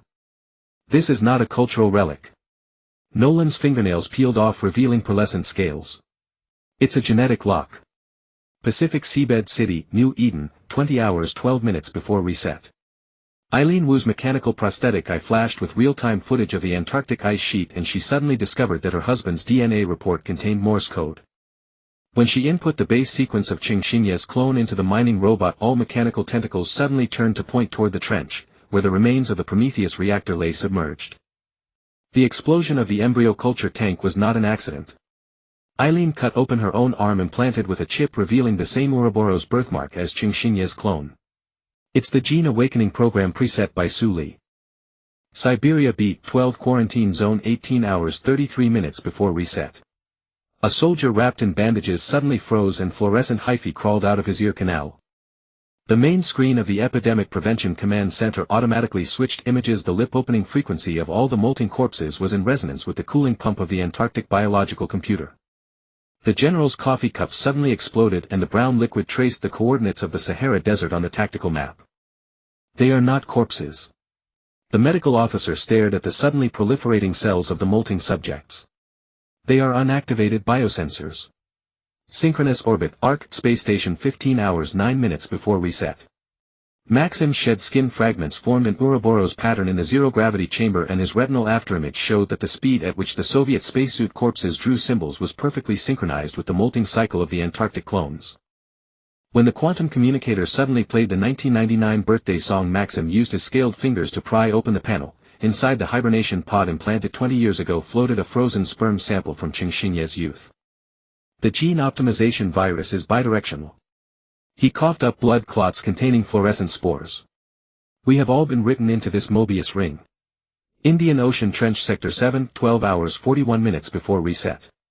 Sato Chiyoko tremblingly inserted the embryo storage card into the deep-sea submarine's mainframe and the memories of all of Qingxinye's clones suddenly flooded the cockpit. She finally understood the horror of the coffee stain gene sequence. ATGAC was not only a time coordinate but also the sound frequency to unlock the bronze ring's genetic lock. The 1999 birthday cake. Sato activated the sonar transmitter. We need to bombard the eyes of 28 storm cyclones simultaneously. Sahara Desert Underground Bunker 9 hours 27 minutes before reset. The caravan leader Aziza's radiation counter went wild at 300 meters beneath the dunes. A biological computer covered in ancient Egyptian hieroglyphs was booting up. His genetic weapon suddenly auto-targeted his teammates and the scope displayed the Ouroboros birthmark on everyone's nape, including the newly grown scale-like protrusions on his own neck. What the 7th volume of the Book of the Dead records is not a myth. The archaeologist Maya's pupils began to split. It's a genetic firewall written by the previous civilization epoch. Global quantum entanglement node 6 hours before reset. The moment Nolan Chen stepped into the center of the bronze ring, all the mechanical tentacles of the Pacific seabed city suddenly pierced through the seabed. The direction in which the Antarctic clones collectively prostrated was exactly the coordinates of the genome model formed by the cells of the Siberian molting subjects. On the surface of the embryo tank that Eileen Wu's mining robot salvaged from the wreck of the Prometheus, the startup password of the Sahara biological computer was emerging. The curvature of spacetime is changing. Maxim on the space station grabbed the floating frozen sperm canister. The deflection angle of the geomagnetic field is exactly the same as that of July 17, 1999. Edge of the Antarctic ice sheet 3 hours before reset. The caravan carrying the anti-gene weapon encountered a blizzard and Aziz discovered that the weapon system had locked onto his own gene chain. When Maya deciphered the sound wave cipher in the sandstorm, all the camels suddenly mutated into two-headed serpentine creatures, their pupils flickered with the memory images that Qingxinye's clones were synchronizing. The gene weapon will accelerate the reset process. Maya cut open her own wrist from which scales had grown. We must become the antivirus code in the program. Global Biological Neural Network 0 hours 23 minutes before reset. The genetic pulses from the 7 war zones achieved resonance for the first time and the blue mucus released by the bronze ring formed a mycelial network covering the Earth. The Antarctic clones suddenly stopped moving. The Ouroboros birthmarks on their napes began to rotate counterclockwise, a sign that the time anchor was about to break. The error code is here. Eileen Wu injected her husband's DNA sample into the reactor wreckage. The quantum signal that the Prometheus received back then came from our cells on July 17, 2025. Ring biological computer core 0 hours 0 minutes 1 second before reset. The palm of the 394th clone merged completely into the flesh wall and 4300 voices roared simultaneously. Sigma molting rate time deviation value has exceeded the critical point. When the countdown of all electronic devices around the world reached 0, people discovered in horror that their skin was beginning to emit a pearlescent sheen, except for the members of the Sahara caravan whose wounds cut by the gene weapon were oozing blue blood that disrupted the mycelial network. Amid the earth-shattering crack of the Antarctic ice sheet a colossal pillar of light rose and the eyes of 28 storm cyclones simultaneously played the holographic image left by Sully. This time the baby in her arms opened its black pupils which only humans possess and its swaddling clothes were wrapped around the last few pages of the Code of Scientific Ethics that had been torn off. From the bottom of the Pacific came the dull sound of the bronze ring shattering and deep within the Himalayas a new biological computer startup light glowed as an even more ancient genetic program began to overwrite the existing code. Alaska Pulsar Observatory, 1 hour after reset. Astrobiologist Kate Olson stared at the suddenly active neutron star radiation pattern discovering that its pulse frequency was perfectly synchronized with the Antarctic light pillar. When she imported the data stream into the ice-penetrating detector the display suddenly switched to a view from inside the bronze ring. Nolan Chen was mutating into a luminous entity within the mycelium network, his spine piercing through the protective suit and growing into an antenna-like structure. This isn't electromagnetic pulse. Kate's wristband began oozing blue mucus. It's genetic frequency resonance. 300 meters beneath the observatory the permafrost cracked open revealing the remnants of a biocomputer covered in Mayan calendar glyphs. Kate noticed in horror that the artificial kidney transplanted 3 years ago was now surfacing with the same Ouroboros pattern as Chinchinia's clone. Amazon Rainforest Sector 13 to 3 hours after reset. As the indigenous shaman Tana played the last note of his bone flute the carnivorous flowers deep in the jungle suddenly turned collectively toward Antarctica. He dissected the freshly captured mutated anaconda and found a microcapsule inside its gallbladder. Sealed within was the retinal chip of a Prometheus crew member, its gene editing date reading July 18, 2025. The folds of time hide the serpent's nest. Tana sprinkled bone powder into burning resin and in the smoke appeared real-time images of 28 storm cyclone eyes. He suddenly realized that in the center of each cyclone eye floated a version of himself at a different age, all with scales growing on the back of their necks. Abandoned drilling platform in the Arctic Ocean, 5 hours after reset. A cryochamber found by former Agent Cole in the wreckage of an icebreaker activated on its own. Inside a man covered in frost bore the face of Chinchinya. When Cole melted the ice with a flamethrower the man's pupils suddenly split into 4 diamond facets. Find the cake residue from 1999. That's the backdoor program left by Sully. The drilling platform tilted violently. As Cole grabbed the railing he glimpsed countless luminous tentacles rising from the seabed. On the surface of those semi-mechanical semi-biological limbs bioluminescent plankton were spelling out the coordinates of the Siberian quarantine zone. Underground cavern in the Congo Basin, 8 hours after reset. The Geological Survey team's laser mapper showed that murals on the cave walls 30,000 years old were redrawing themselves. The newly emerged patterns depicted the bronze ring wrapped in a mycelium network while the spear in the primitive man's hand turned out to be the shape of a gene-editing gun. Captain Luca tore off his itchy skin and discovered that the scales beneath the shed skin were arranged in binary code, precisely the vulnerability in the cooling system of the Antarctic ring computer. These aren't murals. Medic Anya touched the rock wall with a blood-stained cotton swab and the stone chips suddenly proliferated into microbiocomputers. It's the operation logs of the previous civilization era. Atlantic Hurricane I, 12 hours after reset. As the weather aircraft crossed the thunderstorm zone researcher James noticed anomalous pressure data. When the plane burst into the eye of the storm everyone witnessed an unforgettable sight, a spherical space 20 kilometers in diameter suspending tens of thousands of frozen embryos. Each incubation tank was connected to the storm clouds by luminous mycelium and the production date on the tank surfaces read July 17, 1999. The storm is breastfeeding. The co-pilot suddenly tore open his uniform and from the cavity in his chest extended a baby's scaled arm. We need to return to the eggshell. Global Genetic Resonance Network, 24 hours after reset. When Nolan Chen's antenna-like spine pierced the clouds the mutants on 7 continents simultaneously raised their heads and howled. A second beam of light from a biocomputer rose in the Sahara Desert intertwining with the Antarctic light pillar into a double helix structure. Irene Wu's mining robots retrieved complete fragments of the bronze ring from the ocean trench. Engraved on the surface was a suffocating truth: all carriers of the Ouroboros birthmark were sperm recipients of Chinchinya from different timelines. From beneath Kate Olson's observatory came the sound of an ancient heartbeat. The activation light of the Mayan biocomputer dyed the entire North American sky red. In the smoke before Shaman Tana an image suddenly appeared: Sully holding a baby on the deck of the Prometheus with the Antarctic ice sheet intact behind her and the electronic clock showing the date as June 21, 1985. The erroneous temporal anchor points are proliferating. Clone no. 394 decomposed into quantum dust in the Antarctic light pillar. Must find the original sample that ate the cake. Suddenly countless luminous embryo tanks floated up from the Pacific Ocean floor and the creatures inside were banging against the glass walls. Their pupils alternated between human roundness and amber vertical slits, and nerve bundles growing from their fingertips began to autonomously connect to undersea cables. I could taste the radiation dust on Kate Olsen's retina. When the Antarctic light pillar pierced the synchronous orbit, the senses of 4,300 clones exploded simultaneously within my brain. My newly sprouted compound eyes saw the Maya biological computer beneath the Alaska Pulsar Observatory, those calendar symbols carved into the permafrost injecting ancient codes into my bone marrow along the hyphal network. Father, the bronze ring needs a primal sample. The voice of clone number 127 squeezed out from my molting throat, and my left hand uncontrollably reached toward a certain culture tank in the ice coffin. The frost condensed on the surface of the tank suddenly evaporated into a holographic projection, the me of 1999 blowing candles in front of a birthday cake with the telomerase capsule secretly placed by Su Li floating in the cream. Nolan Chen's antenna spine suddenly pierced into my cranial nerves. The bronze ring of the Himalayas was growing in my cerebellum, those cuneiform characters turning into pheromones gnawing at the memory cortex. I saw myself 20 years ago sitting in the sperm donation room outside the window, the hem of Su Li's white coat swept across the surveillance camera, the Ouroboros ring on her right ring finger gleaming coldly. You are the original embryo.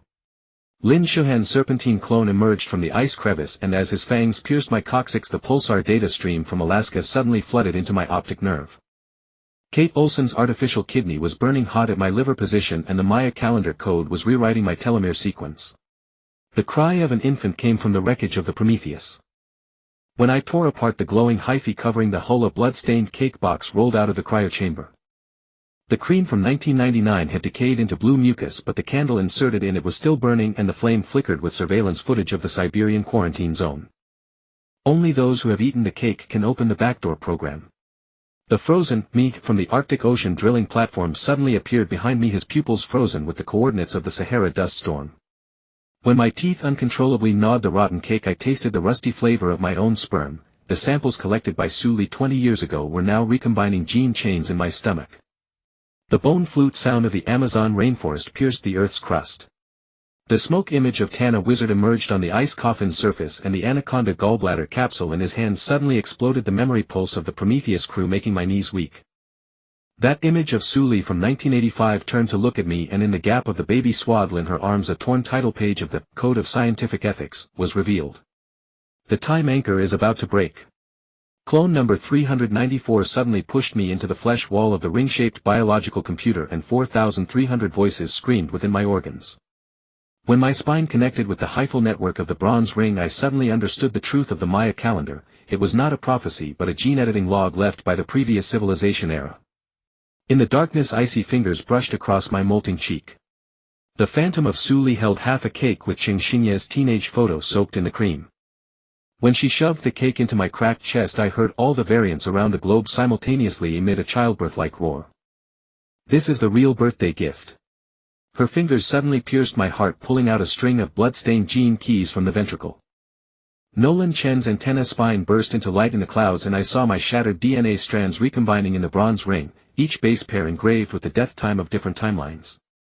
When the Moai statues of Easter Island suddenly turned their heads, my newly grown tail shattered the Antarctic light pillar. The infant's umbilical cord extended from the Pacific Ocean floor, its end connected to the melting 1999 birthday candle. Before completely molting into a non-human being, the last thing I tasted was the bitterness hidden in the cream of that year, not telomerase but the tears of remorse dripped by Su Li.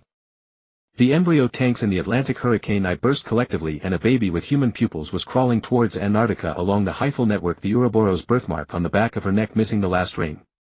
I heard the sound of my own gene chain breaking.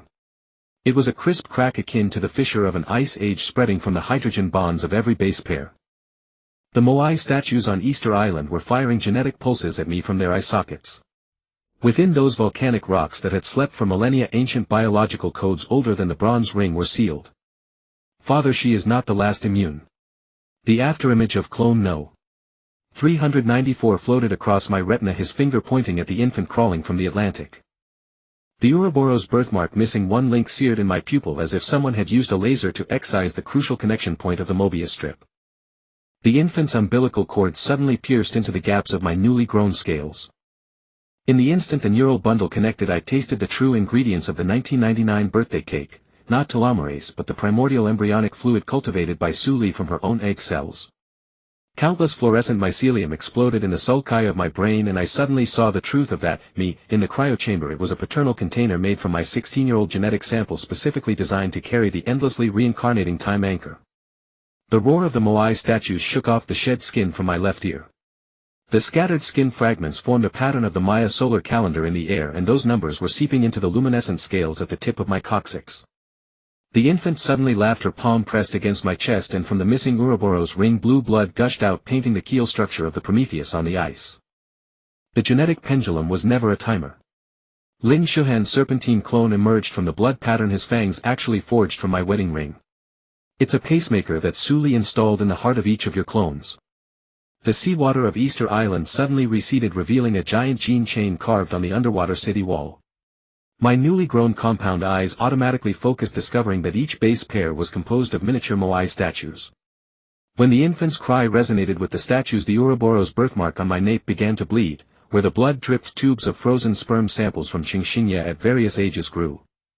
Find the cake candle. The data stream of the Alaska pulsar suddenly tore my vocal cords, and Kate Olson's mutating kidney was pulsing at the location of my liver. Halfway through shedding, my cheeks suddenly froze. I saw the code of the Maya biological computer growing wildly along my toenails, those hieroglyphs reorganized at the joints revealing a suffocating truth: the 7 global biological computers did not form a network but a digital projection of Su Li's uterus. The infant suddenly snapped her newly grown fangs. She pierced my palm with the tips, and the pain transformed into overwhelming pregnancy data. The memories of 4300 clones converged at the wound. I finally understood the peristaltic frequency of the Antarctic ring computer's flesh wall. It was a vibration wave simulating a fetal heartbeat, and each clone was an incomplete birth attempt. The Moai statues collectively turned toward the Atlantic. Green lasers shot from their eye sockets, projecting a countdown on the storm clouds: 23 hours 59 minutes until the gene uterus fully awakens. The infant crawled toward the nearest statue, and the missing birthmark began to proliferate neural synapses, clearly the shape of Su Li's heart that had been pierced by bone limbs. You are the virus.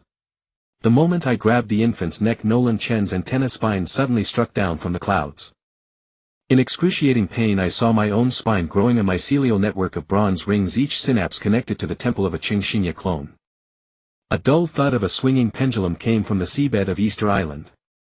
When the infant's neural bundle pierced my third cervical vertebra, I suddenly received the collective memory of 28 storm cyclone eyes. Each eye contained a floating 1999 birthday candle, with the flames sealing the souls of Su Li from different timelines. At this moment the shedding suddenly reversed. The newly grown pearl-colored scales retracted into skin, but from the pores emerged luminous tattoos of Maya code. I knelt in the center of the statue group, watching the infant climb onto the head of the tallest Moai.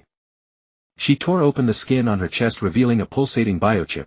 The production date engraved on it kept receding, finally fixing on the day the Human Genome Project launched, October 1, 1990. Mom is waiting for you to cut the cake. The infant's voice suddenly turned into Su Li's youthful tone. She raised the thong forged from my wedding ring and aimed it at her own missing Ouroboros birthmark. From the Pacific floor came the crisp sound of thousands of embryo tanks shattering simultaneously. The salty sea breeze began to mix with the scent of formaldehyde. In the instant the thong pierced the birthmark gap, I tasted the metallic sweetness of amniotic fluid. The 7 global biological computers simultaneously emitted the cries of newborns, while on the Antarctic ice sheet 4300 clones were collectively tearing open their own chests with their hands. Each body contained half a rotting birthday cake. A third beam of light rose from the Sahara Desert, and the unfinished Maya biological computer began playing prehistoric birth images. Qingxinya discovered that his bone marrow was surging with base pairs not belonging to humans, and the missing Ouroboros ring was reorganizing into a black hole model on his retina. The Maya code on my eyeball surface was bleeding.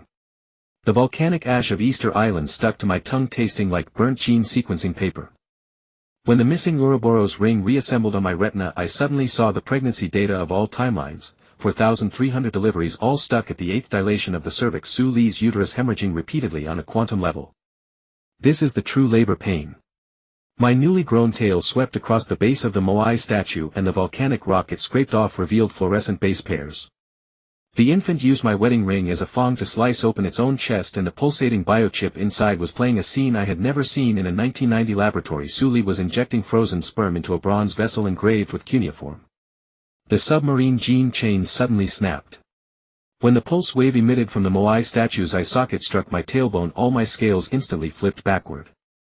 In the excruciating pain of reversed molting, I saw 28 clones of myself trapped in time folds. The Ouroboros' birthmarks on their nape were complete rings, but mine was missing a piece. Because you are the mother. Lin Shuhan's serpentine afterimage seeped from the biochip, his fangs actually cast from the pulp of the Code of Scientific Ethics. When I grabbed his translucent spine, what leaked through my fingers were the mold stains of a 1999 birthday cake. The infant suddenly plunged its fangs into my temple. The agony transformed into an overwhelming flood of data, and I saw the light pillars of 7 global biocomputers weaving a placental network. In the third light pillar rising from the Sahara Desert, the fetus in the Maya birth imagery had fungal blood vessels of bronze rings. Those were biological circuits coated with my telomerase. Find the original cake box. The heartbeat from beneath Alaska shattered 3 of my ribs. Kate Olson's mutated kidney screamed inside my liver, and the Maya code was crawling through my bile duct into the duodenum. When I vomited up scaly blood clots, I found half a burnt candle inside. The flame of 1999 sealed Su Li's lacrimal cells. The moai statues suddenly began prenatal yoga. Their granite pelvises opened at angles, violating physical laws, revealing the boiling genetic soup inside. The infant crawled into the largest statue's birth canal, and the missing birthmark began spewing bronze ring fungal threads. I was forced to follow in a bizarre dance, and the scales at the tip of my tailbone automatically spelled out the Schwarzschild radius formula of a black hole. The womb is the spacetime singularity. The wreckage of the Prometheus suddenly rose from the seabed, its deck piled with my frozen heads from different ages. When my palm pressed against the ship's rail, those heads recited the guidelines for gene editing ethics in unison, each pause precisely matching the intervals between my heartbeats. The gene chain of the underwater wall began replicating itself. Each new base pair carried the codes of alien civilizations from my bone marrow, and those nucleotides not belonging to Earth were rewriting the telomere structure. I suddenly understood the true purpose of the Maya calendar, not to record time but to calculate the contraction frequency of the genetic womb. When the entire Easter Island sank into the sea, I grabbed the infant's umbilical cord. Her neural bundles suddenly connected to my medulla oblongata, and the memories of 4,300 miscarriages pierced my thalamus like steel needles. In the brink of collapse, I glimpsed the ultimate truth. All Qingxingye across timelines were surrogates. What was truly to be born was the spacetime embryo woven by Su Li from multiple civilization genes. Cut the cake. The infant in the stone statue's birth canal emitted Su Li's voice, and the missing birthmark revealed the scar from my youth. When I used the fangs to tear open my own molting abdomen, what I pulled out was not my organs but the 1999 cake box covered in fungi. The cream was soaked with the coordinates of 28 storm eye centers. The ocean floor echoed with the awakening roar of the first civilization. My vocal cords suddenly evolved a whale song organ, and the melody I sang caused the Bermuda Triangle to raise a 4th biocomputer.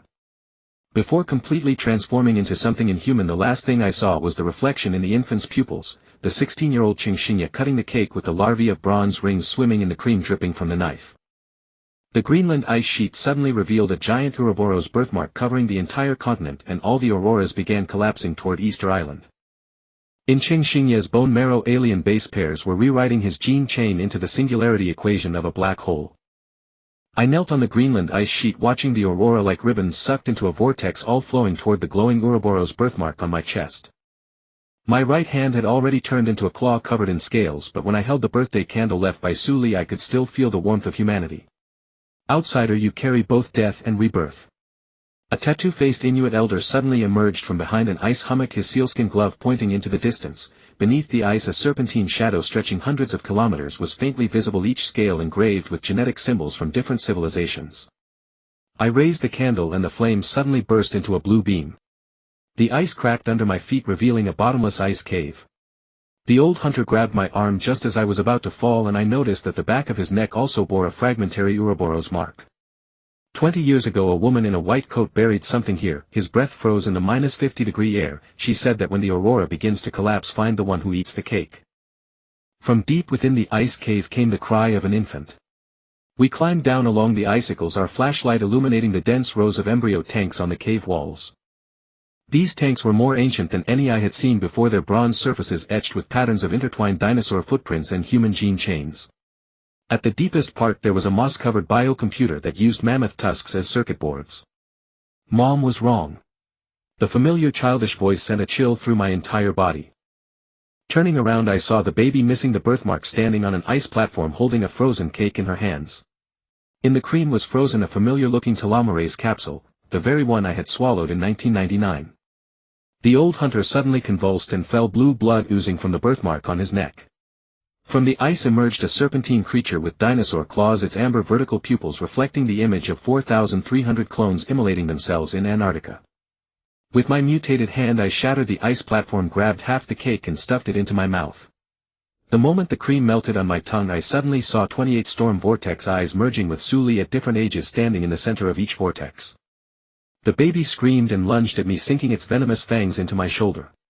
In the excruciating pain those alien genetic codes suddenly became readable. They were not meant to modify humans at all but to find a vessel capable of withstanding the tearing of spacetime. The ice cave began to collapse.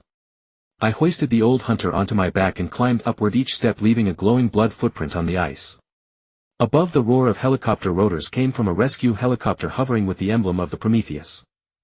When the steel cable hung before me I recognized the face under the pilot's protective mask. It was Lin Shuhan, who should have died in the Siberian quarantine zone. "Welcome aboard the time ferry," his laughter tinged with electronic static. "Dr. Sully has prepared a birthday surprise for you." When the helicopter door opened I saw it was piled high with cake boxes identical to those from 1999. From deep within the ice cave came the roar of an ancient creature while the baby was clinging to my back, licking the gap in my birthmark with its barbed tongue. The helicopter's rotor noise was deafening and Lin Shuhan tossed down a gas mask signaling me to put it on. Through the fogged goggles I saw more than 20 frozen cake boxes piled in the cabin, each with a different date written in blood. The earliest marked the day of my birth in 1975. "Try this." Lin Shuhan tossed me a moldy cake with a microchip embedded in the cream. "Sully left a gift at every spacetime node." I was about to retort when I suddenly noticed the birthmark on the old hunter's neck was glowing. He convulsed and tore open his cold-weather suit, revealing a chest covered in scales. Beneath the skin was a miniature biocomputer, its screen displaying the remaining number of Antarctic clones: 127-4300. From deep within the ice cave came an earth-shaking roar. The helicopter suddenly tilted and I slammed into the cabin wall. The eerie baby had somehow climbed into the cabin and was tearing at the cake boxes with its venomous fangs. In the gap of her fragmentary birthmark there was actually a photo of my mother in her youth. "When your mother was in difficult labor, Sully was in the delivery room." Lin Shuhan's voice suddenly turned into an electronic synthesized tone. "Your umbilical cord blood was her first experimental sample." I grabbed a rusty fire axe and swung it at the control panel. The sparks from the exploding dashboard illuminated a horrifying truth: Lin Shuhan's protective suit contained no body, only a mechanical skeleton wrapped in wires. The holographic projection of his head flickered, revealing a surveillance feed from Sully's lab on the day of her birthday in 1999. What she secretly injected into the cake was not telomerase but genetic fragments mixed with extraterrestrial civilization.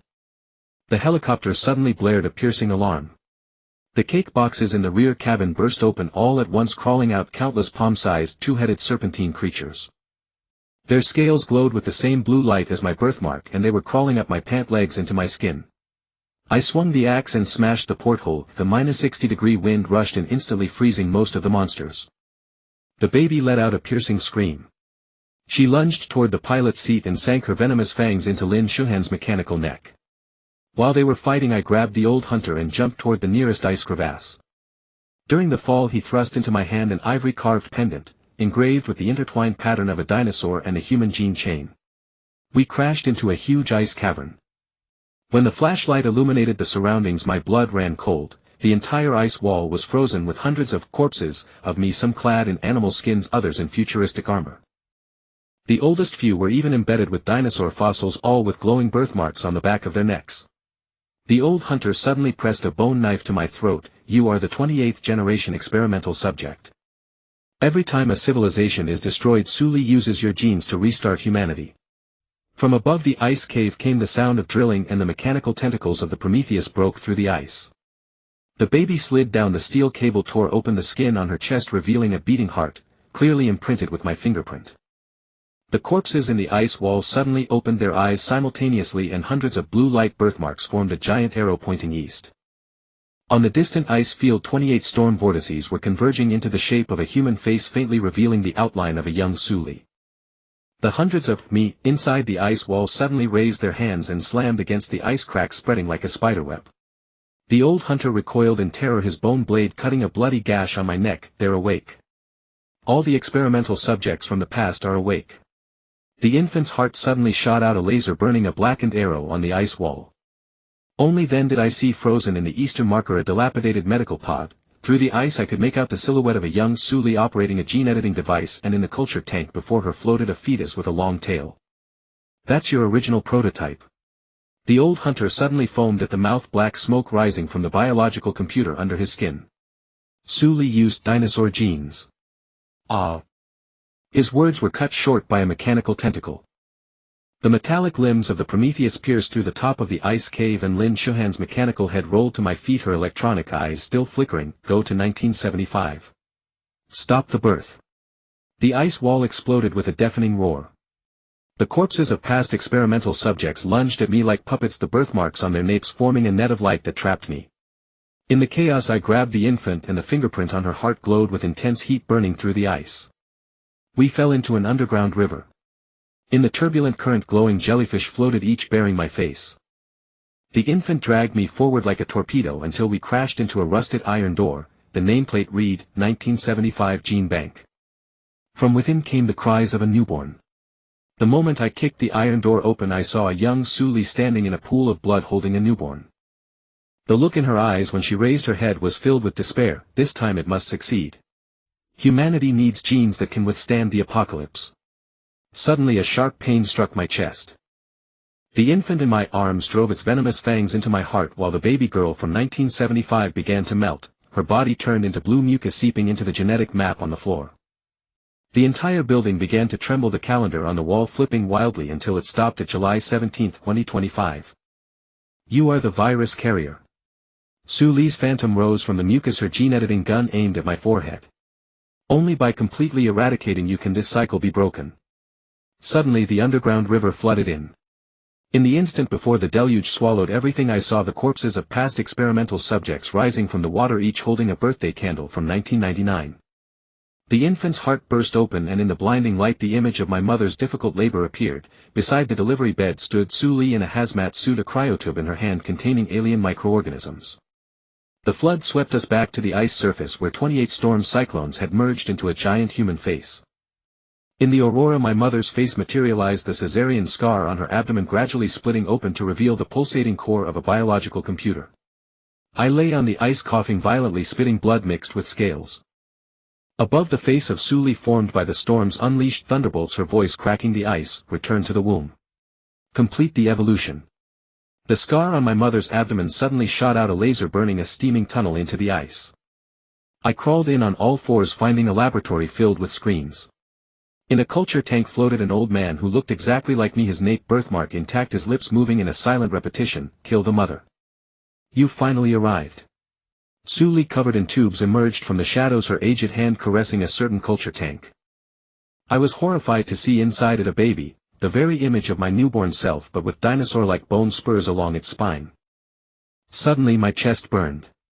The core of the biological computer that had fallen from my mother's scar was melting, revealing a tiny cryotube containing the original virus extracted from my umbilical cord blood all those years ago. The difficult labor back then was no accident. Suli's mechanical eye projected surveillance footage. She was injecting alien genes into my mother in labor. It was to make you the perfect vessel. Suddenly alarms blared throughout the laboratory. On the screens the 7 pillars of light from the global biological computers were merging and the storm face began to collapse into a black hole. I smashed the culture tank and the elderly version of me suddenly opened his eyes, lunging at Suli with mutated claws.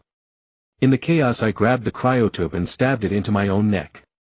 The searing pain sharpened my vision and I saw every screen replaying scenes of Qingxingya from different eras, some worshipped as a god in primitive tribes, others causing plagues in futuristic cities, all eventually retrieved by Suli and turned into clones.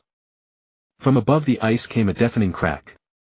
As I carried the dying elderly version of myself out of the tunnel, I saw an unbelievable sight in the aurora. The 28 storm cyclones formed a DNA helix, and at every connection point floated a birthday cake from 1999. Suddenly countless glowing tentacles rose from the glacier, dragging me and the elderly version toward the storm center. Su Li's manic laughter echoed through the thunder while the biological computer core from my mother's abdomen pulsed in my pocket like a heartbeat. I gripped the scorching biological computer core, dragged by luminous tentacles into the storm's eye.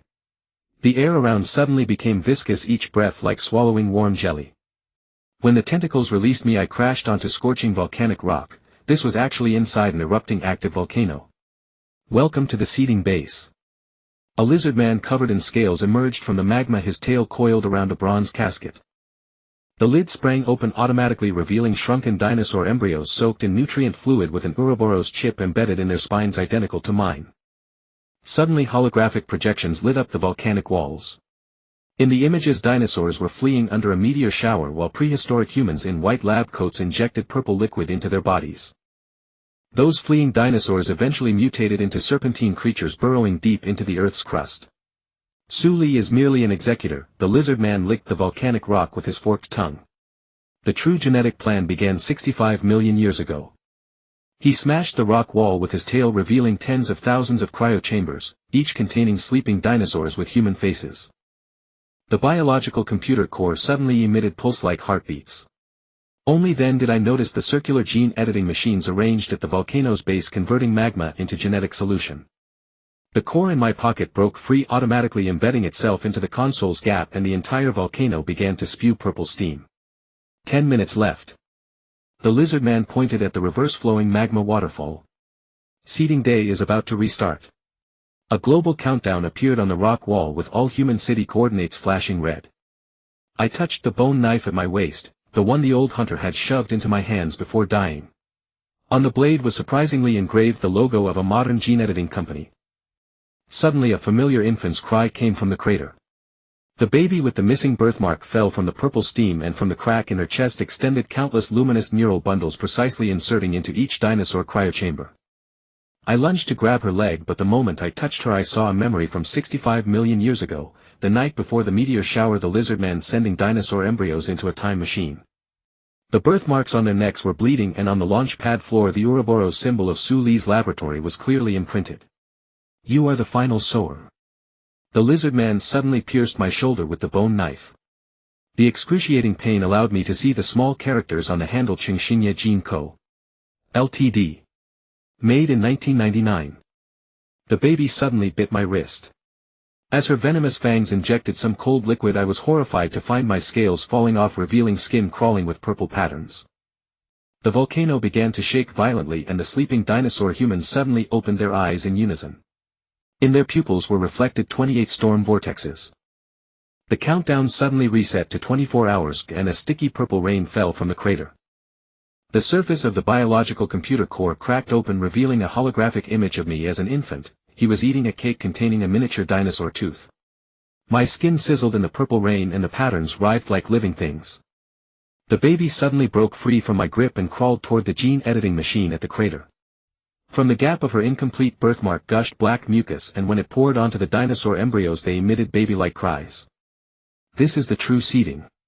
The lizard man used his tail to scoop up 3 dinosaur embryos and tossed them into the magma. Suddenly a phantom of Su Li appeared in the purple steam. In her hand was the teething ring I had bitten as a baby. It was emitting an eerie green light. I grabbed the bone knife and stabbed it into the console. The blade suddenly transformed into a laser edge. With the sound of metal shattering, images of 28 storm vortexes appeared on the magma surface, each vortex I floating a piece of rotten birthday cake. The dinosaur humans suddenly vomited in unison. What they expelled was not stomach acid but serpentine embryos with human faces. These monsters flowed with the magma toward the crater. The baby excitedly grabbed one and swallowed it, and the crack on her chest began to heal. The biological computer core suddenly emitted a mother's voice: "Child, look at your left hand." Only then did I notice a holographic map appearing on my palm, marking the locations of 7 volcanoes containing buried dinosaur embryos. The closest was 3,000 meters beneath our feet. The purple rain suddenly turned into burning acid. I dragged the baby into the cooling pool and saw the lizard man tearing off his own scales. Under the peeling skin mechanical bones were exposed with a steel stamp on the chest reading, Qingxinye Gene Company made in 2050. The time-space loop is about to form. Su Li's phantom suddenly materialized, her aged hand grabbing my wrist. Only then did I see the Ouroboros ring on her ring finger with a tiny inscription on the inside, began with dinosaurs, ends with humans. The volcano suddenly shook violently. The water level in the cooling pool dropped rapidly, revealing a rusted gate at the bottom. When I pried open the gate with the bone knife, the baby suddenly let out a piercing shriek. Below the gate was an endless array of cryochambers, each containing a sleeping Qingxinye covered in lizard scales. The magma suddenly solidified into the shape of a DNA strand, and the 28 storm vortexes merged into a giant embryo image. Su Li's ring began to bleed, and the baby was lying on my back gnawing at the newly grown scales. I tore off Su Li's ring and threw it into the lava. Suddenly the blood in the air coagulated into the shape of a key. The dormant lizard men clones opened their eyes in unison, the birthmarks on their necks forming a pattern of a combination lock. The infant suddenly leaped onto my shoulder, using its newly grown fangs to tear open the skin on the back of my neck. In the midst of excruciating pain, I saw a horrifying scene. Inside each cryochamber of the lizard men clones there were piles of cake crumbs from 1999, with miniature dinosaur embryos soaking in the cream. Open the door with blood. The old hunter's voice suddenly came from the magma where the ring had melted. Gritting my teeth, I pressed my hand against the scorching rock wall, and where my palm print touched, a secret door suddenly cracked open. Inside was a control room filled with monitoring screens showing 7 volcanoes around the world erupting purple embryos. On the control panel sat a dusty cake box with a half-burned candle stuck in it. When I blew out the flame, all the screens suddenly switched to an image of a mother giving birth. The fetus in her womb actually had a lizard tail, and Su Li, who was delivering the baby, was injecting a purple liquid into the umbilical cord. The infant suddenly let out a triumphant cry. She lunged at the control panel and used her venomous fangs to activate the red button. The entire volcano began to tilt, and the cryochambers burst open one after another like dominoes. I grabbed a lizardman clone that was shedding its skin and found a yellowed photograph hidden in the inner pocket of his protective suit. At a birthday party in 1999, Su Li stood behind a little girl wearing dinosaur pajamas. A viscous rain of embryos descended from the volcanic crater, each embryo bearing the face of Qingxinye. The biological computer core suddenly grew a mother's face, and in her pupils were reflected 28 storm vortices converging into the shape of a dinosaur claw. I wiped away the embryonic mucus, blurring my vision, and discovered that the control room floor was cracking open. Through the cracks I could see a huge cultivation pool below, where countless versions of me, with lizard tails, were tearing at each other, their splashing blood dyeing the entire pool red. This is the main course of the birthday banquet. The mother's face on the biological computer core suddenly spoke, her tongue curling a key made of a dinosaur tooth and inserting it into the control panel. The entire volcano suddenly stopped erupting, and all the embryo rain rose against gravity into the sky, converging into a shadow of a dinosaur claw that blotted out the sky. I grabbed the charred cake box and smashed it against the screen. Where the cream splattered, a hidden electronic log was revealed. In the video, Su Li was injecting a potion into a 5-year-old version of me, and the background was actually a primeval jungle from 65 million years ago. Mommy is preparing a surprise. The infant suddenly climbed onto my back, her newly grown tail piercing my protective suit and injecting a tube of purple liquid into my spine. In the throes of agony I saw a terrifying sight. The lizard men clones that had been fighting suddenly lined up in orderly ranks and knelt toward the crater, where a dinosaur egg was floating, incubating its shell covered with my fingerprints. The control room suddenly tilted 45 degrees. I slid toward the cultivation pool along with piles of cryochambers, and just as I was about to fall I grabbed onto a ventilation duct. The infant, however, leaped toward the dinosaur egg, her skin cracking to reveal reptilian scales underneath. Quick look at the bottom of the pool. The old hunter's phantom suddenly appeared in the rusty pipe. I looked down and saw that after the blood receded, the bottom of the pool was strewn with human skulls. On the crown of each skull was engraved the gene number of Qingxinye, and the earliest was actually marked with the Cretaceous period. The lizard men clones suddenly immolated themselves collectively. Their ashes formed a gene chain pattern in the air, and the dinosaur egg cracked open with a sound. When I saw the creature that had hatched, my throat felt as if pierced by an ice pick. It was a baby Tyrannosaurus Rex with my face, its front claws clutching a piece of rotten cake with Su Li's wedding ring soaked in the cream. The volcano suddenly began playing the melody of a birthday song, and from the baby T-Rex's pupils a holographic map was projected. I saw 28 newly marked volcanic coordinates lighting up in the Arctic Circle, and my own palm was visibly transforming into a dragon claw. I stared at my dragon-clawed hand, the fingernails turning into curved bone blades. The baby Tyrannosaurus Rex pushed the rancid cake to my feet. The wedding ring soaked in the cream suddenly projected a hologram. My mother was digging some giant device under the Arctic ice sheet. "Happy birthday, child." Su Li's voice came from the dragon cub's throat. It swept away the skulls in the blood pool with its tail revealing a hidden door beneath. I kicked the door open and jumped down only to find a warehouse filled with cryopods. Each pod was marked with a different era, and the earliest one contained a frozen Tyrannosaurus Rex with human arms. The Arctic coordinates suddenly flashed red on the cabin wall. I smashed open the nearest cryopod and grabbed the gene-editing gun inside. When I aimed the gun at the dragon cub, it suddenly opened its mouth. Deep in its throat was embedded a biocomputer screen displaying a countdown to simultaneous global volcanic eruptions, 11 hours 59 minutes. "These are your birthday candles." The dragon cub spat out a ball of burning mucus, and within the flames appeared real-time images of 28 volcanic craters. I suddenly realized that my dragon claws could penetrate the holographic images. When I touched the Arctic scene, an icy chill pierced my fingertips. Suddenly the warehouse alarm blared. All the cryopods began to thaw, and the half-human half-dragon monsters were breaking out of the ice. I crashed into the ventilation duct and crawled in. At the corner I bumped into an old woman in a white coat. She was wearing Su Li's wedding ring and injecting purple liquid into a Tyrannosaurus Rex fetus. "Mom." My voice came out with a reptilian hiss. The old woman turned to reveal her half-burned face, the intact eye weeping blue blood. During the difficult birth I was replaced by the cedar. The sound of raptor claws drumming came from outside the vent. I grabbed the old woman and ran. She shoved a pocket watch-sized device into my hand. The moment I pressed the button, all the cryopods exploded and the blast wave hurled us into an emergency passage. The pocket watch projected the truth beneath the Arctic ice. A metal uterus 3 kilometers in diameter was pulsating, its surface covered with my fingerprints. At the end of the passage the green light of an escape pod gleamed, but the door's identification system required a genetic password. My dragon claw suddenly stabbed the identifier uncontrollably and the pocket watch started counting down. The moment my dragon claw pierced the identifier, the door suddenly sprayed white cold air. The pocket watch's countdown flashed faster. The old woman suddenly tore off her burned face. Beneath it was Su Li's youthful face.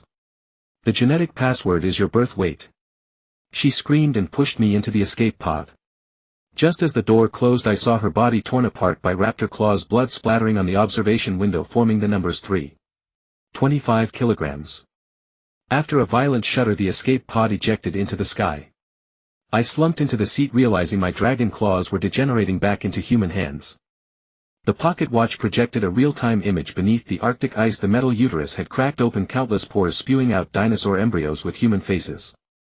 Suddenly the console emitted Lin Shuhan's electronic voice, "Welcome home, the first-generation cedar."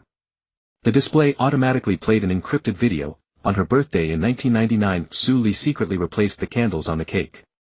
The real wicks were made of dinosaur stem cells cultivated from my umbilical cord blood. The escape pod suddenly changed direction. I pounded the control keys desperately, but the navigation system was locked to the Arctic coordinates. As the pod pierced the clouds, an incredible scene emerged in the aurora. The embryos ejected from 28 volcanic craters were forming a dinosaur skeleton in the sky with my genetic code engraved on every bone. The pocket watch suddenly emitted a baby's cry. I smashed it against the cabin wall. The case cracked open, revealing a microcryotube. Inside was half a dinosaur tooth with a line of tiny laser-engraved words. "The uterus password is the decibel value of your first cry." The escape pod suddenly depressurized and the frigid air rushed in, freezing my right hand. On the Arctic ice sheet tens of thousands of frozen me were breaking out of the ice, each holding a lit dinosaur bone candle. I crashed through the frozen hatch and stumbled into the Arctic wind at -70°C. My right hand had already turned into an icicle, but the dinosaur tooth clutched in my left hand suddenly grew scorching hot, melting a glowing keypad into the ice. In the distance tens of thousands of frozen me were using their dragon claws to slice open the ice layers, the dinosaur bone candles in their hands forming a giant birthday cake shape. Input your first cry sound wave. Lin Shuhan's mechanical head rolled out from an ice crevice, its electronic eyes projecting a sonogram of my infant cries. As I pressed the tooth against the keypad, the ice suddenly cracked open. 300 meters below, a metal womb was pulsating with my genetic map as its veins. The clones that had broken through the ice suddenly knelt in unison. They tore open their own chests, pulled out their burning hearts and hurled them into the air. The flames coalesced into a hologram of Suli holding a dinosaur umbilical cord in her hand. Time to blow out the candles, child. I suddenly saw the 28 metal tubes protruding from the surface of the metal womb, each corresponding to a pivotal moment in my life. The nearest tube was spewing purple smoke, within which swirled a birthday candle that had gone missing in 1999. Something suddenly grabbed my frozen right hand. The old hunter emerged from the ice, his body covered in scales, and severed my frozen right arm with a bone knife, used dragon blood to water the keypad. Enduring the searing pain, I pressed my severed arm onto the ice. The blue blood melted the ice water, which suddenly revealed a hidden map, marking 7 ancient ruins where dinosaur gene banks were buried. The metal womb suddenly emitted a newborn's cry. All the clones leaped into the ice crevice in response, their bodies melting into purple liquid as they fell. I followed them down, and in the howling wind I saw a passage open on the womb's surface piled high with human fetal specimens bearing dinosaur claws. This is the real you. Su Li's phantom emerged from the specimen pile, the gene-editing gun in her hand suddenly transforming into a birthday candle. From the moment of the dinosaur's extinction you were chosen as the rebirth vessel. A green fluorescent light suddenly shone at the bottom of the ice crevice where tens of thousands of genetically modified penguins were digging at the ruins with their sharp claws. The leading penguin turned its head, and on the back of its neck was branded the logo of Chengxinye's Gene Company. I followed the genetically modified penguins as they leaped into the ice crevice, a putrid warm wind rushing toward me. The leading penguin suddenly stood upright, peeled back its scalp to reveal a mechanical cranium, a screen showing my birth video with dinosaurs roaming through a jungle in the background. Welcome to the prehistoric gene bank. The mechanical penguin's electronic voice crackled with static. It used its steel claws to slice open the ice wall, revealing a massive bronze door behind it engraved with a bizarre scene of a dinosaur breastfeeding a human infant. As I touched the Ouroboros relief on the door, the entire ice cavern suddenly trembled. The bronze door cracked open, releasing a warm blood-scented draft. Behind the door stretched an endless array of cultivation pods, each containing a human fetus with dinosaur features, the labels on the pods spanning millions of years. Your DNA is the original sample for all experimental subjects. The mechanical penguin played a hologram. A Tyrannosaurus Rex was using its tail to hold a gene-editing gun, injecting purple liquid into a caveman. Su Li was merely the executor of the plan. I caught a glimpse of a label on a certain cultivation pod: late Cretaceous sample source, Tyrannosaurus heart tissue extract. Through the cloudy nutrient fluid I could see a familiar birthmark on the fetus's hand, identical to my own. An explosion sounded from the top of the ice cavern. The clones that had broken through the ice suddenly froze in place, and the birthmarks on the backs of their necks simultaneously oozed blue blood. The blue blood painted a map on the ice pointing to the control room deep within the ruins. I kicked open the frost-covered gate and saw a half-burnt dinosaur bone candle stuck in the console, its wick a frozen umbilical cord. Light it. The old hunter's phantom emerged from the ice crystals. Shivering, I used the gene gun to ignite it. As the flames leaped up, the ice of the entire ruin began to melt. The cultivation pods burst one after another, and the prehistoric experimental subjects rapidly grew in the slime, transforming into tens of thousands of me at different ages. The oldest of the dragon-clawed humans suddenly spoke. We tried 298 paths of civilization. He opened his ribs, revealing a pulsating metal womb model inside. Each extinction was due to your genetic defect. From deep within the ruins came the rumbling of a swinging pendulum, and all the clones suddenly began to shed their skin. On their newly formed skin emerged hieroglyphics, while on my palm a countdown tattoo shaped like a dinosaur tooth was growing. I stared at the rapidly growing countdown tattoo on my palm when suddenly I was pushed into a high-speed descending elevator by a dragon-clawed man. The display numbers wildly jumped: -102 Andy floor, Cretaceous floor, Soar's origin floor. When the elevator halted I saw an unforgettable sight. The Jurassic operating room under the glacier. Under the chandelier made of Tyrannosaurus skeleton, Su Li, dressed in a Stone Age animal skin skirt, was using a flint knife to perform a cesarean section on a Tyrannosaurus Rex. When the humanoid baby covered in slime crawled out of the dinosaur's abdominal cavity, the birthmark on the child's nape glowed blue under the torchlight. The 298th civilization restart has failed. The mechanical penguin appeared behind me at some unknown time, its steel claws pointing to the hieroglyphic calendar on the rock wall. Every night before extinction we send your genes back to prehistoric times. The operating table suddenly rose with a holographic projection. In the image 28 versions of me were standing on volcanic craters of different eras, pouring purple liquid into the magma. When the last, me, jumped into the volcano of 2045 AD, the entire cave suddenly lit up with a blood-red alarm. The dragon-clawed man tore open his own chest, revealing the real-time monitoring of a metal uterus inside. The severed arm I brought was growing in the culture fluid, already differentiated into a hybrid form of dinosaur claws and human hands. Alarm. The final time limit has been activated. The mechanical penguin's eyeball suddenly popped out at countdown 005959. All clones began to melt and their genetic fluid flowed along the rock crevices toward the operating table. When I slipped on the slime, my palm pressed against a dinosaur coprolite fossil on the rock wall. Embedded inside was a 1999 cartoon watch. Your birthday gift from Mom. Sue Lee in animal skin suddenly spoke, her dragon blood-stained hand pointing to the collapsing ice dome. I twisted the crown and the watch face unexpectedly shot out a laser cutting through the ice layer, revealing the wreckage of the Prometheus crashing above. The genetic torrent formed by the melted clones suddenly condensed into dinosaur knights, the bone spears in their hands pointing directly at the coordinates of my cryopod. In the ice crevice, the monster bred from the severed arm opened its 3 pairs of compound eyes. I grabbed the cartoon watch and rolled into the ice crack, the laser cutting through the falling spaceship wreckage above. The rusty cabin door grazed the tip of my nose and crashed into the ice, revealing a frost-covered cryopod inside. Frozen within was a young mother, a dinosaur tooth embedded in the cesarean scar on her abdomen. This is the real birthday gift. Sue Lee in animal skin suddenly grabbed my wrist, her bone knife slicing open the countdown tattoo on my palm. When the tip of the knife pierced the skin, the tattoo suddenly sprayed purple smoke, forming 28 volcanic coordinates in the air. The dinosaur knight's bone spears rained down. I lunged toward the cryopod and used the watch laser to cut open the lid. My mother's eyelashes suddenly trembled and the dinosaur tooth on her abdomen shot out a holographic projection, showing that when I was born in the delivery room a micro-gene chip was tangled in my umbilical cord. The monster bred from the severed arms suddenly burst out of the ice. Its 3 pairs of compound eyes locked onto both me and Sue Lee in animal skin, its limbs a mix of dragon claws and human hands tearing through the ice. When it let out a cry like a baby's wail, all the dinosaur knights suddenly turned their spears and thrust them into their own chests. It is the final version. The mechanical penguin's electronic eyes burst into sparks. I took the opportunity to crawl into the wreckage of the spaceship and found a scorched log in the cockpit. The last page had a photo of me at 1 year old with blood-written words on the back: the real gene bank is in the mother's womb. The monster suddenly smashed through the cabin wall. Its deformed palm pressed against the console, unexpectedly activating the long-dormant navigation system. The screen lit up with a star map and a flashing red dot marked Soar's home planet. When I touched the 1999 birthday candle in my pocket, the wick suddenly ignited by itself, the firelight illuminating a hidden compartment in the cabin wall. Inside the compartment lay a metal egg the size of a dinosaur egg, its surface fingerprint lock reading the countdown tattoo on my palm.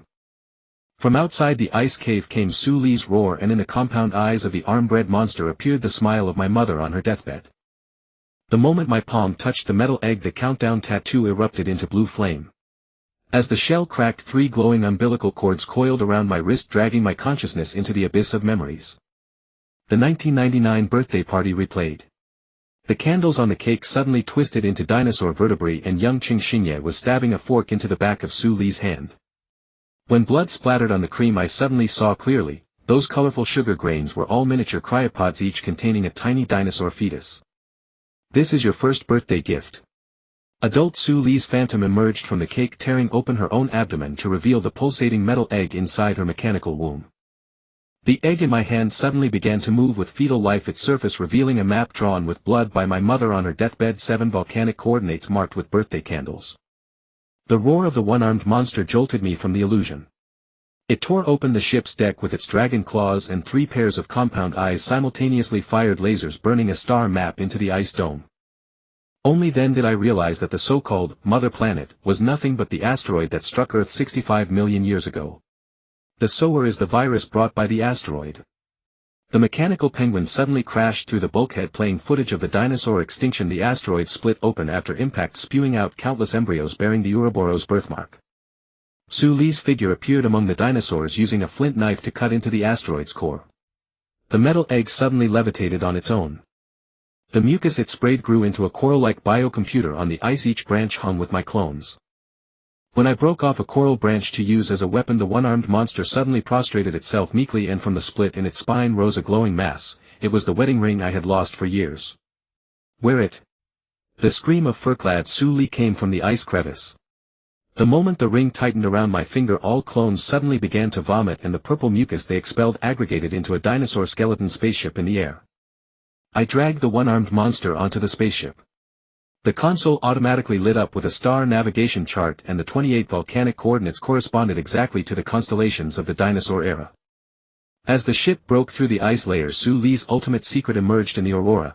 Inside the asteroid that killed the dinosaurs, Qingxinya, in a spacesuit, was frozen, and the Ouroboros birthmark emerging from the crack in his helmet was sending a distress signal into space. The ship suddenly entered hyperspeed flight, and the stars outside the porthole stretched into the shape of a gene chain. The one-armed monster began to shed its skin, and its new body was exactly like me in my childhood photos, while the metal egg was hatching a baby with dinosaur claws. I gripped the edge of the console tightly, watching the stars outside the porthole stretch into a spiral gene chain.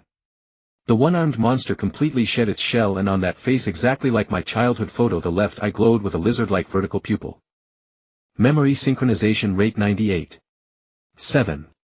The ship's broadcast suddenly rang out with Su Li's voice. The baby hatched from the metal egg crawled to my feet, its dinosaur claws evolving into human hands at a visible rate, and a familiar Ouroboros birthmark emerged on its palm. The cabin lights suddenly turned blood red. The navigation screen popped up an alert: abnormal gravitational field of the mother planet. When I zoomed in on the image of that asteroid, all my blood froze. In the impact craters on its surface, thousands of cryopods were neatly arranged, and the lids were all stamped with my genetic code. The baby suddenly bit my pant leg. Its newborn fingers pressed a code on the console, and the main screen suddenly switched to a surveillance footage from 1999. 5-year-old me was sticking birthday candles into the back of a dinosaur toy while purple mucus oozed from the toy's joints, drawing interstellar coordinates on the carpet. Warning. Hull breach. The one-armed teenager suddenly tackled me to the ground. Through his torn collar I saw an electronic screen embedded below his collarbone, a countdown of 23 minutes with real-time footage of Earth's major cities being devoured by purple vines in the background. I grabbed a shard of the metal egg and cut my palm. The blue blood splattered onto the console, activating a hidden holographic log. A younger Su Li appeared in the cabin, and in the lab behind her the asteroid was suspended in a blast-proof chamber, its surface constantly oozing humanoid embryos. Dar. Sheng, if you are seeing this footage, it means the sewing plan has failed 298 times. Her fingers lightly touched the dinosaur claw print that emerged on the asteroid's surface. We must find the contaminated original gene sample before the 299th civilization restart. The ship suddenly lurched violently. Outside the porthole the asteroid split open a huge gap, revealing a honeycomb of chambers inside. Each hexagonal cell held a frozen me, dressed in clothes from different eras, the oldest even wrapped in animal hide, holding a flint knife. The baby suddenly let out a sharp cry. Its body grew rapidly, turning into a 12-year-old version of me, but with a ring of mechanical interfaces on the back of its neck. When it plugged the interface into the console, the entire ship suddenly turned around and dove toward Earth's atmosphere. Go home for your birthday. The teenager whispered in my ear, and in his pupils reflected the giant storm eye forming on Earth's surface. Its shape was unmistakably an enlarged version of the Ouroboros birthmark. The countdown suddenly hit 0, and all screens simultaneously played the scene of my birth. A meteor shower streaked past the window of the delivery room, and under the nurse's mask appeared Su Li's young face. The moment the ship broke through the atmosphere, the baby suddenly opened hundreds of compound eyes. I gripped the cabin door handle, the scorching airflow nearly lifting my eyelids. The compound eyes on the baby's back suddenly shot out lasers, burning an escape passage in the cockpit ceiling. When I inserted the metal egg fragment into the crack of the control panel, the spaceship suddenly split into 28 escape pods, crashing towards volcanic coordinates of different eras. This is the true reincarnation. The 12-year-old version of me grabbed the rescue rope, his mechanical interfaces seeping purple mucus. Through the cabin window I saw one of the escape pods plunging toward a volcanic crater in 1999. Seated inside was the 5-year-old version of myself, tossing birthday candles into the magma.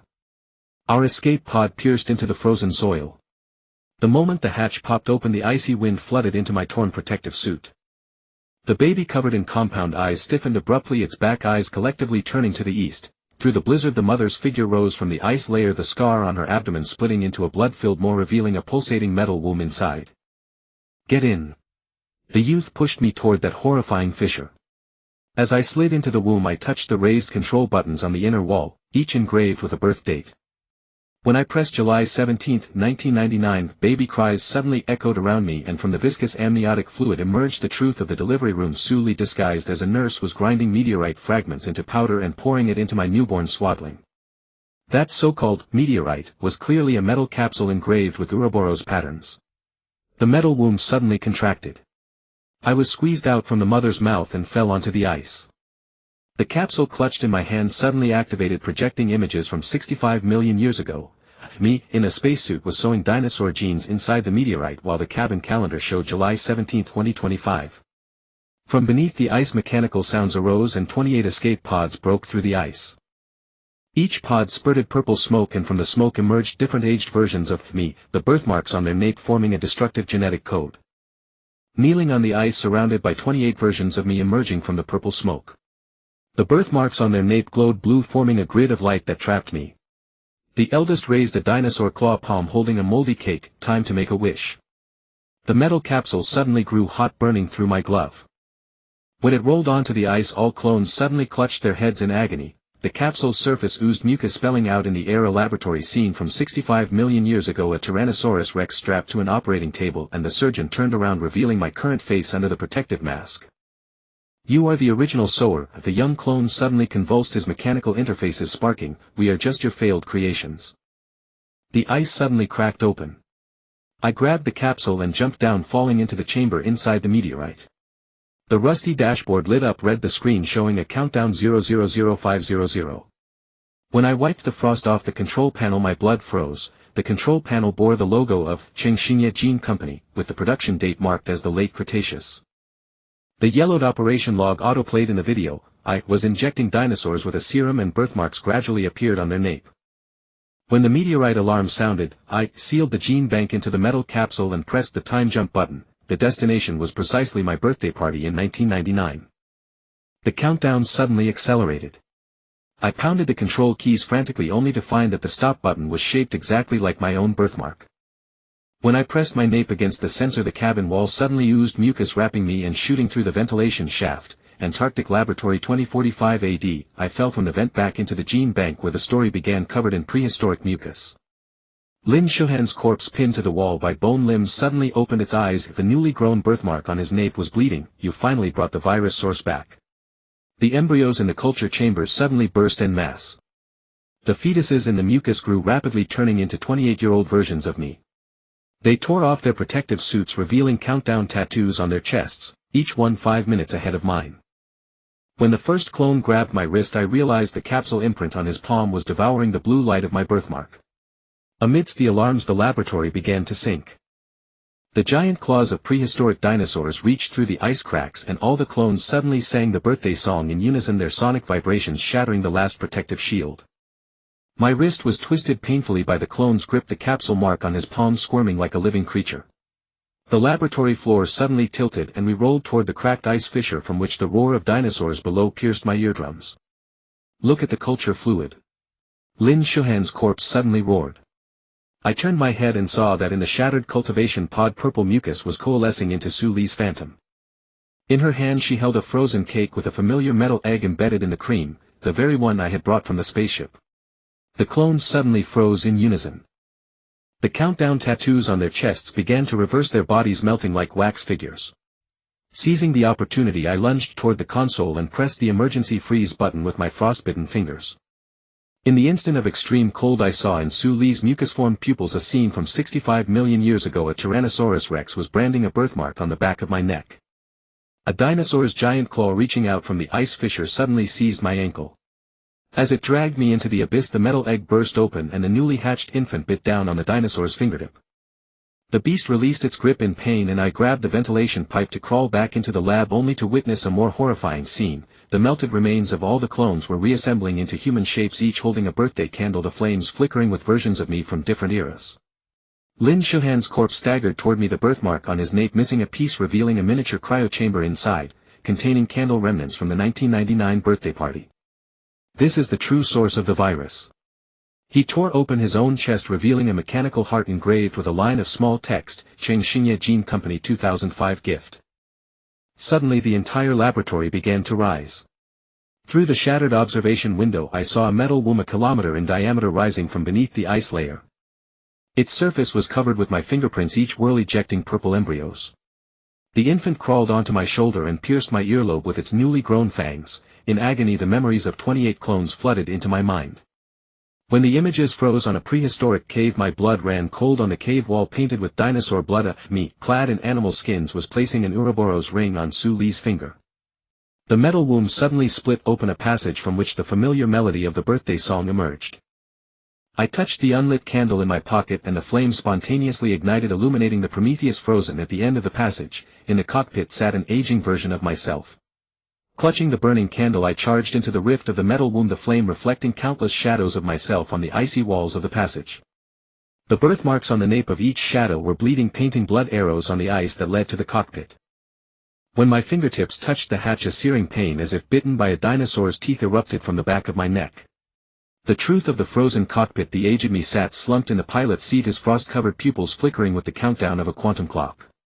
He mechanically raised his right hand, now dragon-clawed, revealing a log screen covered in ice crystals. The 299th reset failed. Su Li's genetic virus has spread to the Mesozoic era. All time anchors must be destroyed before the 300th cycle. The cryochamber suddenly burst open. The aged me stood up like a marionette, tearing open the spacesuit to reveal his chest. Within beat a heart covered in dinosaur scales, each scale engraved with volcanic coordinates from different eras. "You're too late." His vocal cords ground like rusted gears. "The virus has already spread through the 1999 cake." Suddenly a thunderous roar of ice cracking came from outside the cabin. I rushed to the porthole and saw the Antarctic ice sheet rising, with tens of thousands of experimental subjects breaking through the ice. The birthmarks on their nape formed a giant genetic lock, and the keyhole was exactly the shape of the capsule mark on my palm. The aged me suddenly grabbed my wrist and thrust the burning candle into the scale gap on his own heart. "Go to the bronze ring in the Himalayas. There lies." His words were cut off by an explosion. The metal womb tilted abruptly and I rolled into the ventilation duct. During the fall the metal egg in my arms suddenly split open and the hatched infant now bore Su Li's face. She tore open her own chest, revealing a miniature cryochamber containing an object, the dinosaur toy I had lost when I was 5 years old, with familiar purple mucus oozing from its joints. At the end of the passage a strange blue light flickered and 28 storm vortices were coalescing into the shape of a dinosaur claw outside the glass cabin. The infant suddenly began to sing the birthday song, each lyric corresponding to the latitude and longitude of a volcanic coordinate. Cradling the infant with Su Li's face I smashed through the glass cabin. The polar wind cut my cheeks like a knife. The awakened experiment subjects were forming a human tower on the ice field. At the apex a clone tore open its chest, revealing a heart pulsating with purple light, clearly a miniature metal uterus. "Go to the bronze ring." The baby in my arms suddenly spoke. Her tiny fingers traced coordinates on my palm. "The password to kill all clones is hidden there." I kicked open the vent cover and crawled in. The frost on the inner walls of the duct suddenly oozed fluorescent mucus. When the mucus dripped onto the baby's forehead she let out a cold laugh in adult Su Li's voice. "You really think you're the victim?" The end of the duct opened into a vast space. The bronze ring of the Himalayas stood in the blizzard, its surface crawling with squirming hieroglyphs. I touched the uneven inscriptions and the birthmark on my nape burned. Each character corresponded to a fragment of my genome. "This is a genetic lock." The baby drew a circle on the bronze ring with my blood. "We need the heart of the original sower." A rumble came from the ice field that the human tower of experiment subjects was approaching. I tore open my cryogenic suit, revealing the pulsating Ouroboros tattoo on my chest. When my palm pressed against the bronze ring the entire mountain shook. As the snow slid away a giant relief on the cliff emerged. A Tyrannosaurus Rex was awarding a medal to Ching Xinya in a spacesuit. The baby suddenly bit my wrist. Blue blood splattered on the bronze ring and the hieroglyphs came alive, turning into countless miniature clones running across the ring's surface. They tore at each other's birthmarks, eventually merging into a gene sequence ATGC299. The original code of the 299th failed experiment. A vertical shaft split open in the center of the bronze ring. I slid down an ice ladder and landed in a prehistoric cave filled with electronic components. A display screen suddenly lit up. In the image a me dressed in animal skins was inputting commands on a flint keyboard, while in the background genetically modified dinosaurs were building pyramids. The baby let out a sharp alarm. Water began to seep from the cave ceiling and purple mucus floated out groups of dinosaur fetuses. Their umbilical cords connected to flesh tumors on the cave walls, each tumor pulsating with my face. I grabbed a flare and threw it at the cluster of tumors. In the flames a more terrifying truth emerged: every dinosaur fetus had birthday candles stuck in its spine and the wax dripped into my gene map. The countdown has restarted. The bronze ring suddenly closed, trapping us in the cave. The rock walls began to ooze a holographic image of Sully holding a flint knife. Time to cut out the failure. From above the ice ladder came the sound of experiment subjects tearing through metal, and the cave tumors suddenly burst all at once. In the flood of mucus the elderly Chingxinya slowly rose from the metal uterus. The dinosaur heart in his hand glowed with the faint light of ATGC 300. The mucus flood slammed me against the rock wall and the baby in my arms was swept away. I desperately grabbed a protruding stalactite, watching the elderly Chingxinya walk on the flood as if on solid ground. The dinosaur heart in his hand suddenly split open, revealing a pulsating miniature metal uterus. The 300th experiment begins. His voice carried an electronic distortion as he tore open his chest to reveal a mechanical skeleton. When he shoved the dinosaur heart into his chest cavity, the entire cave lit up red. The rock walls seeped out countless miniature incubation pods, each containing a human embryo with dinosaur features. I felt the metal egg fragment in my pocket, its sharp edge cut my finger. Blue blood dripped into the mucus, instantly solidifying the flood. The swept-away infants suddenly opened their eyes in unison. The birthmarks on their nape formed a password lock pattern pointing to a hidden door deep in the cave. "Don't go." The elderly Chingxinya suddenly lunged, sparks flying from his mechanical skeleton. "That's where the destruction program is hidden." I kicked open the hidden door and rolled in, crashing into a control panel covered in buttons. The display screen suddenly lit up. In the image me, in a spacesuit, was injecting a Tyrannosaurus Rex with a serum, while in the background thousands of cryopods in a meteor crater were spewing purple smoke. Warning. Genetic lock failing. Amid the alarm the hidden door was torn open by the elderly Chingxinya's mechanical claws. The dinosaur heart in his chest suddenly burst, spraying mucus that formed a holographic map in the air, marking the locations of 28 volcanoes around the world, each coordinate corresponding to one of my clones. I pounded the control keys frantically and the birthmark on my nape burned. When my palm pressed onto the genetic identification panel, the entire cave tilted, revealing a boiling magma pool below. Countless metal uteri floated in the pool, each engraved with my genetic code. This is the true reincarnation. The elderly Chingxinya's mechanical skeleton began to melt. His electronic eyes projected a scene from 65 million years ago. Me, dressed in animal skins, was putting an Ouroboros ring on Sully, while in the background a herd of dinosaurs was building the bronze ring. The magma pool suddenly erupted with geysers of fire. I caught a flying metal shard and found a line of tiny characters engraved on it: Chingxinya Genetics Corporation, Late Cretaceous. When the shard embedded itself into the control panel, all screens simultaneously played the scene of my birth. A meteor shower streaked past the delivery room window, and under the nurse's mask was the young face of Sully. The cave ceiling suddenly split open and 28 storm vortices were converging into the shape of a dinosaur claw. The metal uteri in the magma pool burst simultaneously. The hatched infants sang happy birthday in unison, each lyric corresponding to the latitude and longitude of a volcanic coordinate. I clung to the edge of the console, the heat from the magma almost tearing off my protective mask. The infants hatched from metal wombs were crawling up the fire pillars. The birthmarks on the backs of their necks formed a genetic lock pattern, and the keyhole shape was exactly the capsule imprint on my palm. Quick, enter the password. The mechanical wreckage of the elderly Chingxinya suddenly burst into action, using its last energy to shove aside the approaching infants. Trembling, I pressed my palm against the console. The birthmark on the back of my neck suddenly erupted with blue light, burning a gene sequence into the rock wall. ATGC 300. The cave suddenly shook violently.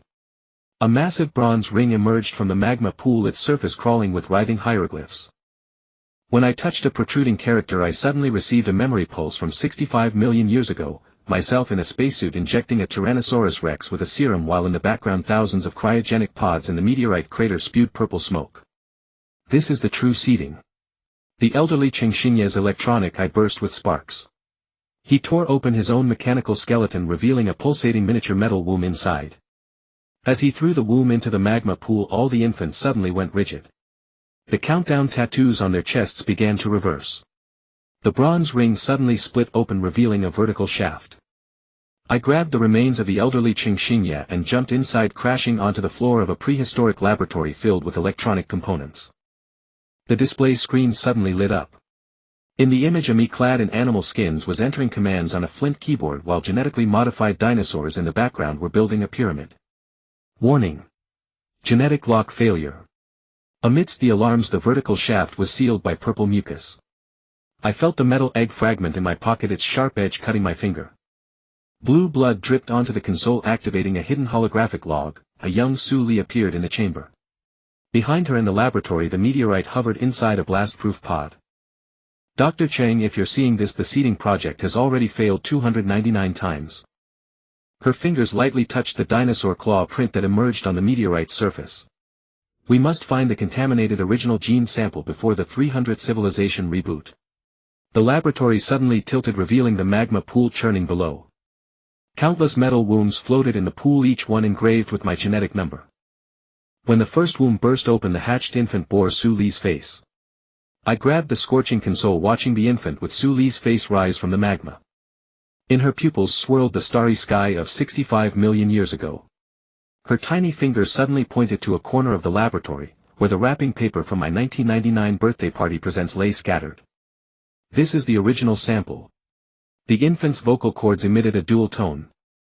When I rushed over and dug through the pile of paper, the blood in my veins nearly froze. Beneath a faded dinosaur toy lay a bronze plate covered in hieroglyphs, the central indentation perfectly matching the fingerprint groove of my left hand. The magma pool suddenly boiled. Tens of thousands of metal wombs burst simultaneously, purple embryos shooting like bullets toward the rock walls. I raised the bronze plate to shield myself, and the embryos struck the plate's surface, emitting screams like infant cries. The bronze plate began to heat up. The hieroglyphs on its surface suddenly peeled off, revealing a hidden genetic map beneath. Qingxingye male number 000. The infant's fingertip traced through the air, each stroke leaving a trail of blood-colored gene chains. Subject 0 of the Cretaceous seeding project. The laboratory suddenly tilted. I fell into a hidden vertical shaft, my back colliding with some soft fleshy wall. When the emergency lights came on, I saw the true nightmare. The entire corridor was composed of tissue from a fusion of dinosaurs and humans, veins flowing with purple mucus and nerve bundles hung with countless miniature culture pods. Welcome home. At the end of the corridor, a holographic projection lit up, showing a me clad in dinosaur hide using a flint knife to cut open a Tyrannosaurus Rex's abdomen. When the slime-covered humanoid creature crawled out, my temples throbbed. The back of its neck already bore a fragmented Ouroboros birthmark. The infant suddenly broke free from my arms. She lunged at the fleshy wall, tearing at it. The purple mucus spattered, revealing a more terrifying truth: the gene sequence of these flesh tissues was identical to the test report from the Antarctic laboratory. You are the seeded virus. The corridor suddenly contracted, squeezing me into the central control room. On the console lay a frozen cake, the 1999 candle still burning. When I broke open the cake, the cream held not a cherry but a metal egg engraved with ATGC 000. The flesh wall suddenly burst open and tens of thousands of clones from different eras crashed through. They held candles made of dinosaur bones, and in the flames emerged images of me initiating the genetic plan across different timelines. The control room's display screen suddenly played a prehistoric video of me in a spacesuit inside the meteorite, branding a sleeping Tyrannosaurus Rex embryo with a birthmark. I grabbed the blazing dinosaur bone candle and thrust it into the gap of the console. The leaping flames melted the palms of the clones. They screamed and retreated, the firelight illuminating a hidden door in the corner of the control room. On the doorplate my name was written in dinosaur blood with the production date marked as the late Cretaceous. The password is your birth weight. The prehistoric version of me on the screen suddenly turned his head, the flint knife in his hand dripping with Su Li's blue blood. I crashed through the hidden door and rushed in, only to be confronted by a horrifying sight. At the end of the corridor, a 100-meter diameter metal womb was pulsating, and the blood vessels on its surface carried not blood but purple embryonic fluid mixed with dinosaur genes. A human face suddenly split open on the surface of the womb. The scaly visage opened its mouth, and what came out was not a tongue but an infant version of Su Li wrapped in an umbilical cord. The gene-editing gun in her hands suddenly fired. The bullet grazed my ear and burned a string of hieroglyphs onto the flesh wall, exactly the missing password fragment from the bronze ring. The footsteps of the clones echoed in the corridor. I tore off the umbilical cord of the infant Su Li, and blue blood spattered onto the womb's surface. As the blood vessels began to burst, the entire metal womb suddenly contracted to the size of a capsule and rolled into my trembling palm. The pursuing clones suddenly convulsed in unison, the birthmarks on the backs of their necks disappearing like erased code. So this is the real genetic lock. The corridor was suddenly flooded with purple mucus. I swallowed the capsule and my throat instantly burned as if I had swallowed magma. A holographic map suddenly appeared on my retina. 28 volcanic coordinates were merging into a giant Ouroboros pattern, with the central point being my childhood bedroom.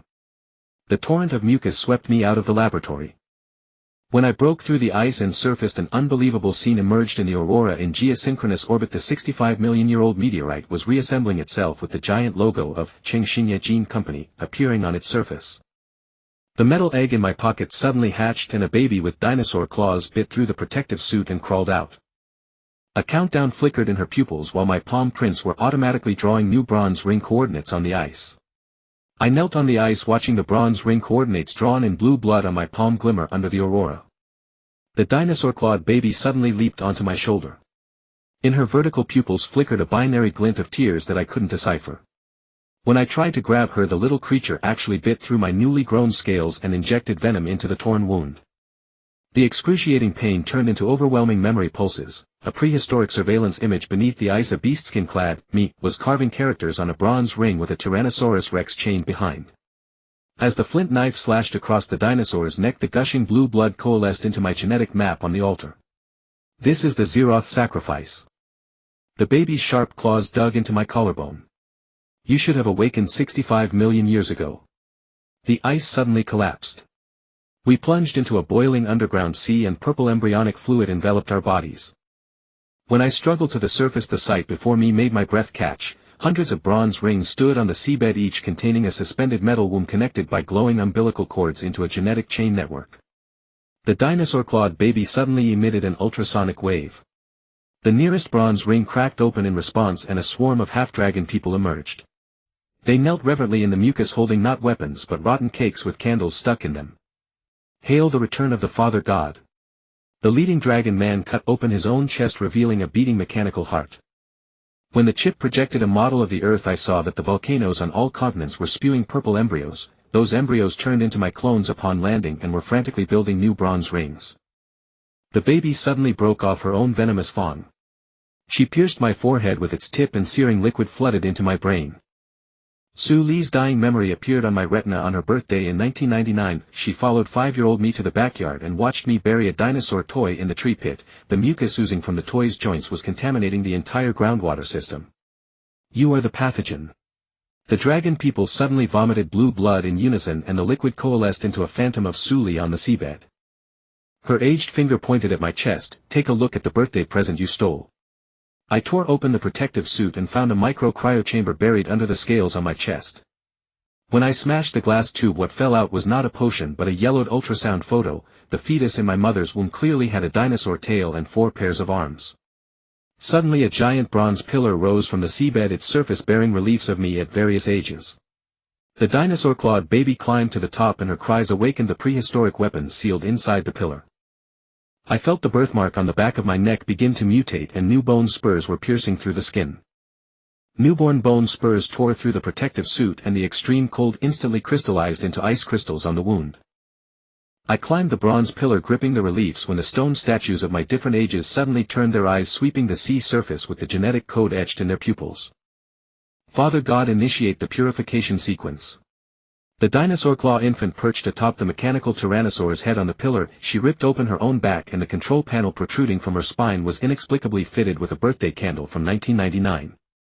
When I touched the scales on the pillar's surface, I suddenly received a pulse signal from the bronze pillar. It was a biological computer spanning 65 million years.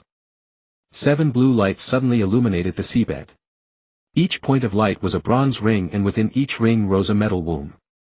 When the embryonic fluid they sprayed converged in midair, it formed a complete model of my genetic chain. The dinosaur claw infant lit the candle, and in the flame emerged the surveillance footage of my mother's childbirth. Su Li was inserting meteorite fragments into my umbilical cord. Warning. Memory overwrite program initiated. The bronze pillar suddenly sucked me into its hollow interior, immersing me in purple nutrient fluid. Countless nerve bundles stabbed into my spine, and the torrent of 65 million years of memory instantly overwhelmed my consciousness. I saw myself in a spacesuit calibrating instruments inside a meteorite with the dinosaur civilization constructing pyramids outside the window. I saw Suli in animal skins kneeling before an altar slicing open a tyrannosaur's abdomen with a flint knife to extract a human-shaped embryo. I saw my 5-year-old self squatting in the backyard, the joint mucus of dinosaur toys seeping into the groundwater vein. This is the real you.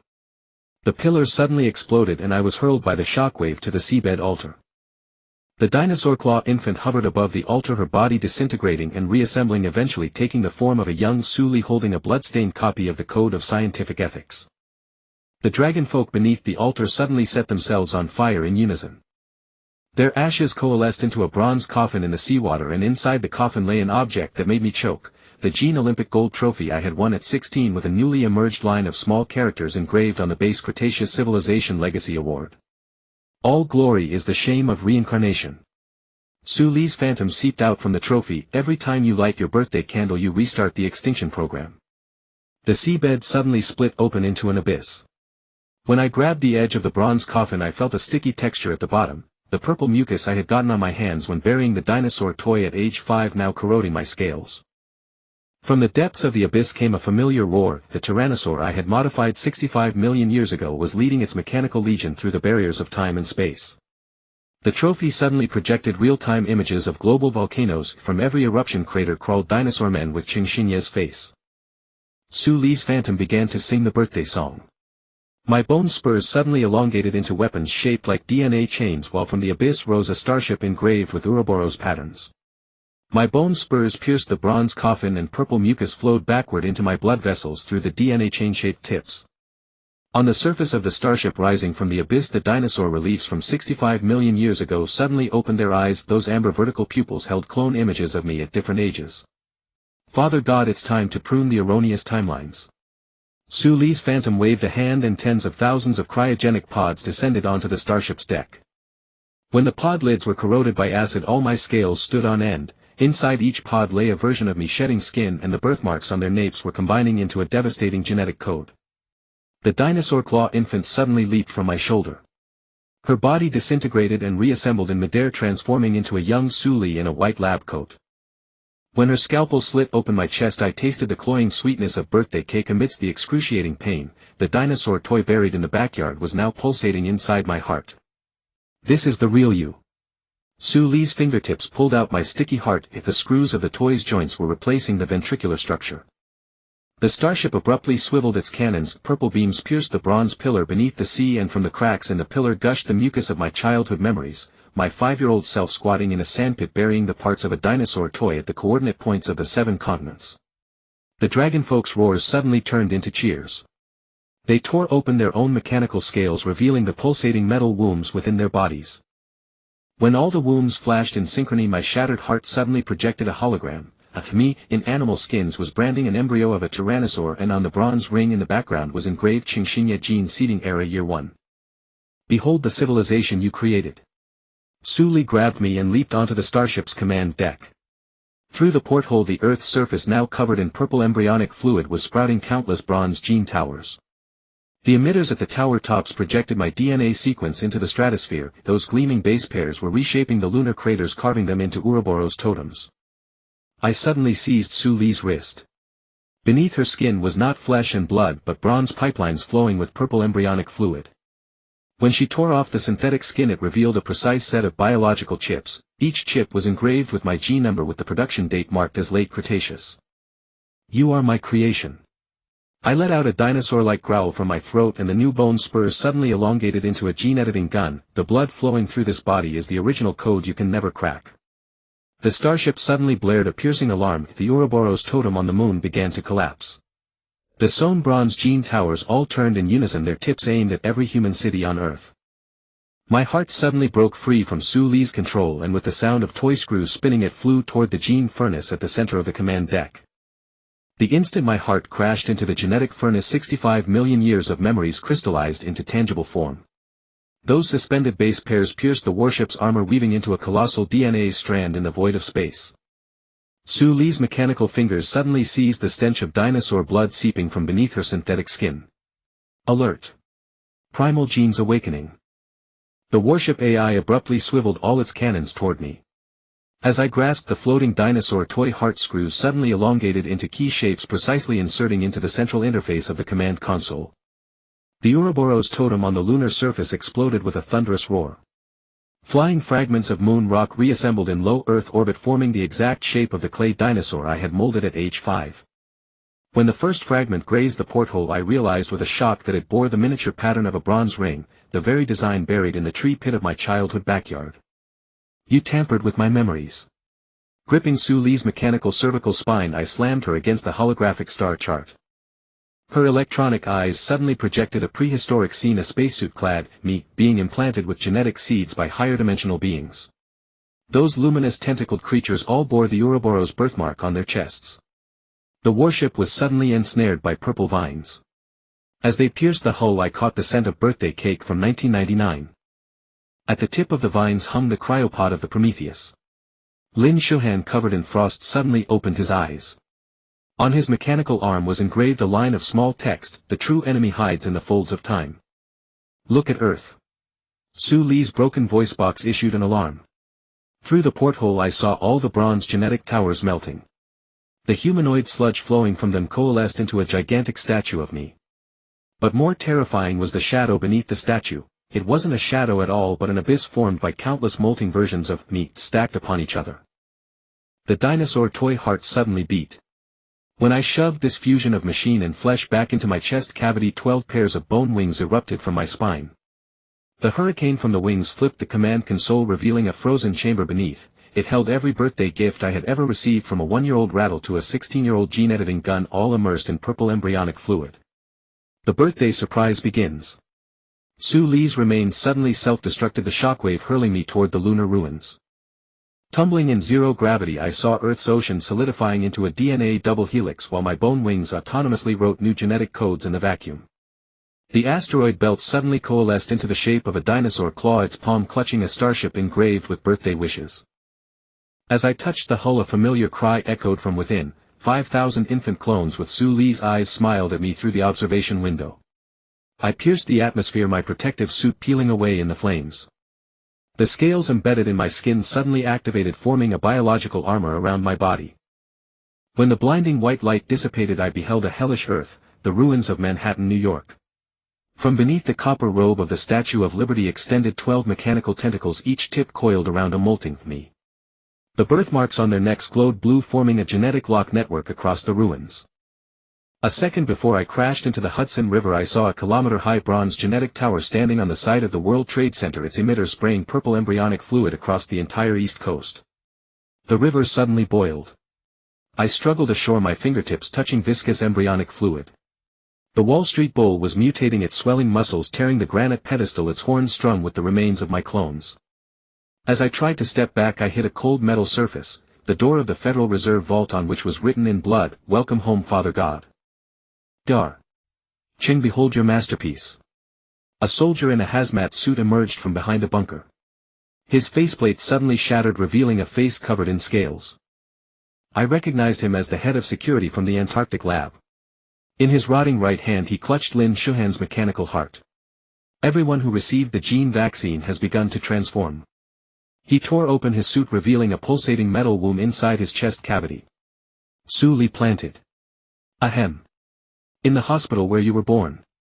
His words were cut short by the sound of bone spurs piercing through. I carried his limp body and rolled into a subway tunnel. The pursuing mechanical tentacles blasted the entrance to rubble. In the green light of emergency lamps, the dying soldier used his blood to draw coordinates on my palm: 4042 foot 46 inch and 7421 W, the exact location of St. Mary's Hospital where I was born. The tunnel suddenly flooded with foul-smelling embryonic fluid. I kicked open a ventilation shaft and climbed out. Times Square's advertising screens were cycling my wanted poster. The screens flickered and switched to a hologram of Sue Lee. Happy birthday, my child. Your favorite dinosaur toy, mother buried it at the junction of every continental plate. The ground suddenly heaved. I lunged toward an overturned school bus, watching as a kilometer-deep chasm split 7th Avenue. Purple vines dragged subway cars to the surface. Each car was covered in biological eyeballs, their pupils reflecting scenes of me, at different ages, sacrificing dinosaurs before a bronze ring. Daddy. A heart-wrenching child's voice froze my blood. 3 children, their bodies shedding skin, crawled out of the rubble of a Walmart. Their rotting little hands held a charred teddy bear, the gift I had given my daughter on her birthday. A roar came from the bronze genetic tower in the direction of Wall Street. The emitter on top suddenly swiveled. My newly grown bone wings pierced my skin. Genetic memory told me that the key to the reversal program was hidden there. But 12 molting clones had already surrounded me, their hands holding a rotting cake stuck with candles. I shattered the glass curtain wall of Walmart, and the foul air conditioning mixed with children's crying rushed into my nostrils. 3 molting children hung upside down from the shelves like spiders. The teddy bear in their hands suddenly split open, dropping a birthday card my daughter wrote when she turned 6. The word "Dad," blurred by blood, made my temples throb. "She's in the basement." The oldest child suddenly spoke, his ulcerated vocal cords emitting an electronic synthesized voice. I followed them as they crawled up the escalator clogged with corpses. The freezer was not stocked with steak but hundreds of ice sculptures bearing Sue Lee's face. The iron door of the underground warehouse required iris recognition. When I pressed my eyeball against the scanner, I suddenly saw the surveillance footage from Christmas Eve 2018. Sue Lee holding my daughter sneaked into the lab and injected purple mucus into the gingerbread man cookies. "Daddy, save me." The cryogenic chamber in the depths of the warehouse burst open and my daughter, covered in glowing mycelium, rushed toward me. The moment I held her, the mycelium suddenly wrapped around my bone wings and a pulse of memories flooded in. She was not my flesh and blood at all, but a clone cultivated from the genetic samples of my Antarctic lab. Every birthday party's cake candle contained telomerase that accelerated transmutation. From the direction of Wall Street came the roar of the bronze tower. I tore through the mycelium and rushed out of the warehouse, my bone wings flinging back the molting children who chased me. From the crack in 7th Avenue emerged a mechanical dinosaur claw holding Lin Shuhan's half-modified body. "Go to the gene tower. Sue Lee left a gift for you." The embryonic fluid spewing from the base of the bronze tower corroded my protective boots. When I climbed the 1200th step of the tower, I saw familiar objects on the top platform. The wedding ring my wife gave me, now placed on a beating dinosaur heart. The newly engraved letters on the inside of the ring sent chills down my spine. ATGC 000. This is your origin. Sue Lee's holographic projection seeped out from the blood vessels of the heart. She flicked her finger and a circular screen descended from the tower top. Each screen showed a different version of me, across time and space. Qingxinya, the primitive drawing gene maps in a cave. Qingxinya, the astronaut planting embryos on a meteorite. Qingxinya in 2045 cutting open a baby's neck in the Antarctic lab. I crushed the dinosaur heart, the wedding ring cutting into my palm. Blue blood splattered on the control panel, suddenly activating a dusty medical log. At 3:00 a.m. on July 17, 1999, in the delivery room of St. Mary's Hospital, Sue Lee replaced the nurse on duty and poured meteorite dust into my newborn swaddle. "You are the vaccine for human civilization." The tower suddenly tilted and I grabbed a steel beam to swing toward the opposite building. While flipping in the air, I saw the foundations of the entire Manhattan rising. The dinosaur toys buried at the tectonic plate boundaries were transforming New York into the shape of the crater from 65 million years ago. The Hudson River suddenly reversed its flow and a second bronze gene tower rose from the crack in the riverbed. I broke my bone wings and plunged them into the tower's crack. Amid the splashing purple mucus, I glimpsed the frozen clone of my aging daughter inside the tower core. The eyes of the teddy bear in her hands suddenly glowed red. I clawed at the tower wall with my fingers, which were turning into dragon scales, and the teddy bear's blood-red pupils suddenly projected a hologram. It was not ordinary red light but a pulse signal encoded with human gene chains. My retina automatically decoded three-dimensional coordinates, latitude 0, longitude 0, the bronze ring at the bottom of the Atlantic Ocean emitting an infrasound call. "Daddy." The key. My frozen daughter suddenly opened her eyes. The birthmark on the back of her neck was the other half of the Ouroboros ring I had lost. When my dragon claw touched the ice, the teddy bear burst open and a miniature cryogenic chamber rolled out from the cotton. On its surface were engraved words: July 17, 1999, cord blood sample. The cryogenic chamber suddenly thawed on its own. In the purple mist floated a mass of pulsating embryonic tissue. Its gene sequence automatically decoded in my mind. It was a genetic hybrid of Lin Shuhan and Sue Lee. Its synaptic nerve bundles suddenly pierced my temples, and memories from 65 million years ago drilled in like venomous snakes. I, in a spacesuit, knelt on the far side of the moon, transmitting gene signals into deep space. Those twinkling star clusters were not natural celestial bodies but biological warships composed of countless Ouroboros totems. On the surface of each ship floated my clone reliefs. They are coming. My daughter's eyeballs suddenly exploded into a mist of blood painting an interstellar route map on the ice. When I tried to retreat I found my dragon claws entangled by bronze chains extending from the ice. Each link of the chain was engraved with a birthday date from a different year and the padlock at the end was shaped exactly like my missing birthmark. From the Atlantic came the resonance of infrasound. The entire bronze gene tower suddenly disintegrated into a swarm of nanobots which carried me and the ice coffin up into the stratosphere. In the thin air I saw the surface of the Earth covered with a giant gene lock composed of bronze rings and the mid-Atlantic ridge was exactly the position of the keyhole. The ice coffin suddenly cracked open. My daughter's broken lips moved spitting out the truth laced with ice shards, "You are the key that was planted. Every birthday is an unlocking program." Her chest suddenly collapsed revealing a pulsating miniature white dwarf, that was not a heart at all but a gene furnace made of collapsing stellar matter. The nanobot swarm suddenly coalesced into an interstellar warship and the cabin walls oozed familiar purple mucus. When I smashed the bridge's observation window I saw the Orion arm reorganizing itself. The stars were arranged into the base sequence of ATGC 300. The teddy bear's remaining electronic I suddenly issued a warning dimensional folding would complete in 7 heartbeats. I staggered forward on the seabed clutching the cryogenic chamber the infrasound from the bronze ring cracking my protective mask. When my fingertips touched the barnacles on the ring's surface the calcareous shells suddenly fell off revealing human handprints underneath, each fingerprint pattern matched mine perfectly. This is the mark of the 5th era. Lin Shuhan's mechanical remnants suddenly emerged from the dark current. The display on his chest played prehistoric footage fur-clad humans were injecting purple liquid into mammoths and the bronze ring on the altar glowed with the same blue light as my birthmark. The ring suddenly opened a gate. I dragged my leaden legs through the gap and the waterproof flashlight illuminated the walls covered with countless cryogenic chambers. These chambers were older than any I had seen, their bronze surfaces etched with star maps from the last glacial period. On the deepest main console a frozen coffee cup had a line of small print on the bottom: Qingxingye Gene Project Team 10234 BC. Welcome home Project Director.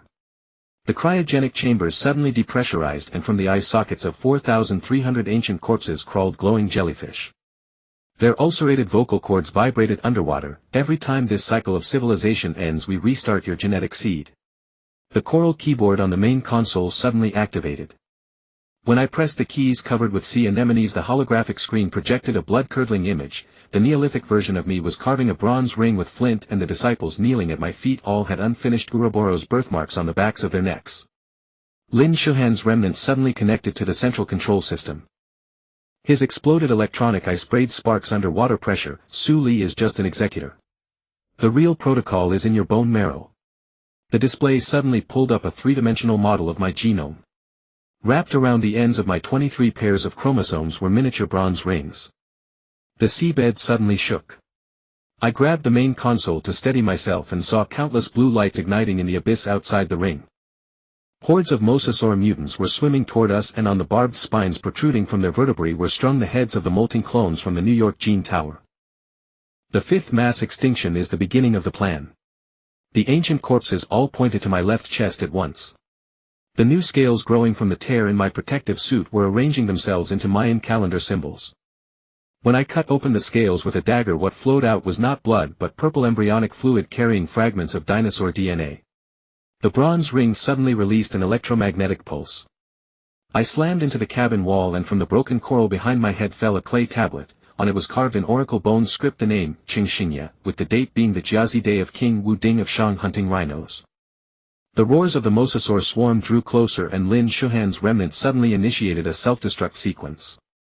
In the explosion I grabbed the jade stone at the core of the bronze ring. The gene map etched on it showed that every X chromosome of mine was embedded with Su Li's mitochondrial sequence. The ring began to collapse. From the dark current suddenly emerged 12 bronze giant hands, their palm lines exactly matching the ones I had traced in the orphanage as a child. I clutched the jade stone as a colossal bronze hand dragged me toward the abyss, the patterns beneath my fingers aligning perfectly with the orphanage archives.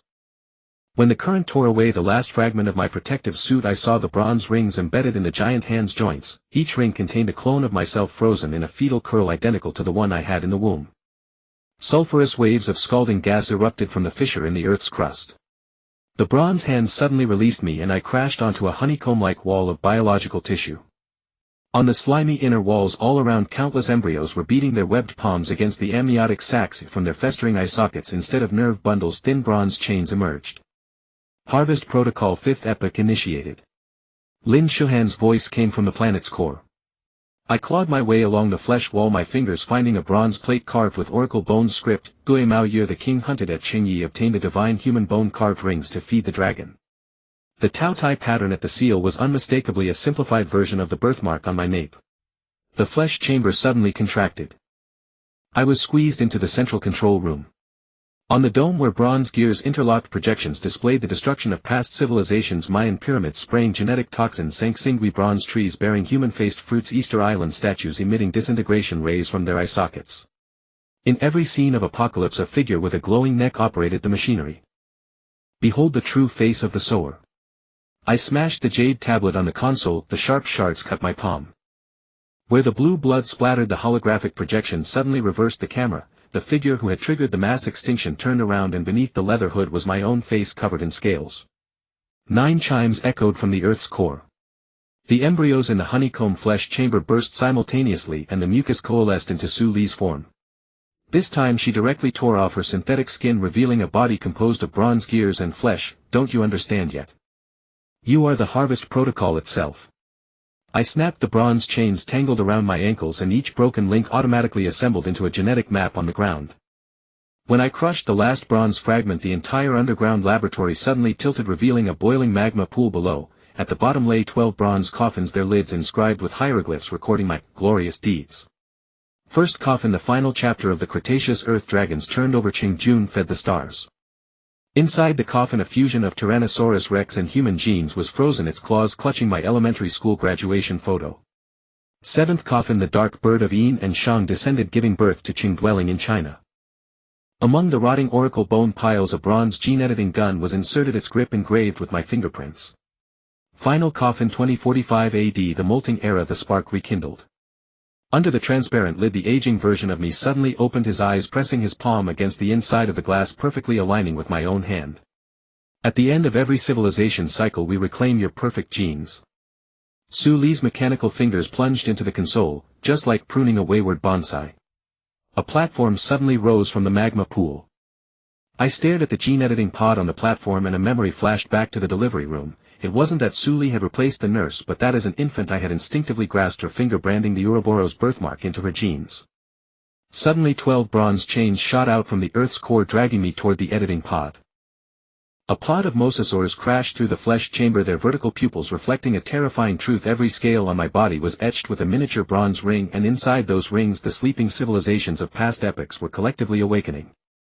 The moment I crashed into the genetic editing pod, the mosasaur fangs sparked against the hatch. When the bronze chains pierced my spine, my scales suddenly bristled. The bronze ring patterns on the inner side of each scale were sending activation signals through my neural network to global gene towers. Stop.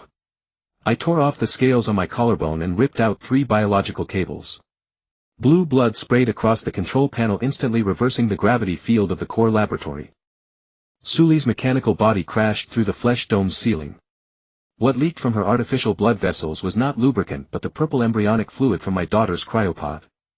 The mosasaurs suddenly halted. In their vertical pupils appeared memories from my infancy in the hospital incubator. My fist was clutching a bronze key while the neighboring mother's swaddling revealed the shadow of a dinosaur claw. Your mother was the first-generation sower. Su Li's broken vocal cords trembled under the water pressure. She tossed me a jade dragon pendant covered in bite marks, a relic I had stolen from the Inner Mongolia Museum at age 5, now oozing blue mucus in my palm. The jade dragon suddenly split in two. A microprojector shot out from the crack. On a prairie night in 1975, the young mother was giving birth before a bronze altar. When the midwife cut the umbilical cord, a giant bronze hand reached out from the earth fissure beneath the altar and dragged the bloodied placenta into the abyss. The core laboratory suddenly echoed with ancient shamanic drumbeats. The birthmark on my nape burned with the rhythm, and the mosasaurs turned as one, using their bone spurs to carve hieroglyphs on the flesh walls. As the mucus flowed along the grooves, it revealed a Maya prophecy mural I had never seen. In the painting, a sun god with a dragon tail held in his hand my shattered wedding ring. Look at the magma pool. I kicked open the runaway genetic editing pod and saw 12 bronze coffins reassembling in the molten rock. When they assembled into a ring array, the oracle bone scripts on the coffin lids came to life, crawling out dense swarms of bronze beetles. Each shell bore the golden script variant of the character, Cheng. Lin Shuhan's broken body suddenly connected to the communication system. His burst electronic eye revealed a horrifying truth: every segment of my gene chain harbored dormant bronze beetle eggs now hatching along my spinal nerves. When the first pincer pierced my skin, the entire core laboratory suddenly played the 1975 delivery room recording, "It's a boy." The midwife's exclamation turned into a dinosaur-like roar, "Quick! Throw the offering into the bronze cauldron." I dug out the bronze beetle that had burrowed into my shoulder blade and found its compound eye structure identical to the pupils of my daughter's clone.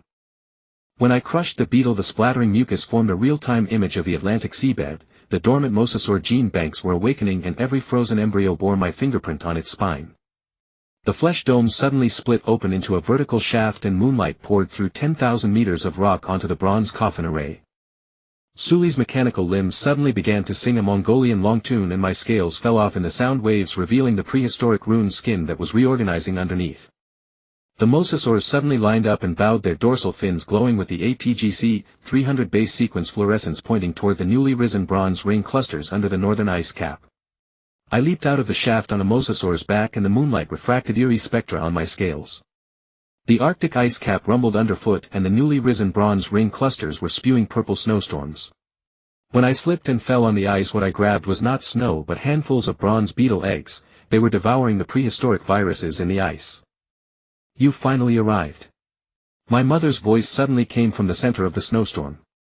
I peered through the ice crevice and my blood ran cold. She was wearing the same floral-patterned cotton jacket from 1975, standing barefoot on a bronze altar, her ankles shackled with bronze manacles identical to mine.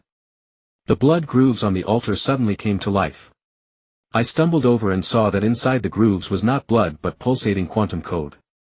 My mother's aged finger pointed to the shadow beneath the ice. "Look, this is the real heirloom of the Qing family." The ice cracked at her touch, revealing a kilometer-long bronze gene chain below. The chain links were hung with frozen corpses of generations of ancestors, each holding a bronze ring from a different era, and the oldest ring was engraved with the oracle bone script, Cheng. When I tried to touch the nearest frozen corpse, its suddenly opened eyes shot out a holographic projection. On my birthday in 1999, my mother had buried a jade tablet under the delivery room floor, altering the hospital's geomagnetic vein direction. "We are not guardians, we are sacrifices." My mother suddenly coughed up bronze fragments. Every Qing family member on the day of adulthood must bury their own gene key at midnight. The snowstorm suddenly condensed into a giant bronze statue. In its palm lay the dinosaur toy I had buried in the backyard at age 5. Now the toy's joints oozed mucus, drawing a map of global gene towers on the ice. When I touched the button on the toy's belly, the Arctic sky suddenly dropped an aurora curtain. All the aurora curves were projections of my gene chains. The ice cap exploded. I held my mother and plunged into the abyss, the bronze gene chain racing upward beside us.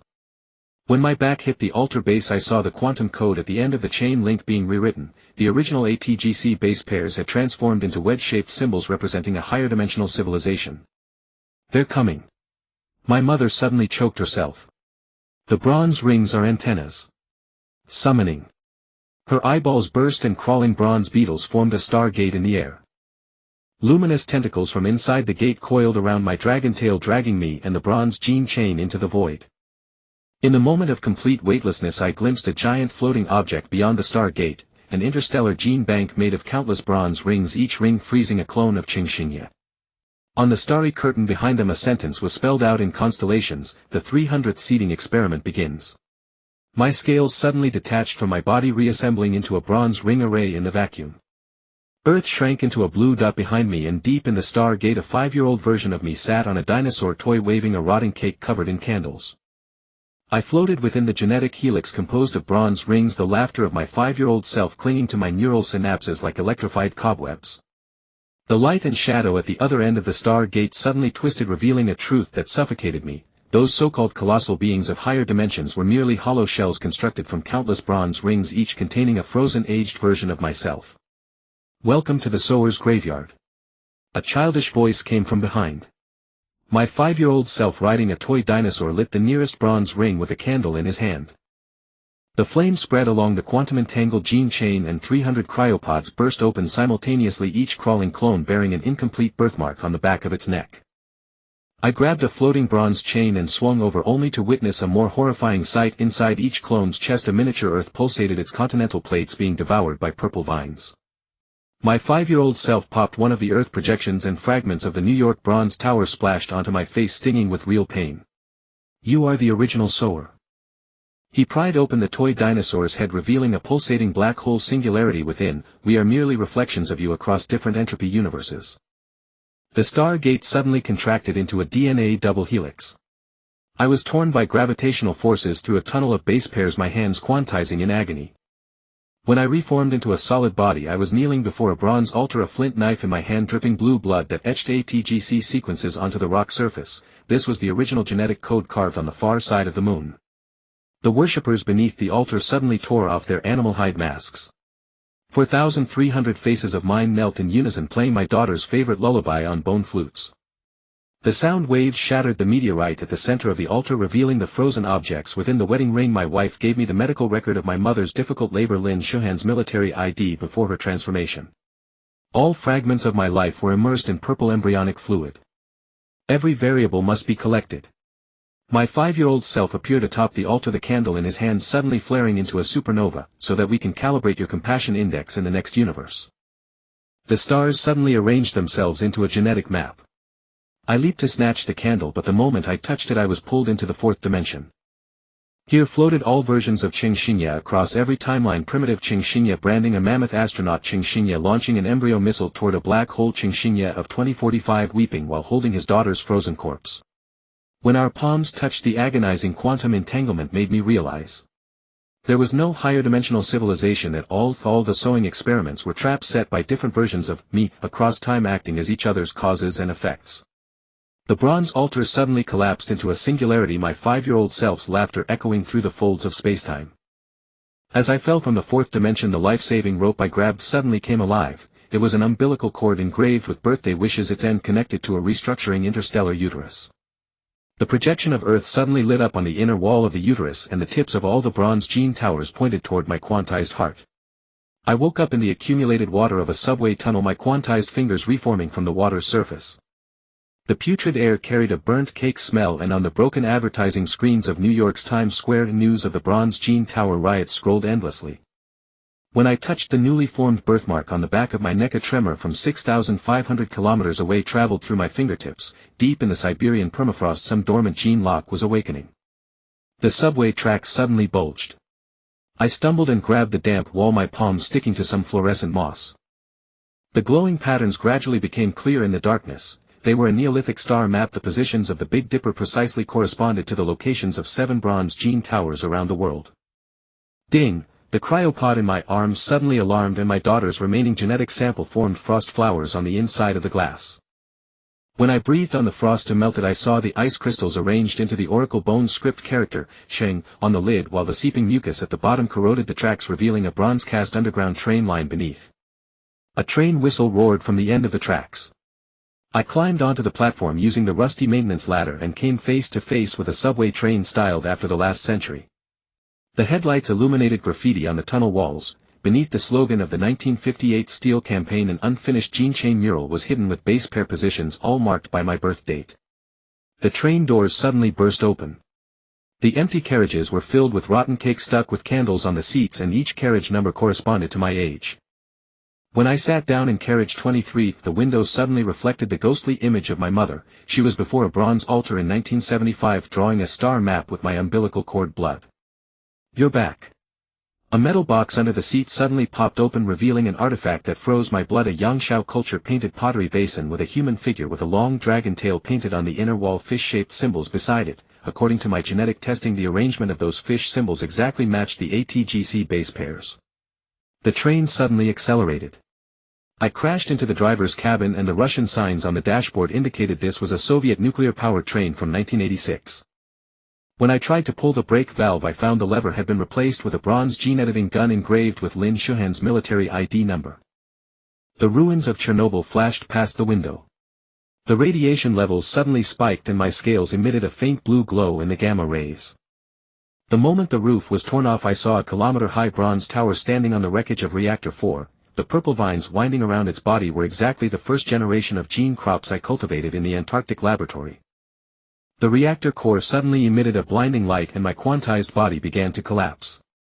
In the last glimpse before I completely dissipated, I saw my mother kneeling before the bronze altar, burying my baby teeth into a pottery jar engraved with star maps, and the fragments of that jar were now reassembling in the Siberian permafrost into a new gene furnace.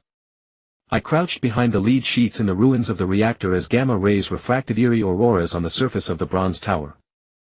The radiation suit was already riddled with holes, but the newly grown scales were actually absorbing the radiation energy, each scale armor glowing with the gray-green color of the Chernobyl sarcophagus. "Comrade, you are 30 years late." A hoarse Russian voice came from the crack in the reactor core. I pushed aside the tangled gene vines and saw an old man in a lead protective suit slumped in front of the console. His ulcerated hand was pressing on the timestamp of April 26, 1986, the very moment of the nuclear explosion. The control screen suddenly lit up with snow noise. The old man tapped the keyboard with his deformed knobby fingers, bringing up a yellowed experimental log. "Look at the heirloom of your Qing family." In the image, my grandfather was handing a bronze box to a Soviet expert, the purple mucus inside condensing into a double helix structure under radiation. "This is not an accident." The old man coughed out blood clots with scales. "It is the awakening ritual of your Qing family's gene seeds."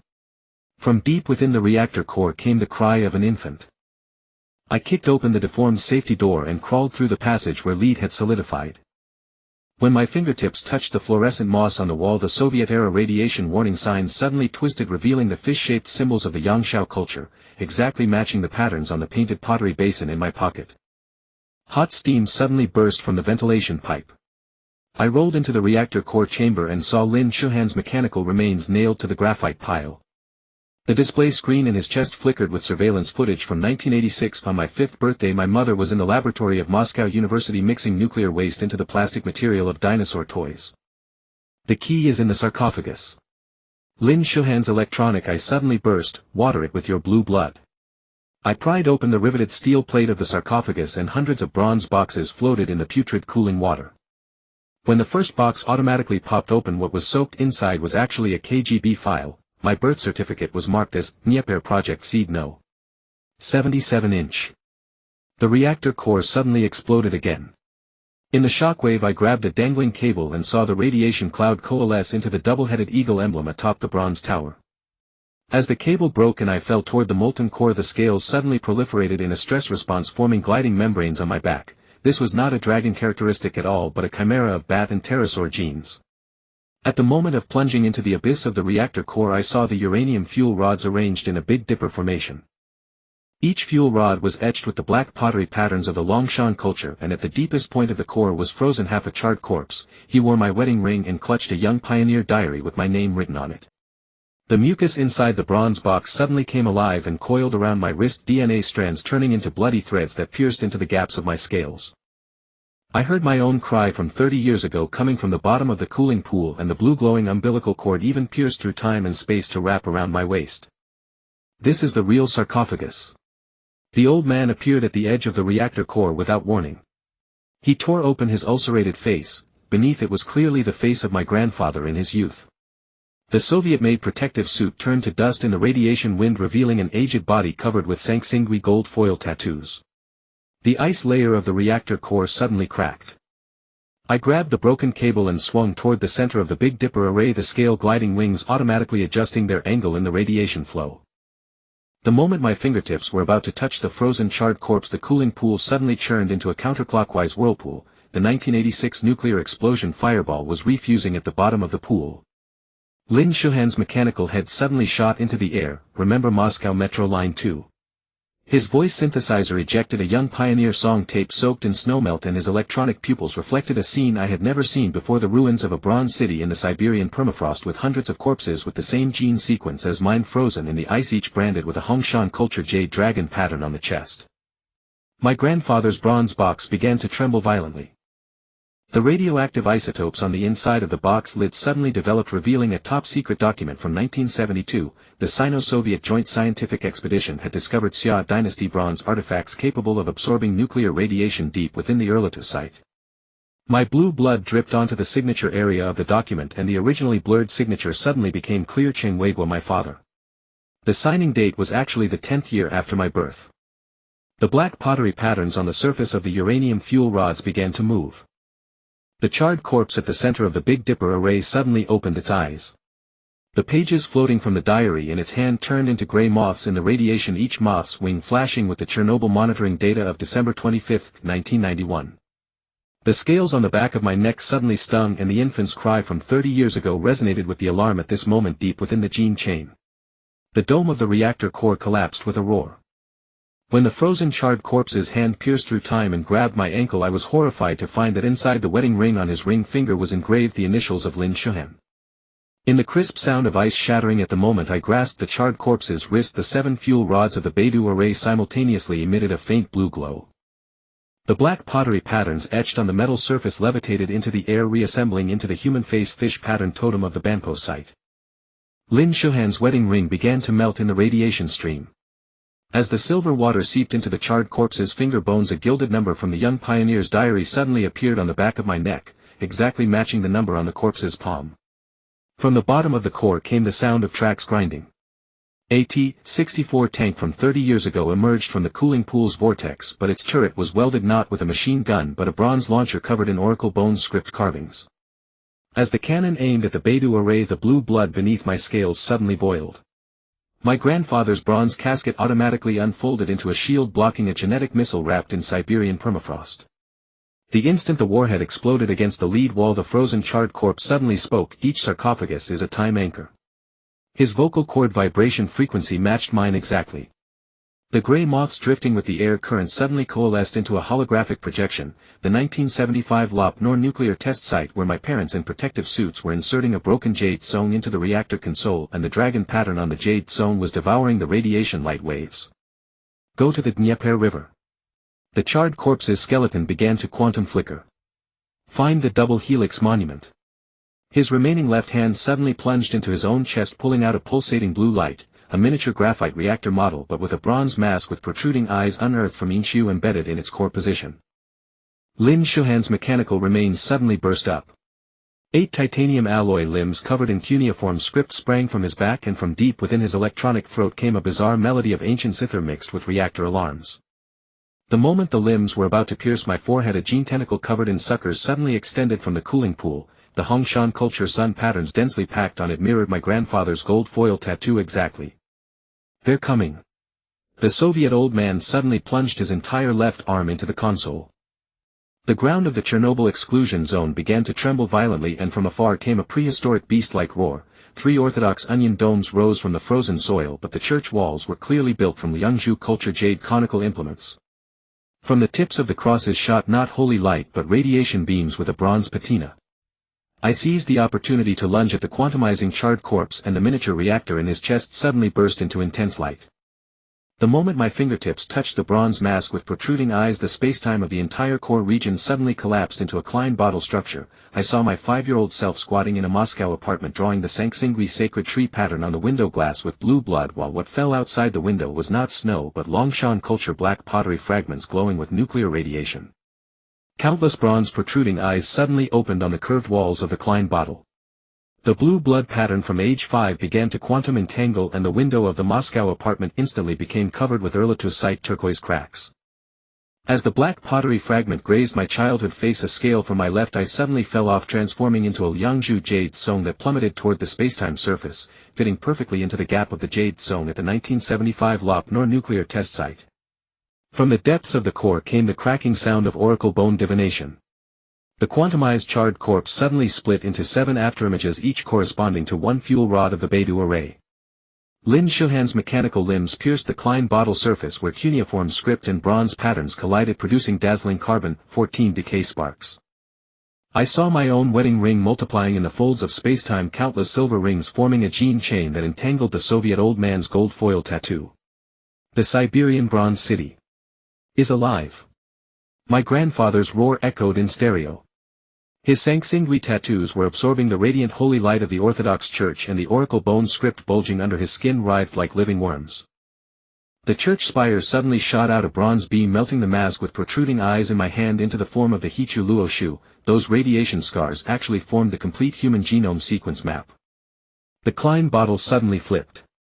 My 5-year-old self reached out to catch the falling jade stone, and the black pottery fragments outside the window began to arrange into an epigenetic map. The walls of the Moscow apartment peeled off layer by layer, revealing bas-reliefs of Inca gold armor, and on each piece of gold armor the radiation value data of Chernobyl was carved in chitin script. Lin Shuhan's electronic eye suddenly projected an image of Red Square in 1991. On the fluttering Soviet flag the sickle and hammer pattern was splitting into a Hongshan culture jade pig dragon. His titanium alloy limbs plunged into the ground, and the radiation values of the entire core area suddenly began to flow backward in time. I saw the gliding membrane on my back degenerating into dinosaur feathers, and from the gaps between my scales emerged fragments of Yangshao culture painted pottery. The quantum charred corpses suddenly spoke in unison. Every U is a culture medium for civilizational iteration. The 7 afterimages transformed into the Big Dipper and plunged into the cooling pool, at the bottom of which emerged an Atlantis-style nuclear reactor model. Just as I was about to grab the floating Hichu Luoshu, the Soviet old man suddenly tore off his gold foil tattoo and stuck it on my scales. Those Sanxingui patterns perfectly interlocked with the cuneiform script on Lin Shuhan's mechanical remains. The core dome crashed down, bringing a lead plate engraved with Mayan calendar. At the moment when the spacetime curvature reached a critical point, I heard my mother from 30 years ago singing in the Chernobyl sarcophagus. It was a radiation protection manual recited in ancient Chong language, while the cry of the fetus in her womb was resonating with the bronze city in the Siberian permafrost. When the quantized ripples of spacetime rippled across the bronze zoomorphic mask, my retina abruptly received a spectrum that did not belong to this dimension. Through Lin Shuhan's mechanical eye, images of the bronze city deep within the Siberian permafrost were transmitted. Hundreds of corpses frozen in the eternal ice now simultaneously raised their right arms branded with jade dragon patterns, pointing at the quantum crystallized young pioneer diary at my waist. They are not clones. The Soviet elder's gold foil tattooed fingers suddenly plunged into his own eye sockets, digging out 2 mechanical eyeballs engraved with cuneiform script. They are your projections in every iteration of civilization. The moment the eyeballs hit the ground of Chernobyl became transparent. I saw 30 meters below in the rock strata a Shangzhou bronze ding performing quantum entanglement with a Soviet-era nuclear reactor. What boiled inside the ding was not sacrificial spirits but blue-glowing nuclear waste. On the surface of a jade GE dagger suspended from the ding's ear, a complete gene-editing map was carved with micro-engraving techniques. Lin Shuhan's mechanical remains suddenly emitted a high-frequency oscillation. His titanium alloy skeleton began to retrace and reassemble. When the last armor plate fell off, what was exposed was not mechanical components but a human spine assembled from Hongshan culture jade dragons. What flowed on the surface of those jade vertebrae was clearly liquid radiation mixed with the KGB's top-secret archives. Catch the time anchor. The residual image of the quantum-charred corpse suddenly coalesced, pressing the bronze zoomorphic mask into my brow. In the searing pain I saw my father in 1972 pouring cobalt-60 into bronze vessels at the Erlato site. The Tau-Tai pattern on the inner walls of the vessels was devouring radiation particles, transforming into gene chains that fused into the Soviet metal he wore. Space-time curvature reached its critical value at this moment. When I grasped the crystallizing young pioneer diary, the entire Chernobyl sarcophagus suddenly emitted the sobbing sound of a Yangshao culture pottery sun. The onion dome of the Orthodox Church exploded, revealing a biological reaction chamber constructed in the structure of a Western Zhou chariot pit. In the eye sockets of those rotting horse skeletons tiny nuclear reactor flames flickered with blue light. My grandfather's Sanxingui tattoos suddenly detached from his skin, forming a holographic projection of the bronze divine tree in the air.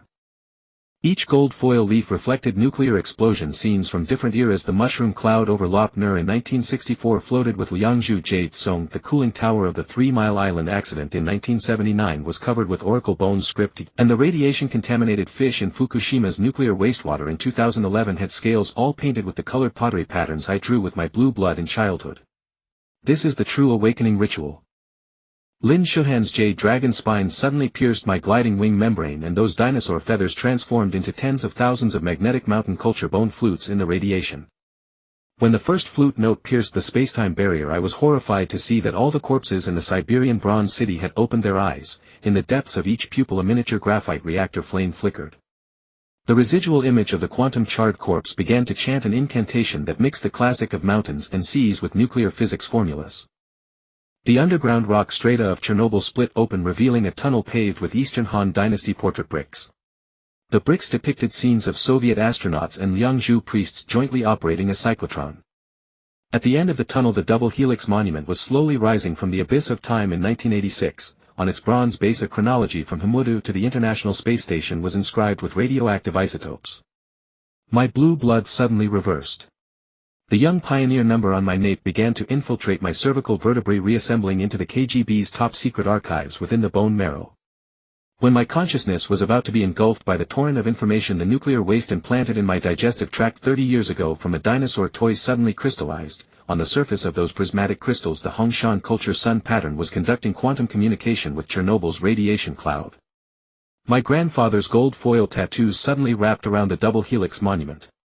When the holographic projection of the Sangsingui divine tree merged with the monument's bronze double helix, the entire spacetime continuum suddenly emitted the crisp sound of Yangshao pottery shattering.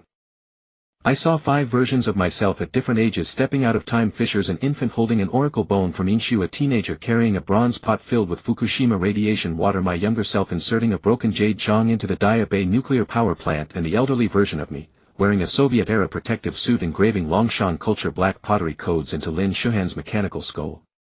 Every civilization needs its own Prometheus. The last residual shadow of the quantum-charred corpse merged into my spine.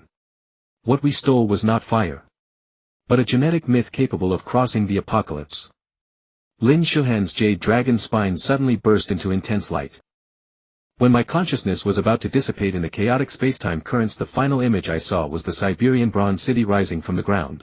Those frozen corpses were forming a giant bronze computer, their chest Hongshan jade dragon patterns connecting into an integrated circuit, and deep in the city's foundation half a self-replicating charred corpse was humming the Soviet-era nuclear power plant safety regulations with my vocal cords.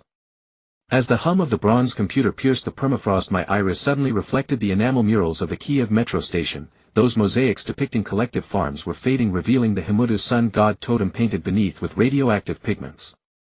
Lin Shuhan's jade dragon spine suddenly emitted a bone-piercing flute cry, and the Siberian permafrost split open into a shaft reaching the Earth's core, from which surged not magma but a blue-glowing bronze solution from the Shang and Zhou dynasties. Welcome to the crucible of civilization. The voice of the quantum-charred corpse came from the Earth's core. My wedding ring melted into liquid silver in the intense heat, seeping into the console of the bronze computer and activating the authentication interface adorned with the pattern of the Sangsingui golden scepter. The moment the blue blood dripped into the iris scanner, the screen suddenly flashed the surveillance footage of the 1945 Hiroshima atomic bombing. Atop the mushroom cloud suspended in midair was a bronze armillary sphere engraved with the Liangzhu divine emblem. My grandfather's protective suit fell from a temporal rift. The surface of that lead garment, stamped with the Soviet nuclear symbol, was now crawling with wriggling oracle bone inscriptions. The work ID card falling from his sleeve showed that he had been registered as a radiation ghost of the Lopner nuclear test site as early as 1968, and in the background of the photo I could clearly see the very bronze computer control room where I now stood. Lin Shuhan's mechanical head suddenly connected to the bronze terminal. The data interface protruding from his nape was actually a pottery tube from the Banpo culture. As cuneiform script and oracle bone inscriptions converged within the cables, the entire Siberian tundra suddenly rose with hundreds of Neolithic observatories, each rammed earth foundation buried with the reactor core graphite of RBMK nuclear reactors. Look at the Earth-Moon orbit. The Soviet old man's mechanical eyeballs suddenly projected a hologram. On the bronze-rusted far side of the moon, a massive relief of the Sangsingui protruding eye mask was taking shape. Installed in the eye sockets of the mask were 2 functioning Chernobyl-style graphite reactors, and the cracks on the cooling towers were forming a radioactive isotope map of the 64 hexagrams from the Book of Changes. My blue blood began to circulate counterclockwise. The dinosaur feathers on my back glider suddenly hardened into an Erlatur turquoise dragon-shaped artifact with fluorescent routes of the Moscow Metro Line 2 engineering blueprint seeping from the gaps between the scales. When the first drop of blue blood fell into the earth core shaft, the bronze solution suddenly solidified into the form of the Marquis E of Zhang's chime bells, and the mallet striking the bells was the right-hand bone of my mother, who had been vaporized in a nuclear explosion 30 years ago. The residual image of the quantum-charred corpse emerged from the surface of the bells. His sternum suddenly unfolded into a Dunhuang star map with each stellar coordinate corresponding to a different gene fragment in my body. When the position of the Big Dipper lit up, my left hand uncontrollably plunged into my own chest and pulled out a pulsating Mayan crystal skull, deep in the skull's eye sockets a video was playing of the 1994 Daya Bay nuclear power plant groundbreaking ceremony, and beneath the foundation stone was compressed a model of a nuclear fuel rod made from Hongshan culture jade. The bronze computer suddenly output a hybrid code. In the command stream interbreeding oracle bone inscriptions and Fortran language, the corpses buried in the Siberian permafrost began to chant in unison. Their sonic vibrations shattered the ice, revealing a nuclear reactor containment shell pieced together from Yangshao painted pottery shards. The cooling water seeping from the pottery gaps in the -50°C cold blossomed into radiation flowers shaped like the rice ears of the Banpo culture. Lin Shuhan's mechanical spine suddenly pierced through the earth core shaft. When the jade dragon spine collided with the bronze chime bells, I witnessed the most absurd truth of human civilization. Every nuclear reactor was a reverse-running civilization incubator, and the graphite core and fission emitted not neutrons but radiation-altered ancient civilization gene seeds. The radioactive dust drifting over Chernobyl was laden with the genetic code of Longshan black pottery and the meme map of Shangzhou bronze. My grandfather's ghost suddenly threw out a lead box. From inside, a 1986 young pioneer diary rolled out and began self-immolating the paper ash, reconstructing in midair into a three-dimensional model of the human genome. When my blue blood splashed onto the telomeres, the gene chain suddenly unfolded into a floor plan of the Zhengzhou Shang city ruins, and the location of each sacrificial pit precisely corresponded to the coordinates of nuclear power plants within Ukraine's borders. The quantum-charred corpse's hands suddenly clamped around my throat. On his gradually materializing rotting face I saw the most terrifying embodiment of the temporal paradox. It was unmistakably an elderly Lin Shuhan wearing a gas mask, and the radiation dosimeter on his protective suit displayed the nuclear radiation equivalent of the Shang King Tang's campaign against Jia in 1600 BCE. The bronze computer's hum suddenly escalated into a high-frequency shriek, and sheets of cuneiform exploded across my retina. When the Maya crystal skull was embedded into the console's recess, the Earth's core shaft erupted with liquid uranium gleaming with a bronze luster. Those splashing metal droplets solidified in midair into the form of the Zhengui chime bells, and the inner walls of each bell were etched with the radiation warning symbol of the International Atomic Energy Agency. Lin Shuhan's corroded mechanical hand suddenly pierced through the space-time barrier. The electronic sparks bursting from his fingertips condensed in the air into a particle accelerator model carved from Hongshan culture jade, and racing along the accelerator's ring track were not protons but tens of thousands of Liangzhu jade by fragments. When the first jade by struck the bronze chime bells, I heard the sound of oracle bone cracking from the center of the 1945 Hiroshima nuclear explosion. Verify the final gene lock. The sonic wave from the quantum-charred corpse shattered 3 observatories. My blue blood surged uncontrollably toward the crystal skull, forming a holographic projection inside the cranial cavity. The 1979 Three Mile Island nuclear accident scene where my father in a gas mask was inserting a half-length Erlitou bronze Jew into the reactor control panel, and the residual wine in the Jew was absorbing radioactive isotopes, transforming into DNA strands seeping into the ventilation ducts. Grandfather's spirit suddenly cast a string of radioactive Sarira.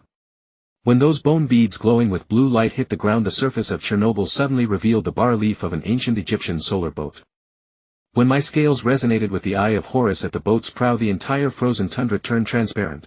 Beneath the Siberian bronze city lay a massive Qin imperial mausoleum structure, and in the mercury rivers floated miniature fast neutron breeder reactors. Lin Shuhan's jade dragon spine suddenly fissioned into a bronze divine tree. Hanging from its branches were not sacred birds but functioning RBMK reactor pressure valves. When the silver liquid of my wedding ring seeped into the tree roots, the oracle bone rings on the tree trunk suddenly accelerated in rotation. The sacrificial scene at the completion of Dujianjian in 256 BC perfectly overlapped with the surveillance footage of the Chernobyl nuclear explosion in 1986 within the rings.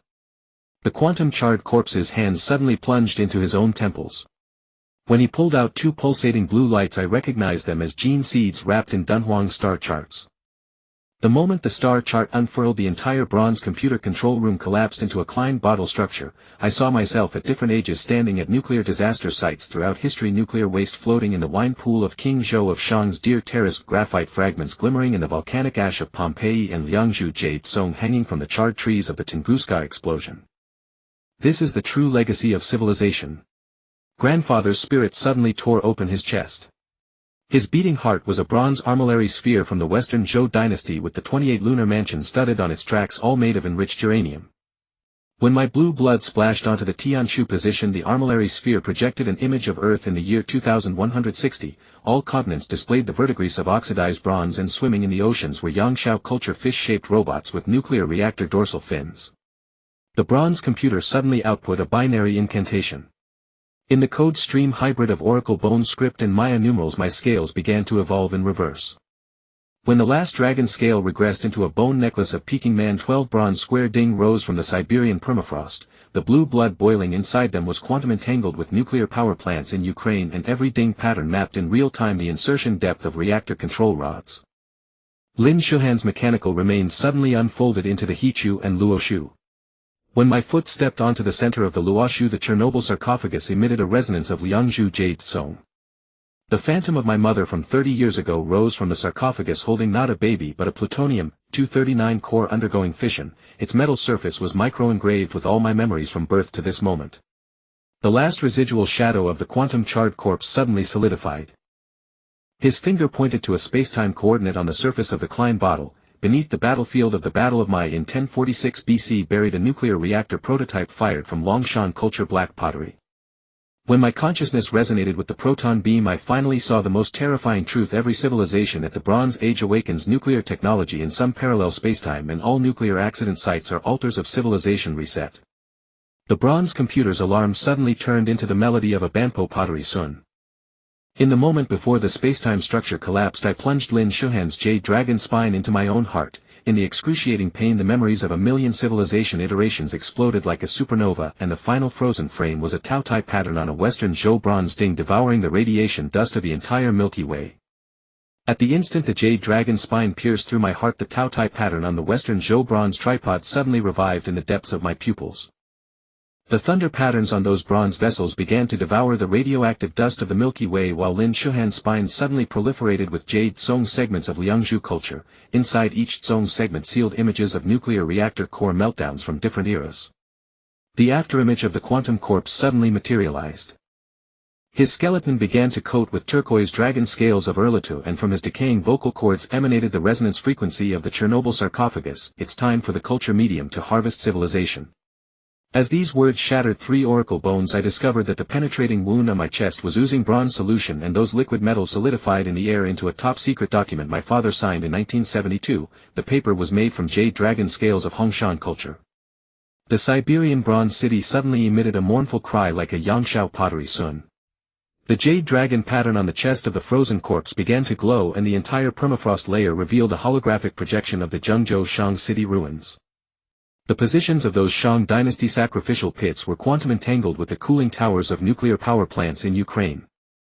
My blue blood suddenly reversed its flow into my eyeballs, and cuneiform characters exploded in patches on my retina. Each character reenacted the moment of the Tunguska explosion, and within the fireball at the epicenter half of a Western Zhou bronze gong was clearly suspended. Look at the lunar phase. Grandfather's ghost suddenly tore through the fabric of spacetime. The Sanxingui vertical-eyed mask on the moon's surface was bleeding, and the blue blood condensed into the postures of Dunhuang flying apsaras in the vacuum. Each apsara held not a musical instrument but a miniature Fukushima nuclear wastewater storage tank. When the first drop of lunar blue blood fell into the Earth's core shaft, the bronze computer suddenly output an HTTP 404 error code written in Oracle Bone script. Lin Shuhan's mechanical head suddenly split into an armillary sphere. The positions of the 28 lunar mansions were all replaced with nuclear power plant icons, and the pole star position was inlaid with the plutonium core of my childhood dinosaur toy. When the silver liquid of my wedding ring injected into the purple forbidden enclosure star map, the entire Ukrainian power grid suddenly lit up with Shang and Zhou bronze inscription patterns. Those substations were converting electrical energy into the forms of ritual bronze vessels.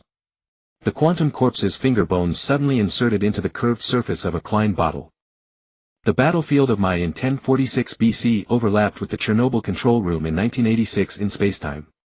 I saw King Wu of Zhou's chariot built from RBMK reactor graphite blocks. When the bronze sword struck, what splattered was not blood but blue-glowing half-life isotopes, and those radioactive dust particles formed a complete epigenomic map in the air. My spine suddenly proliferated with 12 jade tsong segments. The divine man and beast patterns on each tsong segment played scenes of nuclear explosions from different civilizations. The Maya calendar steels manifested in thermonuclear flames the spires of Angkor Wat released gamma rays, and the eye sockets of the Easter Island statue sprayed graphite debris. When the last jade tsong segment lit up, I heard the roar of a reactor cooling pump from my mother's delivery room 30 years ago. The bronze computer suddenly spat out a parchment scroll glowing with radiation. When my blue blood dripped onto the scroll seal, the mushroom cloud of the 1975 Lochner nuclear test suddenly rose from the paper. Within the cloud column, instead of smoke, there emerged tens of thousands of Longshan culture eggshell-thin black pottery cups, each engraved with KGB top-secret file numbers. Lin Shuhan's jade dragon spine suddenly emitted a long bone flute cry. The Siberian permafrost cracked open a channel to the Earth's core, and the magma that erupted was a bronze solution mixed with fragments of the Marquis E of Zhang's bell set. Those liquid metals solidified in the air into the form of a Zhengzhou Shang bronze square ding, but what boiled inside was not sacrificial offerings but the cesium-137 solution from the 2011 Fukushima nuclear disaster. The quantum corpse's skull suddenly opened. His brain tissue exhibited a honeycomb structure of Liangzhu jade sewn with each cell containing a frozen version of myself from different eras, an infant me pouring blue blood into the Chernobyl reactor, a teenage me piecing together a broken jade zhang at the Daya Bay nuclear power plant, and an elderly me wearing a Western Zhou priest's robe loading nuclear fuel rods onto the Sanxingui bronze sacred tree. Grandfather's ghost suddenly threw out a string of radioactive prayer beads. When those bone beads hit the ground, they transformed into 9 Eastern Orthodox churches with the crosses on their onion domes replaced by Hongshan culture jade dragons. When the first ray of radioactive holy light struck my brow, the tunnels of Moscow Metro Line 2 suddenly unfolded on my retina. The murals of those anti-nuclear tunnels were fading, revealing the reactor operation manual written in Oracle bone script underneath. The bronze computer's alarm sound turned into a recitation of the Book of Songs.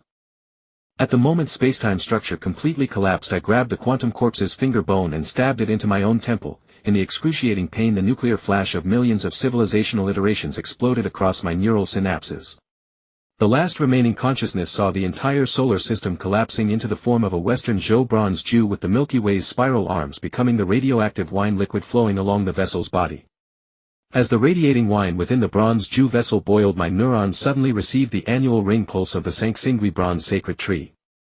The nuclear fission diagrams engraved in the bronze patterns were flowing backward through the Milky Way wine, streaming from the vessel, seeping into the wound on my temple, each brain cell reenacting the moment humanity learned to use fire, and at the core of that primeval flame was a fissioning plutonium-239 microsphere.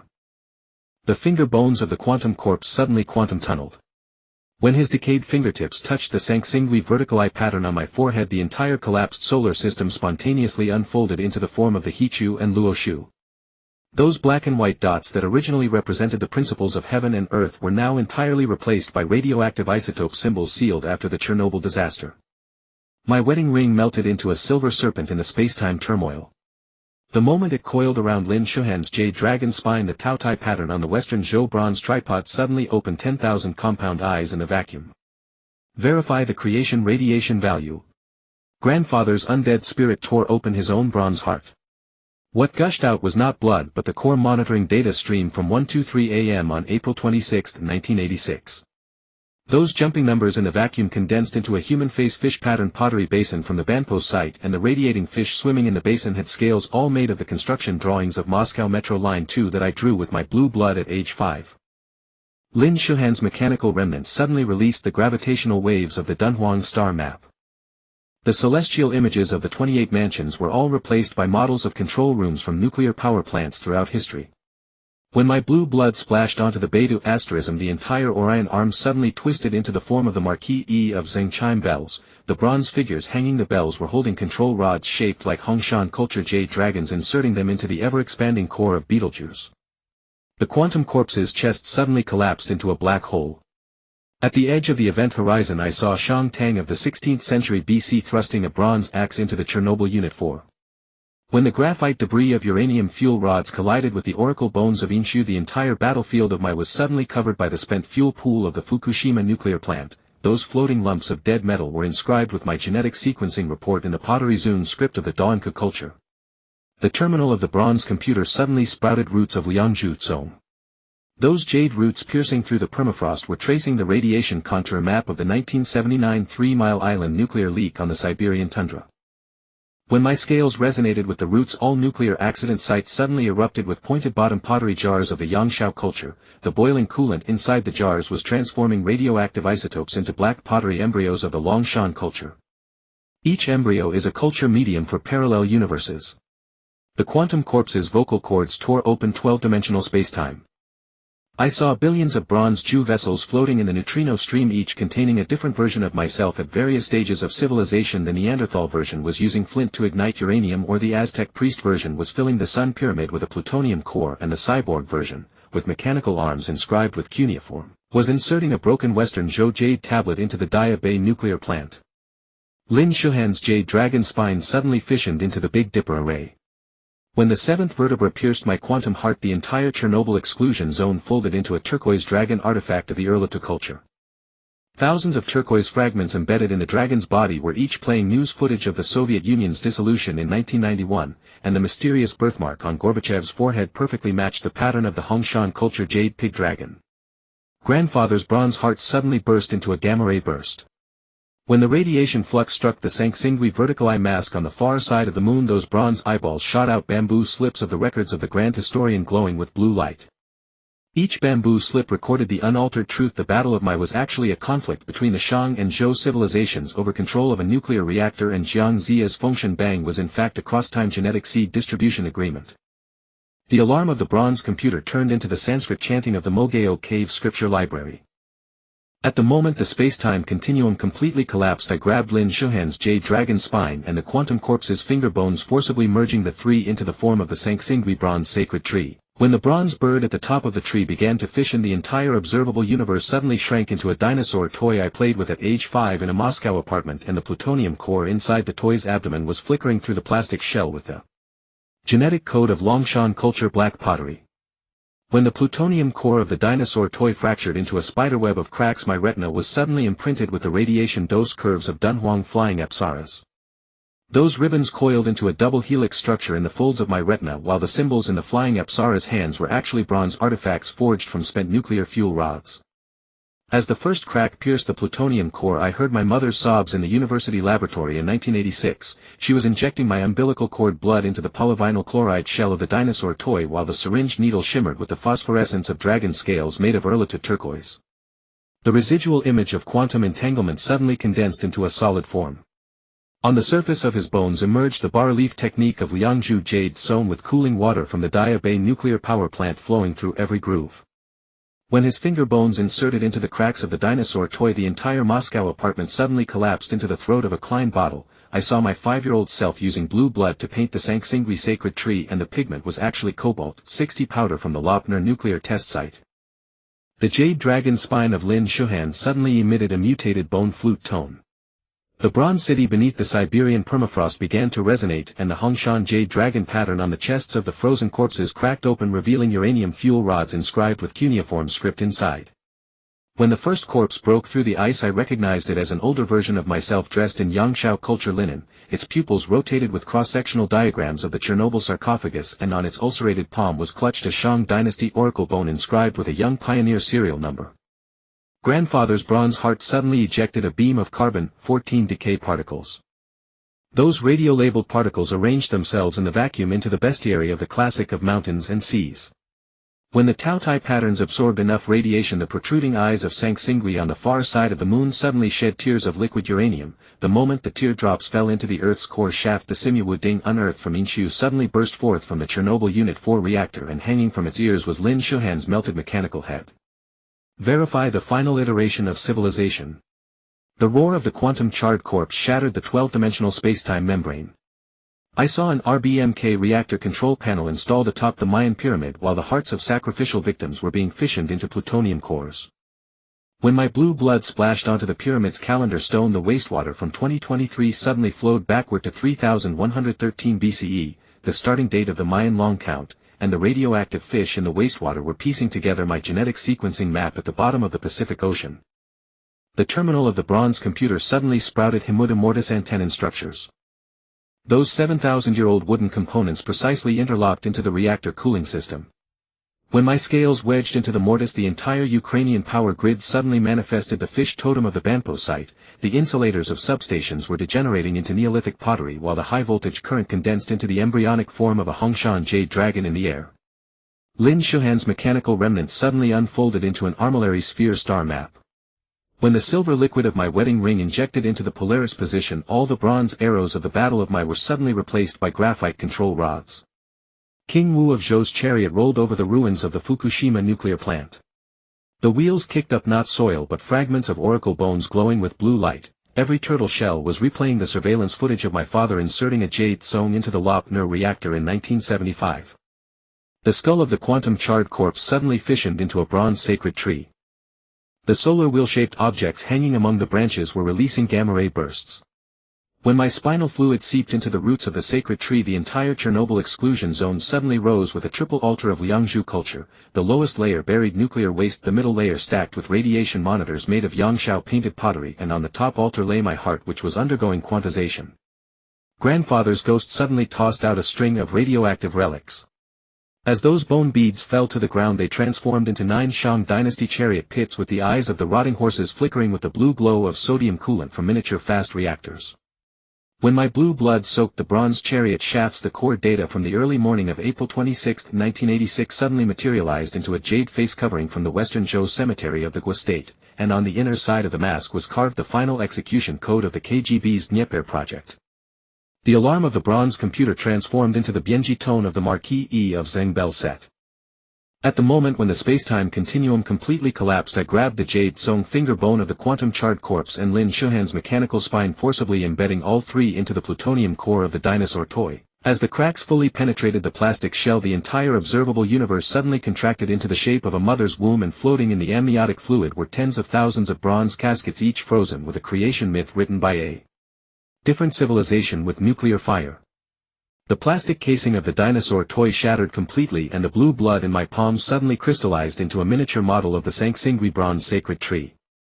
The bronze sun wheels hanging among the branches flickered at a frequency of 24195 times per second, precisely the number of core neutron collisions on the day of the Chernobyl disaster. The jade-sewn finger bone of the quantum corpse suddenly released a carbon-14 decay spectrum, projecting in the void the figure of my father in 1972. He was inserting half of a broken Liangzhu jade sewn into the control console of the ice-sealed bronze city in the Siberian permafrost. This is the true sewing. Lin Shuhan's mechanical spine suddenly emitted a synthesizer roar, and the surface of those Hongshan jade dragon vertebrae oozed Fukushima nuclear wastewater. Every civilization must temper its genetic seeds in the nuclear fire. Grandfather's bronze heart suddenly split and transformed into the form of an armillary sphere. When the uranium star officials of the 28 mansions began to rotate, a barrage of oracle bone script exploded across my retina. Each character replayed the sacrificial scene of King Wu Ding of Shang splitting uranium ore with a bronze U. The radiation value data of the Inshu stratum were synchronously refreshing in the pupils of the corpses in the Siberian bronze city via quantum entanglement. The spacetime of Klein bottle structure suddenly oozed blue blood. The anti-nuclear tunnel of Moscow Metro Line 2 extended into the void, and those enamel murals were fading into the fish pattern painted pottery of the Yangshao culture. When the silver liquid of my wedding ring dripped onto the track, the entire subway suddenly twisted into the form of the Marquis E of Zheng's bronze chime bells. Hanging from the bronze frame were not the bell bodies but the melting graphite blocks of an RBMK reactor. Verify the final time anchor. The quantum corpse's roar shattered the 12-dimensional membrane. I saw my 5-year-old self using the plutonium core of a dinosaur toy to spell out the Hichu Luoshu pattern on the floor of a Moscow apartment. As the blue blood seeped into the floor gaps, the neighbor's TV downstairs suddenly played the weather forecast of April 26, 1986. In the anchor's pupils there was a reflection of the rotten nuclear fuel rods in the western Zhou chariot pit. The terminal of the bronze computer suddenly grew Himuta mortis antennae joints. Those 7,000-year-old wooden components precisely interlocked into the cracks of the Chernobyl sarcophagus. When my scales wedged into the mortise holes, the entire Dnieper River basin suddenly revealed the turquoise dragon shape of the Erlitou site. The positions pressed by the dragon's claws were exactly the coordinates of the cooling towers of all nuclear power plants in Ukraine. Lin Shuhan's mechanical remains suddenly unfolded into a Dunhuang star map. When the plutonium core at the Polaris position began to fission, the Fukushima nuclear wastewater suddenly reversed into the Yellow River flood of 1600 BC. In the waves carrying radioactive isotopes, tens of thousands of Longshan culture black pottery cups floated. Each cup's bottom was engraved with the fingerprints of the participants of the KGB Dnieper project. The quantum corpse's skull suddenly erupted with gamma-ray bursts. In the blinding light I saw that all the bronze arrows of the Battle of Mai had been replaced with graphite control rods. King Wu of Zhou's chariot rolled over the ruins of the Fukushima Daiichi nuclear power plant. The wheels splashed not mud but blue glowing fragments of Shirji bamboo slips. each fragment recorded the unaltered truth: the Battle of Mai was actually the signing ceremony of the nuclear safety agreement of the Fengtian universe. Grandfather's spirit suddenly threw out a string of radioactive prayer beads. When those bone beads hit the ground, they transformed into 9 Liangzhu altars, and the topmost jade stone was absorbing the radiation value of the Chernobyl sarcophagus. When my blue blood soaked into the altar patterns, the 1986 surveillance footage of my mother's delivery room suddenly flashed. The amniotic fluid splashing during her childbirth under the surgical light unexpectedly displayed the radiation warning symbol of the International Atomic Energy Agency. The alarm of the bronze computer turned into the sobbing of a Banpo pottery sun. At the moment when the spacetime curvature exceeded the critical threshold, I grabbed the jade song finger bone of the quantum corpse and Lin Shuhan's mechanical spine and forcibly embedded the 3 into the crack of the dinosaur toy. As the blue light of the plutonium core engulfed the entire horizon, the last image perceived was the radioactive wine inside the Western Zhou bronze tripod, reconstructing the entire galaxy into the primordial soup of the genetic double helix. As the radiated wine within the Western Zhou bronze tripod stirred quantum ripples, my fingertips suddenly touched the heartbeat rhythm within the annual rings of the bronze divine tree. The neutron oscillation frequencies etched into the verdigris were reconstructing the entire Milky Way into a double helix formed through the wine. Each step of the spiral staircase was a cross-section of a nuclear reactor from a different civilization. The jade song finger bone of the quantum corpse suddenly released a carbon-14 decay spectrum. Within the spectrum emerged the mirage of Lopner. In 1975 my father was inserting Inshu oracle bones into the reactor console, and what seeped from the cracks of the tortoise shells was not divinatory smoke but the blue-glowing Fukushima nuclear wastewater. Lin Shuhan's mechanical spine suddenly split into the gravitational strings of the Dunhuang star map. As the silver liquid from my wedding ring dripped into the Polaris position, the entire Chernobyl sarcophagus suddenly turned transparent. The delivery room of my mother 30 years ago overlapped with the core of Unit 4, and the amniotic fluid she splashed during childbirth was forming a genetic map on the bronze computer terminal. This is the true umbilical cord of civilization. Grandfather's bronze heart suddenly erupted in a gamma-ray burst. In the intense light, the anti-nuclear tunnels of Moscow Metro Line 2 suddenly grew Himuta mortis antenna joints. Those 7,000-year-old wooden components were transforming KGB archives into Yangshao culture fish pattern painted pottery. When my blue blood seeped into the cracks of the pottery jar, the surveillance footage of the 1986 nuclear explosion suddenly flashed. The moment the graphite core exploded, what splattered was not debris but tens of thousands of Shang dynasty oracle bones engraved with young pioneer numbers. The terminal of the bronze computer suddenly resonated with the sound of Liangzhu jade song. The corpses in the Siberian permafrost collectively raised their hands, and the Hongshan jade dragon patterns on their chests were releasing fast neutron streams. When the first particle beam struck the plutonium core of the dinosaur toy, the Sangsingri sacred tree I drew at age 5 suddenly materialized in 3 dimensions from the floor. Those bronze branches were transforming the entire Ukrainian power grid into the quantum form of a Western Zhou chariot pit.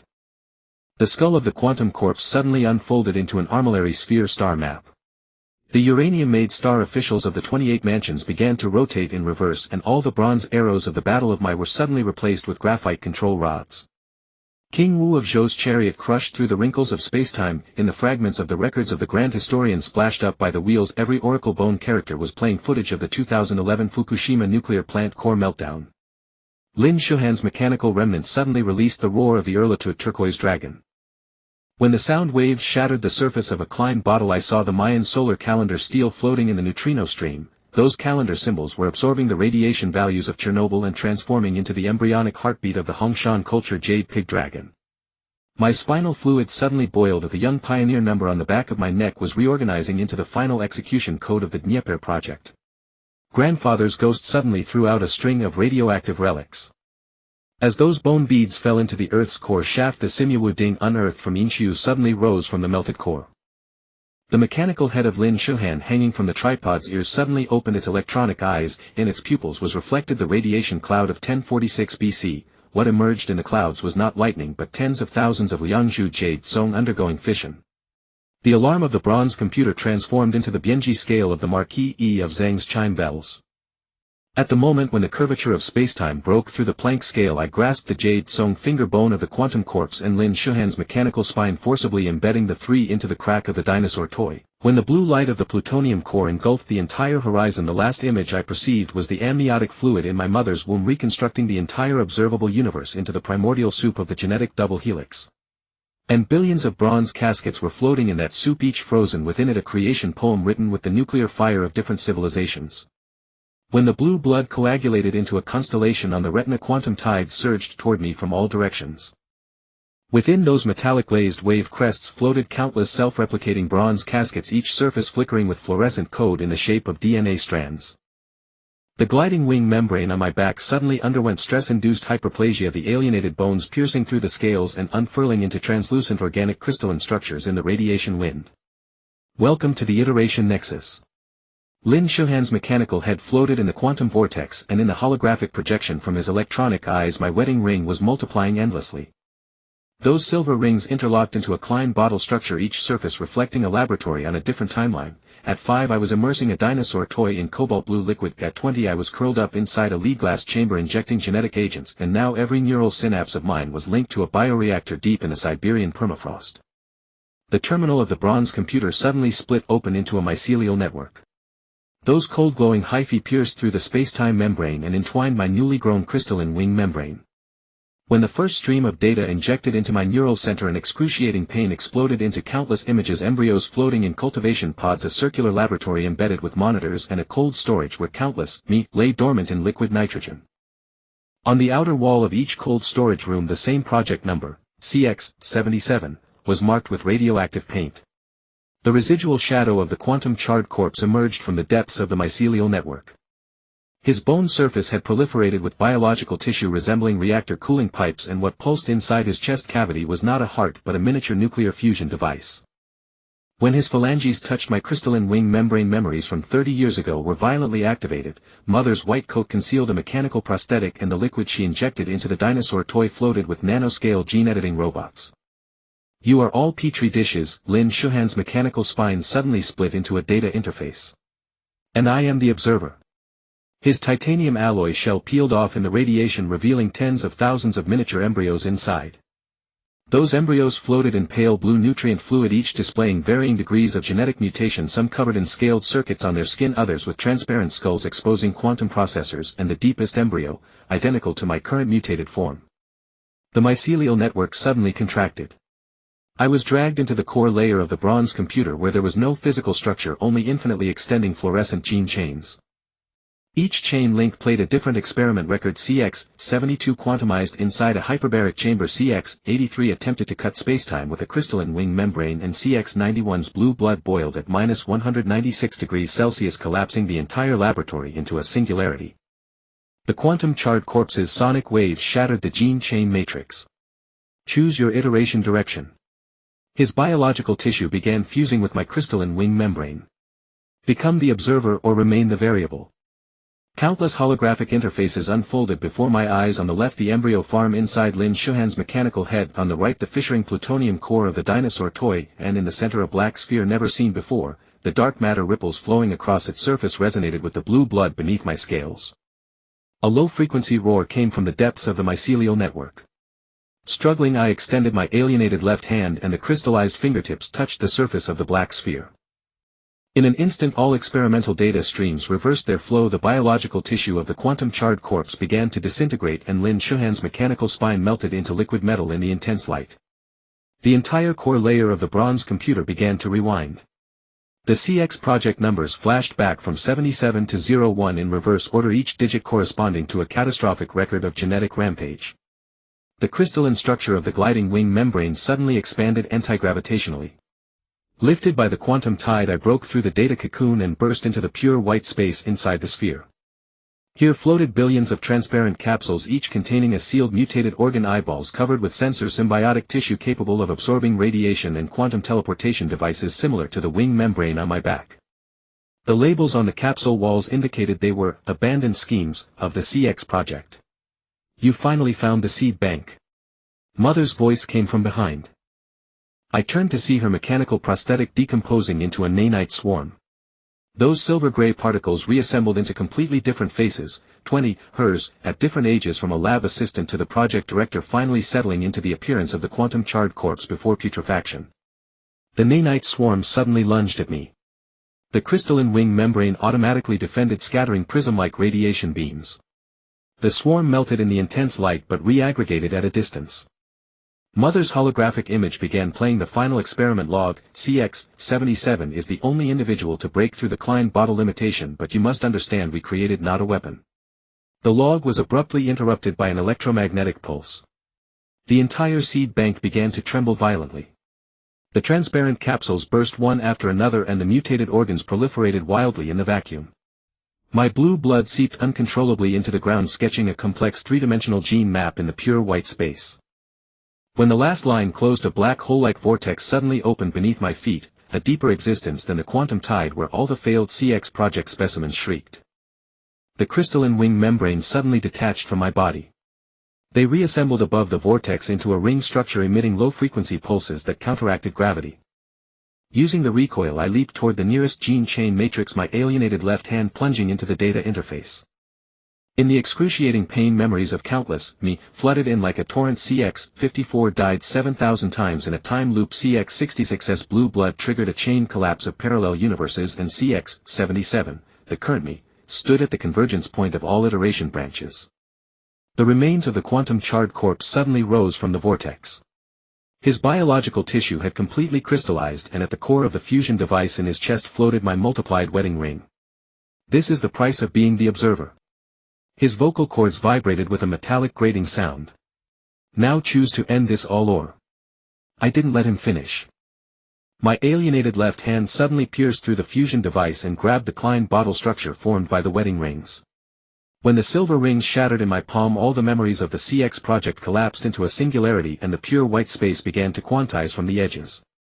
Mother's holographic image showed a relieved smile. Her nanite swarm converged into a bridge pointing toward the light source deep in the vortex. At the last moment, the crystalline wing membrane suddenly returned to my body. I leaped into the light source, feeling the gene chains reorganize in the intense radiance. When my vision returned, I found myself standing in the ruins of an unfamiliar city. Behind me, a broken laboratory covered with biological crystals, and above, two intertwined black suns hung in the sky. Their gravitational wave frequencies perfectly resonated with my blue blood. The gravitational waves from the two black suns rippled across her skin. Crouching down, she touched the ground only to realize that the seemingly concrete rubble was actually composed of nanoscale biocrystals. The moment her fingertips made contact, the crystals activated, creeping up her arm at an alarming speed. Beneath her skin, they reconfigured brand new neural synapses, engraving the premonition of danger 30 seconds hence directly into her pain center. She rolled aside in a blur just as a cobalt blue beam pierced the spot where she had been standing. 3 humanoid silhouettes emerged from the radioactive dust. Their bones were exposed, covered in organic armor resembling her own. Crystalline wing membranes and miniature nuclear fusion reactors flickered with a ghostly glow in their eye sockets. CX series retrieval protocol initiated. The lead organism emitted a synthetic electronic voice. Its vocal cords were quantum optical fibers coiled around its cervical spine. Her azure blood suddenly projected combat data onto her retina. Their bioarmor had a 0.7-second quantum phase offset, and her mutated left hand could exactly penetrate it, but the analysis was cut short by searing pain. A stream of high-energy particles grazed her right shoulder. Newly formed scale-like armor proliferated in a stress response within a thousandth of a second, yet it was still melted into a bull-sized scorch mark. More crystalline fragments shot up from the ground, reassembling in midair into a chainsaw-shaped weapon whose teeth glowed with antimatter radiance. Her gliding wing membranes deployed automatically. Under the gravitational pull of the twin black suns, she folded into a vantage point atop the ruins at an angle that defied the laws of physics. The 3 pursuers below suddenly disassembled into a nanite swarm.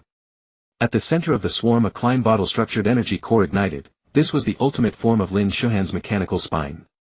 Her mutated left hand plunged uncontrollably into her own chest cavity.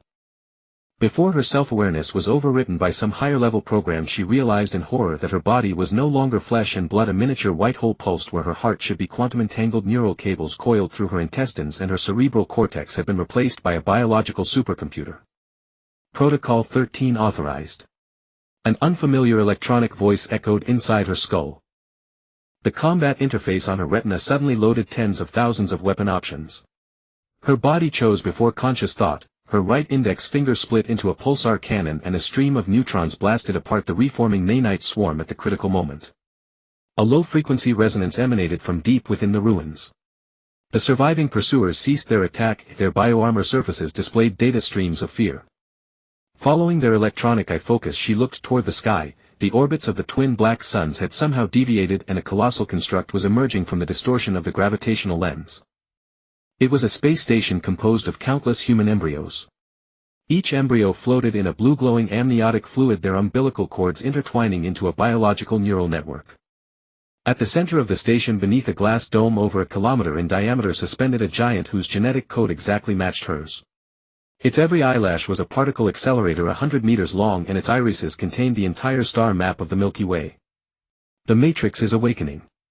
For the first time, emotional fluctuation tinged the pursuer's synthetic voices. Her mutated left hand suddenly plunged into the ground in reverse, and biocrystals constructed an interstellar communication array within 10,000th of a second. The energy flow from the white hole heart shot an incomprehensible signal directly toward the space station, a genetic key encrypted at the frequency of a supernova. The entire ruins began to quantize. The ground, the air, even time itself decomposed into elementary particle streams.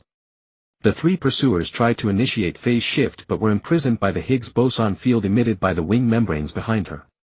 Their bioarmor began to reverse evolve, eventually regressing to an embryonic state, the exact initial form of the infants in the space station. Gravitational waves suddenly became chaotic. The embryos on the space station surface burst one after another, the amniotic fluid freezing into bizarre coral-like shapes in the vacuum. The giant slowly opened its eyelids. The particle accelerator eyelashes instantly ignited 12 sun-like stars. When its pupils locked onto her, the white hole heart in her chest erupted with a supernova-level energy tide. Error code CX77 executing format. The giant's voice resonated directly on the quantum level. Her biological supercomputer brain was forcibly downloaded with a torrent of data, records of death in 400,000 parallel universes, possibilities of 9,000 gene collapses, and all the failed experiments bred by the Matrix in 11-dimensional space. Her gliding wing membranes initiated the ultimate protocol autonomously. The crystalline structure decomposed into a stream of negative mass particles, creating an artificial wormhole behind her. As she leaped into it, she glimpsed a familiar pattern emerging on the chest of the Matrix giant, the Sangsingui sacred tree totem she had drawn with her blue blood 5 years ago in a Moscow apartment. The other side of the wormhole was pure white nothingness. Her body continuously reconstructed during the passage, the white hole heart evolved into a miniature cosmic singularity, the quantum neural cables wove into spacetime fabric, and the biological supercomputer brain was being overwritten by an even higher consciousness. In the last vestige of human memory, the touch of her mother's mechanical prosthetic suddenly became vivid. Her fingerprint code was the final key to activate the Matrix formatting protocol. 12 pairs of scarlet electronic eyes lit up in the void. New pursuers were born from the quantum foam, their armor surfaces pulsating with all her combat data. But this time her right hand automatically transformed into a weapon never seen before, a spear of dark matter, its tip wrapped in stalled timelines. Protocol upgrade complete. The unfamiliar electronic voice resonated with her vocal cords. The moment the spear thrust out, the entire pure white space suddenly contracted into a binary genetic chain. The pursuers were pinned in a cage of zeros and ones while her consciousness surged along the chain links toward the ultimate answer. Among all the CX series bred by the Matrix, only her genetic key harbored the anti-formatting program, the last password his father wrote with his life at the Lop Nor nuclear test site. The explosion's glow of the space station pierced the wormhole. As the Matrix giant's wail shook the multiverse, she saw the truth: the so-called iteration plan was merely a weapons arsenal built to fight against some higher existence. And now those observers lurking in the shadows of the 11th dimension were folding the Milky Way into a test tube. When the quantum ocean seethed beneath my feet, my irises suddenly resolved a new spectrum. Those metallic gleaming waves were not liquid but a torrent of data woven from infinitely subdivided timelines.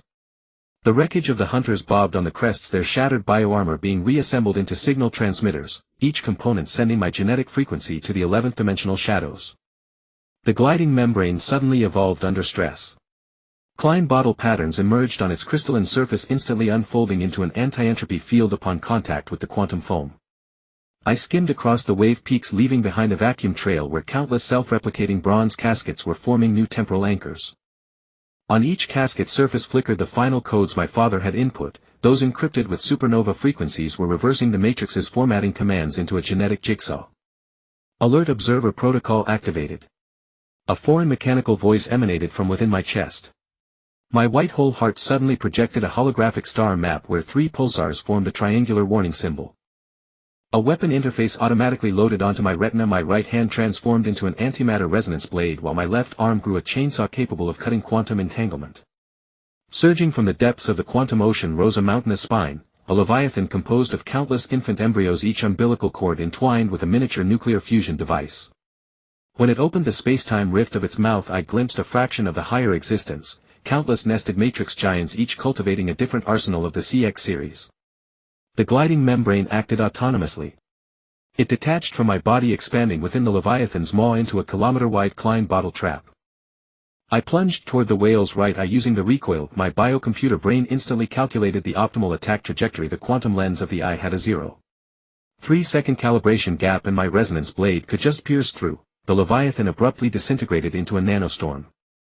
Trillions of mechanical insect swarms engulfed the entire quantum ocean, each carrying a fragment of my genome.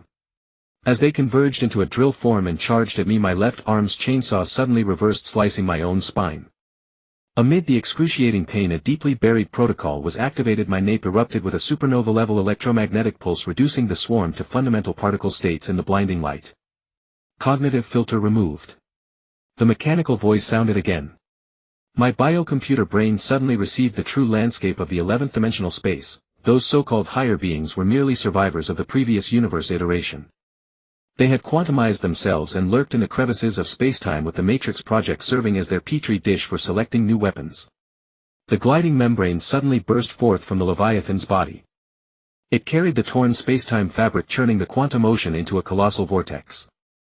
I grabbed the edge of the membrane, and in the instant I plunged into the vortex's center, I saw my father, standing at the epicenter of the Lopner nuclear explosion, using a broken jade stone to engrave the anti-formatting program into the genetic chain. The patterns on that jade stone were identical to the Sanxingui totem on the Matrix giant's chest. A pure black plane suddenly unfolded at the vortex's bottom. The moment my body touched its surface, I began to quantum decompose, yet my consciousness broke through physical limits, surging into the core layer. Here floated countless memory bubbles, each sealing the death finale of a CX series. Some were converted into galactic-scale weapons and then self-destructed, others looped infinitely in time paradoxes, and the one closest to success had pierced its own white hole heart with a dark matter lance. Error code correction complete. My father's voice suddenly came from every bubble. The genetic key within my body erupted in blinding light, and the floating death records began to rotate counterclockwise. As the last bubble merged into my consciousness, the entire quantum ocean fell still. Each droplet reflected my current form beneath the humanoid shell. The cosmic-level seed of civilization was awakening. A new model of hunters surged from spacetime fissures. Their bioarmor glowed with 11th-dimensional codes, and the weapons they wielded were spears forged from solidified entropy.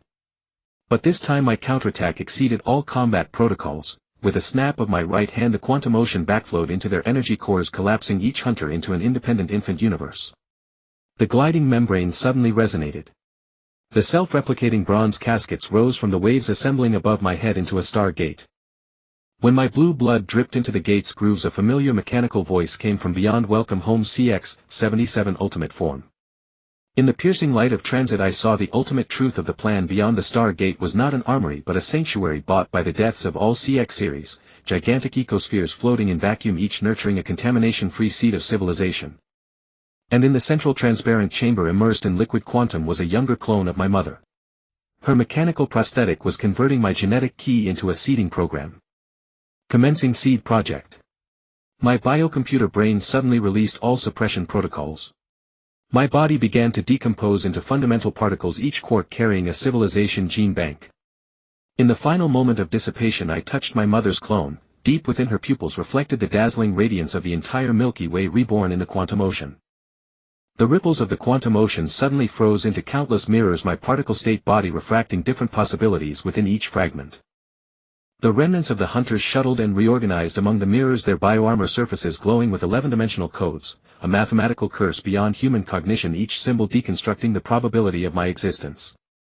The fragments of the gliding membrane suddenly coalesced into a Klein bottle beacon. When my consciousness frequency resonated with the bottle's mouth, all mirrors suddenly reflected the same image. The liquid quantum pod of the mother clone was oozing blue blood, her mechanical prosthetic tracing a Mobius strip trajectory in the void. Those trajectories pierced through spacetime, outlining the true form of the Bronze City deep in the Siberian permafrost. It was not an ancient ruin at all, but a repository of civilization sparks from the last universe iteration. Final protocol phase unlocked. The biocomputer's prompt tone carried a metallic tearing noise. My particle stream suddenly collapsed back into human form, the position of the white hole heart replaced by a miniature universe model, each virtual star being an unactivated gene key. New models of the hunters emerged from the mirrors, their weapons this time replaced by solidified entropy-increasing warheads, the surfaces of the projectiles flowing with images of infant universe births.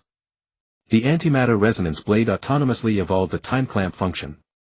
When the first entropy-increasing bullet struck the blade, created a temporary singularity within Planck time, permanently exiling the bullet into a hypothetical future of the Big Rip. But more attacks came from the quantum level. 3 hunters suddenly fused into a slime-like hyperdimensional creature, each swing of its tentacles weaving new physical laws into reality. The gliding membrane suddenly released a virtual particle storm. Those spontaneously generated particle-antiparticle pairs annihilated on the tentacle surfaces, briefly tearing open the hyperdimensional creature's protective field. My mutated left hand seized the opportunity to pierce into its core infant universe, the gene keys blossoming in chaos. Countless nascent civilizations super-accelerated their evolution within the micro-universe, using collective consciousness to inversely infect the hyperdimensional creature's data stream. The quantum ocean suddenly boiled and evaporated. Just before space collapsed into a two-dimensional membrane, I grabbed the Klein bottle beacon and leaped into the Bronze City core. The time flow here was the -12th power of the outside world, and the Sanxingui totems on the walls were playing the birth process of the Matrix plan in reverse. Those floating bronze caskets suddenly all opened, and from each casket flew out my gene mirror images. They were the CX series eliminated in different timelines, now converging into a countercurrent resisting entropy increase. Error system overload. The biocomputer's warning accompanied the spreading of skull cracks. My white hole heart began uncontrollably erupting virtual time particles, those microscopic particles carrying anti-thermodynamic laws, transforming the Bronze City into a time anchor manufacturing machine. The hunter's hyperdimensional form seeped in through the cracks, but its tentacles were suddenly entangled by countless gene mirror images. Those eliminated CX series were freezing spacetime through self-destruction. The liquid pod of the mother clone suddenly quantum jumped to the center of the field. Her mechanical prosthetic inserted into the Bronze City console, and in the blazing light emitted by the Sanxingui totems I saw my father's final message. The Jade Zone destroyed at the Lopner nuclear test site was actually the fire seed container of the last universe.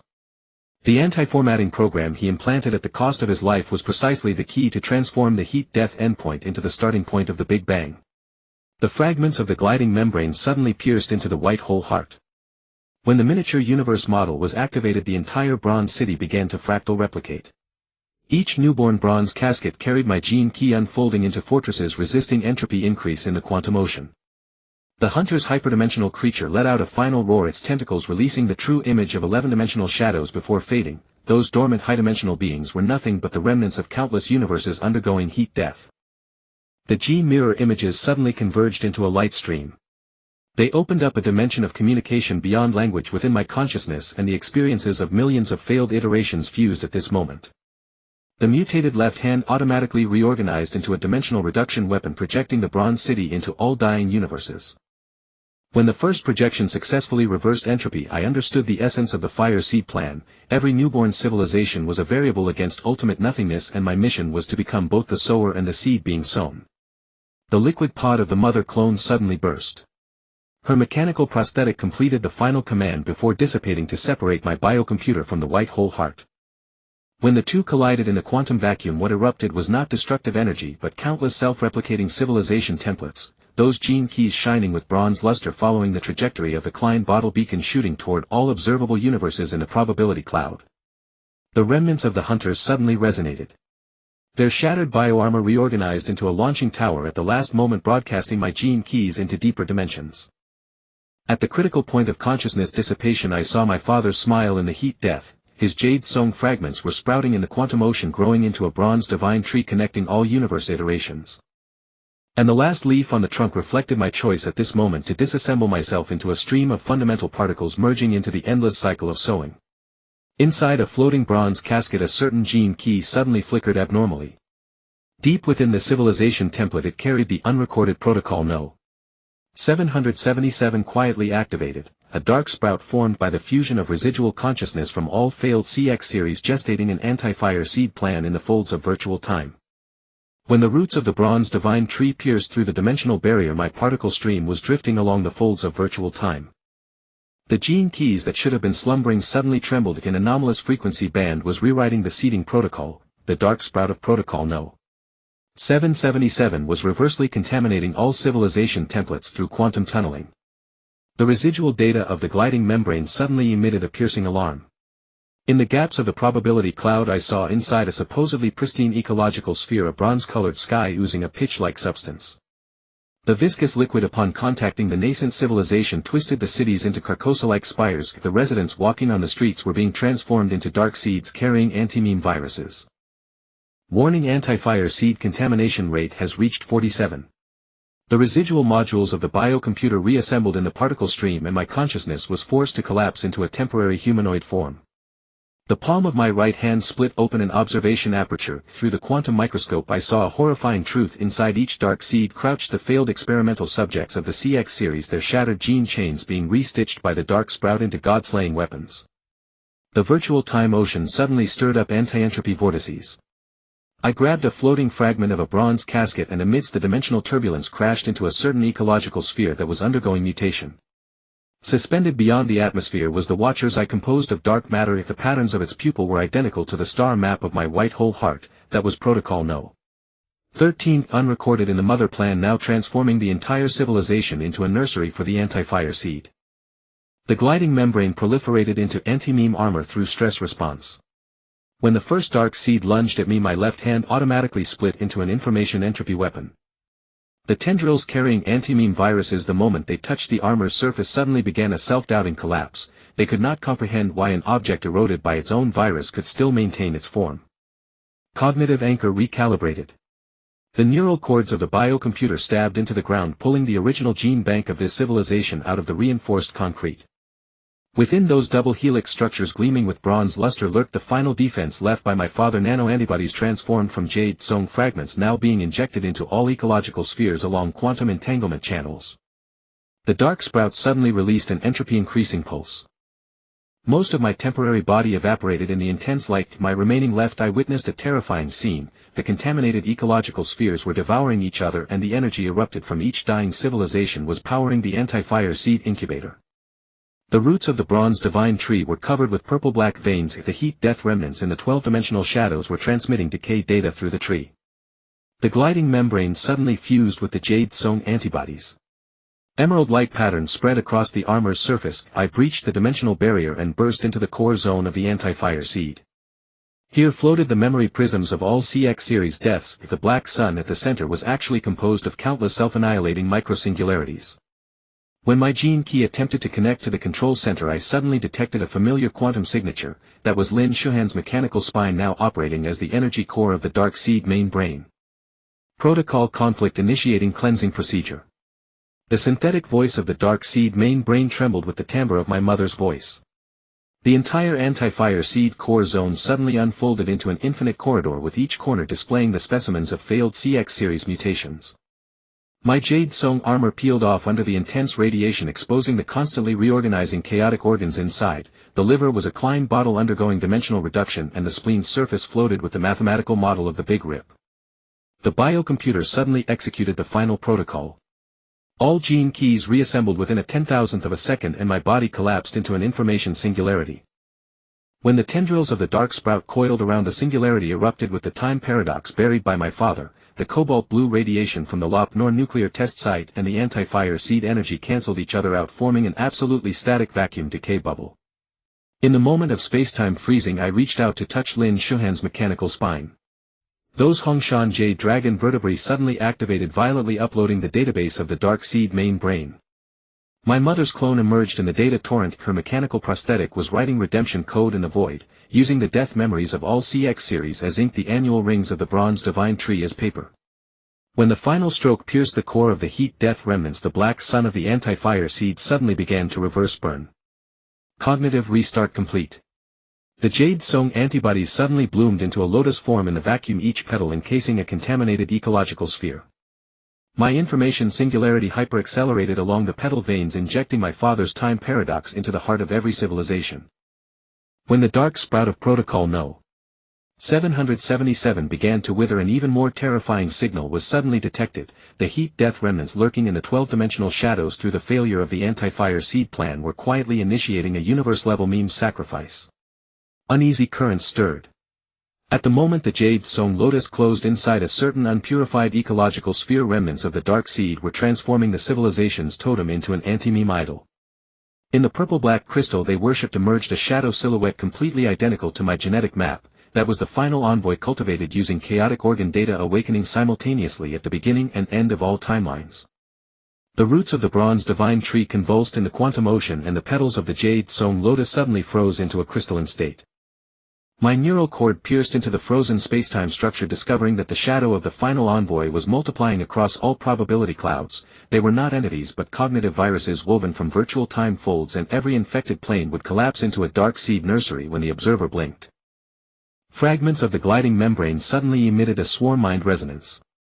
The gene keys floating in the entropy vortex spontaneously reorganized, forming 12 pairs of holographic membranous wings behind my spine.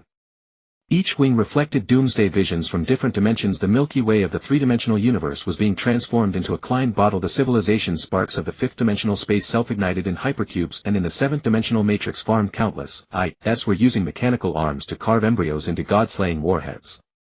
The purple-black crystals of the dark seed remnants suddenly quantum-tunneled. The silhouette of the final envoy flickered within the crystals, its face composed of countless death moments from the CX series. As my membranous wings swept across the crystal surface, I suddenly received a cross-dimensional sting. Those death memories were contaminating the jade-sown antibodies, dyeing the emerald lotus veins into an asphalt-like state. Cognitive filter overload 97. The biocomputer's alarm mixed with my father's Russian whispers. I tore open the chaotic organ in my left arm, and the Klein bottle structure of my liver unfolded into a defense matrix in the vacuum. When the virtual time tendrils of the final envoy pierced the bottle mouth, the Lop-Nor nuclear explosion energy imprisoned inside suddenly reversed. Cobalt blue radiation and dark matter copulated in four-dimensional space, giving birth to a miniature black hole shimmering with the luster of Sanxingui gold foil. The dark seed nurseries suddenly bloomed in unison. Within each ecosphere rose a bronze-colored prominence, and in the flames appeared a holographic image of my mother in her youth. Her mechanical prosthetics were operating synchronously across all planes, injecting the anti-seed virus into the vascular bundles of the jade-sown lotus. My membranous wings peeled off in the contamination, exposing neural synapses that became quantum entangled with the roots of the bronze divine tree. The final envoy extended a finger from the crystal. That fingertip, forged from absolute zero, gently touched the defense matrix, and the entire Klein bottle suddenly grew reliefs of Carcosa's spires. My white hole heart uncontrollably erupted virtual particles, and those particles, carrying the information of civilization's tombstones, were transforming the defenses into a self-destruction device. The biocomputer suddenly executed the chaos protocol. I grabbed the cancerizing jade-sown lotus and thrust its roots into my own temple. In the excruciating pain, the truth of the 12-dimensional shadow injected like venom. Those heat death remnants were merely experimental waste discarded by higher-dimensional beings, and the Matrix Project was essentially a cosmic-scale child feeding the sleeping creator with infinite iterations of civilizations. The shadow of the final envoy suddenly materialized. Its body was assembled from the remains of all CX series, with Lin Shuhan's mechanical spine embedded in its chest. When my gene key attempted to invade its core, I suddenly read a chilling instruction set. The brainwave patterns of the researchers who died in the Lop-Nor nuclear explosion were forming the underlying code of the god-slaying program. The wreckage of the gliding membrane suddenly coalesced into an anchor. I compressed my consciousness into a Planck-scale singularity, carrying the jade-sown antibody and crashing into the time-sense center of the final envoy. In the moment of dimensional collision, my father's sealed memories suddenly decompressed. The broken jade-sown he inserted into the reactor back then was actually the umbilical cord of the previous universe, and at this moment the bronze divine tree was growing poisonous fruits on all timelines. The quantum ocean suddenly boiled and evaporated. The shadow of the final envoy shattered into billions of bronze mirrors, each reflecting my contaminated form. In some unobserved dimension, my clone was inserting the gene key into the dark seed crystal, while deep within the roots of the jade-sown lotus the pupils of a 12-dimensional being were peering into reality through my retina. In the dimensional rift, a bronze mirror suddenly oozed blue blood, reflecting a completely different possibility, a 5-year-old me tearing apart a dinosaur toy and grinding a plutonium core into powder. Outside the window of the Moscow apartment, the snowfield devoid of black pottery fragments reflected pure starlight.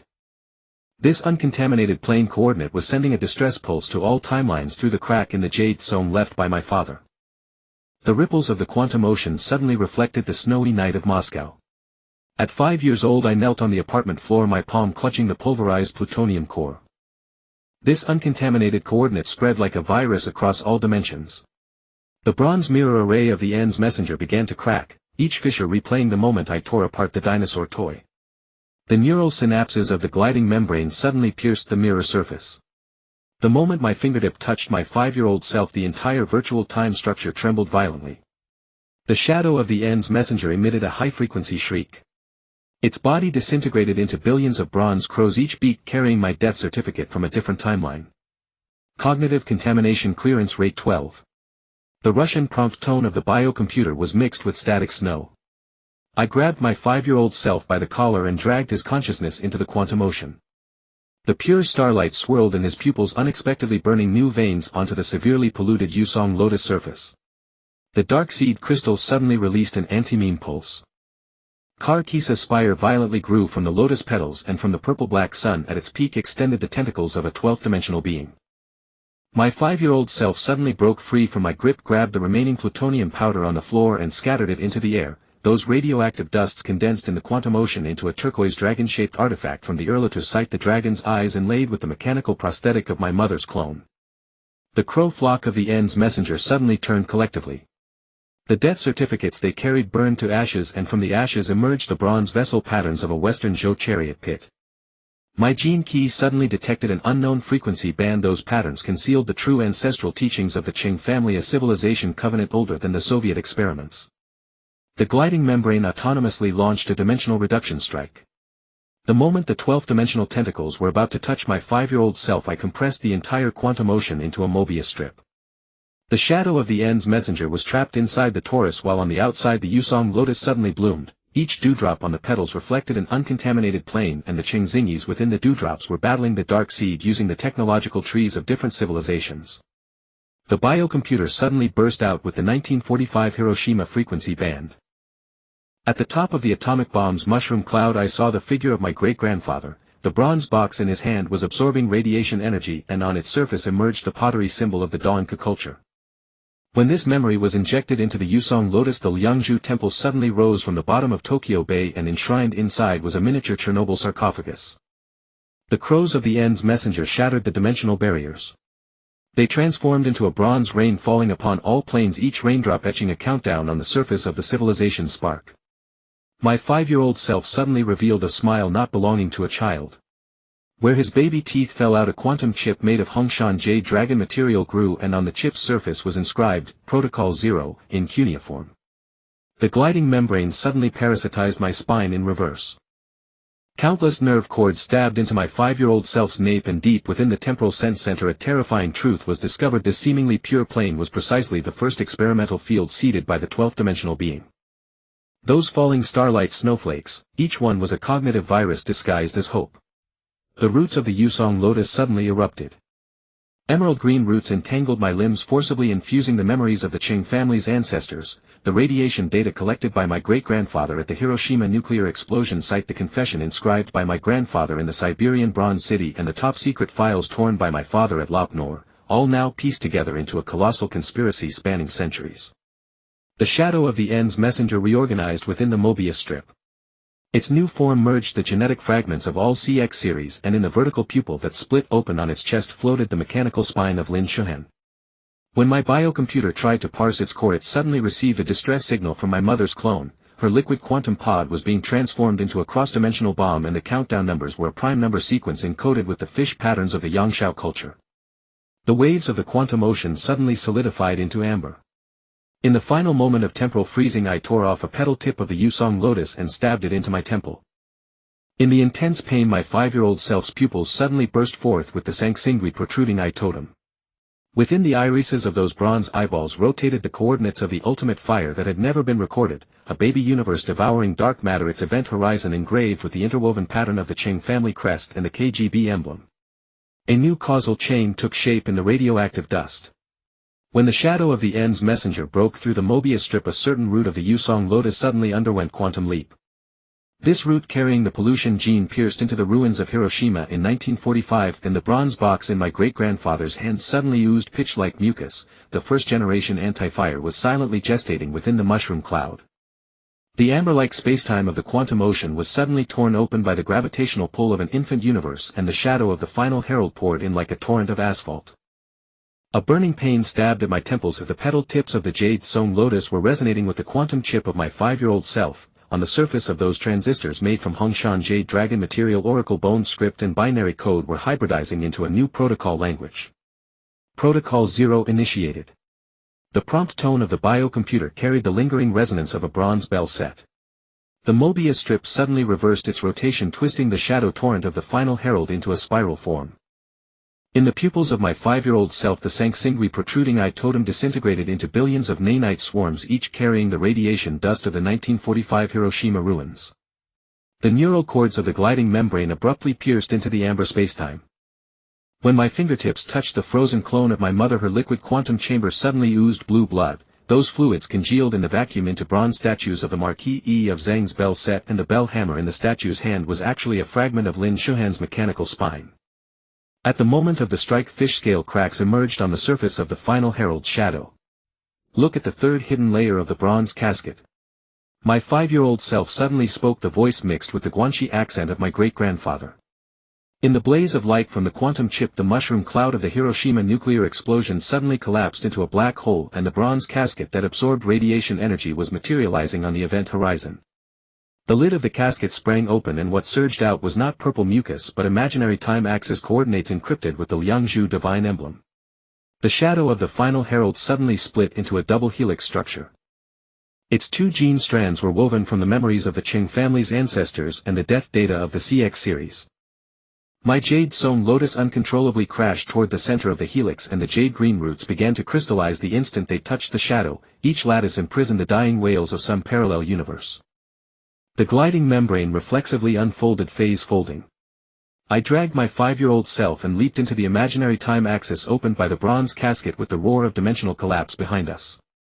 In the absolute silence of the imaginary time river, we encountered the first-generation anti-flame replicating itself. It presented as a proliferating Klein bottle structure, each mouth spewing miniature civilizations fired from Yangshao painted pottery. Cognitive filter exceeded critical threshold. The biocomputer's alarm was twisted into the sobbing of a sun. My 5-year-old self suddenly inserted the quantum chip into my occipital bone, and the cuneiform script on the chip's surface slithered like live snakes into my cranial nerves.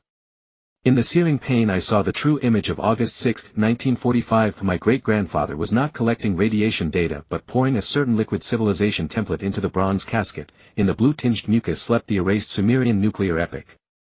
The final herald's shadow pursued through the imaginary time axis. Its double helix gene strands suddenly unfolded into a Dunhuang star map with Polaris embedded with Lin Shuhan's mechanical spine. When my jade-sown lotus attempted to purify the star map, the lotus petals suddenly burst into Cthulhu-like tentacles. The jade-green veins were flowing with the purple-black venom of dark seed crystals. My 5-year-old self suddenly hummed a young pioneer's song. The childish voice triggered a chain reaction in the imaginary time river, and the frozen amber spacetime suddenly cracked open. The mechanical prosthetic arm of my mother's clone extended from the rift, and the control panel on its surface lit up with a strange civilization spark. A totem hybrid of the Maya solar calendar and Soviet space code was reshaping the final herald star map into a ring-shaped particle accelerator. The gliding membrane melted and reorganized in the intense radiation. The new wings were assembled from the roots of the bronze sacred tree and quantum chips, each vibration leaving oracle bone-shaped spacetime folds in the void. I grabbed Polaris on the final herald star map and violently pulled out Lin Shuhan's mechanical spine. What gushed from the broken spine was not electric current but the oracle bone ashes from the Inshu sacrificial pit of 1600 BC. The bronze casket suddenly emitted the resonance of the Sanxingui sacred tree. Deep in the imaginary time axis, a jade-green salvation coordinate lit up, a star chain formed by all uncontaminated civilization sparks in a supernova explosion. Just as I was about to leap toward the light, my 5-year-old self was suddenly entangled by the final herald's shadow. The text of Protocol 0 on his quantum chip was melting into the pupil patterns of a 12-dimensional being. Warning. The anti-flame has completed its final evolution.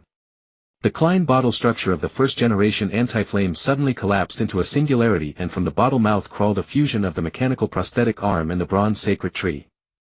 In the microcosm held in its palm, the tentacles of a 12-dimensional being were twisting the Milky Way into a DNA double helix.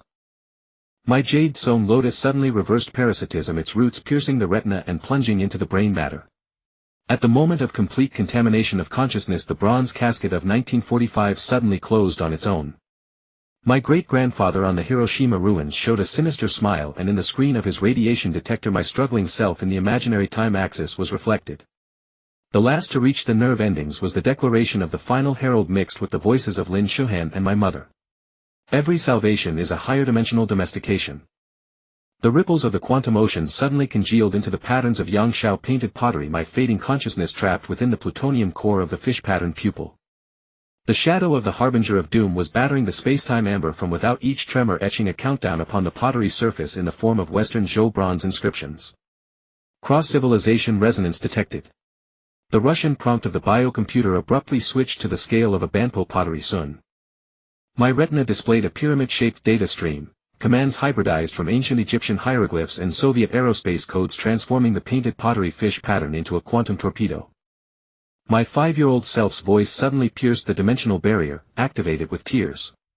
The neural tendrils of the gliding membrane stabbed into my eyeballs. As the blue-blooded tear fell into the fish-patterned pupil, the entire virtual timeline curled into a DNA double helix. The shadow of the harbinger of doom was shredded by the gene chain, each fragment reflecting a different outcome. In some realms the bronze divine tree purified the dark seed, in others the Qing family ancestral tomb oozed asphalt like slime. The third layer of the bronze casket suddenly quantum-tunneled. My great-grandfather's pocket watch leaped from the ruins of Hiroshima in 1945, its Roman numerals spinning counterclockwise wildly. As the hand crossed 8, Lin Shuhan's mechanical spine shot out from the watch case, its surface rippling with Donka culture pottery symbols. Each symbol released memories of erased civilizations. The remains of the harbinger of doom suddenly coalesced into a nebula. At its core gleamed the electronic eye of the mother clone, the iris spinning with the contract clauses of 12-dimensional beings. My jade-sewn lotus crashed uncontrollably toward the nebula. The moment the emerald roots touched, they burst into Inshu oracle bones. From the charred crack seeped the classified film my father had destroyed in Lopner. The gliding membrane suddenly merged with the painted pottery quantum torpedo. When the plutonium core of the fish-patterned pupil reached critical energy, the entire virtual timeline unfurled into the form of Hichu and Luoshu. The harbinger of doom's nebula was forcibly compressed into the center of the Luoshu, its shrieks dissolving into the residual notes of a bone flute unearthed at the Erlitou site. My 5-year-old self suddenly climbed onto the torpedo casing, biting out Hongshan culture sun motifs with his baby teeth. Warning. Civilization meme overload. Amid the biocomputer's alarms, my great-grandfather's pocket watch suddenly split into an armillary sphere. The stars of the 28 mansions were assembled from CX series wreckage, with the North Star set with Lin Shuhan's mechanical spine. When my blue blood splashed into the purple forbidden enclosure, the entire quantum ocean suddenly reflected a horrifying truth. Within each civilization seed curled a 12-dimensional being in infant form, sucking the energy of civilization through the Qing family's gene chain. The painted pottery torpedo deviated from its trajectory at the last moment. It pierced the black tortoise mansion of the armillary sphere, releasing the imprisoned divination records of King Wu Ding of Shang. The tortoise shell cracks glowing with radioactive blue abruptly reassembled into anti-contract code. The harbinger of doom's nebula suddenly convulsed, and the mother clone's electronic eye wept liquid bronze, the residual molten copper from casting the Simya Wu Ding in 1600 BC. My 5-year-old self suddenly leaped into the nebula's core. His quantum chip resonated with the 12-dimensional infant, and beneath the skin bitten by his baby teeth the hydraulic tubes of a mechanical prosthetic were exposed. When the nursery rhyme of the young pioneers hummed by his childish voice pierced the contract clauses, the entire quantum ocean suddenly dimensionally reduced into Mogeo Caves murals. The symbols in the flying celestial's hands became fissioning uranium spheres, and the vermilion dot on the Buddha's forehead was precisely the coordinates of the Lopner nuclear test site. The gliding membrane fused into the form of the 9 tripods in the blinding light. I seized the last shard of painted pottery and stabbed it toward the contract core, but in the instant of contact I glimpsed the truth of the Qing family ancestral hall. Every name on the family tree was linked to a nuclear explosion site of a different civilization, and in the secret compartments of the hall's beams hundreds of bronze caskets were oozing asphalt like anti-seed embryos. A new contamination source awakened in the folds of dimensionality. As the harbinger of doom's nebula collapsed, a shard of painted pottery suddenly quantum leaped. It fell into the dawn of Maya creation in 3113 BC, etching the gene code CX777 on the surface of the pyramid of the feathered serpent. The first drop of morning dew flowed along the code's lines, birthing a Maya priest with mechanical wings in the tropical rainforest. The ripples of the quantum ocean suddenly condensed into Maya calendar symbols, and the painted pottery shard in my hand trembled violently. When the phantom of the feathered serpent pyramid materialized in the folds of dimensions, the Maya priest with mechanical wings suddenly opened his eyes. his irises rotating with the gene map of CX-777, and the surface of the obsidian dagger in his hand was etched with the molecular structure of the Chernobyl graphite core. Cross-era contamination detected. The biocomputer's alert sound mingled with the croaking of rainforest frogs.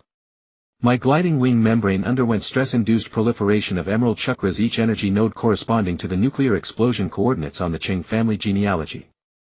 My 5-year-old self's quantum chip suddenly issued an alarm. The morning dew of 3113 BC was flowing upward along the reverse timeline, carrying the mucus of anti-spark embryos that were about to contaminate the historical moment when humanity learned to use fire. Asphalt-like substance seeped from the cracks of the bronze casket. Those anti-spark embryos violently grew into crystal skull forms in the Maya rainforest, their jaws opening and closing to spray emerald smoke carrying mimetic viruses. I tore off the chakra from my gliding wing membrane and hurled it into the rainforest, but in the smoke I saw a horrifying scene. In a laboratory in AD 2023, an elderly version of myself was injecting dark seed crystals into the spinal cord of the infant Xingxingye. The feathered serpent pyramid suddenly underwent quantum leap. It appeared above the Lopner nuclear test site, resonating with my great-grandfather's bronze casket. The Maya priest's mechanical wings swept across the sand dunes, and in the radiation storm stirred up bronze vessels from the western Zhou chariot pit emerged, each ritual object pulsing with CX-series biochips inside. The neural cord of the gliding wing membrane suddenly pierced into the obsidian dagger. When the graphite patterns on the dagger's surface lit up, the entire quantum ocean suddenly unfolded into the form of the Maya's sacred well. In the well water floated hundreds of self-replicating bronze caskets, each seepage of pollution sources from different civilizations, mechanical centipedes crawling from the cracks of Liangzhu jade, Zhong Erlitu turquoise dragons devouring Fukushima nuclear wastewater, and the eye sockets of the bronze figurines from Marquis E of Zhang's chime bells flickering with the flames of the Hiroshima atomic bomb. Warning. Civilization paradox index exceeds limit. Amid the biocomputer's alarm, my 5-year-old self suddenly leaped into the sacred well. His quantum chip triggered a chain reaction at the well bottom, and the Tsokin cycle of the Maya calendar suddenly materialized into a rotating ring of uranium fuel rods. When my blue blood splashed onto the 777th fuel rod, the well water suddenly reflected the hidden compartments of the Chang ancestral hull. Those blood-seeping bronze caskets were rewriting the names on the family tree into anti-spark codes. The Maya priest's obsidian dagger suddenly underwent fission. It transformed into a rain of dark matter shrouding the rainforest, each raindrop hatching miniature Carcosa spires upon contact with leaves. My emerald chakras melted away in the strong corrosion, exposing the crystallizing chaotic organs inside my body. In the Klein bottle of my liver, a 12-dimensional infant was sucking the energy from Lin Shuhan's mechanical spine. The bronze casket cluster suddenly emitted a resonance of the Sanxingui sacred tree. They assembled into a cross-dimensional transmitter deep in the sacred well, and a genetic key carrying the oracle bone script codes of the Yinshu ruins was charging. When the launch port aimed at the battlefield of Shang Tang's conquest of Xia in 1600 BC, I saw a deeper conspiracy. Behind those wars at historical turning points, bronze caskets were secretly releasing civilization mimetic viruses. The fragments of the gliding wing membrane suddenly reorganized into quantum yarrow stalks. I grabbed 50 stalks and cast them onto the sacred well's surface. In the divination cracks appeared the figure of my father in his youth. He was at the bottom level of the Daya Bay nuclear power plant, inserting a half-broken jade tablet into the reactor control console. The Hongshan culture dragon pattern on the jade tablet suddenly animated, crawling along the cables into the 1994 surveillance system. The Maya priest's mechanical wings suddenly expanded to 1,000 meters. When the wingtip swept across the quantum ocean, an experimental log from the Soviet era fell out of the torn spacetime. On the yellowed pages, my grandfather's photograph was mutating into dark seed crystals. My 5-year-old self suddenly screamed at the well bottom, his quantum chip emitting frequencies not belonging to this dimension, and the entire feathered serpent pyramid began to retrogress into nebular dust. A new causal chain condensed in the radiation cloud. When the sacred well's surface calmed, a bronze casket's crack suddenly seeped blue blood. On the inner wall of the casket appeared an unrecorded image of 1046 BC. On King Wu of Zhou's chariot, a soldier wearing a Sanxingui protruding eye mask was throwing a uranium ore wrapped in jade clothing into the bonfire of the Battle of Mai. The tide of the quantum ocean suddenly froze into bronze patterns, and the Maya priest's obsidian dagger hovered at the temporal rift of the Shangzhou battlefield. I reached out to touch the graphite patterns on the dagger's surface, and my fingertip was abruptly pulled into a proton cyclotron of 1046 BC. Soldiers wearing Sanxingui protruding eye masks were throwing uranium ore into a bonfire, and the flying sparks revealed Soviet-era radiation measurement data. Detected resonance of civilization entropy increase. The biocomputer's alarm mingled with the crisp crackling of oracle bones burning. The quantum yarrow stalks on the gliding membrane suddenly grew wildly, 50 stems piercing into different time nodes. 3 plunged into the bronze battle axes of the My Battle. 7 entangled the cooling pipes of the Dia Bay nuclear power plant, and the rest all sank into the clan genealogy stela of the Qing family shrine. The crystal skulls in the Maya rainforest opened their eyes collectively. Their jadeite smoke condensed into a bronze corridor in the quantum ocean, and at the altar at the corridor's end Lin Shuhan's mechanical spine was quantum entangled with the feathered serpent statue. When I tried to approach, the altar suddenly split into a Klein bottle structure. The bottle mouth spewed not mucus but tens of thousands of Shang dynasty diviners with mechanical wings, every tortoise shell in their hands inscribed with the gene code CX-777. My 5-year-old self suddenly surfaced from the uranium fuel ring at the bottom of the sacred well. His quantum chip emitted a frequency not belonging to human civilization, and the entire My battlefield was suddenly overlaid with the ruins of the Fukushima nuclear plant. When King Wu of Zhou's chariot crushed the reactor shell, the cooling water splashed by the wheels solidified into a Hongshan culture jade dragon pig, and from the gaps between the jade dragon scales seeped the gene vines I had once seen at Chernobyl. The yarrow stalks on the gliding membrane suddenly burst into blinding light.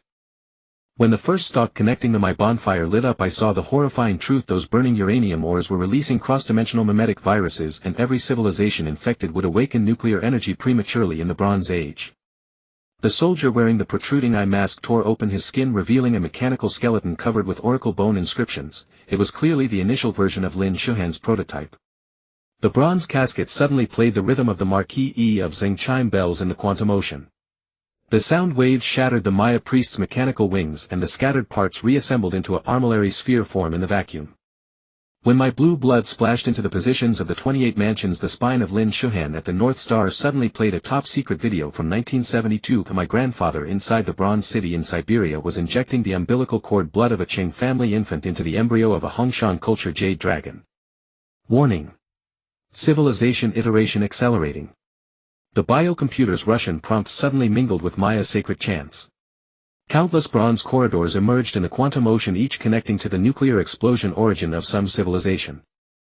I grabbed my 5-year-old self and leaped into the nearest Shang dynasty corridor, but during the crossing I was thrown into the Erlitou site of 1600 BC. The craftsmen casting bronze Ju vessels had miniature fast neutron reactor flames flickering in their eye sockets. The crystal skulls in the Maya rainforest suddenly underwent quantum proliferation. Their mandibles ejected jadeite dust carrying the anti-seed virus, and the contaminated bronze Ju vessels instantly mutated into Carcosa spires. When I tried to cover the infection source with the gliding membrane, the spire's top suddenly opened the pupil of a 12th-dimensional being, and wherever its gaze fell, the names on the Qing family genealogy were being replaced one by one with destruction coordinates written in cuneiform. My 5-year-old self suddenly climbed onto the bronze casting furnace. His quantum chip resonated with the craftsman's reactors, and the tip of his baby tooth-pierced finger oozed blue blood. When it fell into the molten copper, it instantly formed the Soviet Nuclear Energy Ministry logo on the vessel's surface. Mechanical soldiers wearing protruding eye masks surged from the temporal rift, their obsidian daggers transforming the entire Erlitou site into a cross-dimensional launching pad. The yarrow stalks on the gliding membrane suddenly began to parasitize in reverse. Those stalks that had plunged into the Dia Bay cooling pipes dragged out my father's figure from the pipes. The half of a jade tablet he had inserted into the reactor in 1994 was now growing into a bronze sacred tree in the quantum ocean. When the roots wrapped around my ankles, every tree ring played the moment of death of the CX series in parallel universes. The Maya priest's remnant body suddenly revived from the armillary sphere. His mechanical wing fragments reassembled into a particle accelerator ring, accelerating the uranium ore from the My battle to critical mass. The entire quantum ocean suddenly contracted into a singularity. In the billionth of a second before the spacetime Big Bang, I saw the root of all conspiracies in the secret compartment of the Qing family shrine. The first bronze casket was encoding human civilization history into a ring structure. The Shangzhou Revolution connected to the Chernobyl nuclear explosion, the Liangzhu divine emblem linked to the Fukushima nuclear leak, and every historical turning point was the sickle of a 12th-dimensional being harvesting civilization entropy. Detected vulnerability in Protocol 0. The biocomputer suddenly released the encrypted Qing family ancestral teachings. My blue blood surged backward into my retina, tearing a crack inside the singularity of the quantum ocean. My great-grandfather in 1945 stood on the ruins of Hiroshima, sealing the last pure gene key into the interlayer of the bronze casket. When his pocket watch's hand crossed the exact moment of the nuclear explosion, the sacred well in the Maya rainforest suddenly poured out the cobalt blue radiation dust of Lop Nor. My 5-year-old self suddenly let out an adult sigh. His quantum chip split into a miniature armillary sphere with the positions of the 28 mansions all replaced by CX series numbers. When my gliding membrane quantum entangled with the armillary sphere, the entire my battlefield suddenly manifested a Soviet-era experiment log. The photo of my grandfather on the yellowed pages was mutating, and his right hand clearly held the gene vine seed I had seen at Chernobyl. The roots of the bronze sacred tree suddenly pierced through all dimensions. At the instant the 12th dimensional being's pupil contracted, I grabbed my 5-year-old self and leaped into the root fissure. Countless civilization seeds whisked past us, each point of light cradling an infant-shaped observer. When we fell into the quantum foam at the deepest root layer, the true origin of the Qing family appeared before us. Deep in the Banpo site of 5000 BC, the first Qing ancestor wearing a Sanxingui protruding eye mask was mixing uranium or powder into the painted pottery fish motifs. In the bonfire at his feet burned Longshan culture black pottery inscribed with future nuclear power plant coordinates. When my blue blood dripped into the pottery jar, the jar's surface suddenly revealed the design blueprint of Lin Shuhan's mechanical spine, and the date on the blueprint was actually the Jiazi day of 1600 BC. New causal chains boiled in the quantum foam. When the 12th dimensional being's pupils briefly lost focus due to shock, a certain bronze corridor suddenly broke free. Inside that corridor, which connected to a 2023 laboratory, an elderly version of me was carving the dark seed crystal into a Hongshan jade dragon form, while in the embryo culture tanks hundreds of clones had the Mayan Sokin cycle code branded on their napes. The tides of the quantum ocean collapsed into a singularity in absolute silence, and I stood at the convergence of all timelines.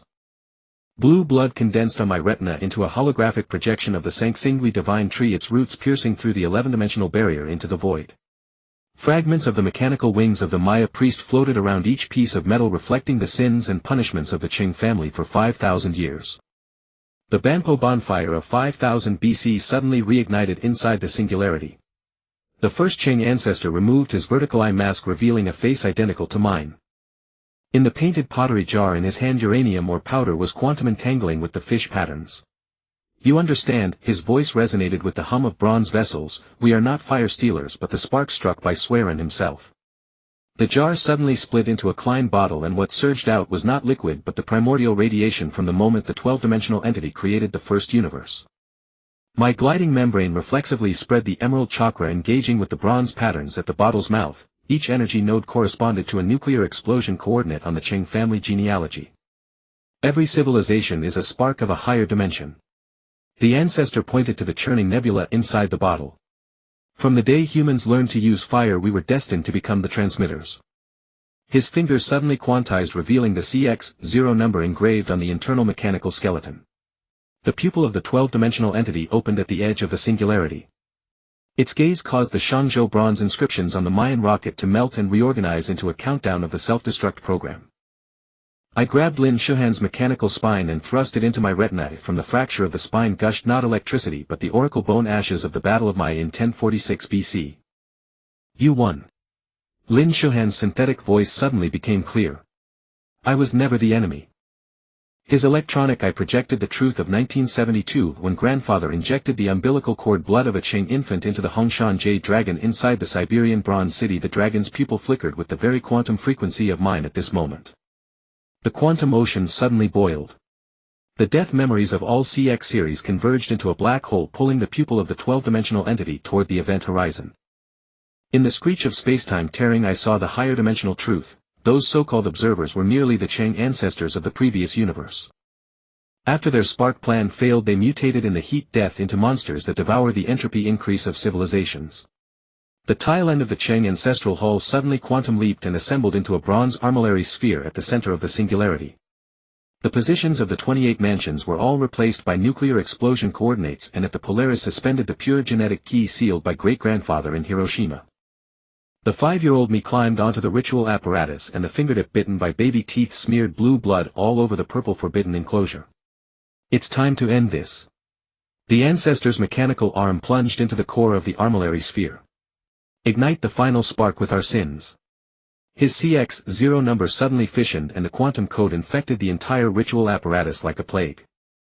I heard the simultaneous sighs of the Qing family across all timelines, from the first ancestor making pottery at Banpo to my father at Lop Nur. Each person's gene chain crystallized in resonance. The gliding membrane suddenly grew wildly, and the emerald chakra connected the uranium fire of the Battle of Mai with the cooling water of Fukushima. When the blue blood filled the armillary sphere, the ritual apparatus suddenly unfolded into a bronze corridor spanning dimensions.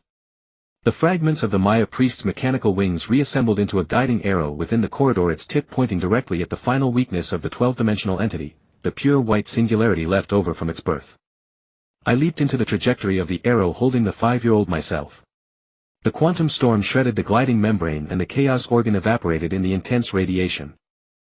Father's Jade Zhang suddenly emerged from the void and the Hongshan dragon pattern turned into a shield blocking the final gaze of the 12-dimensional entity.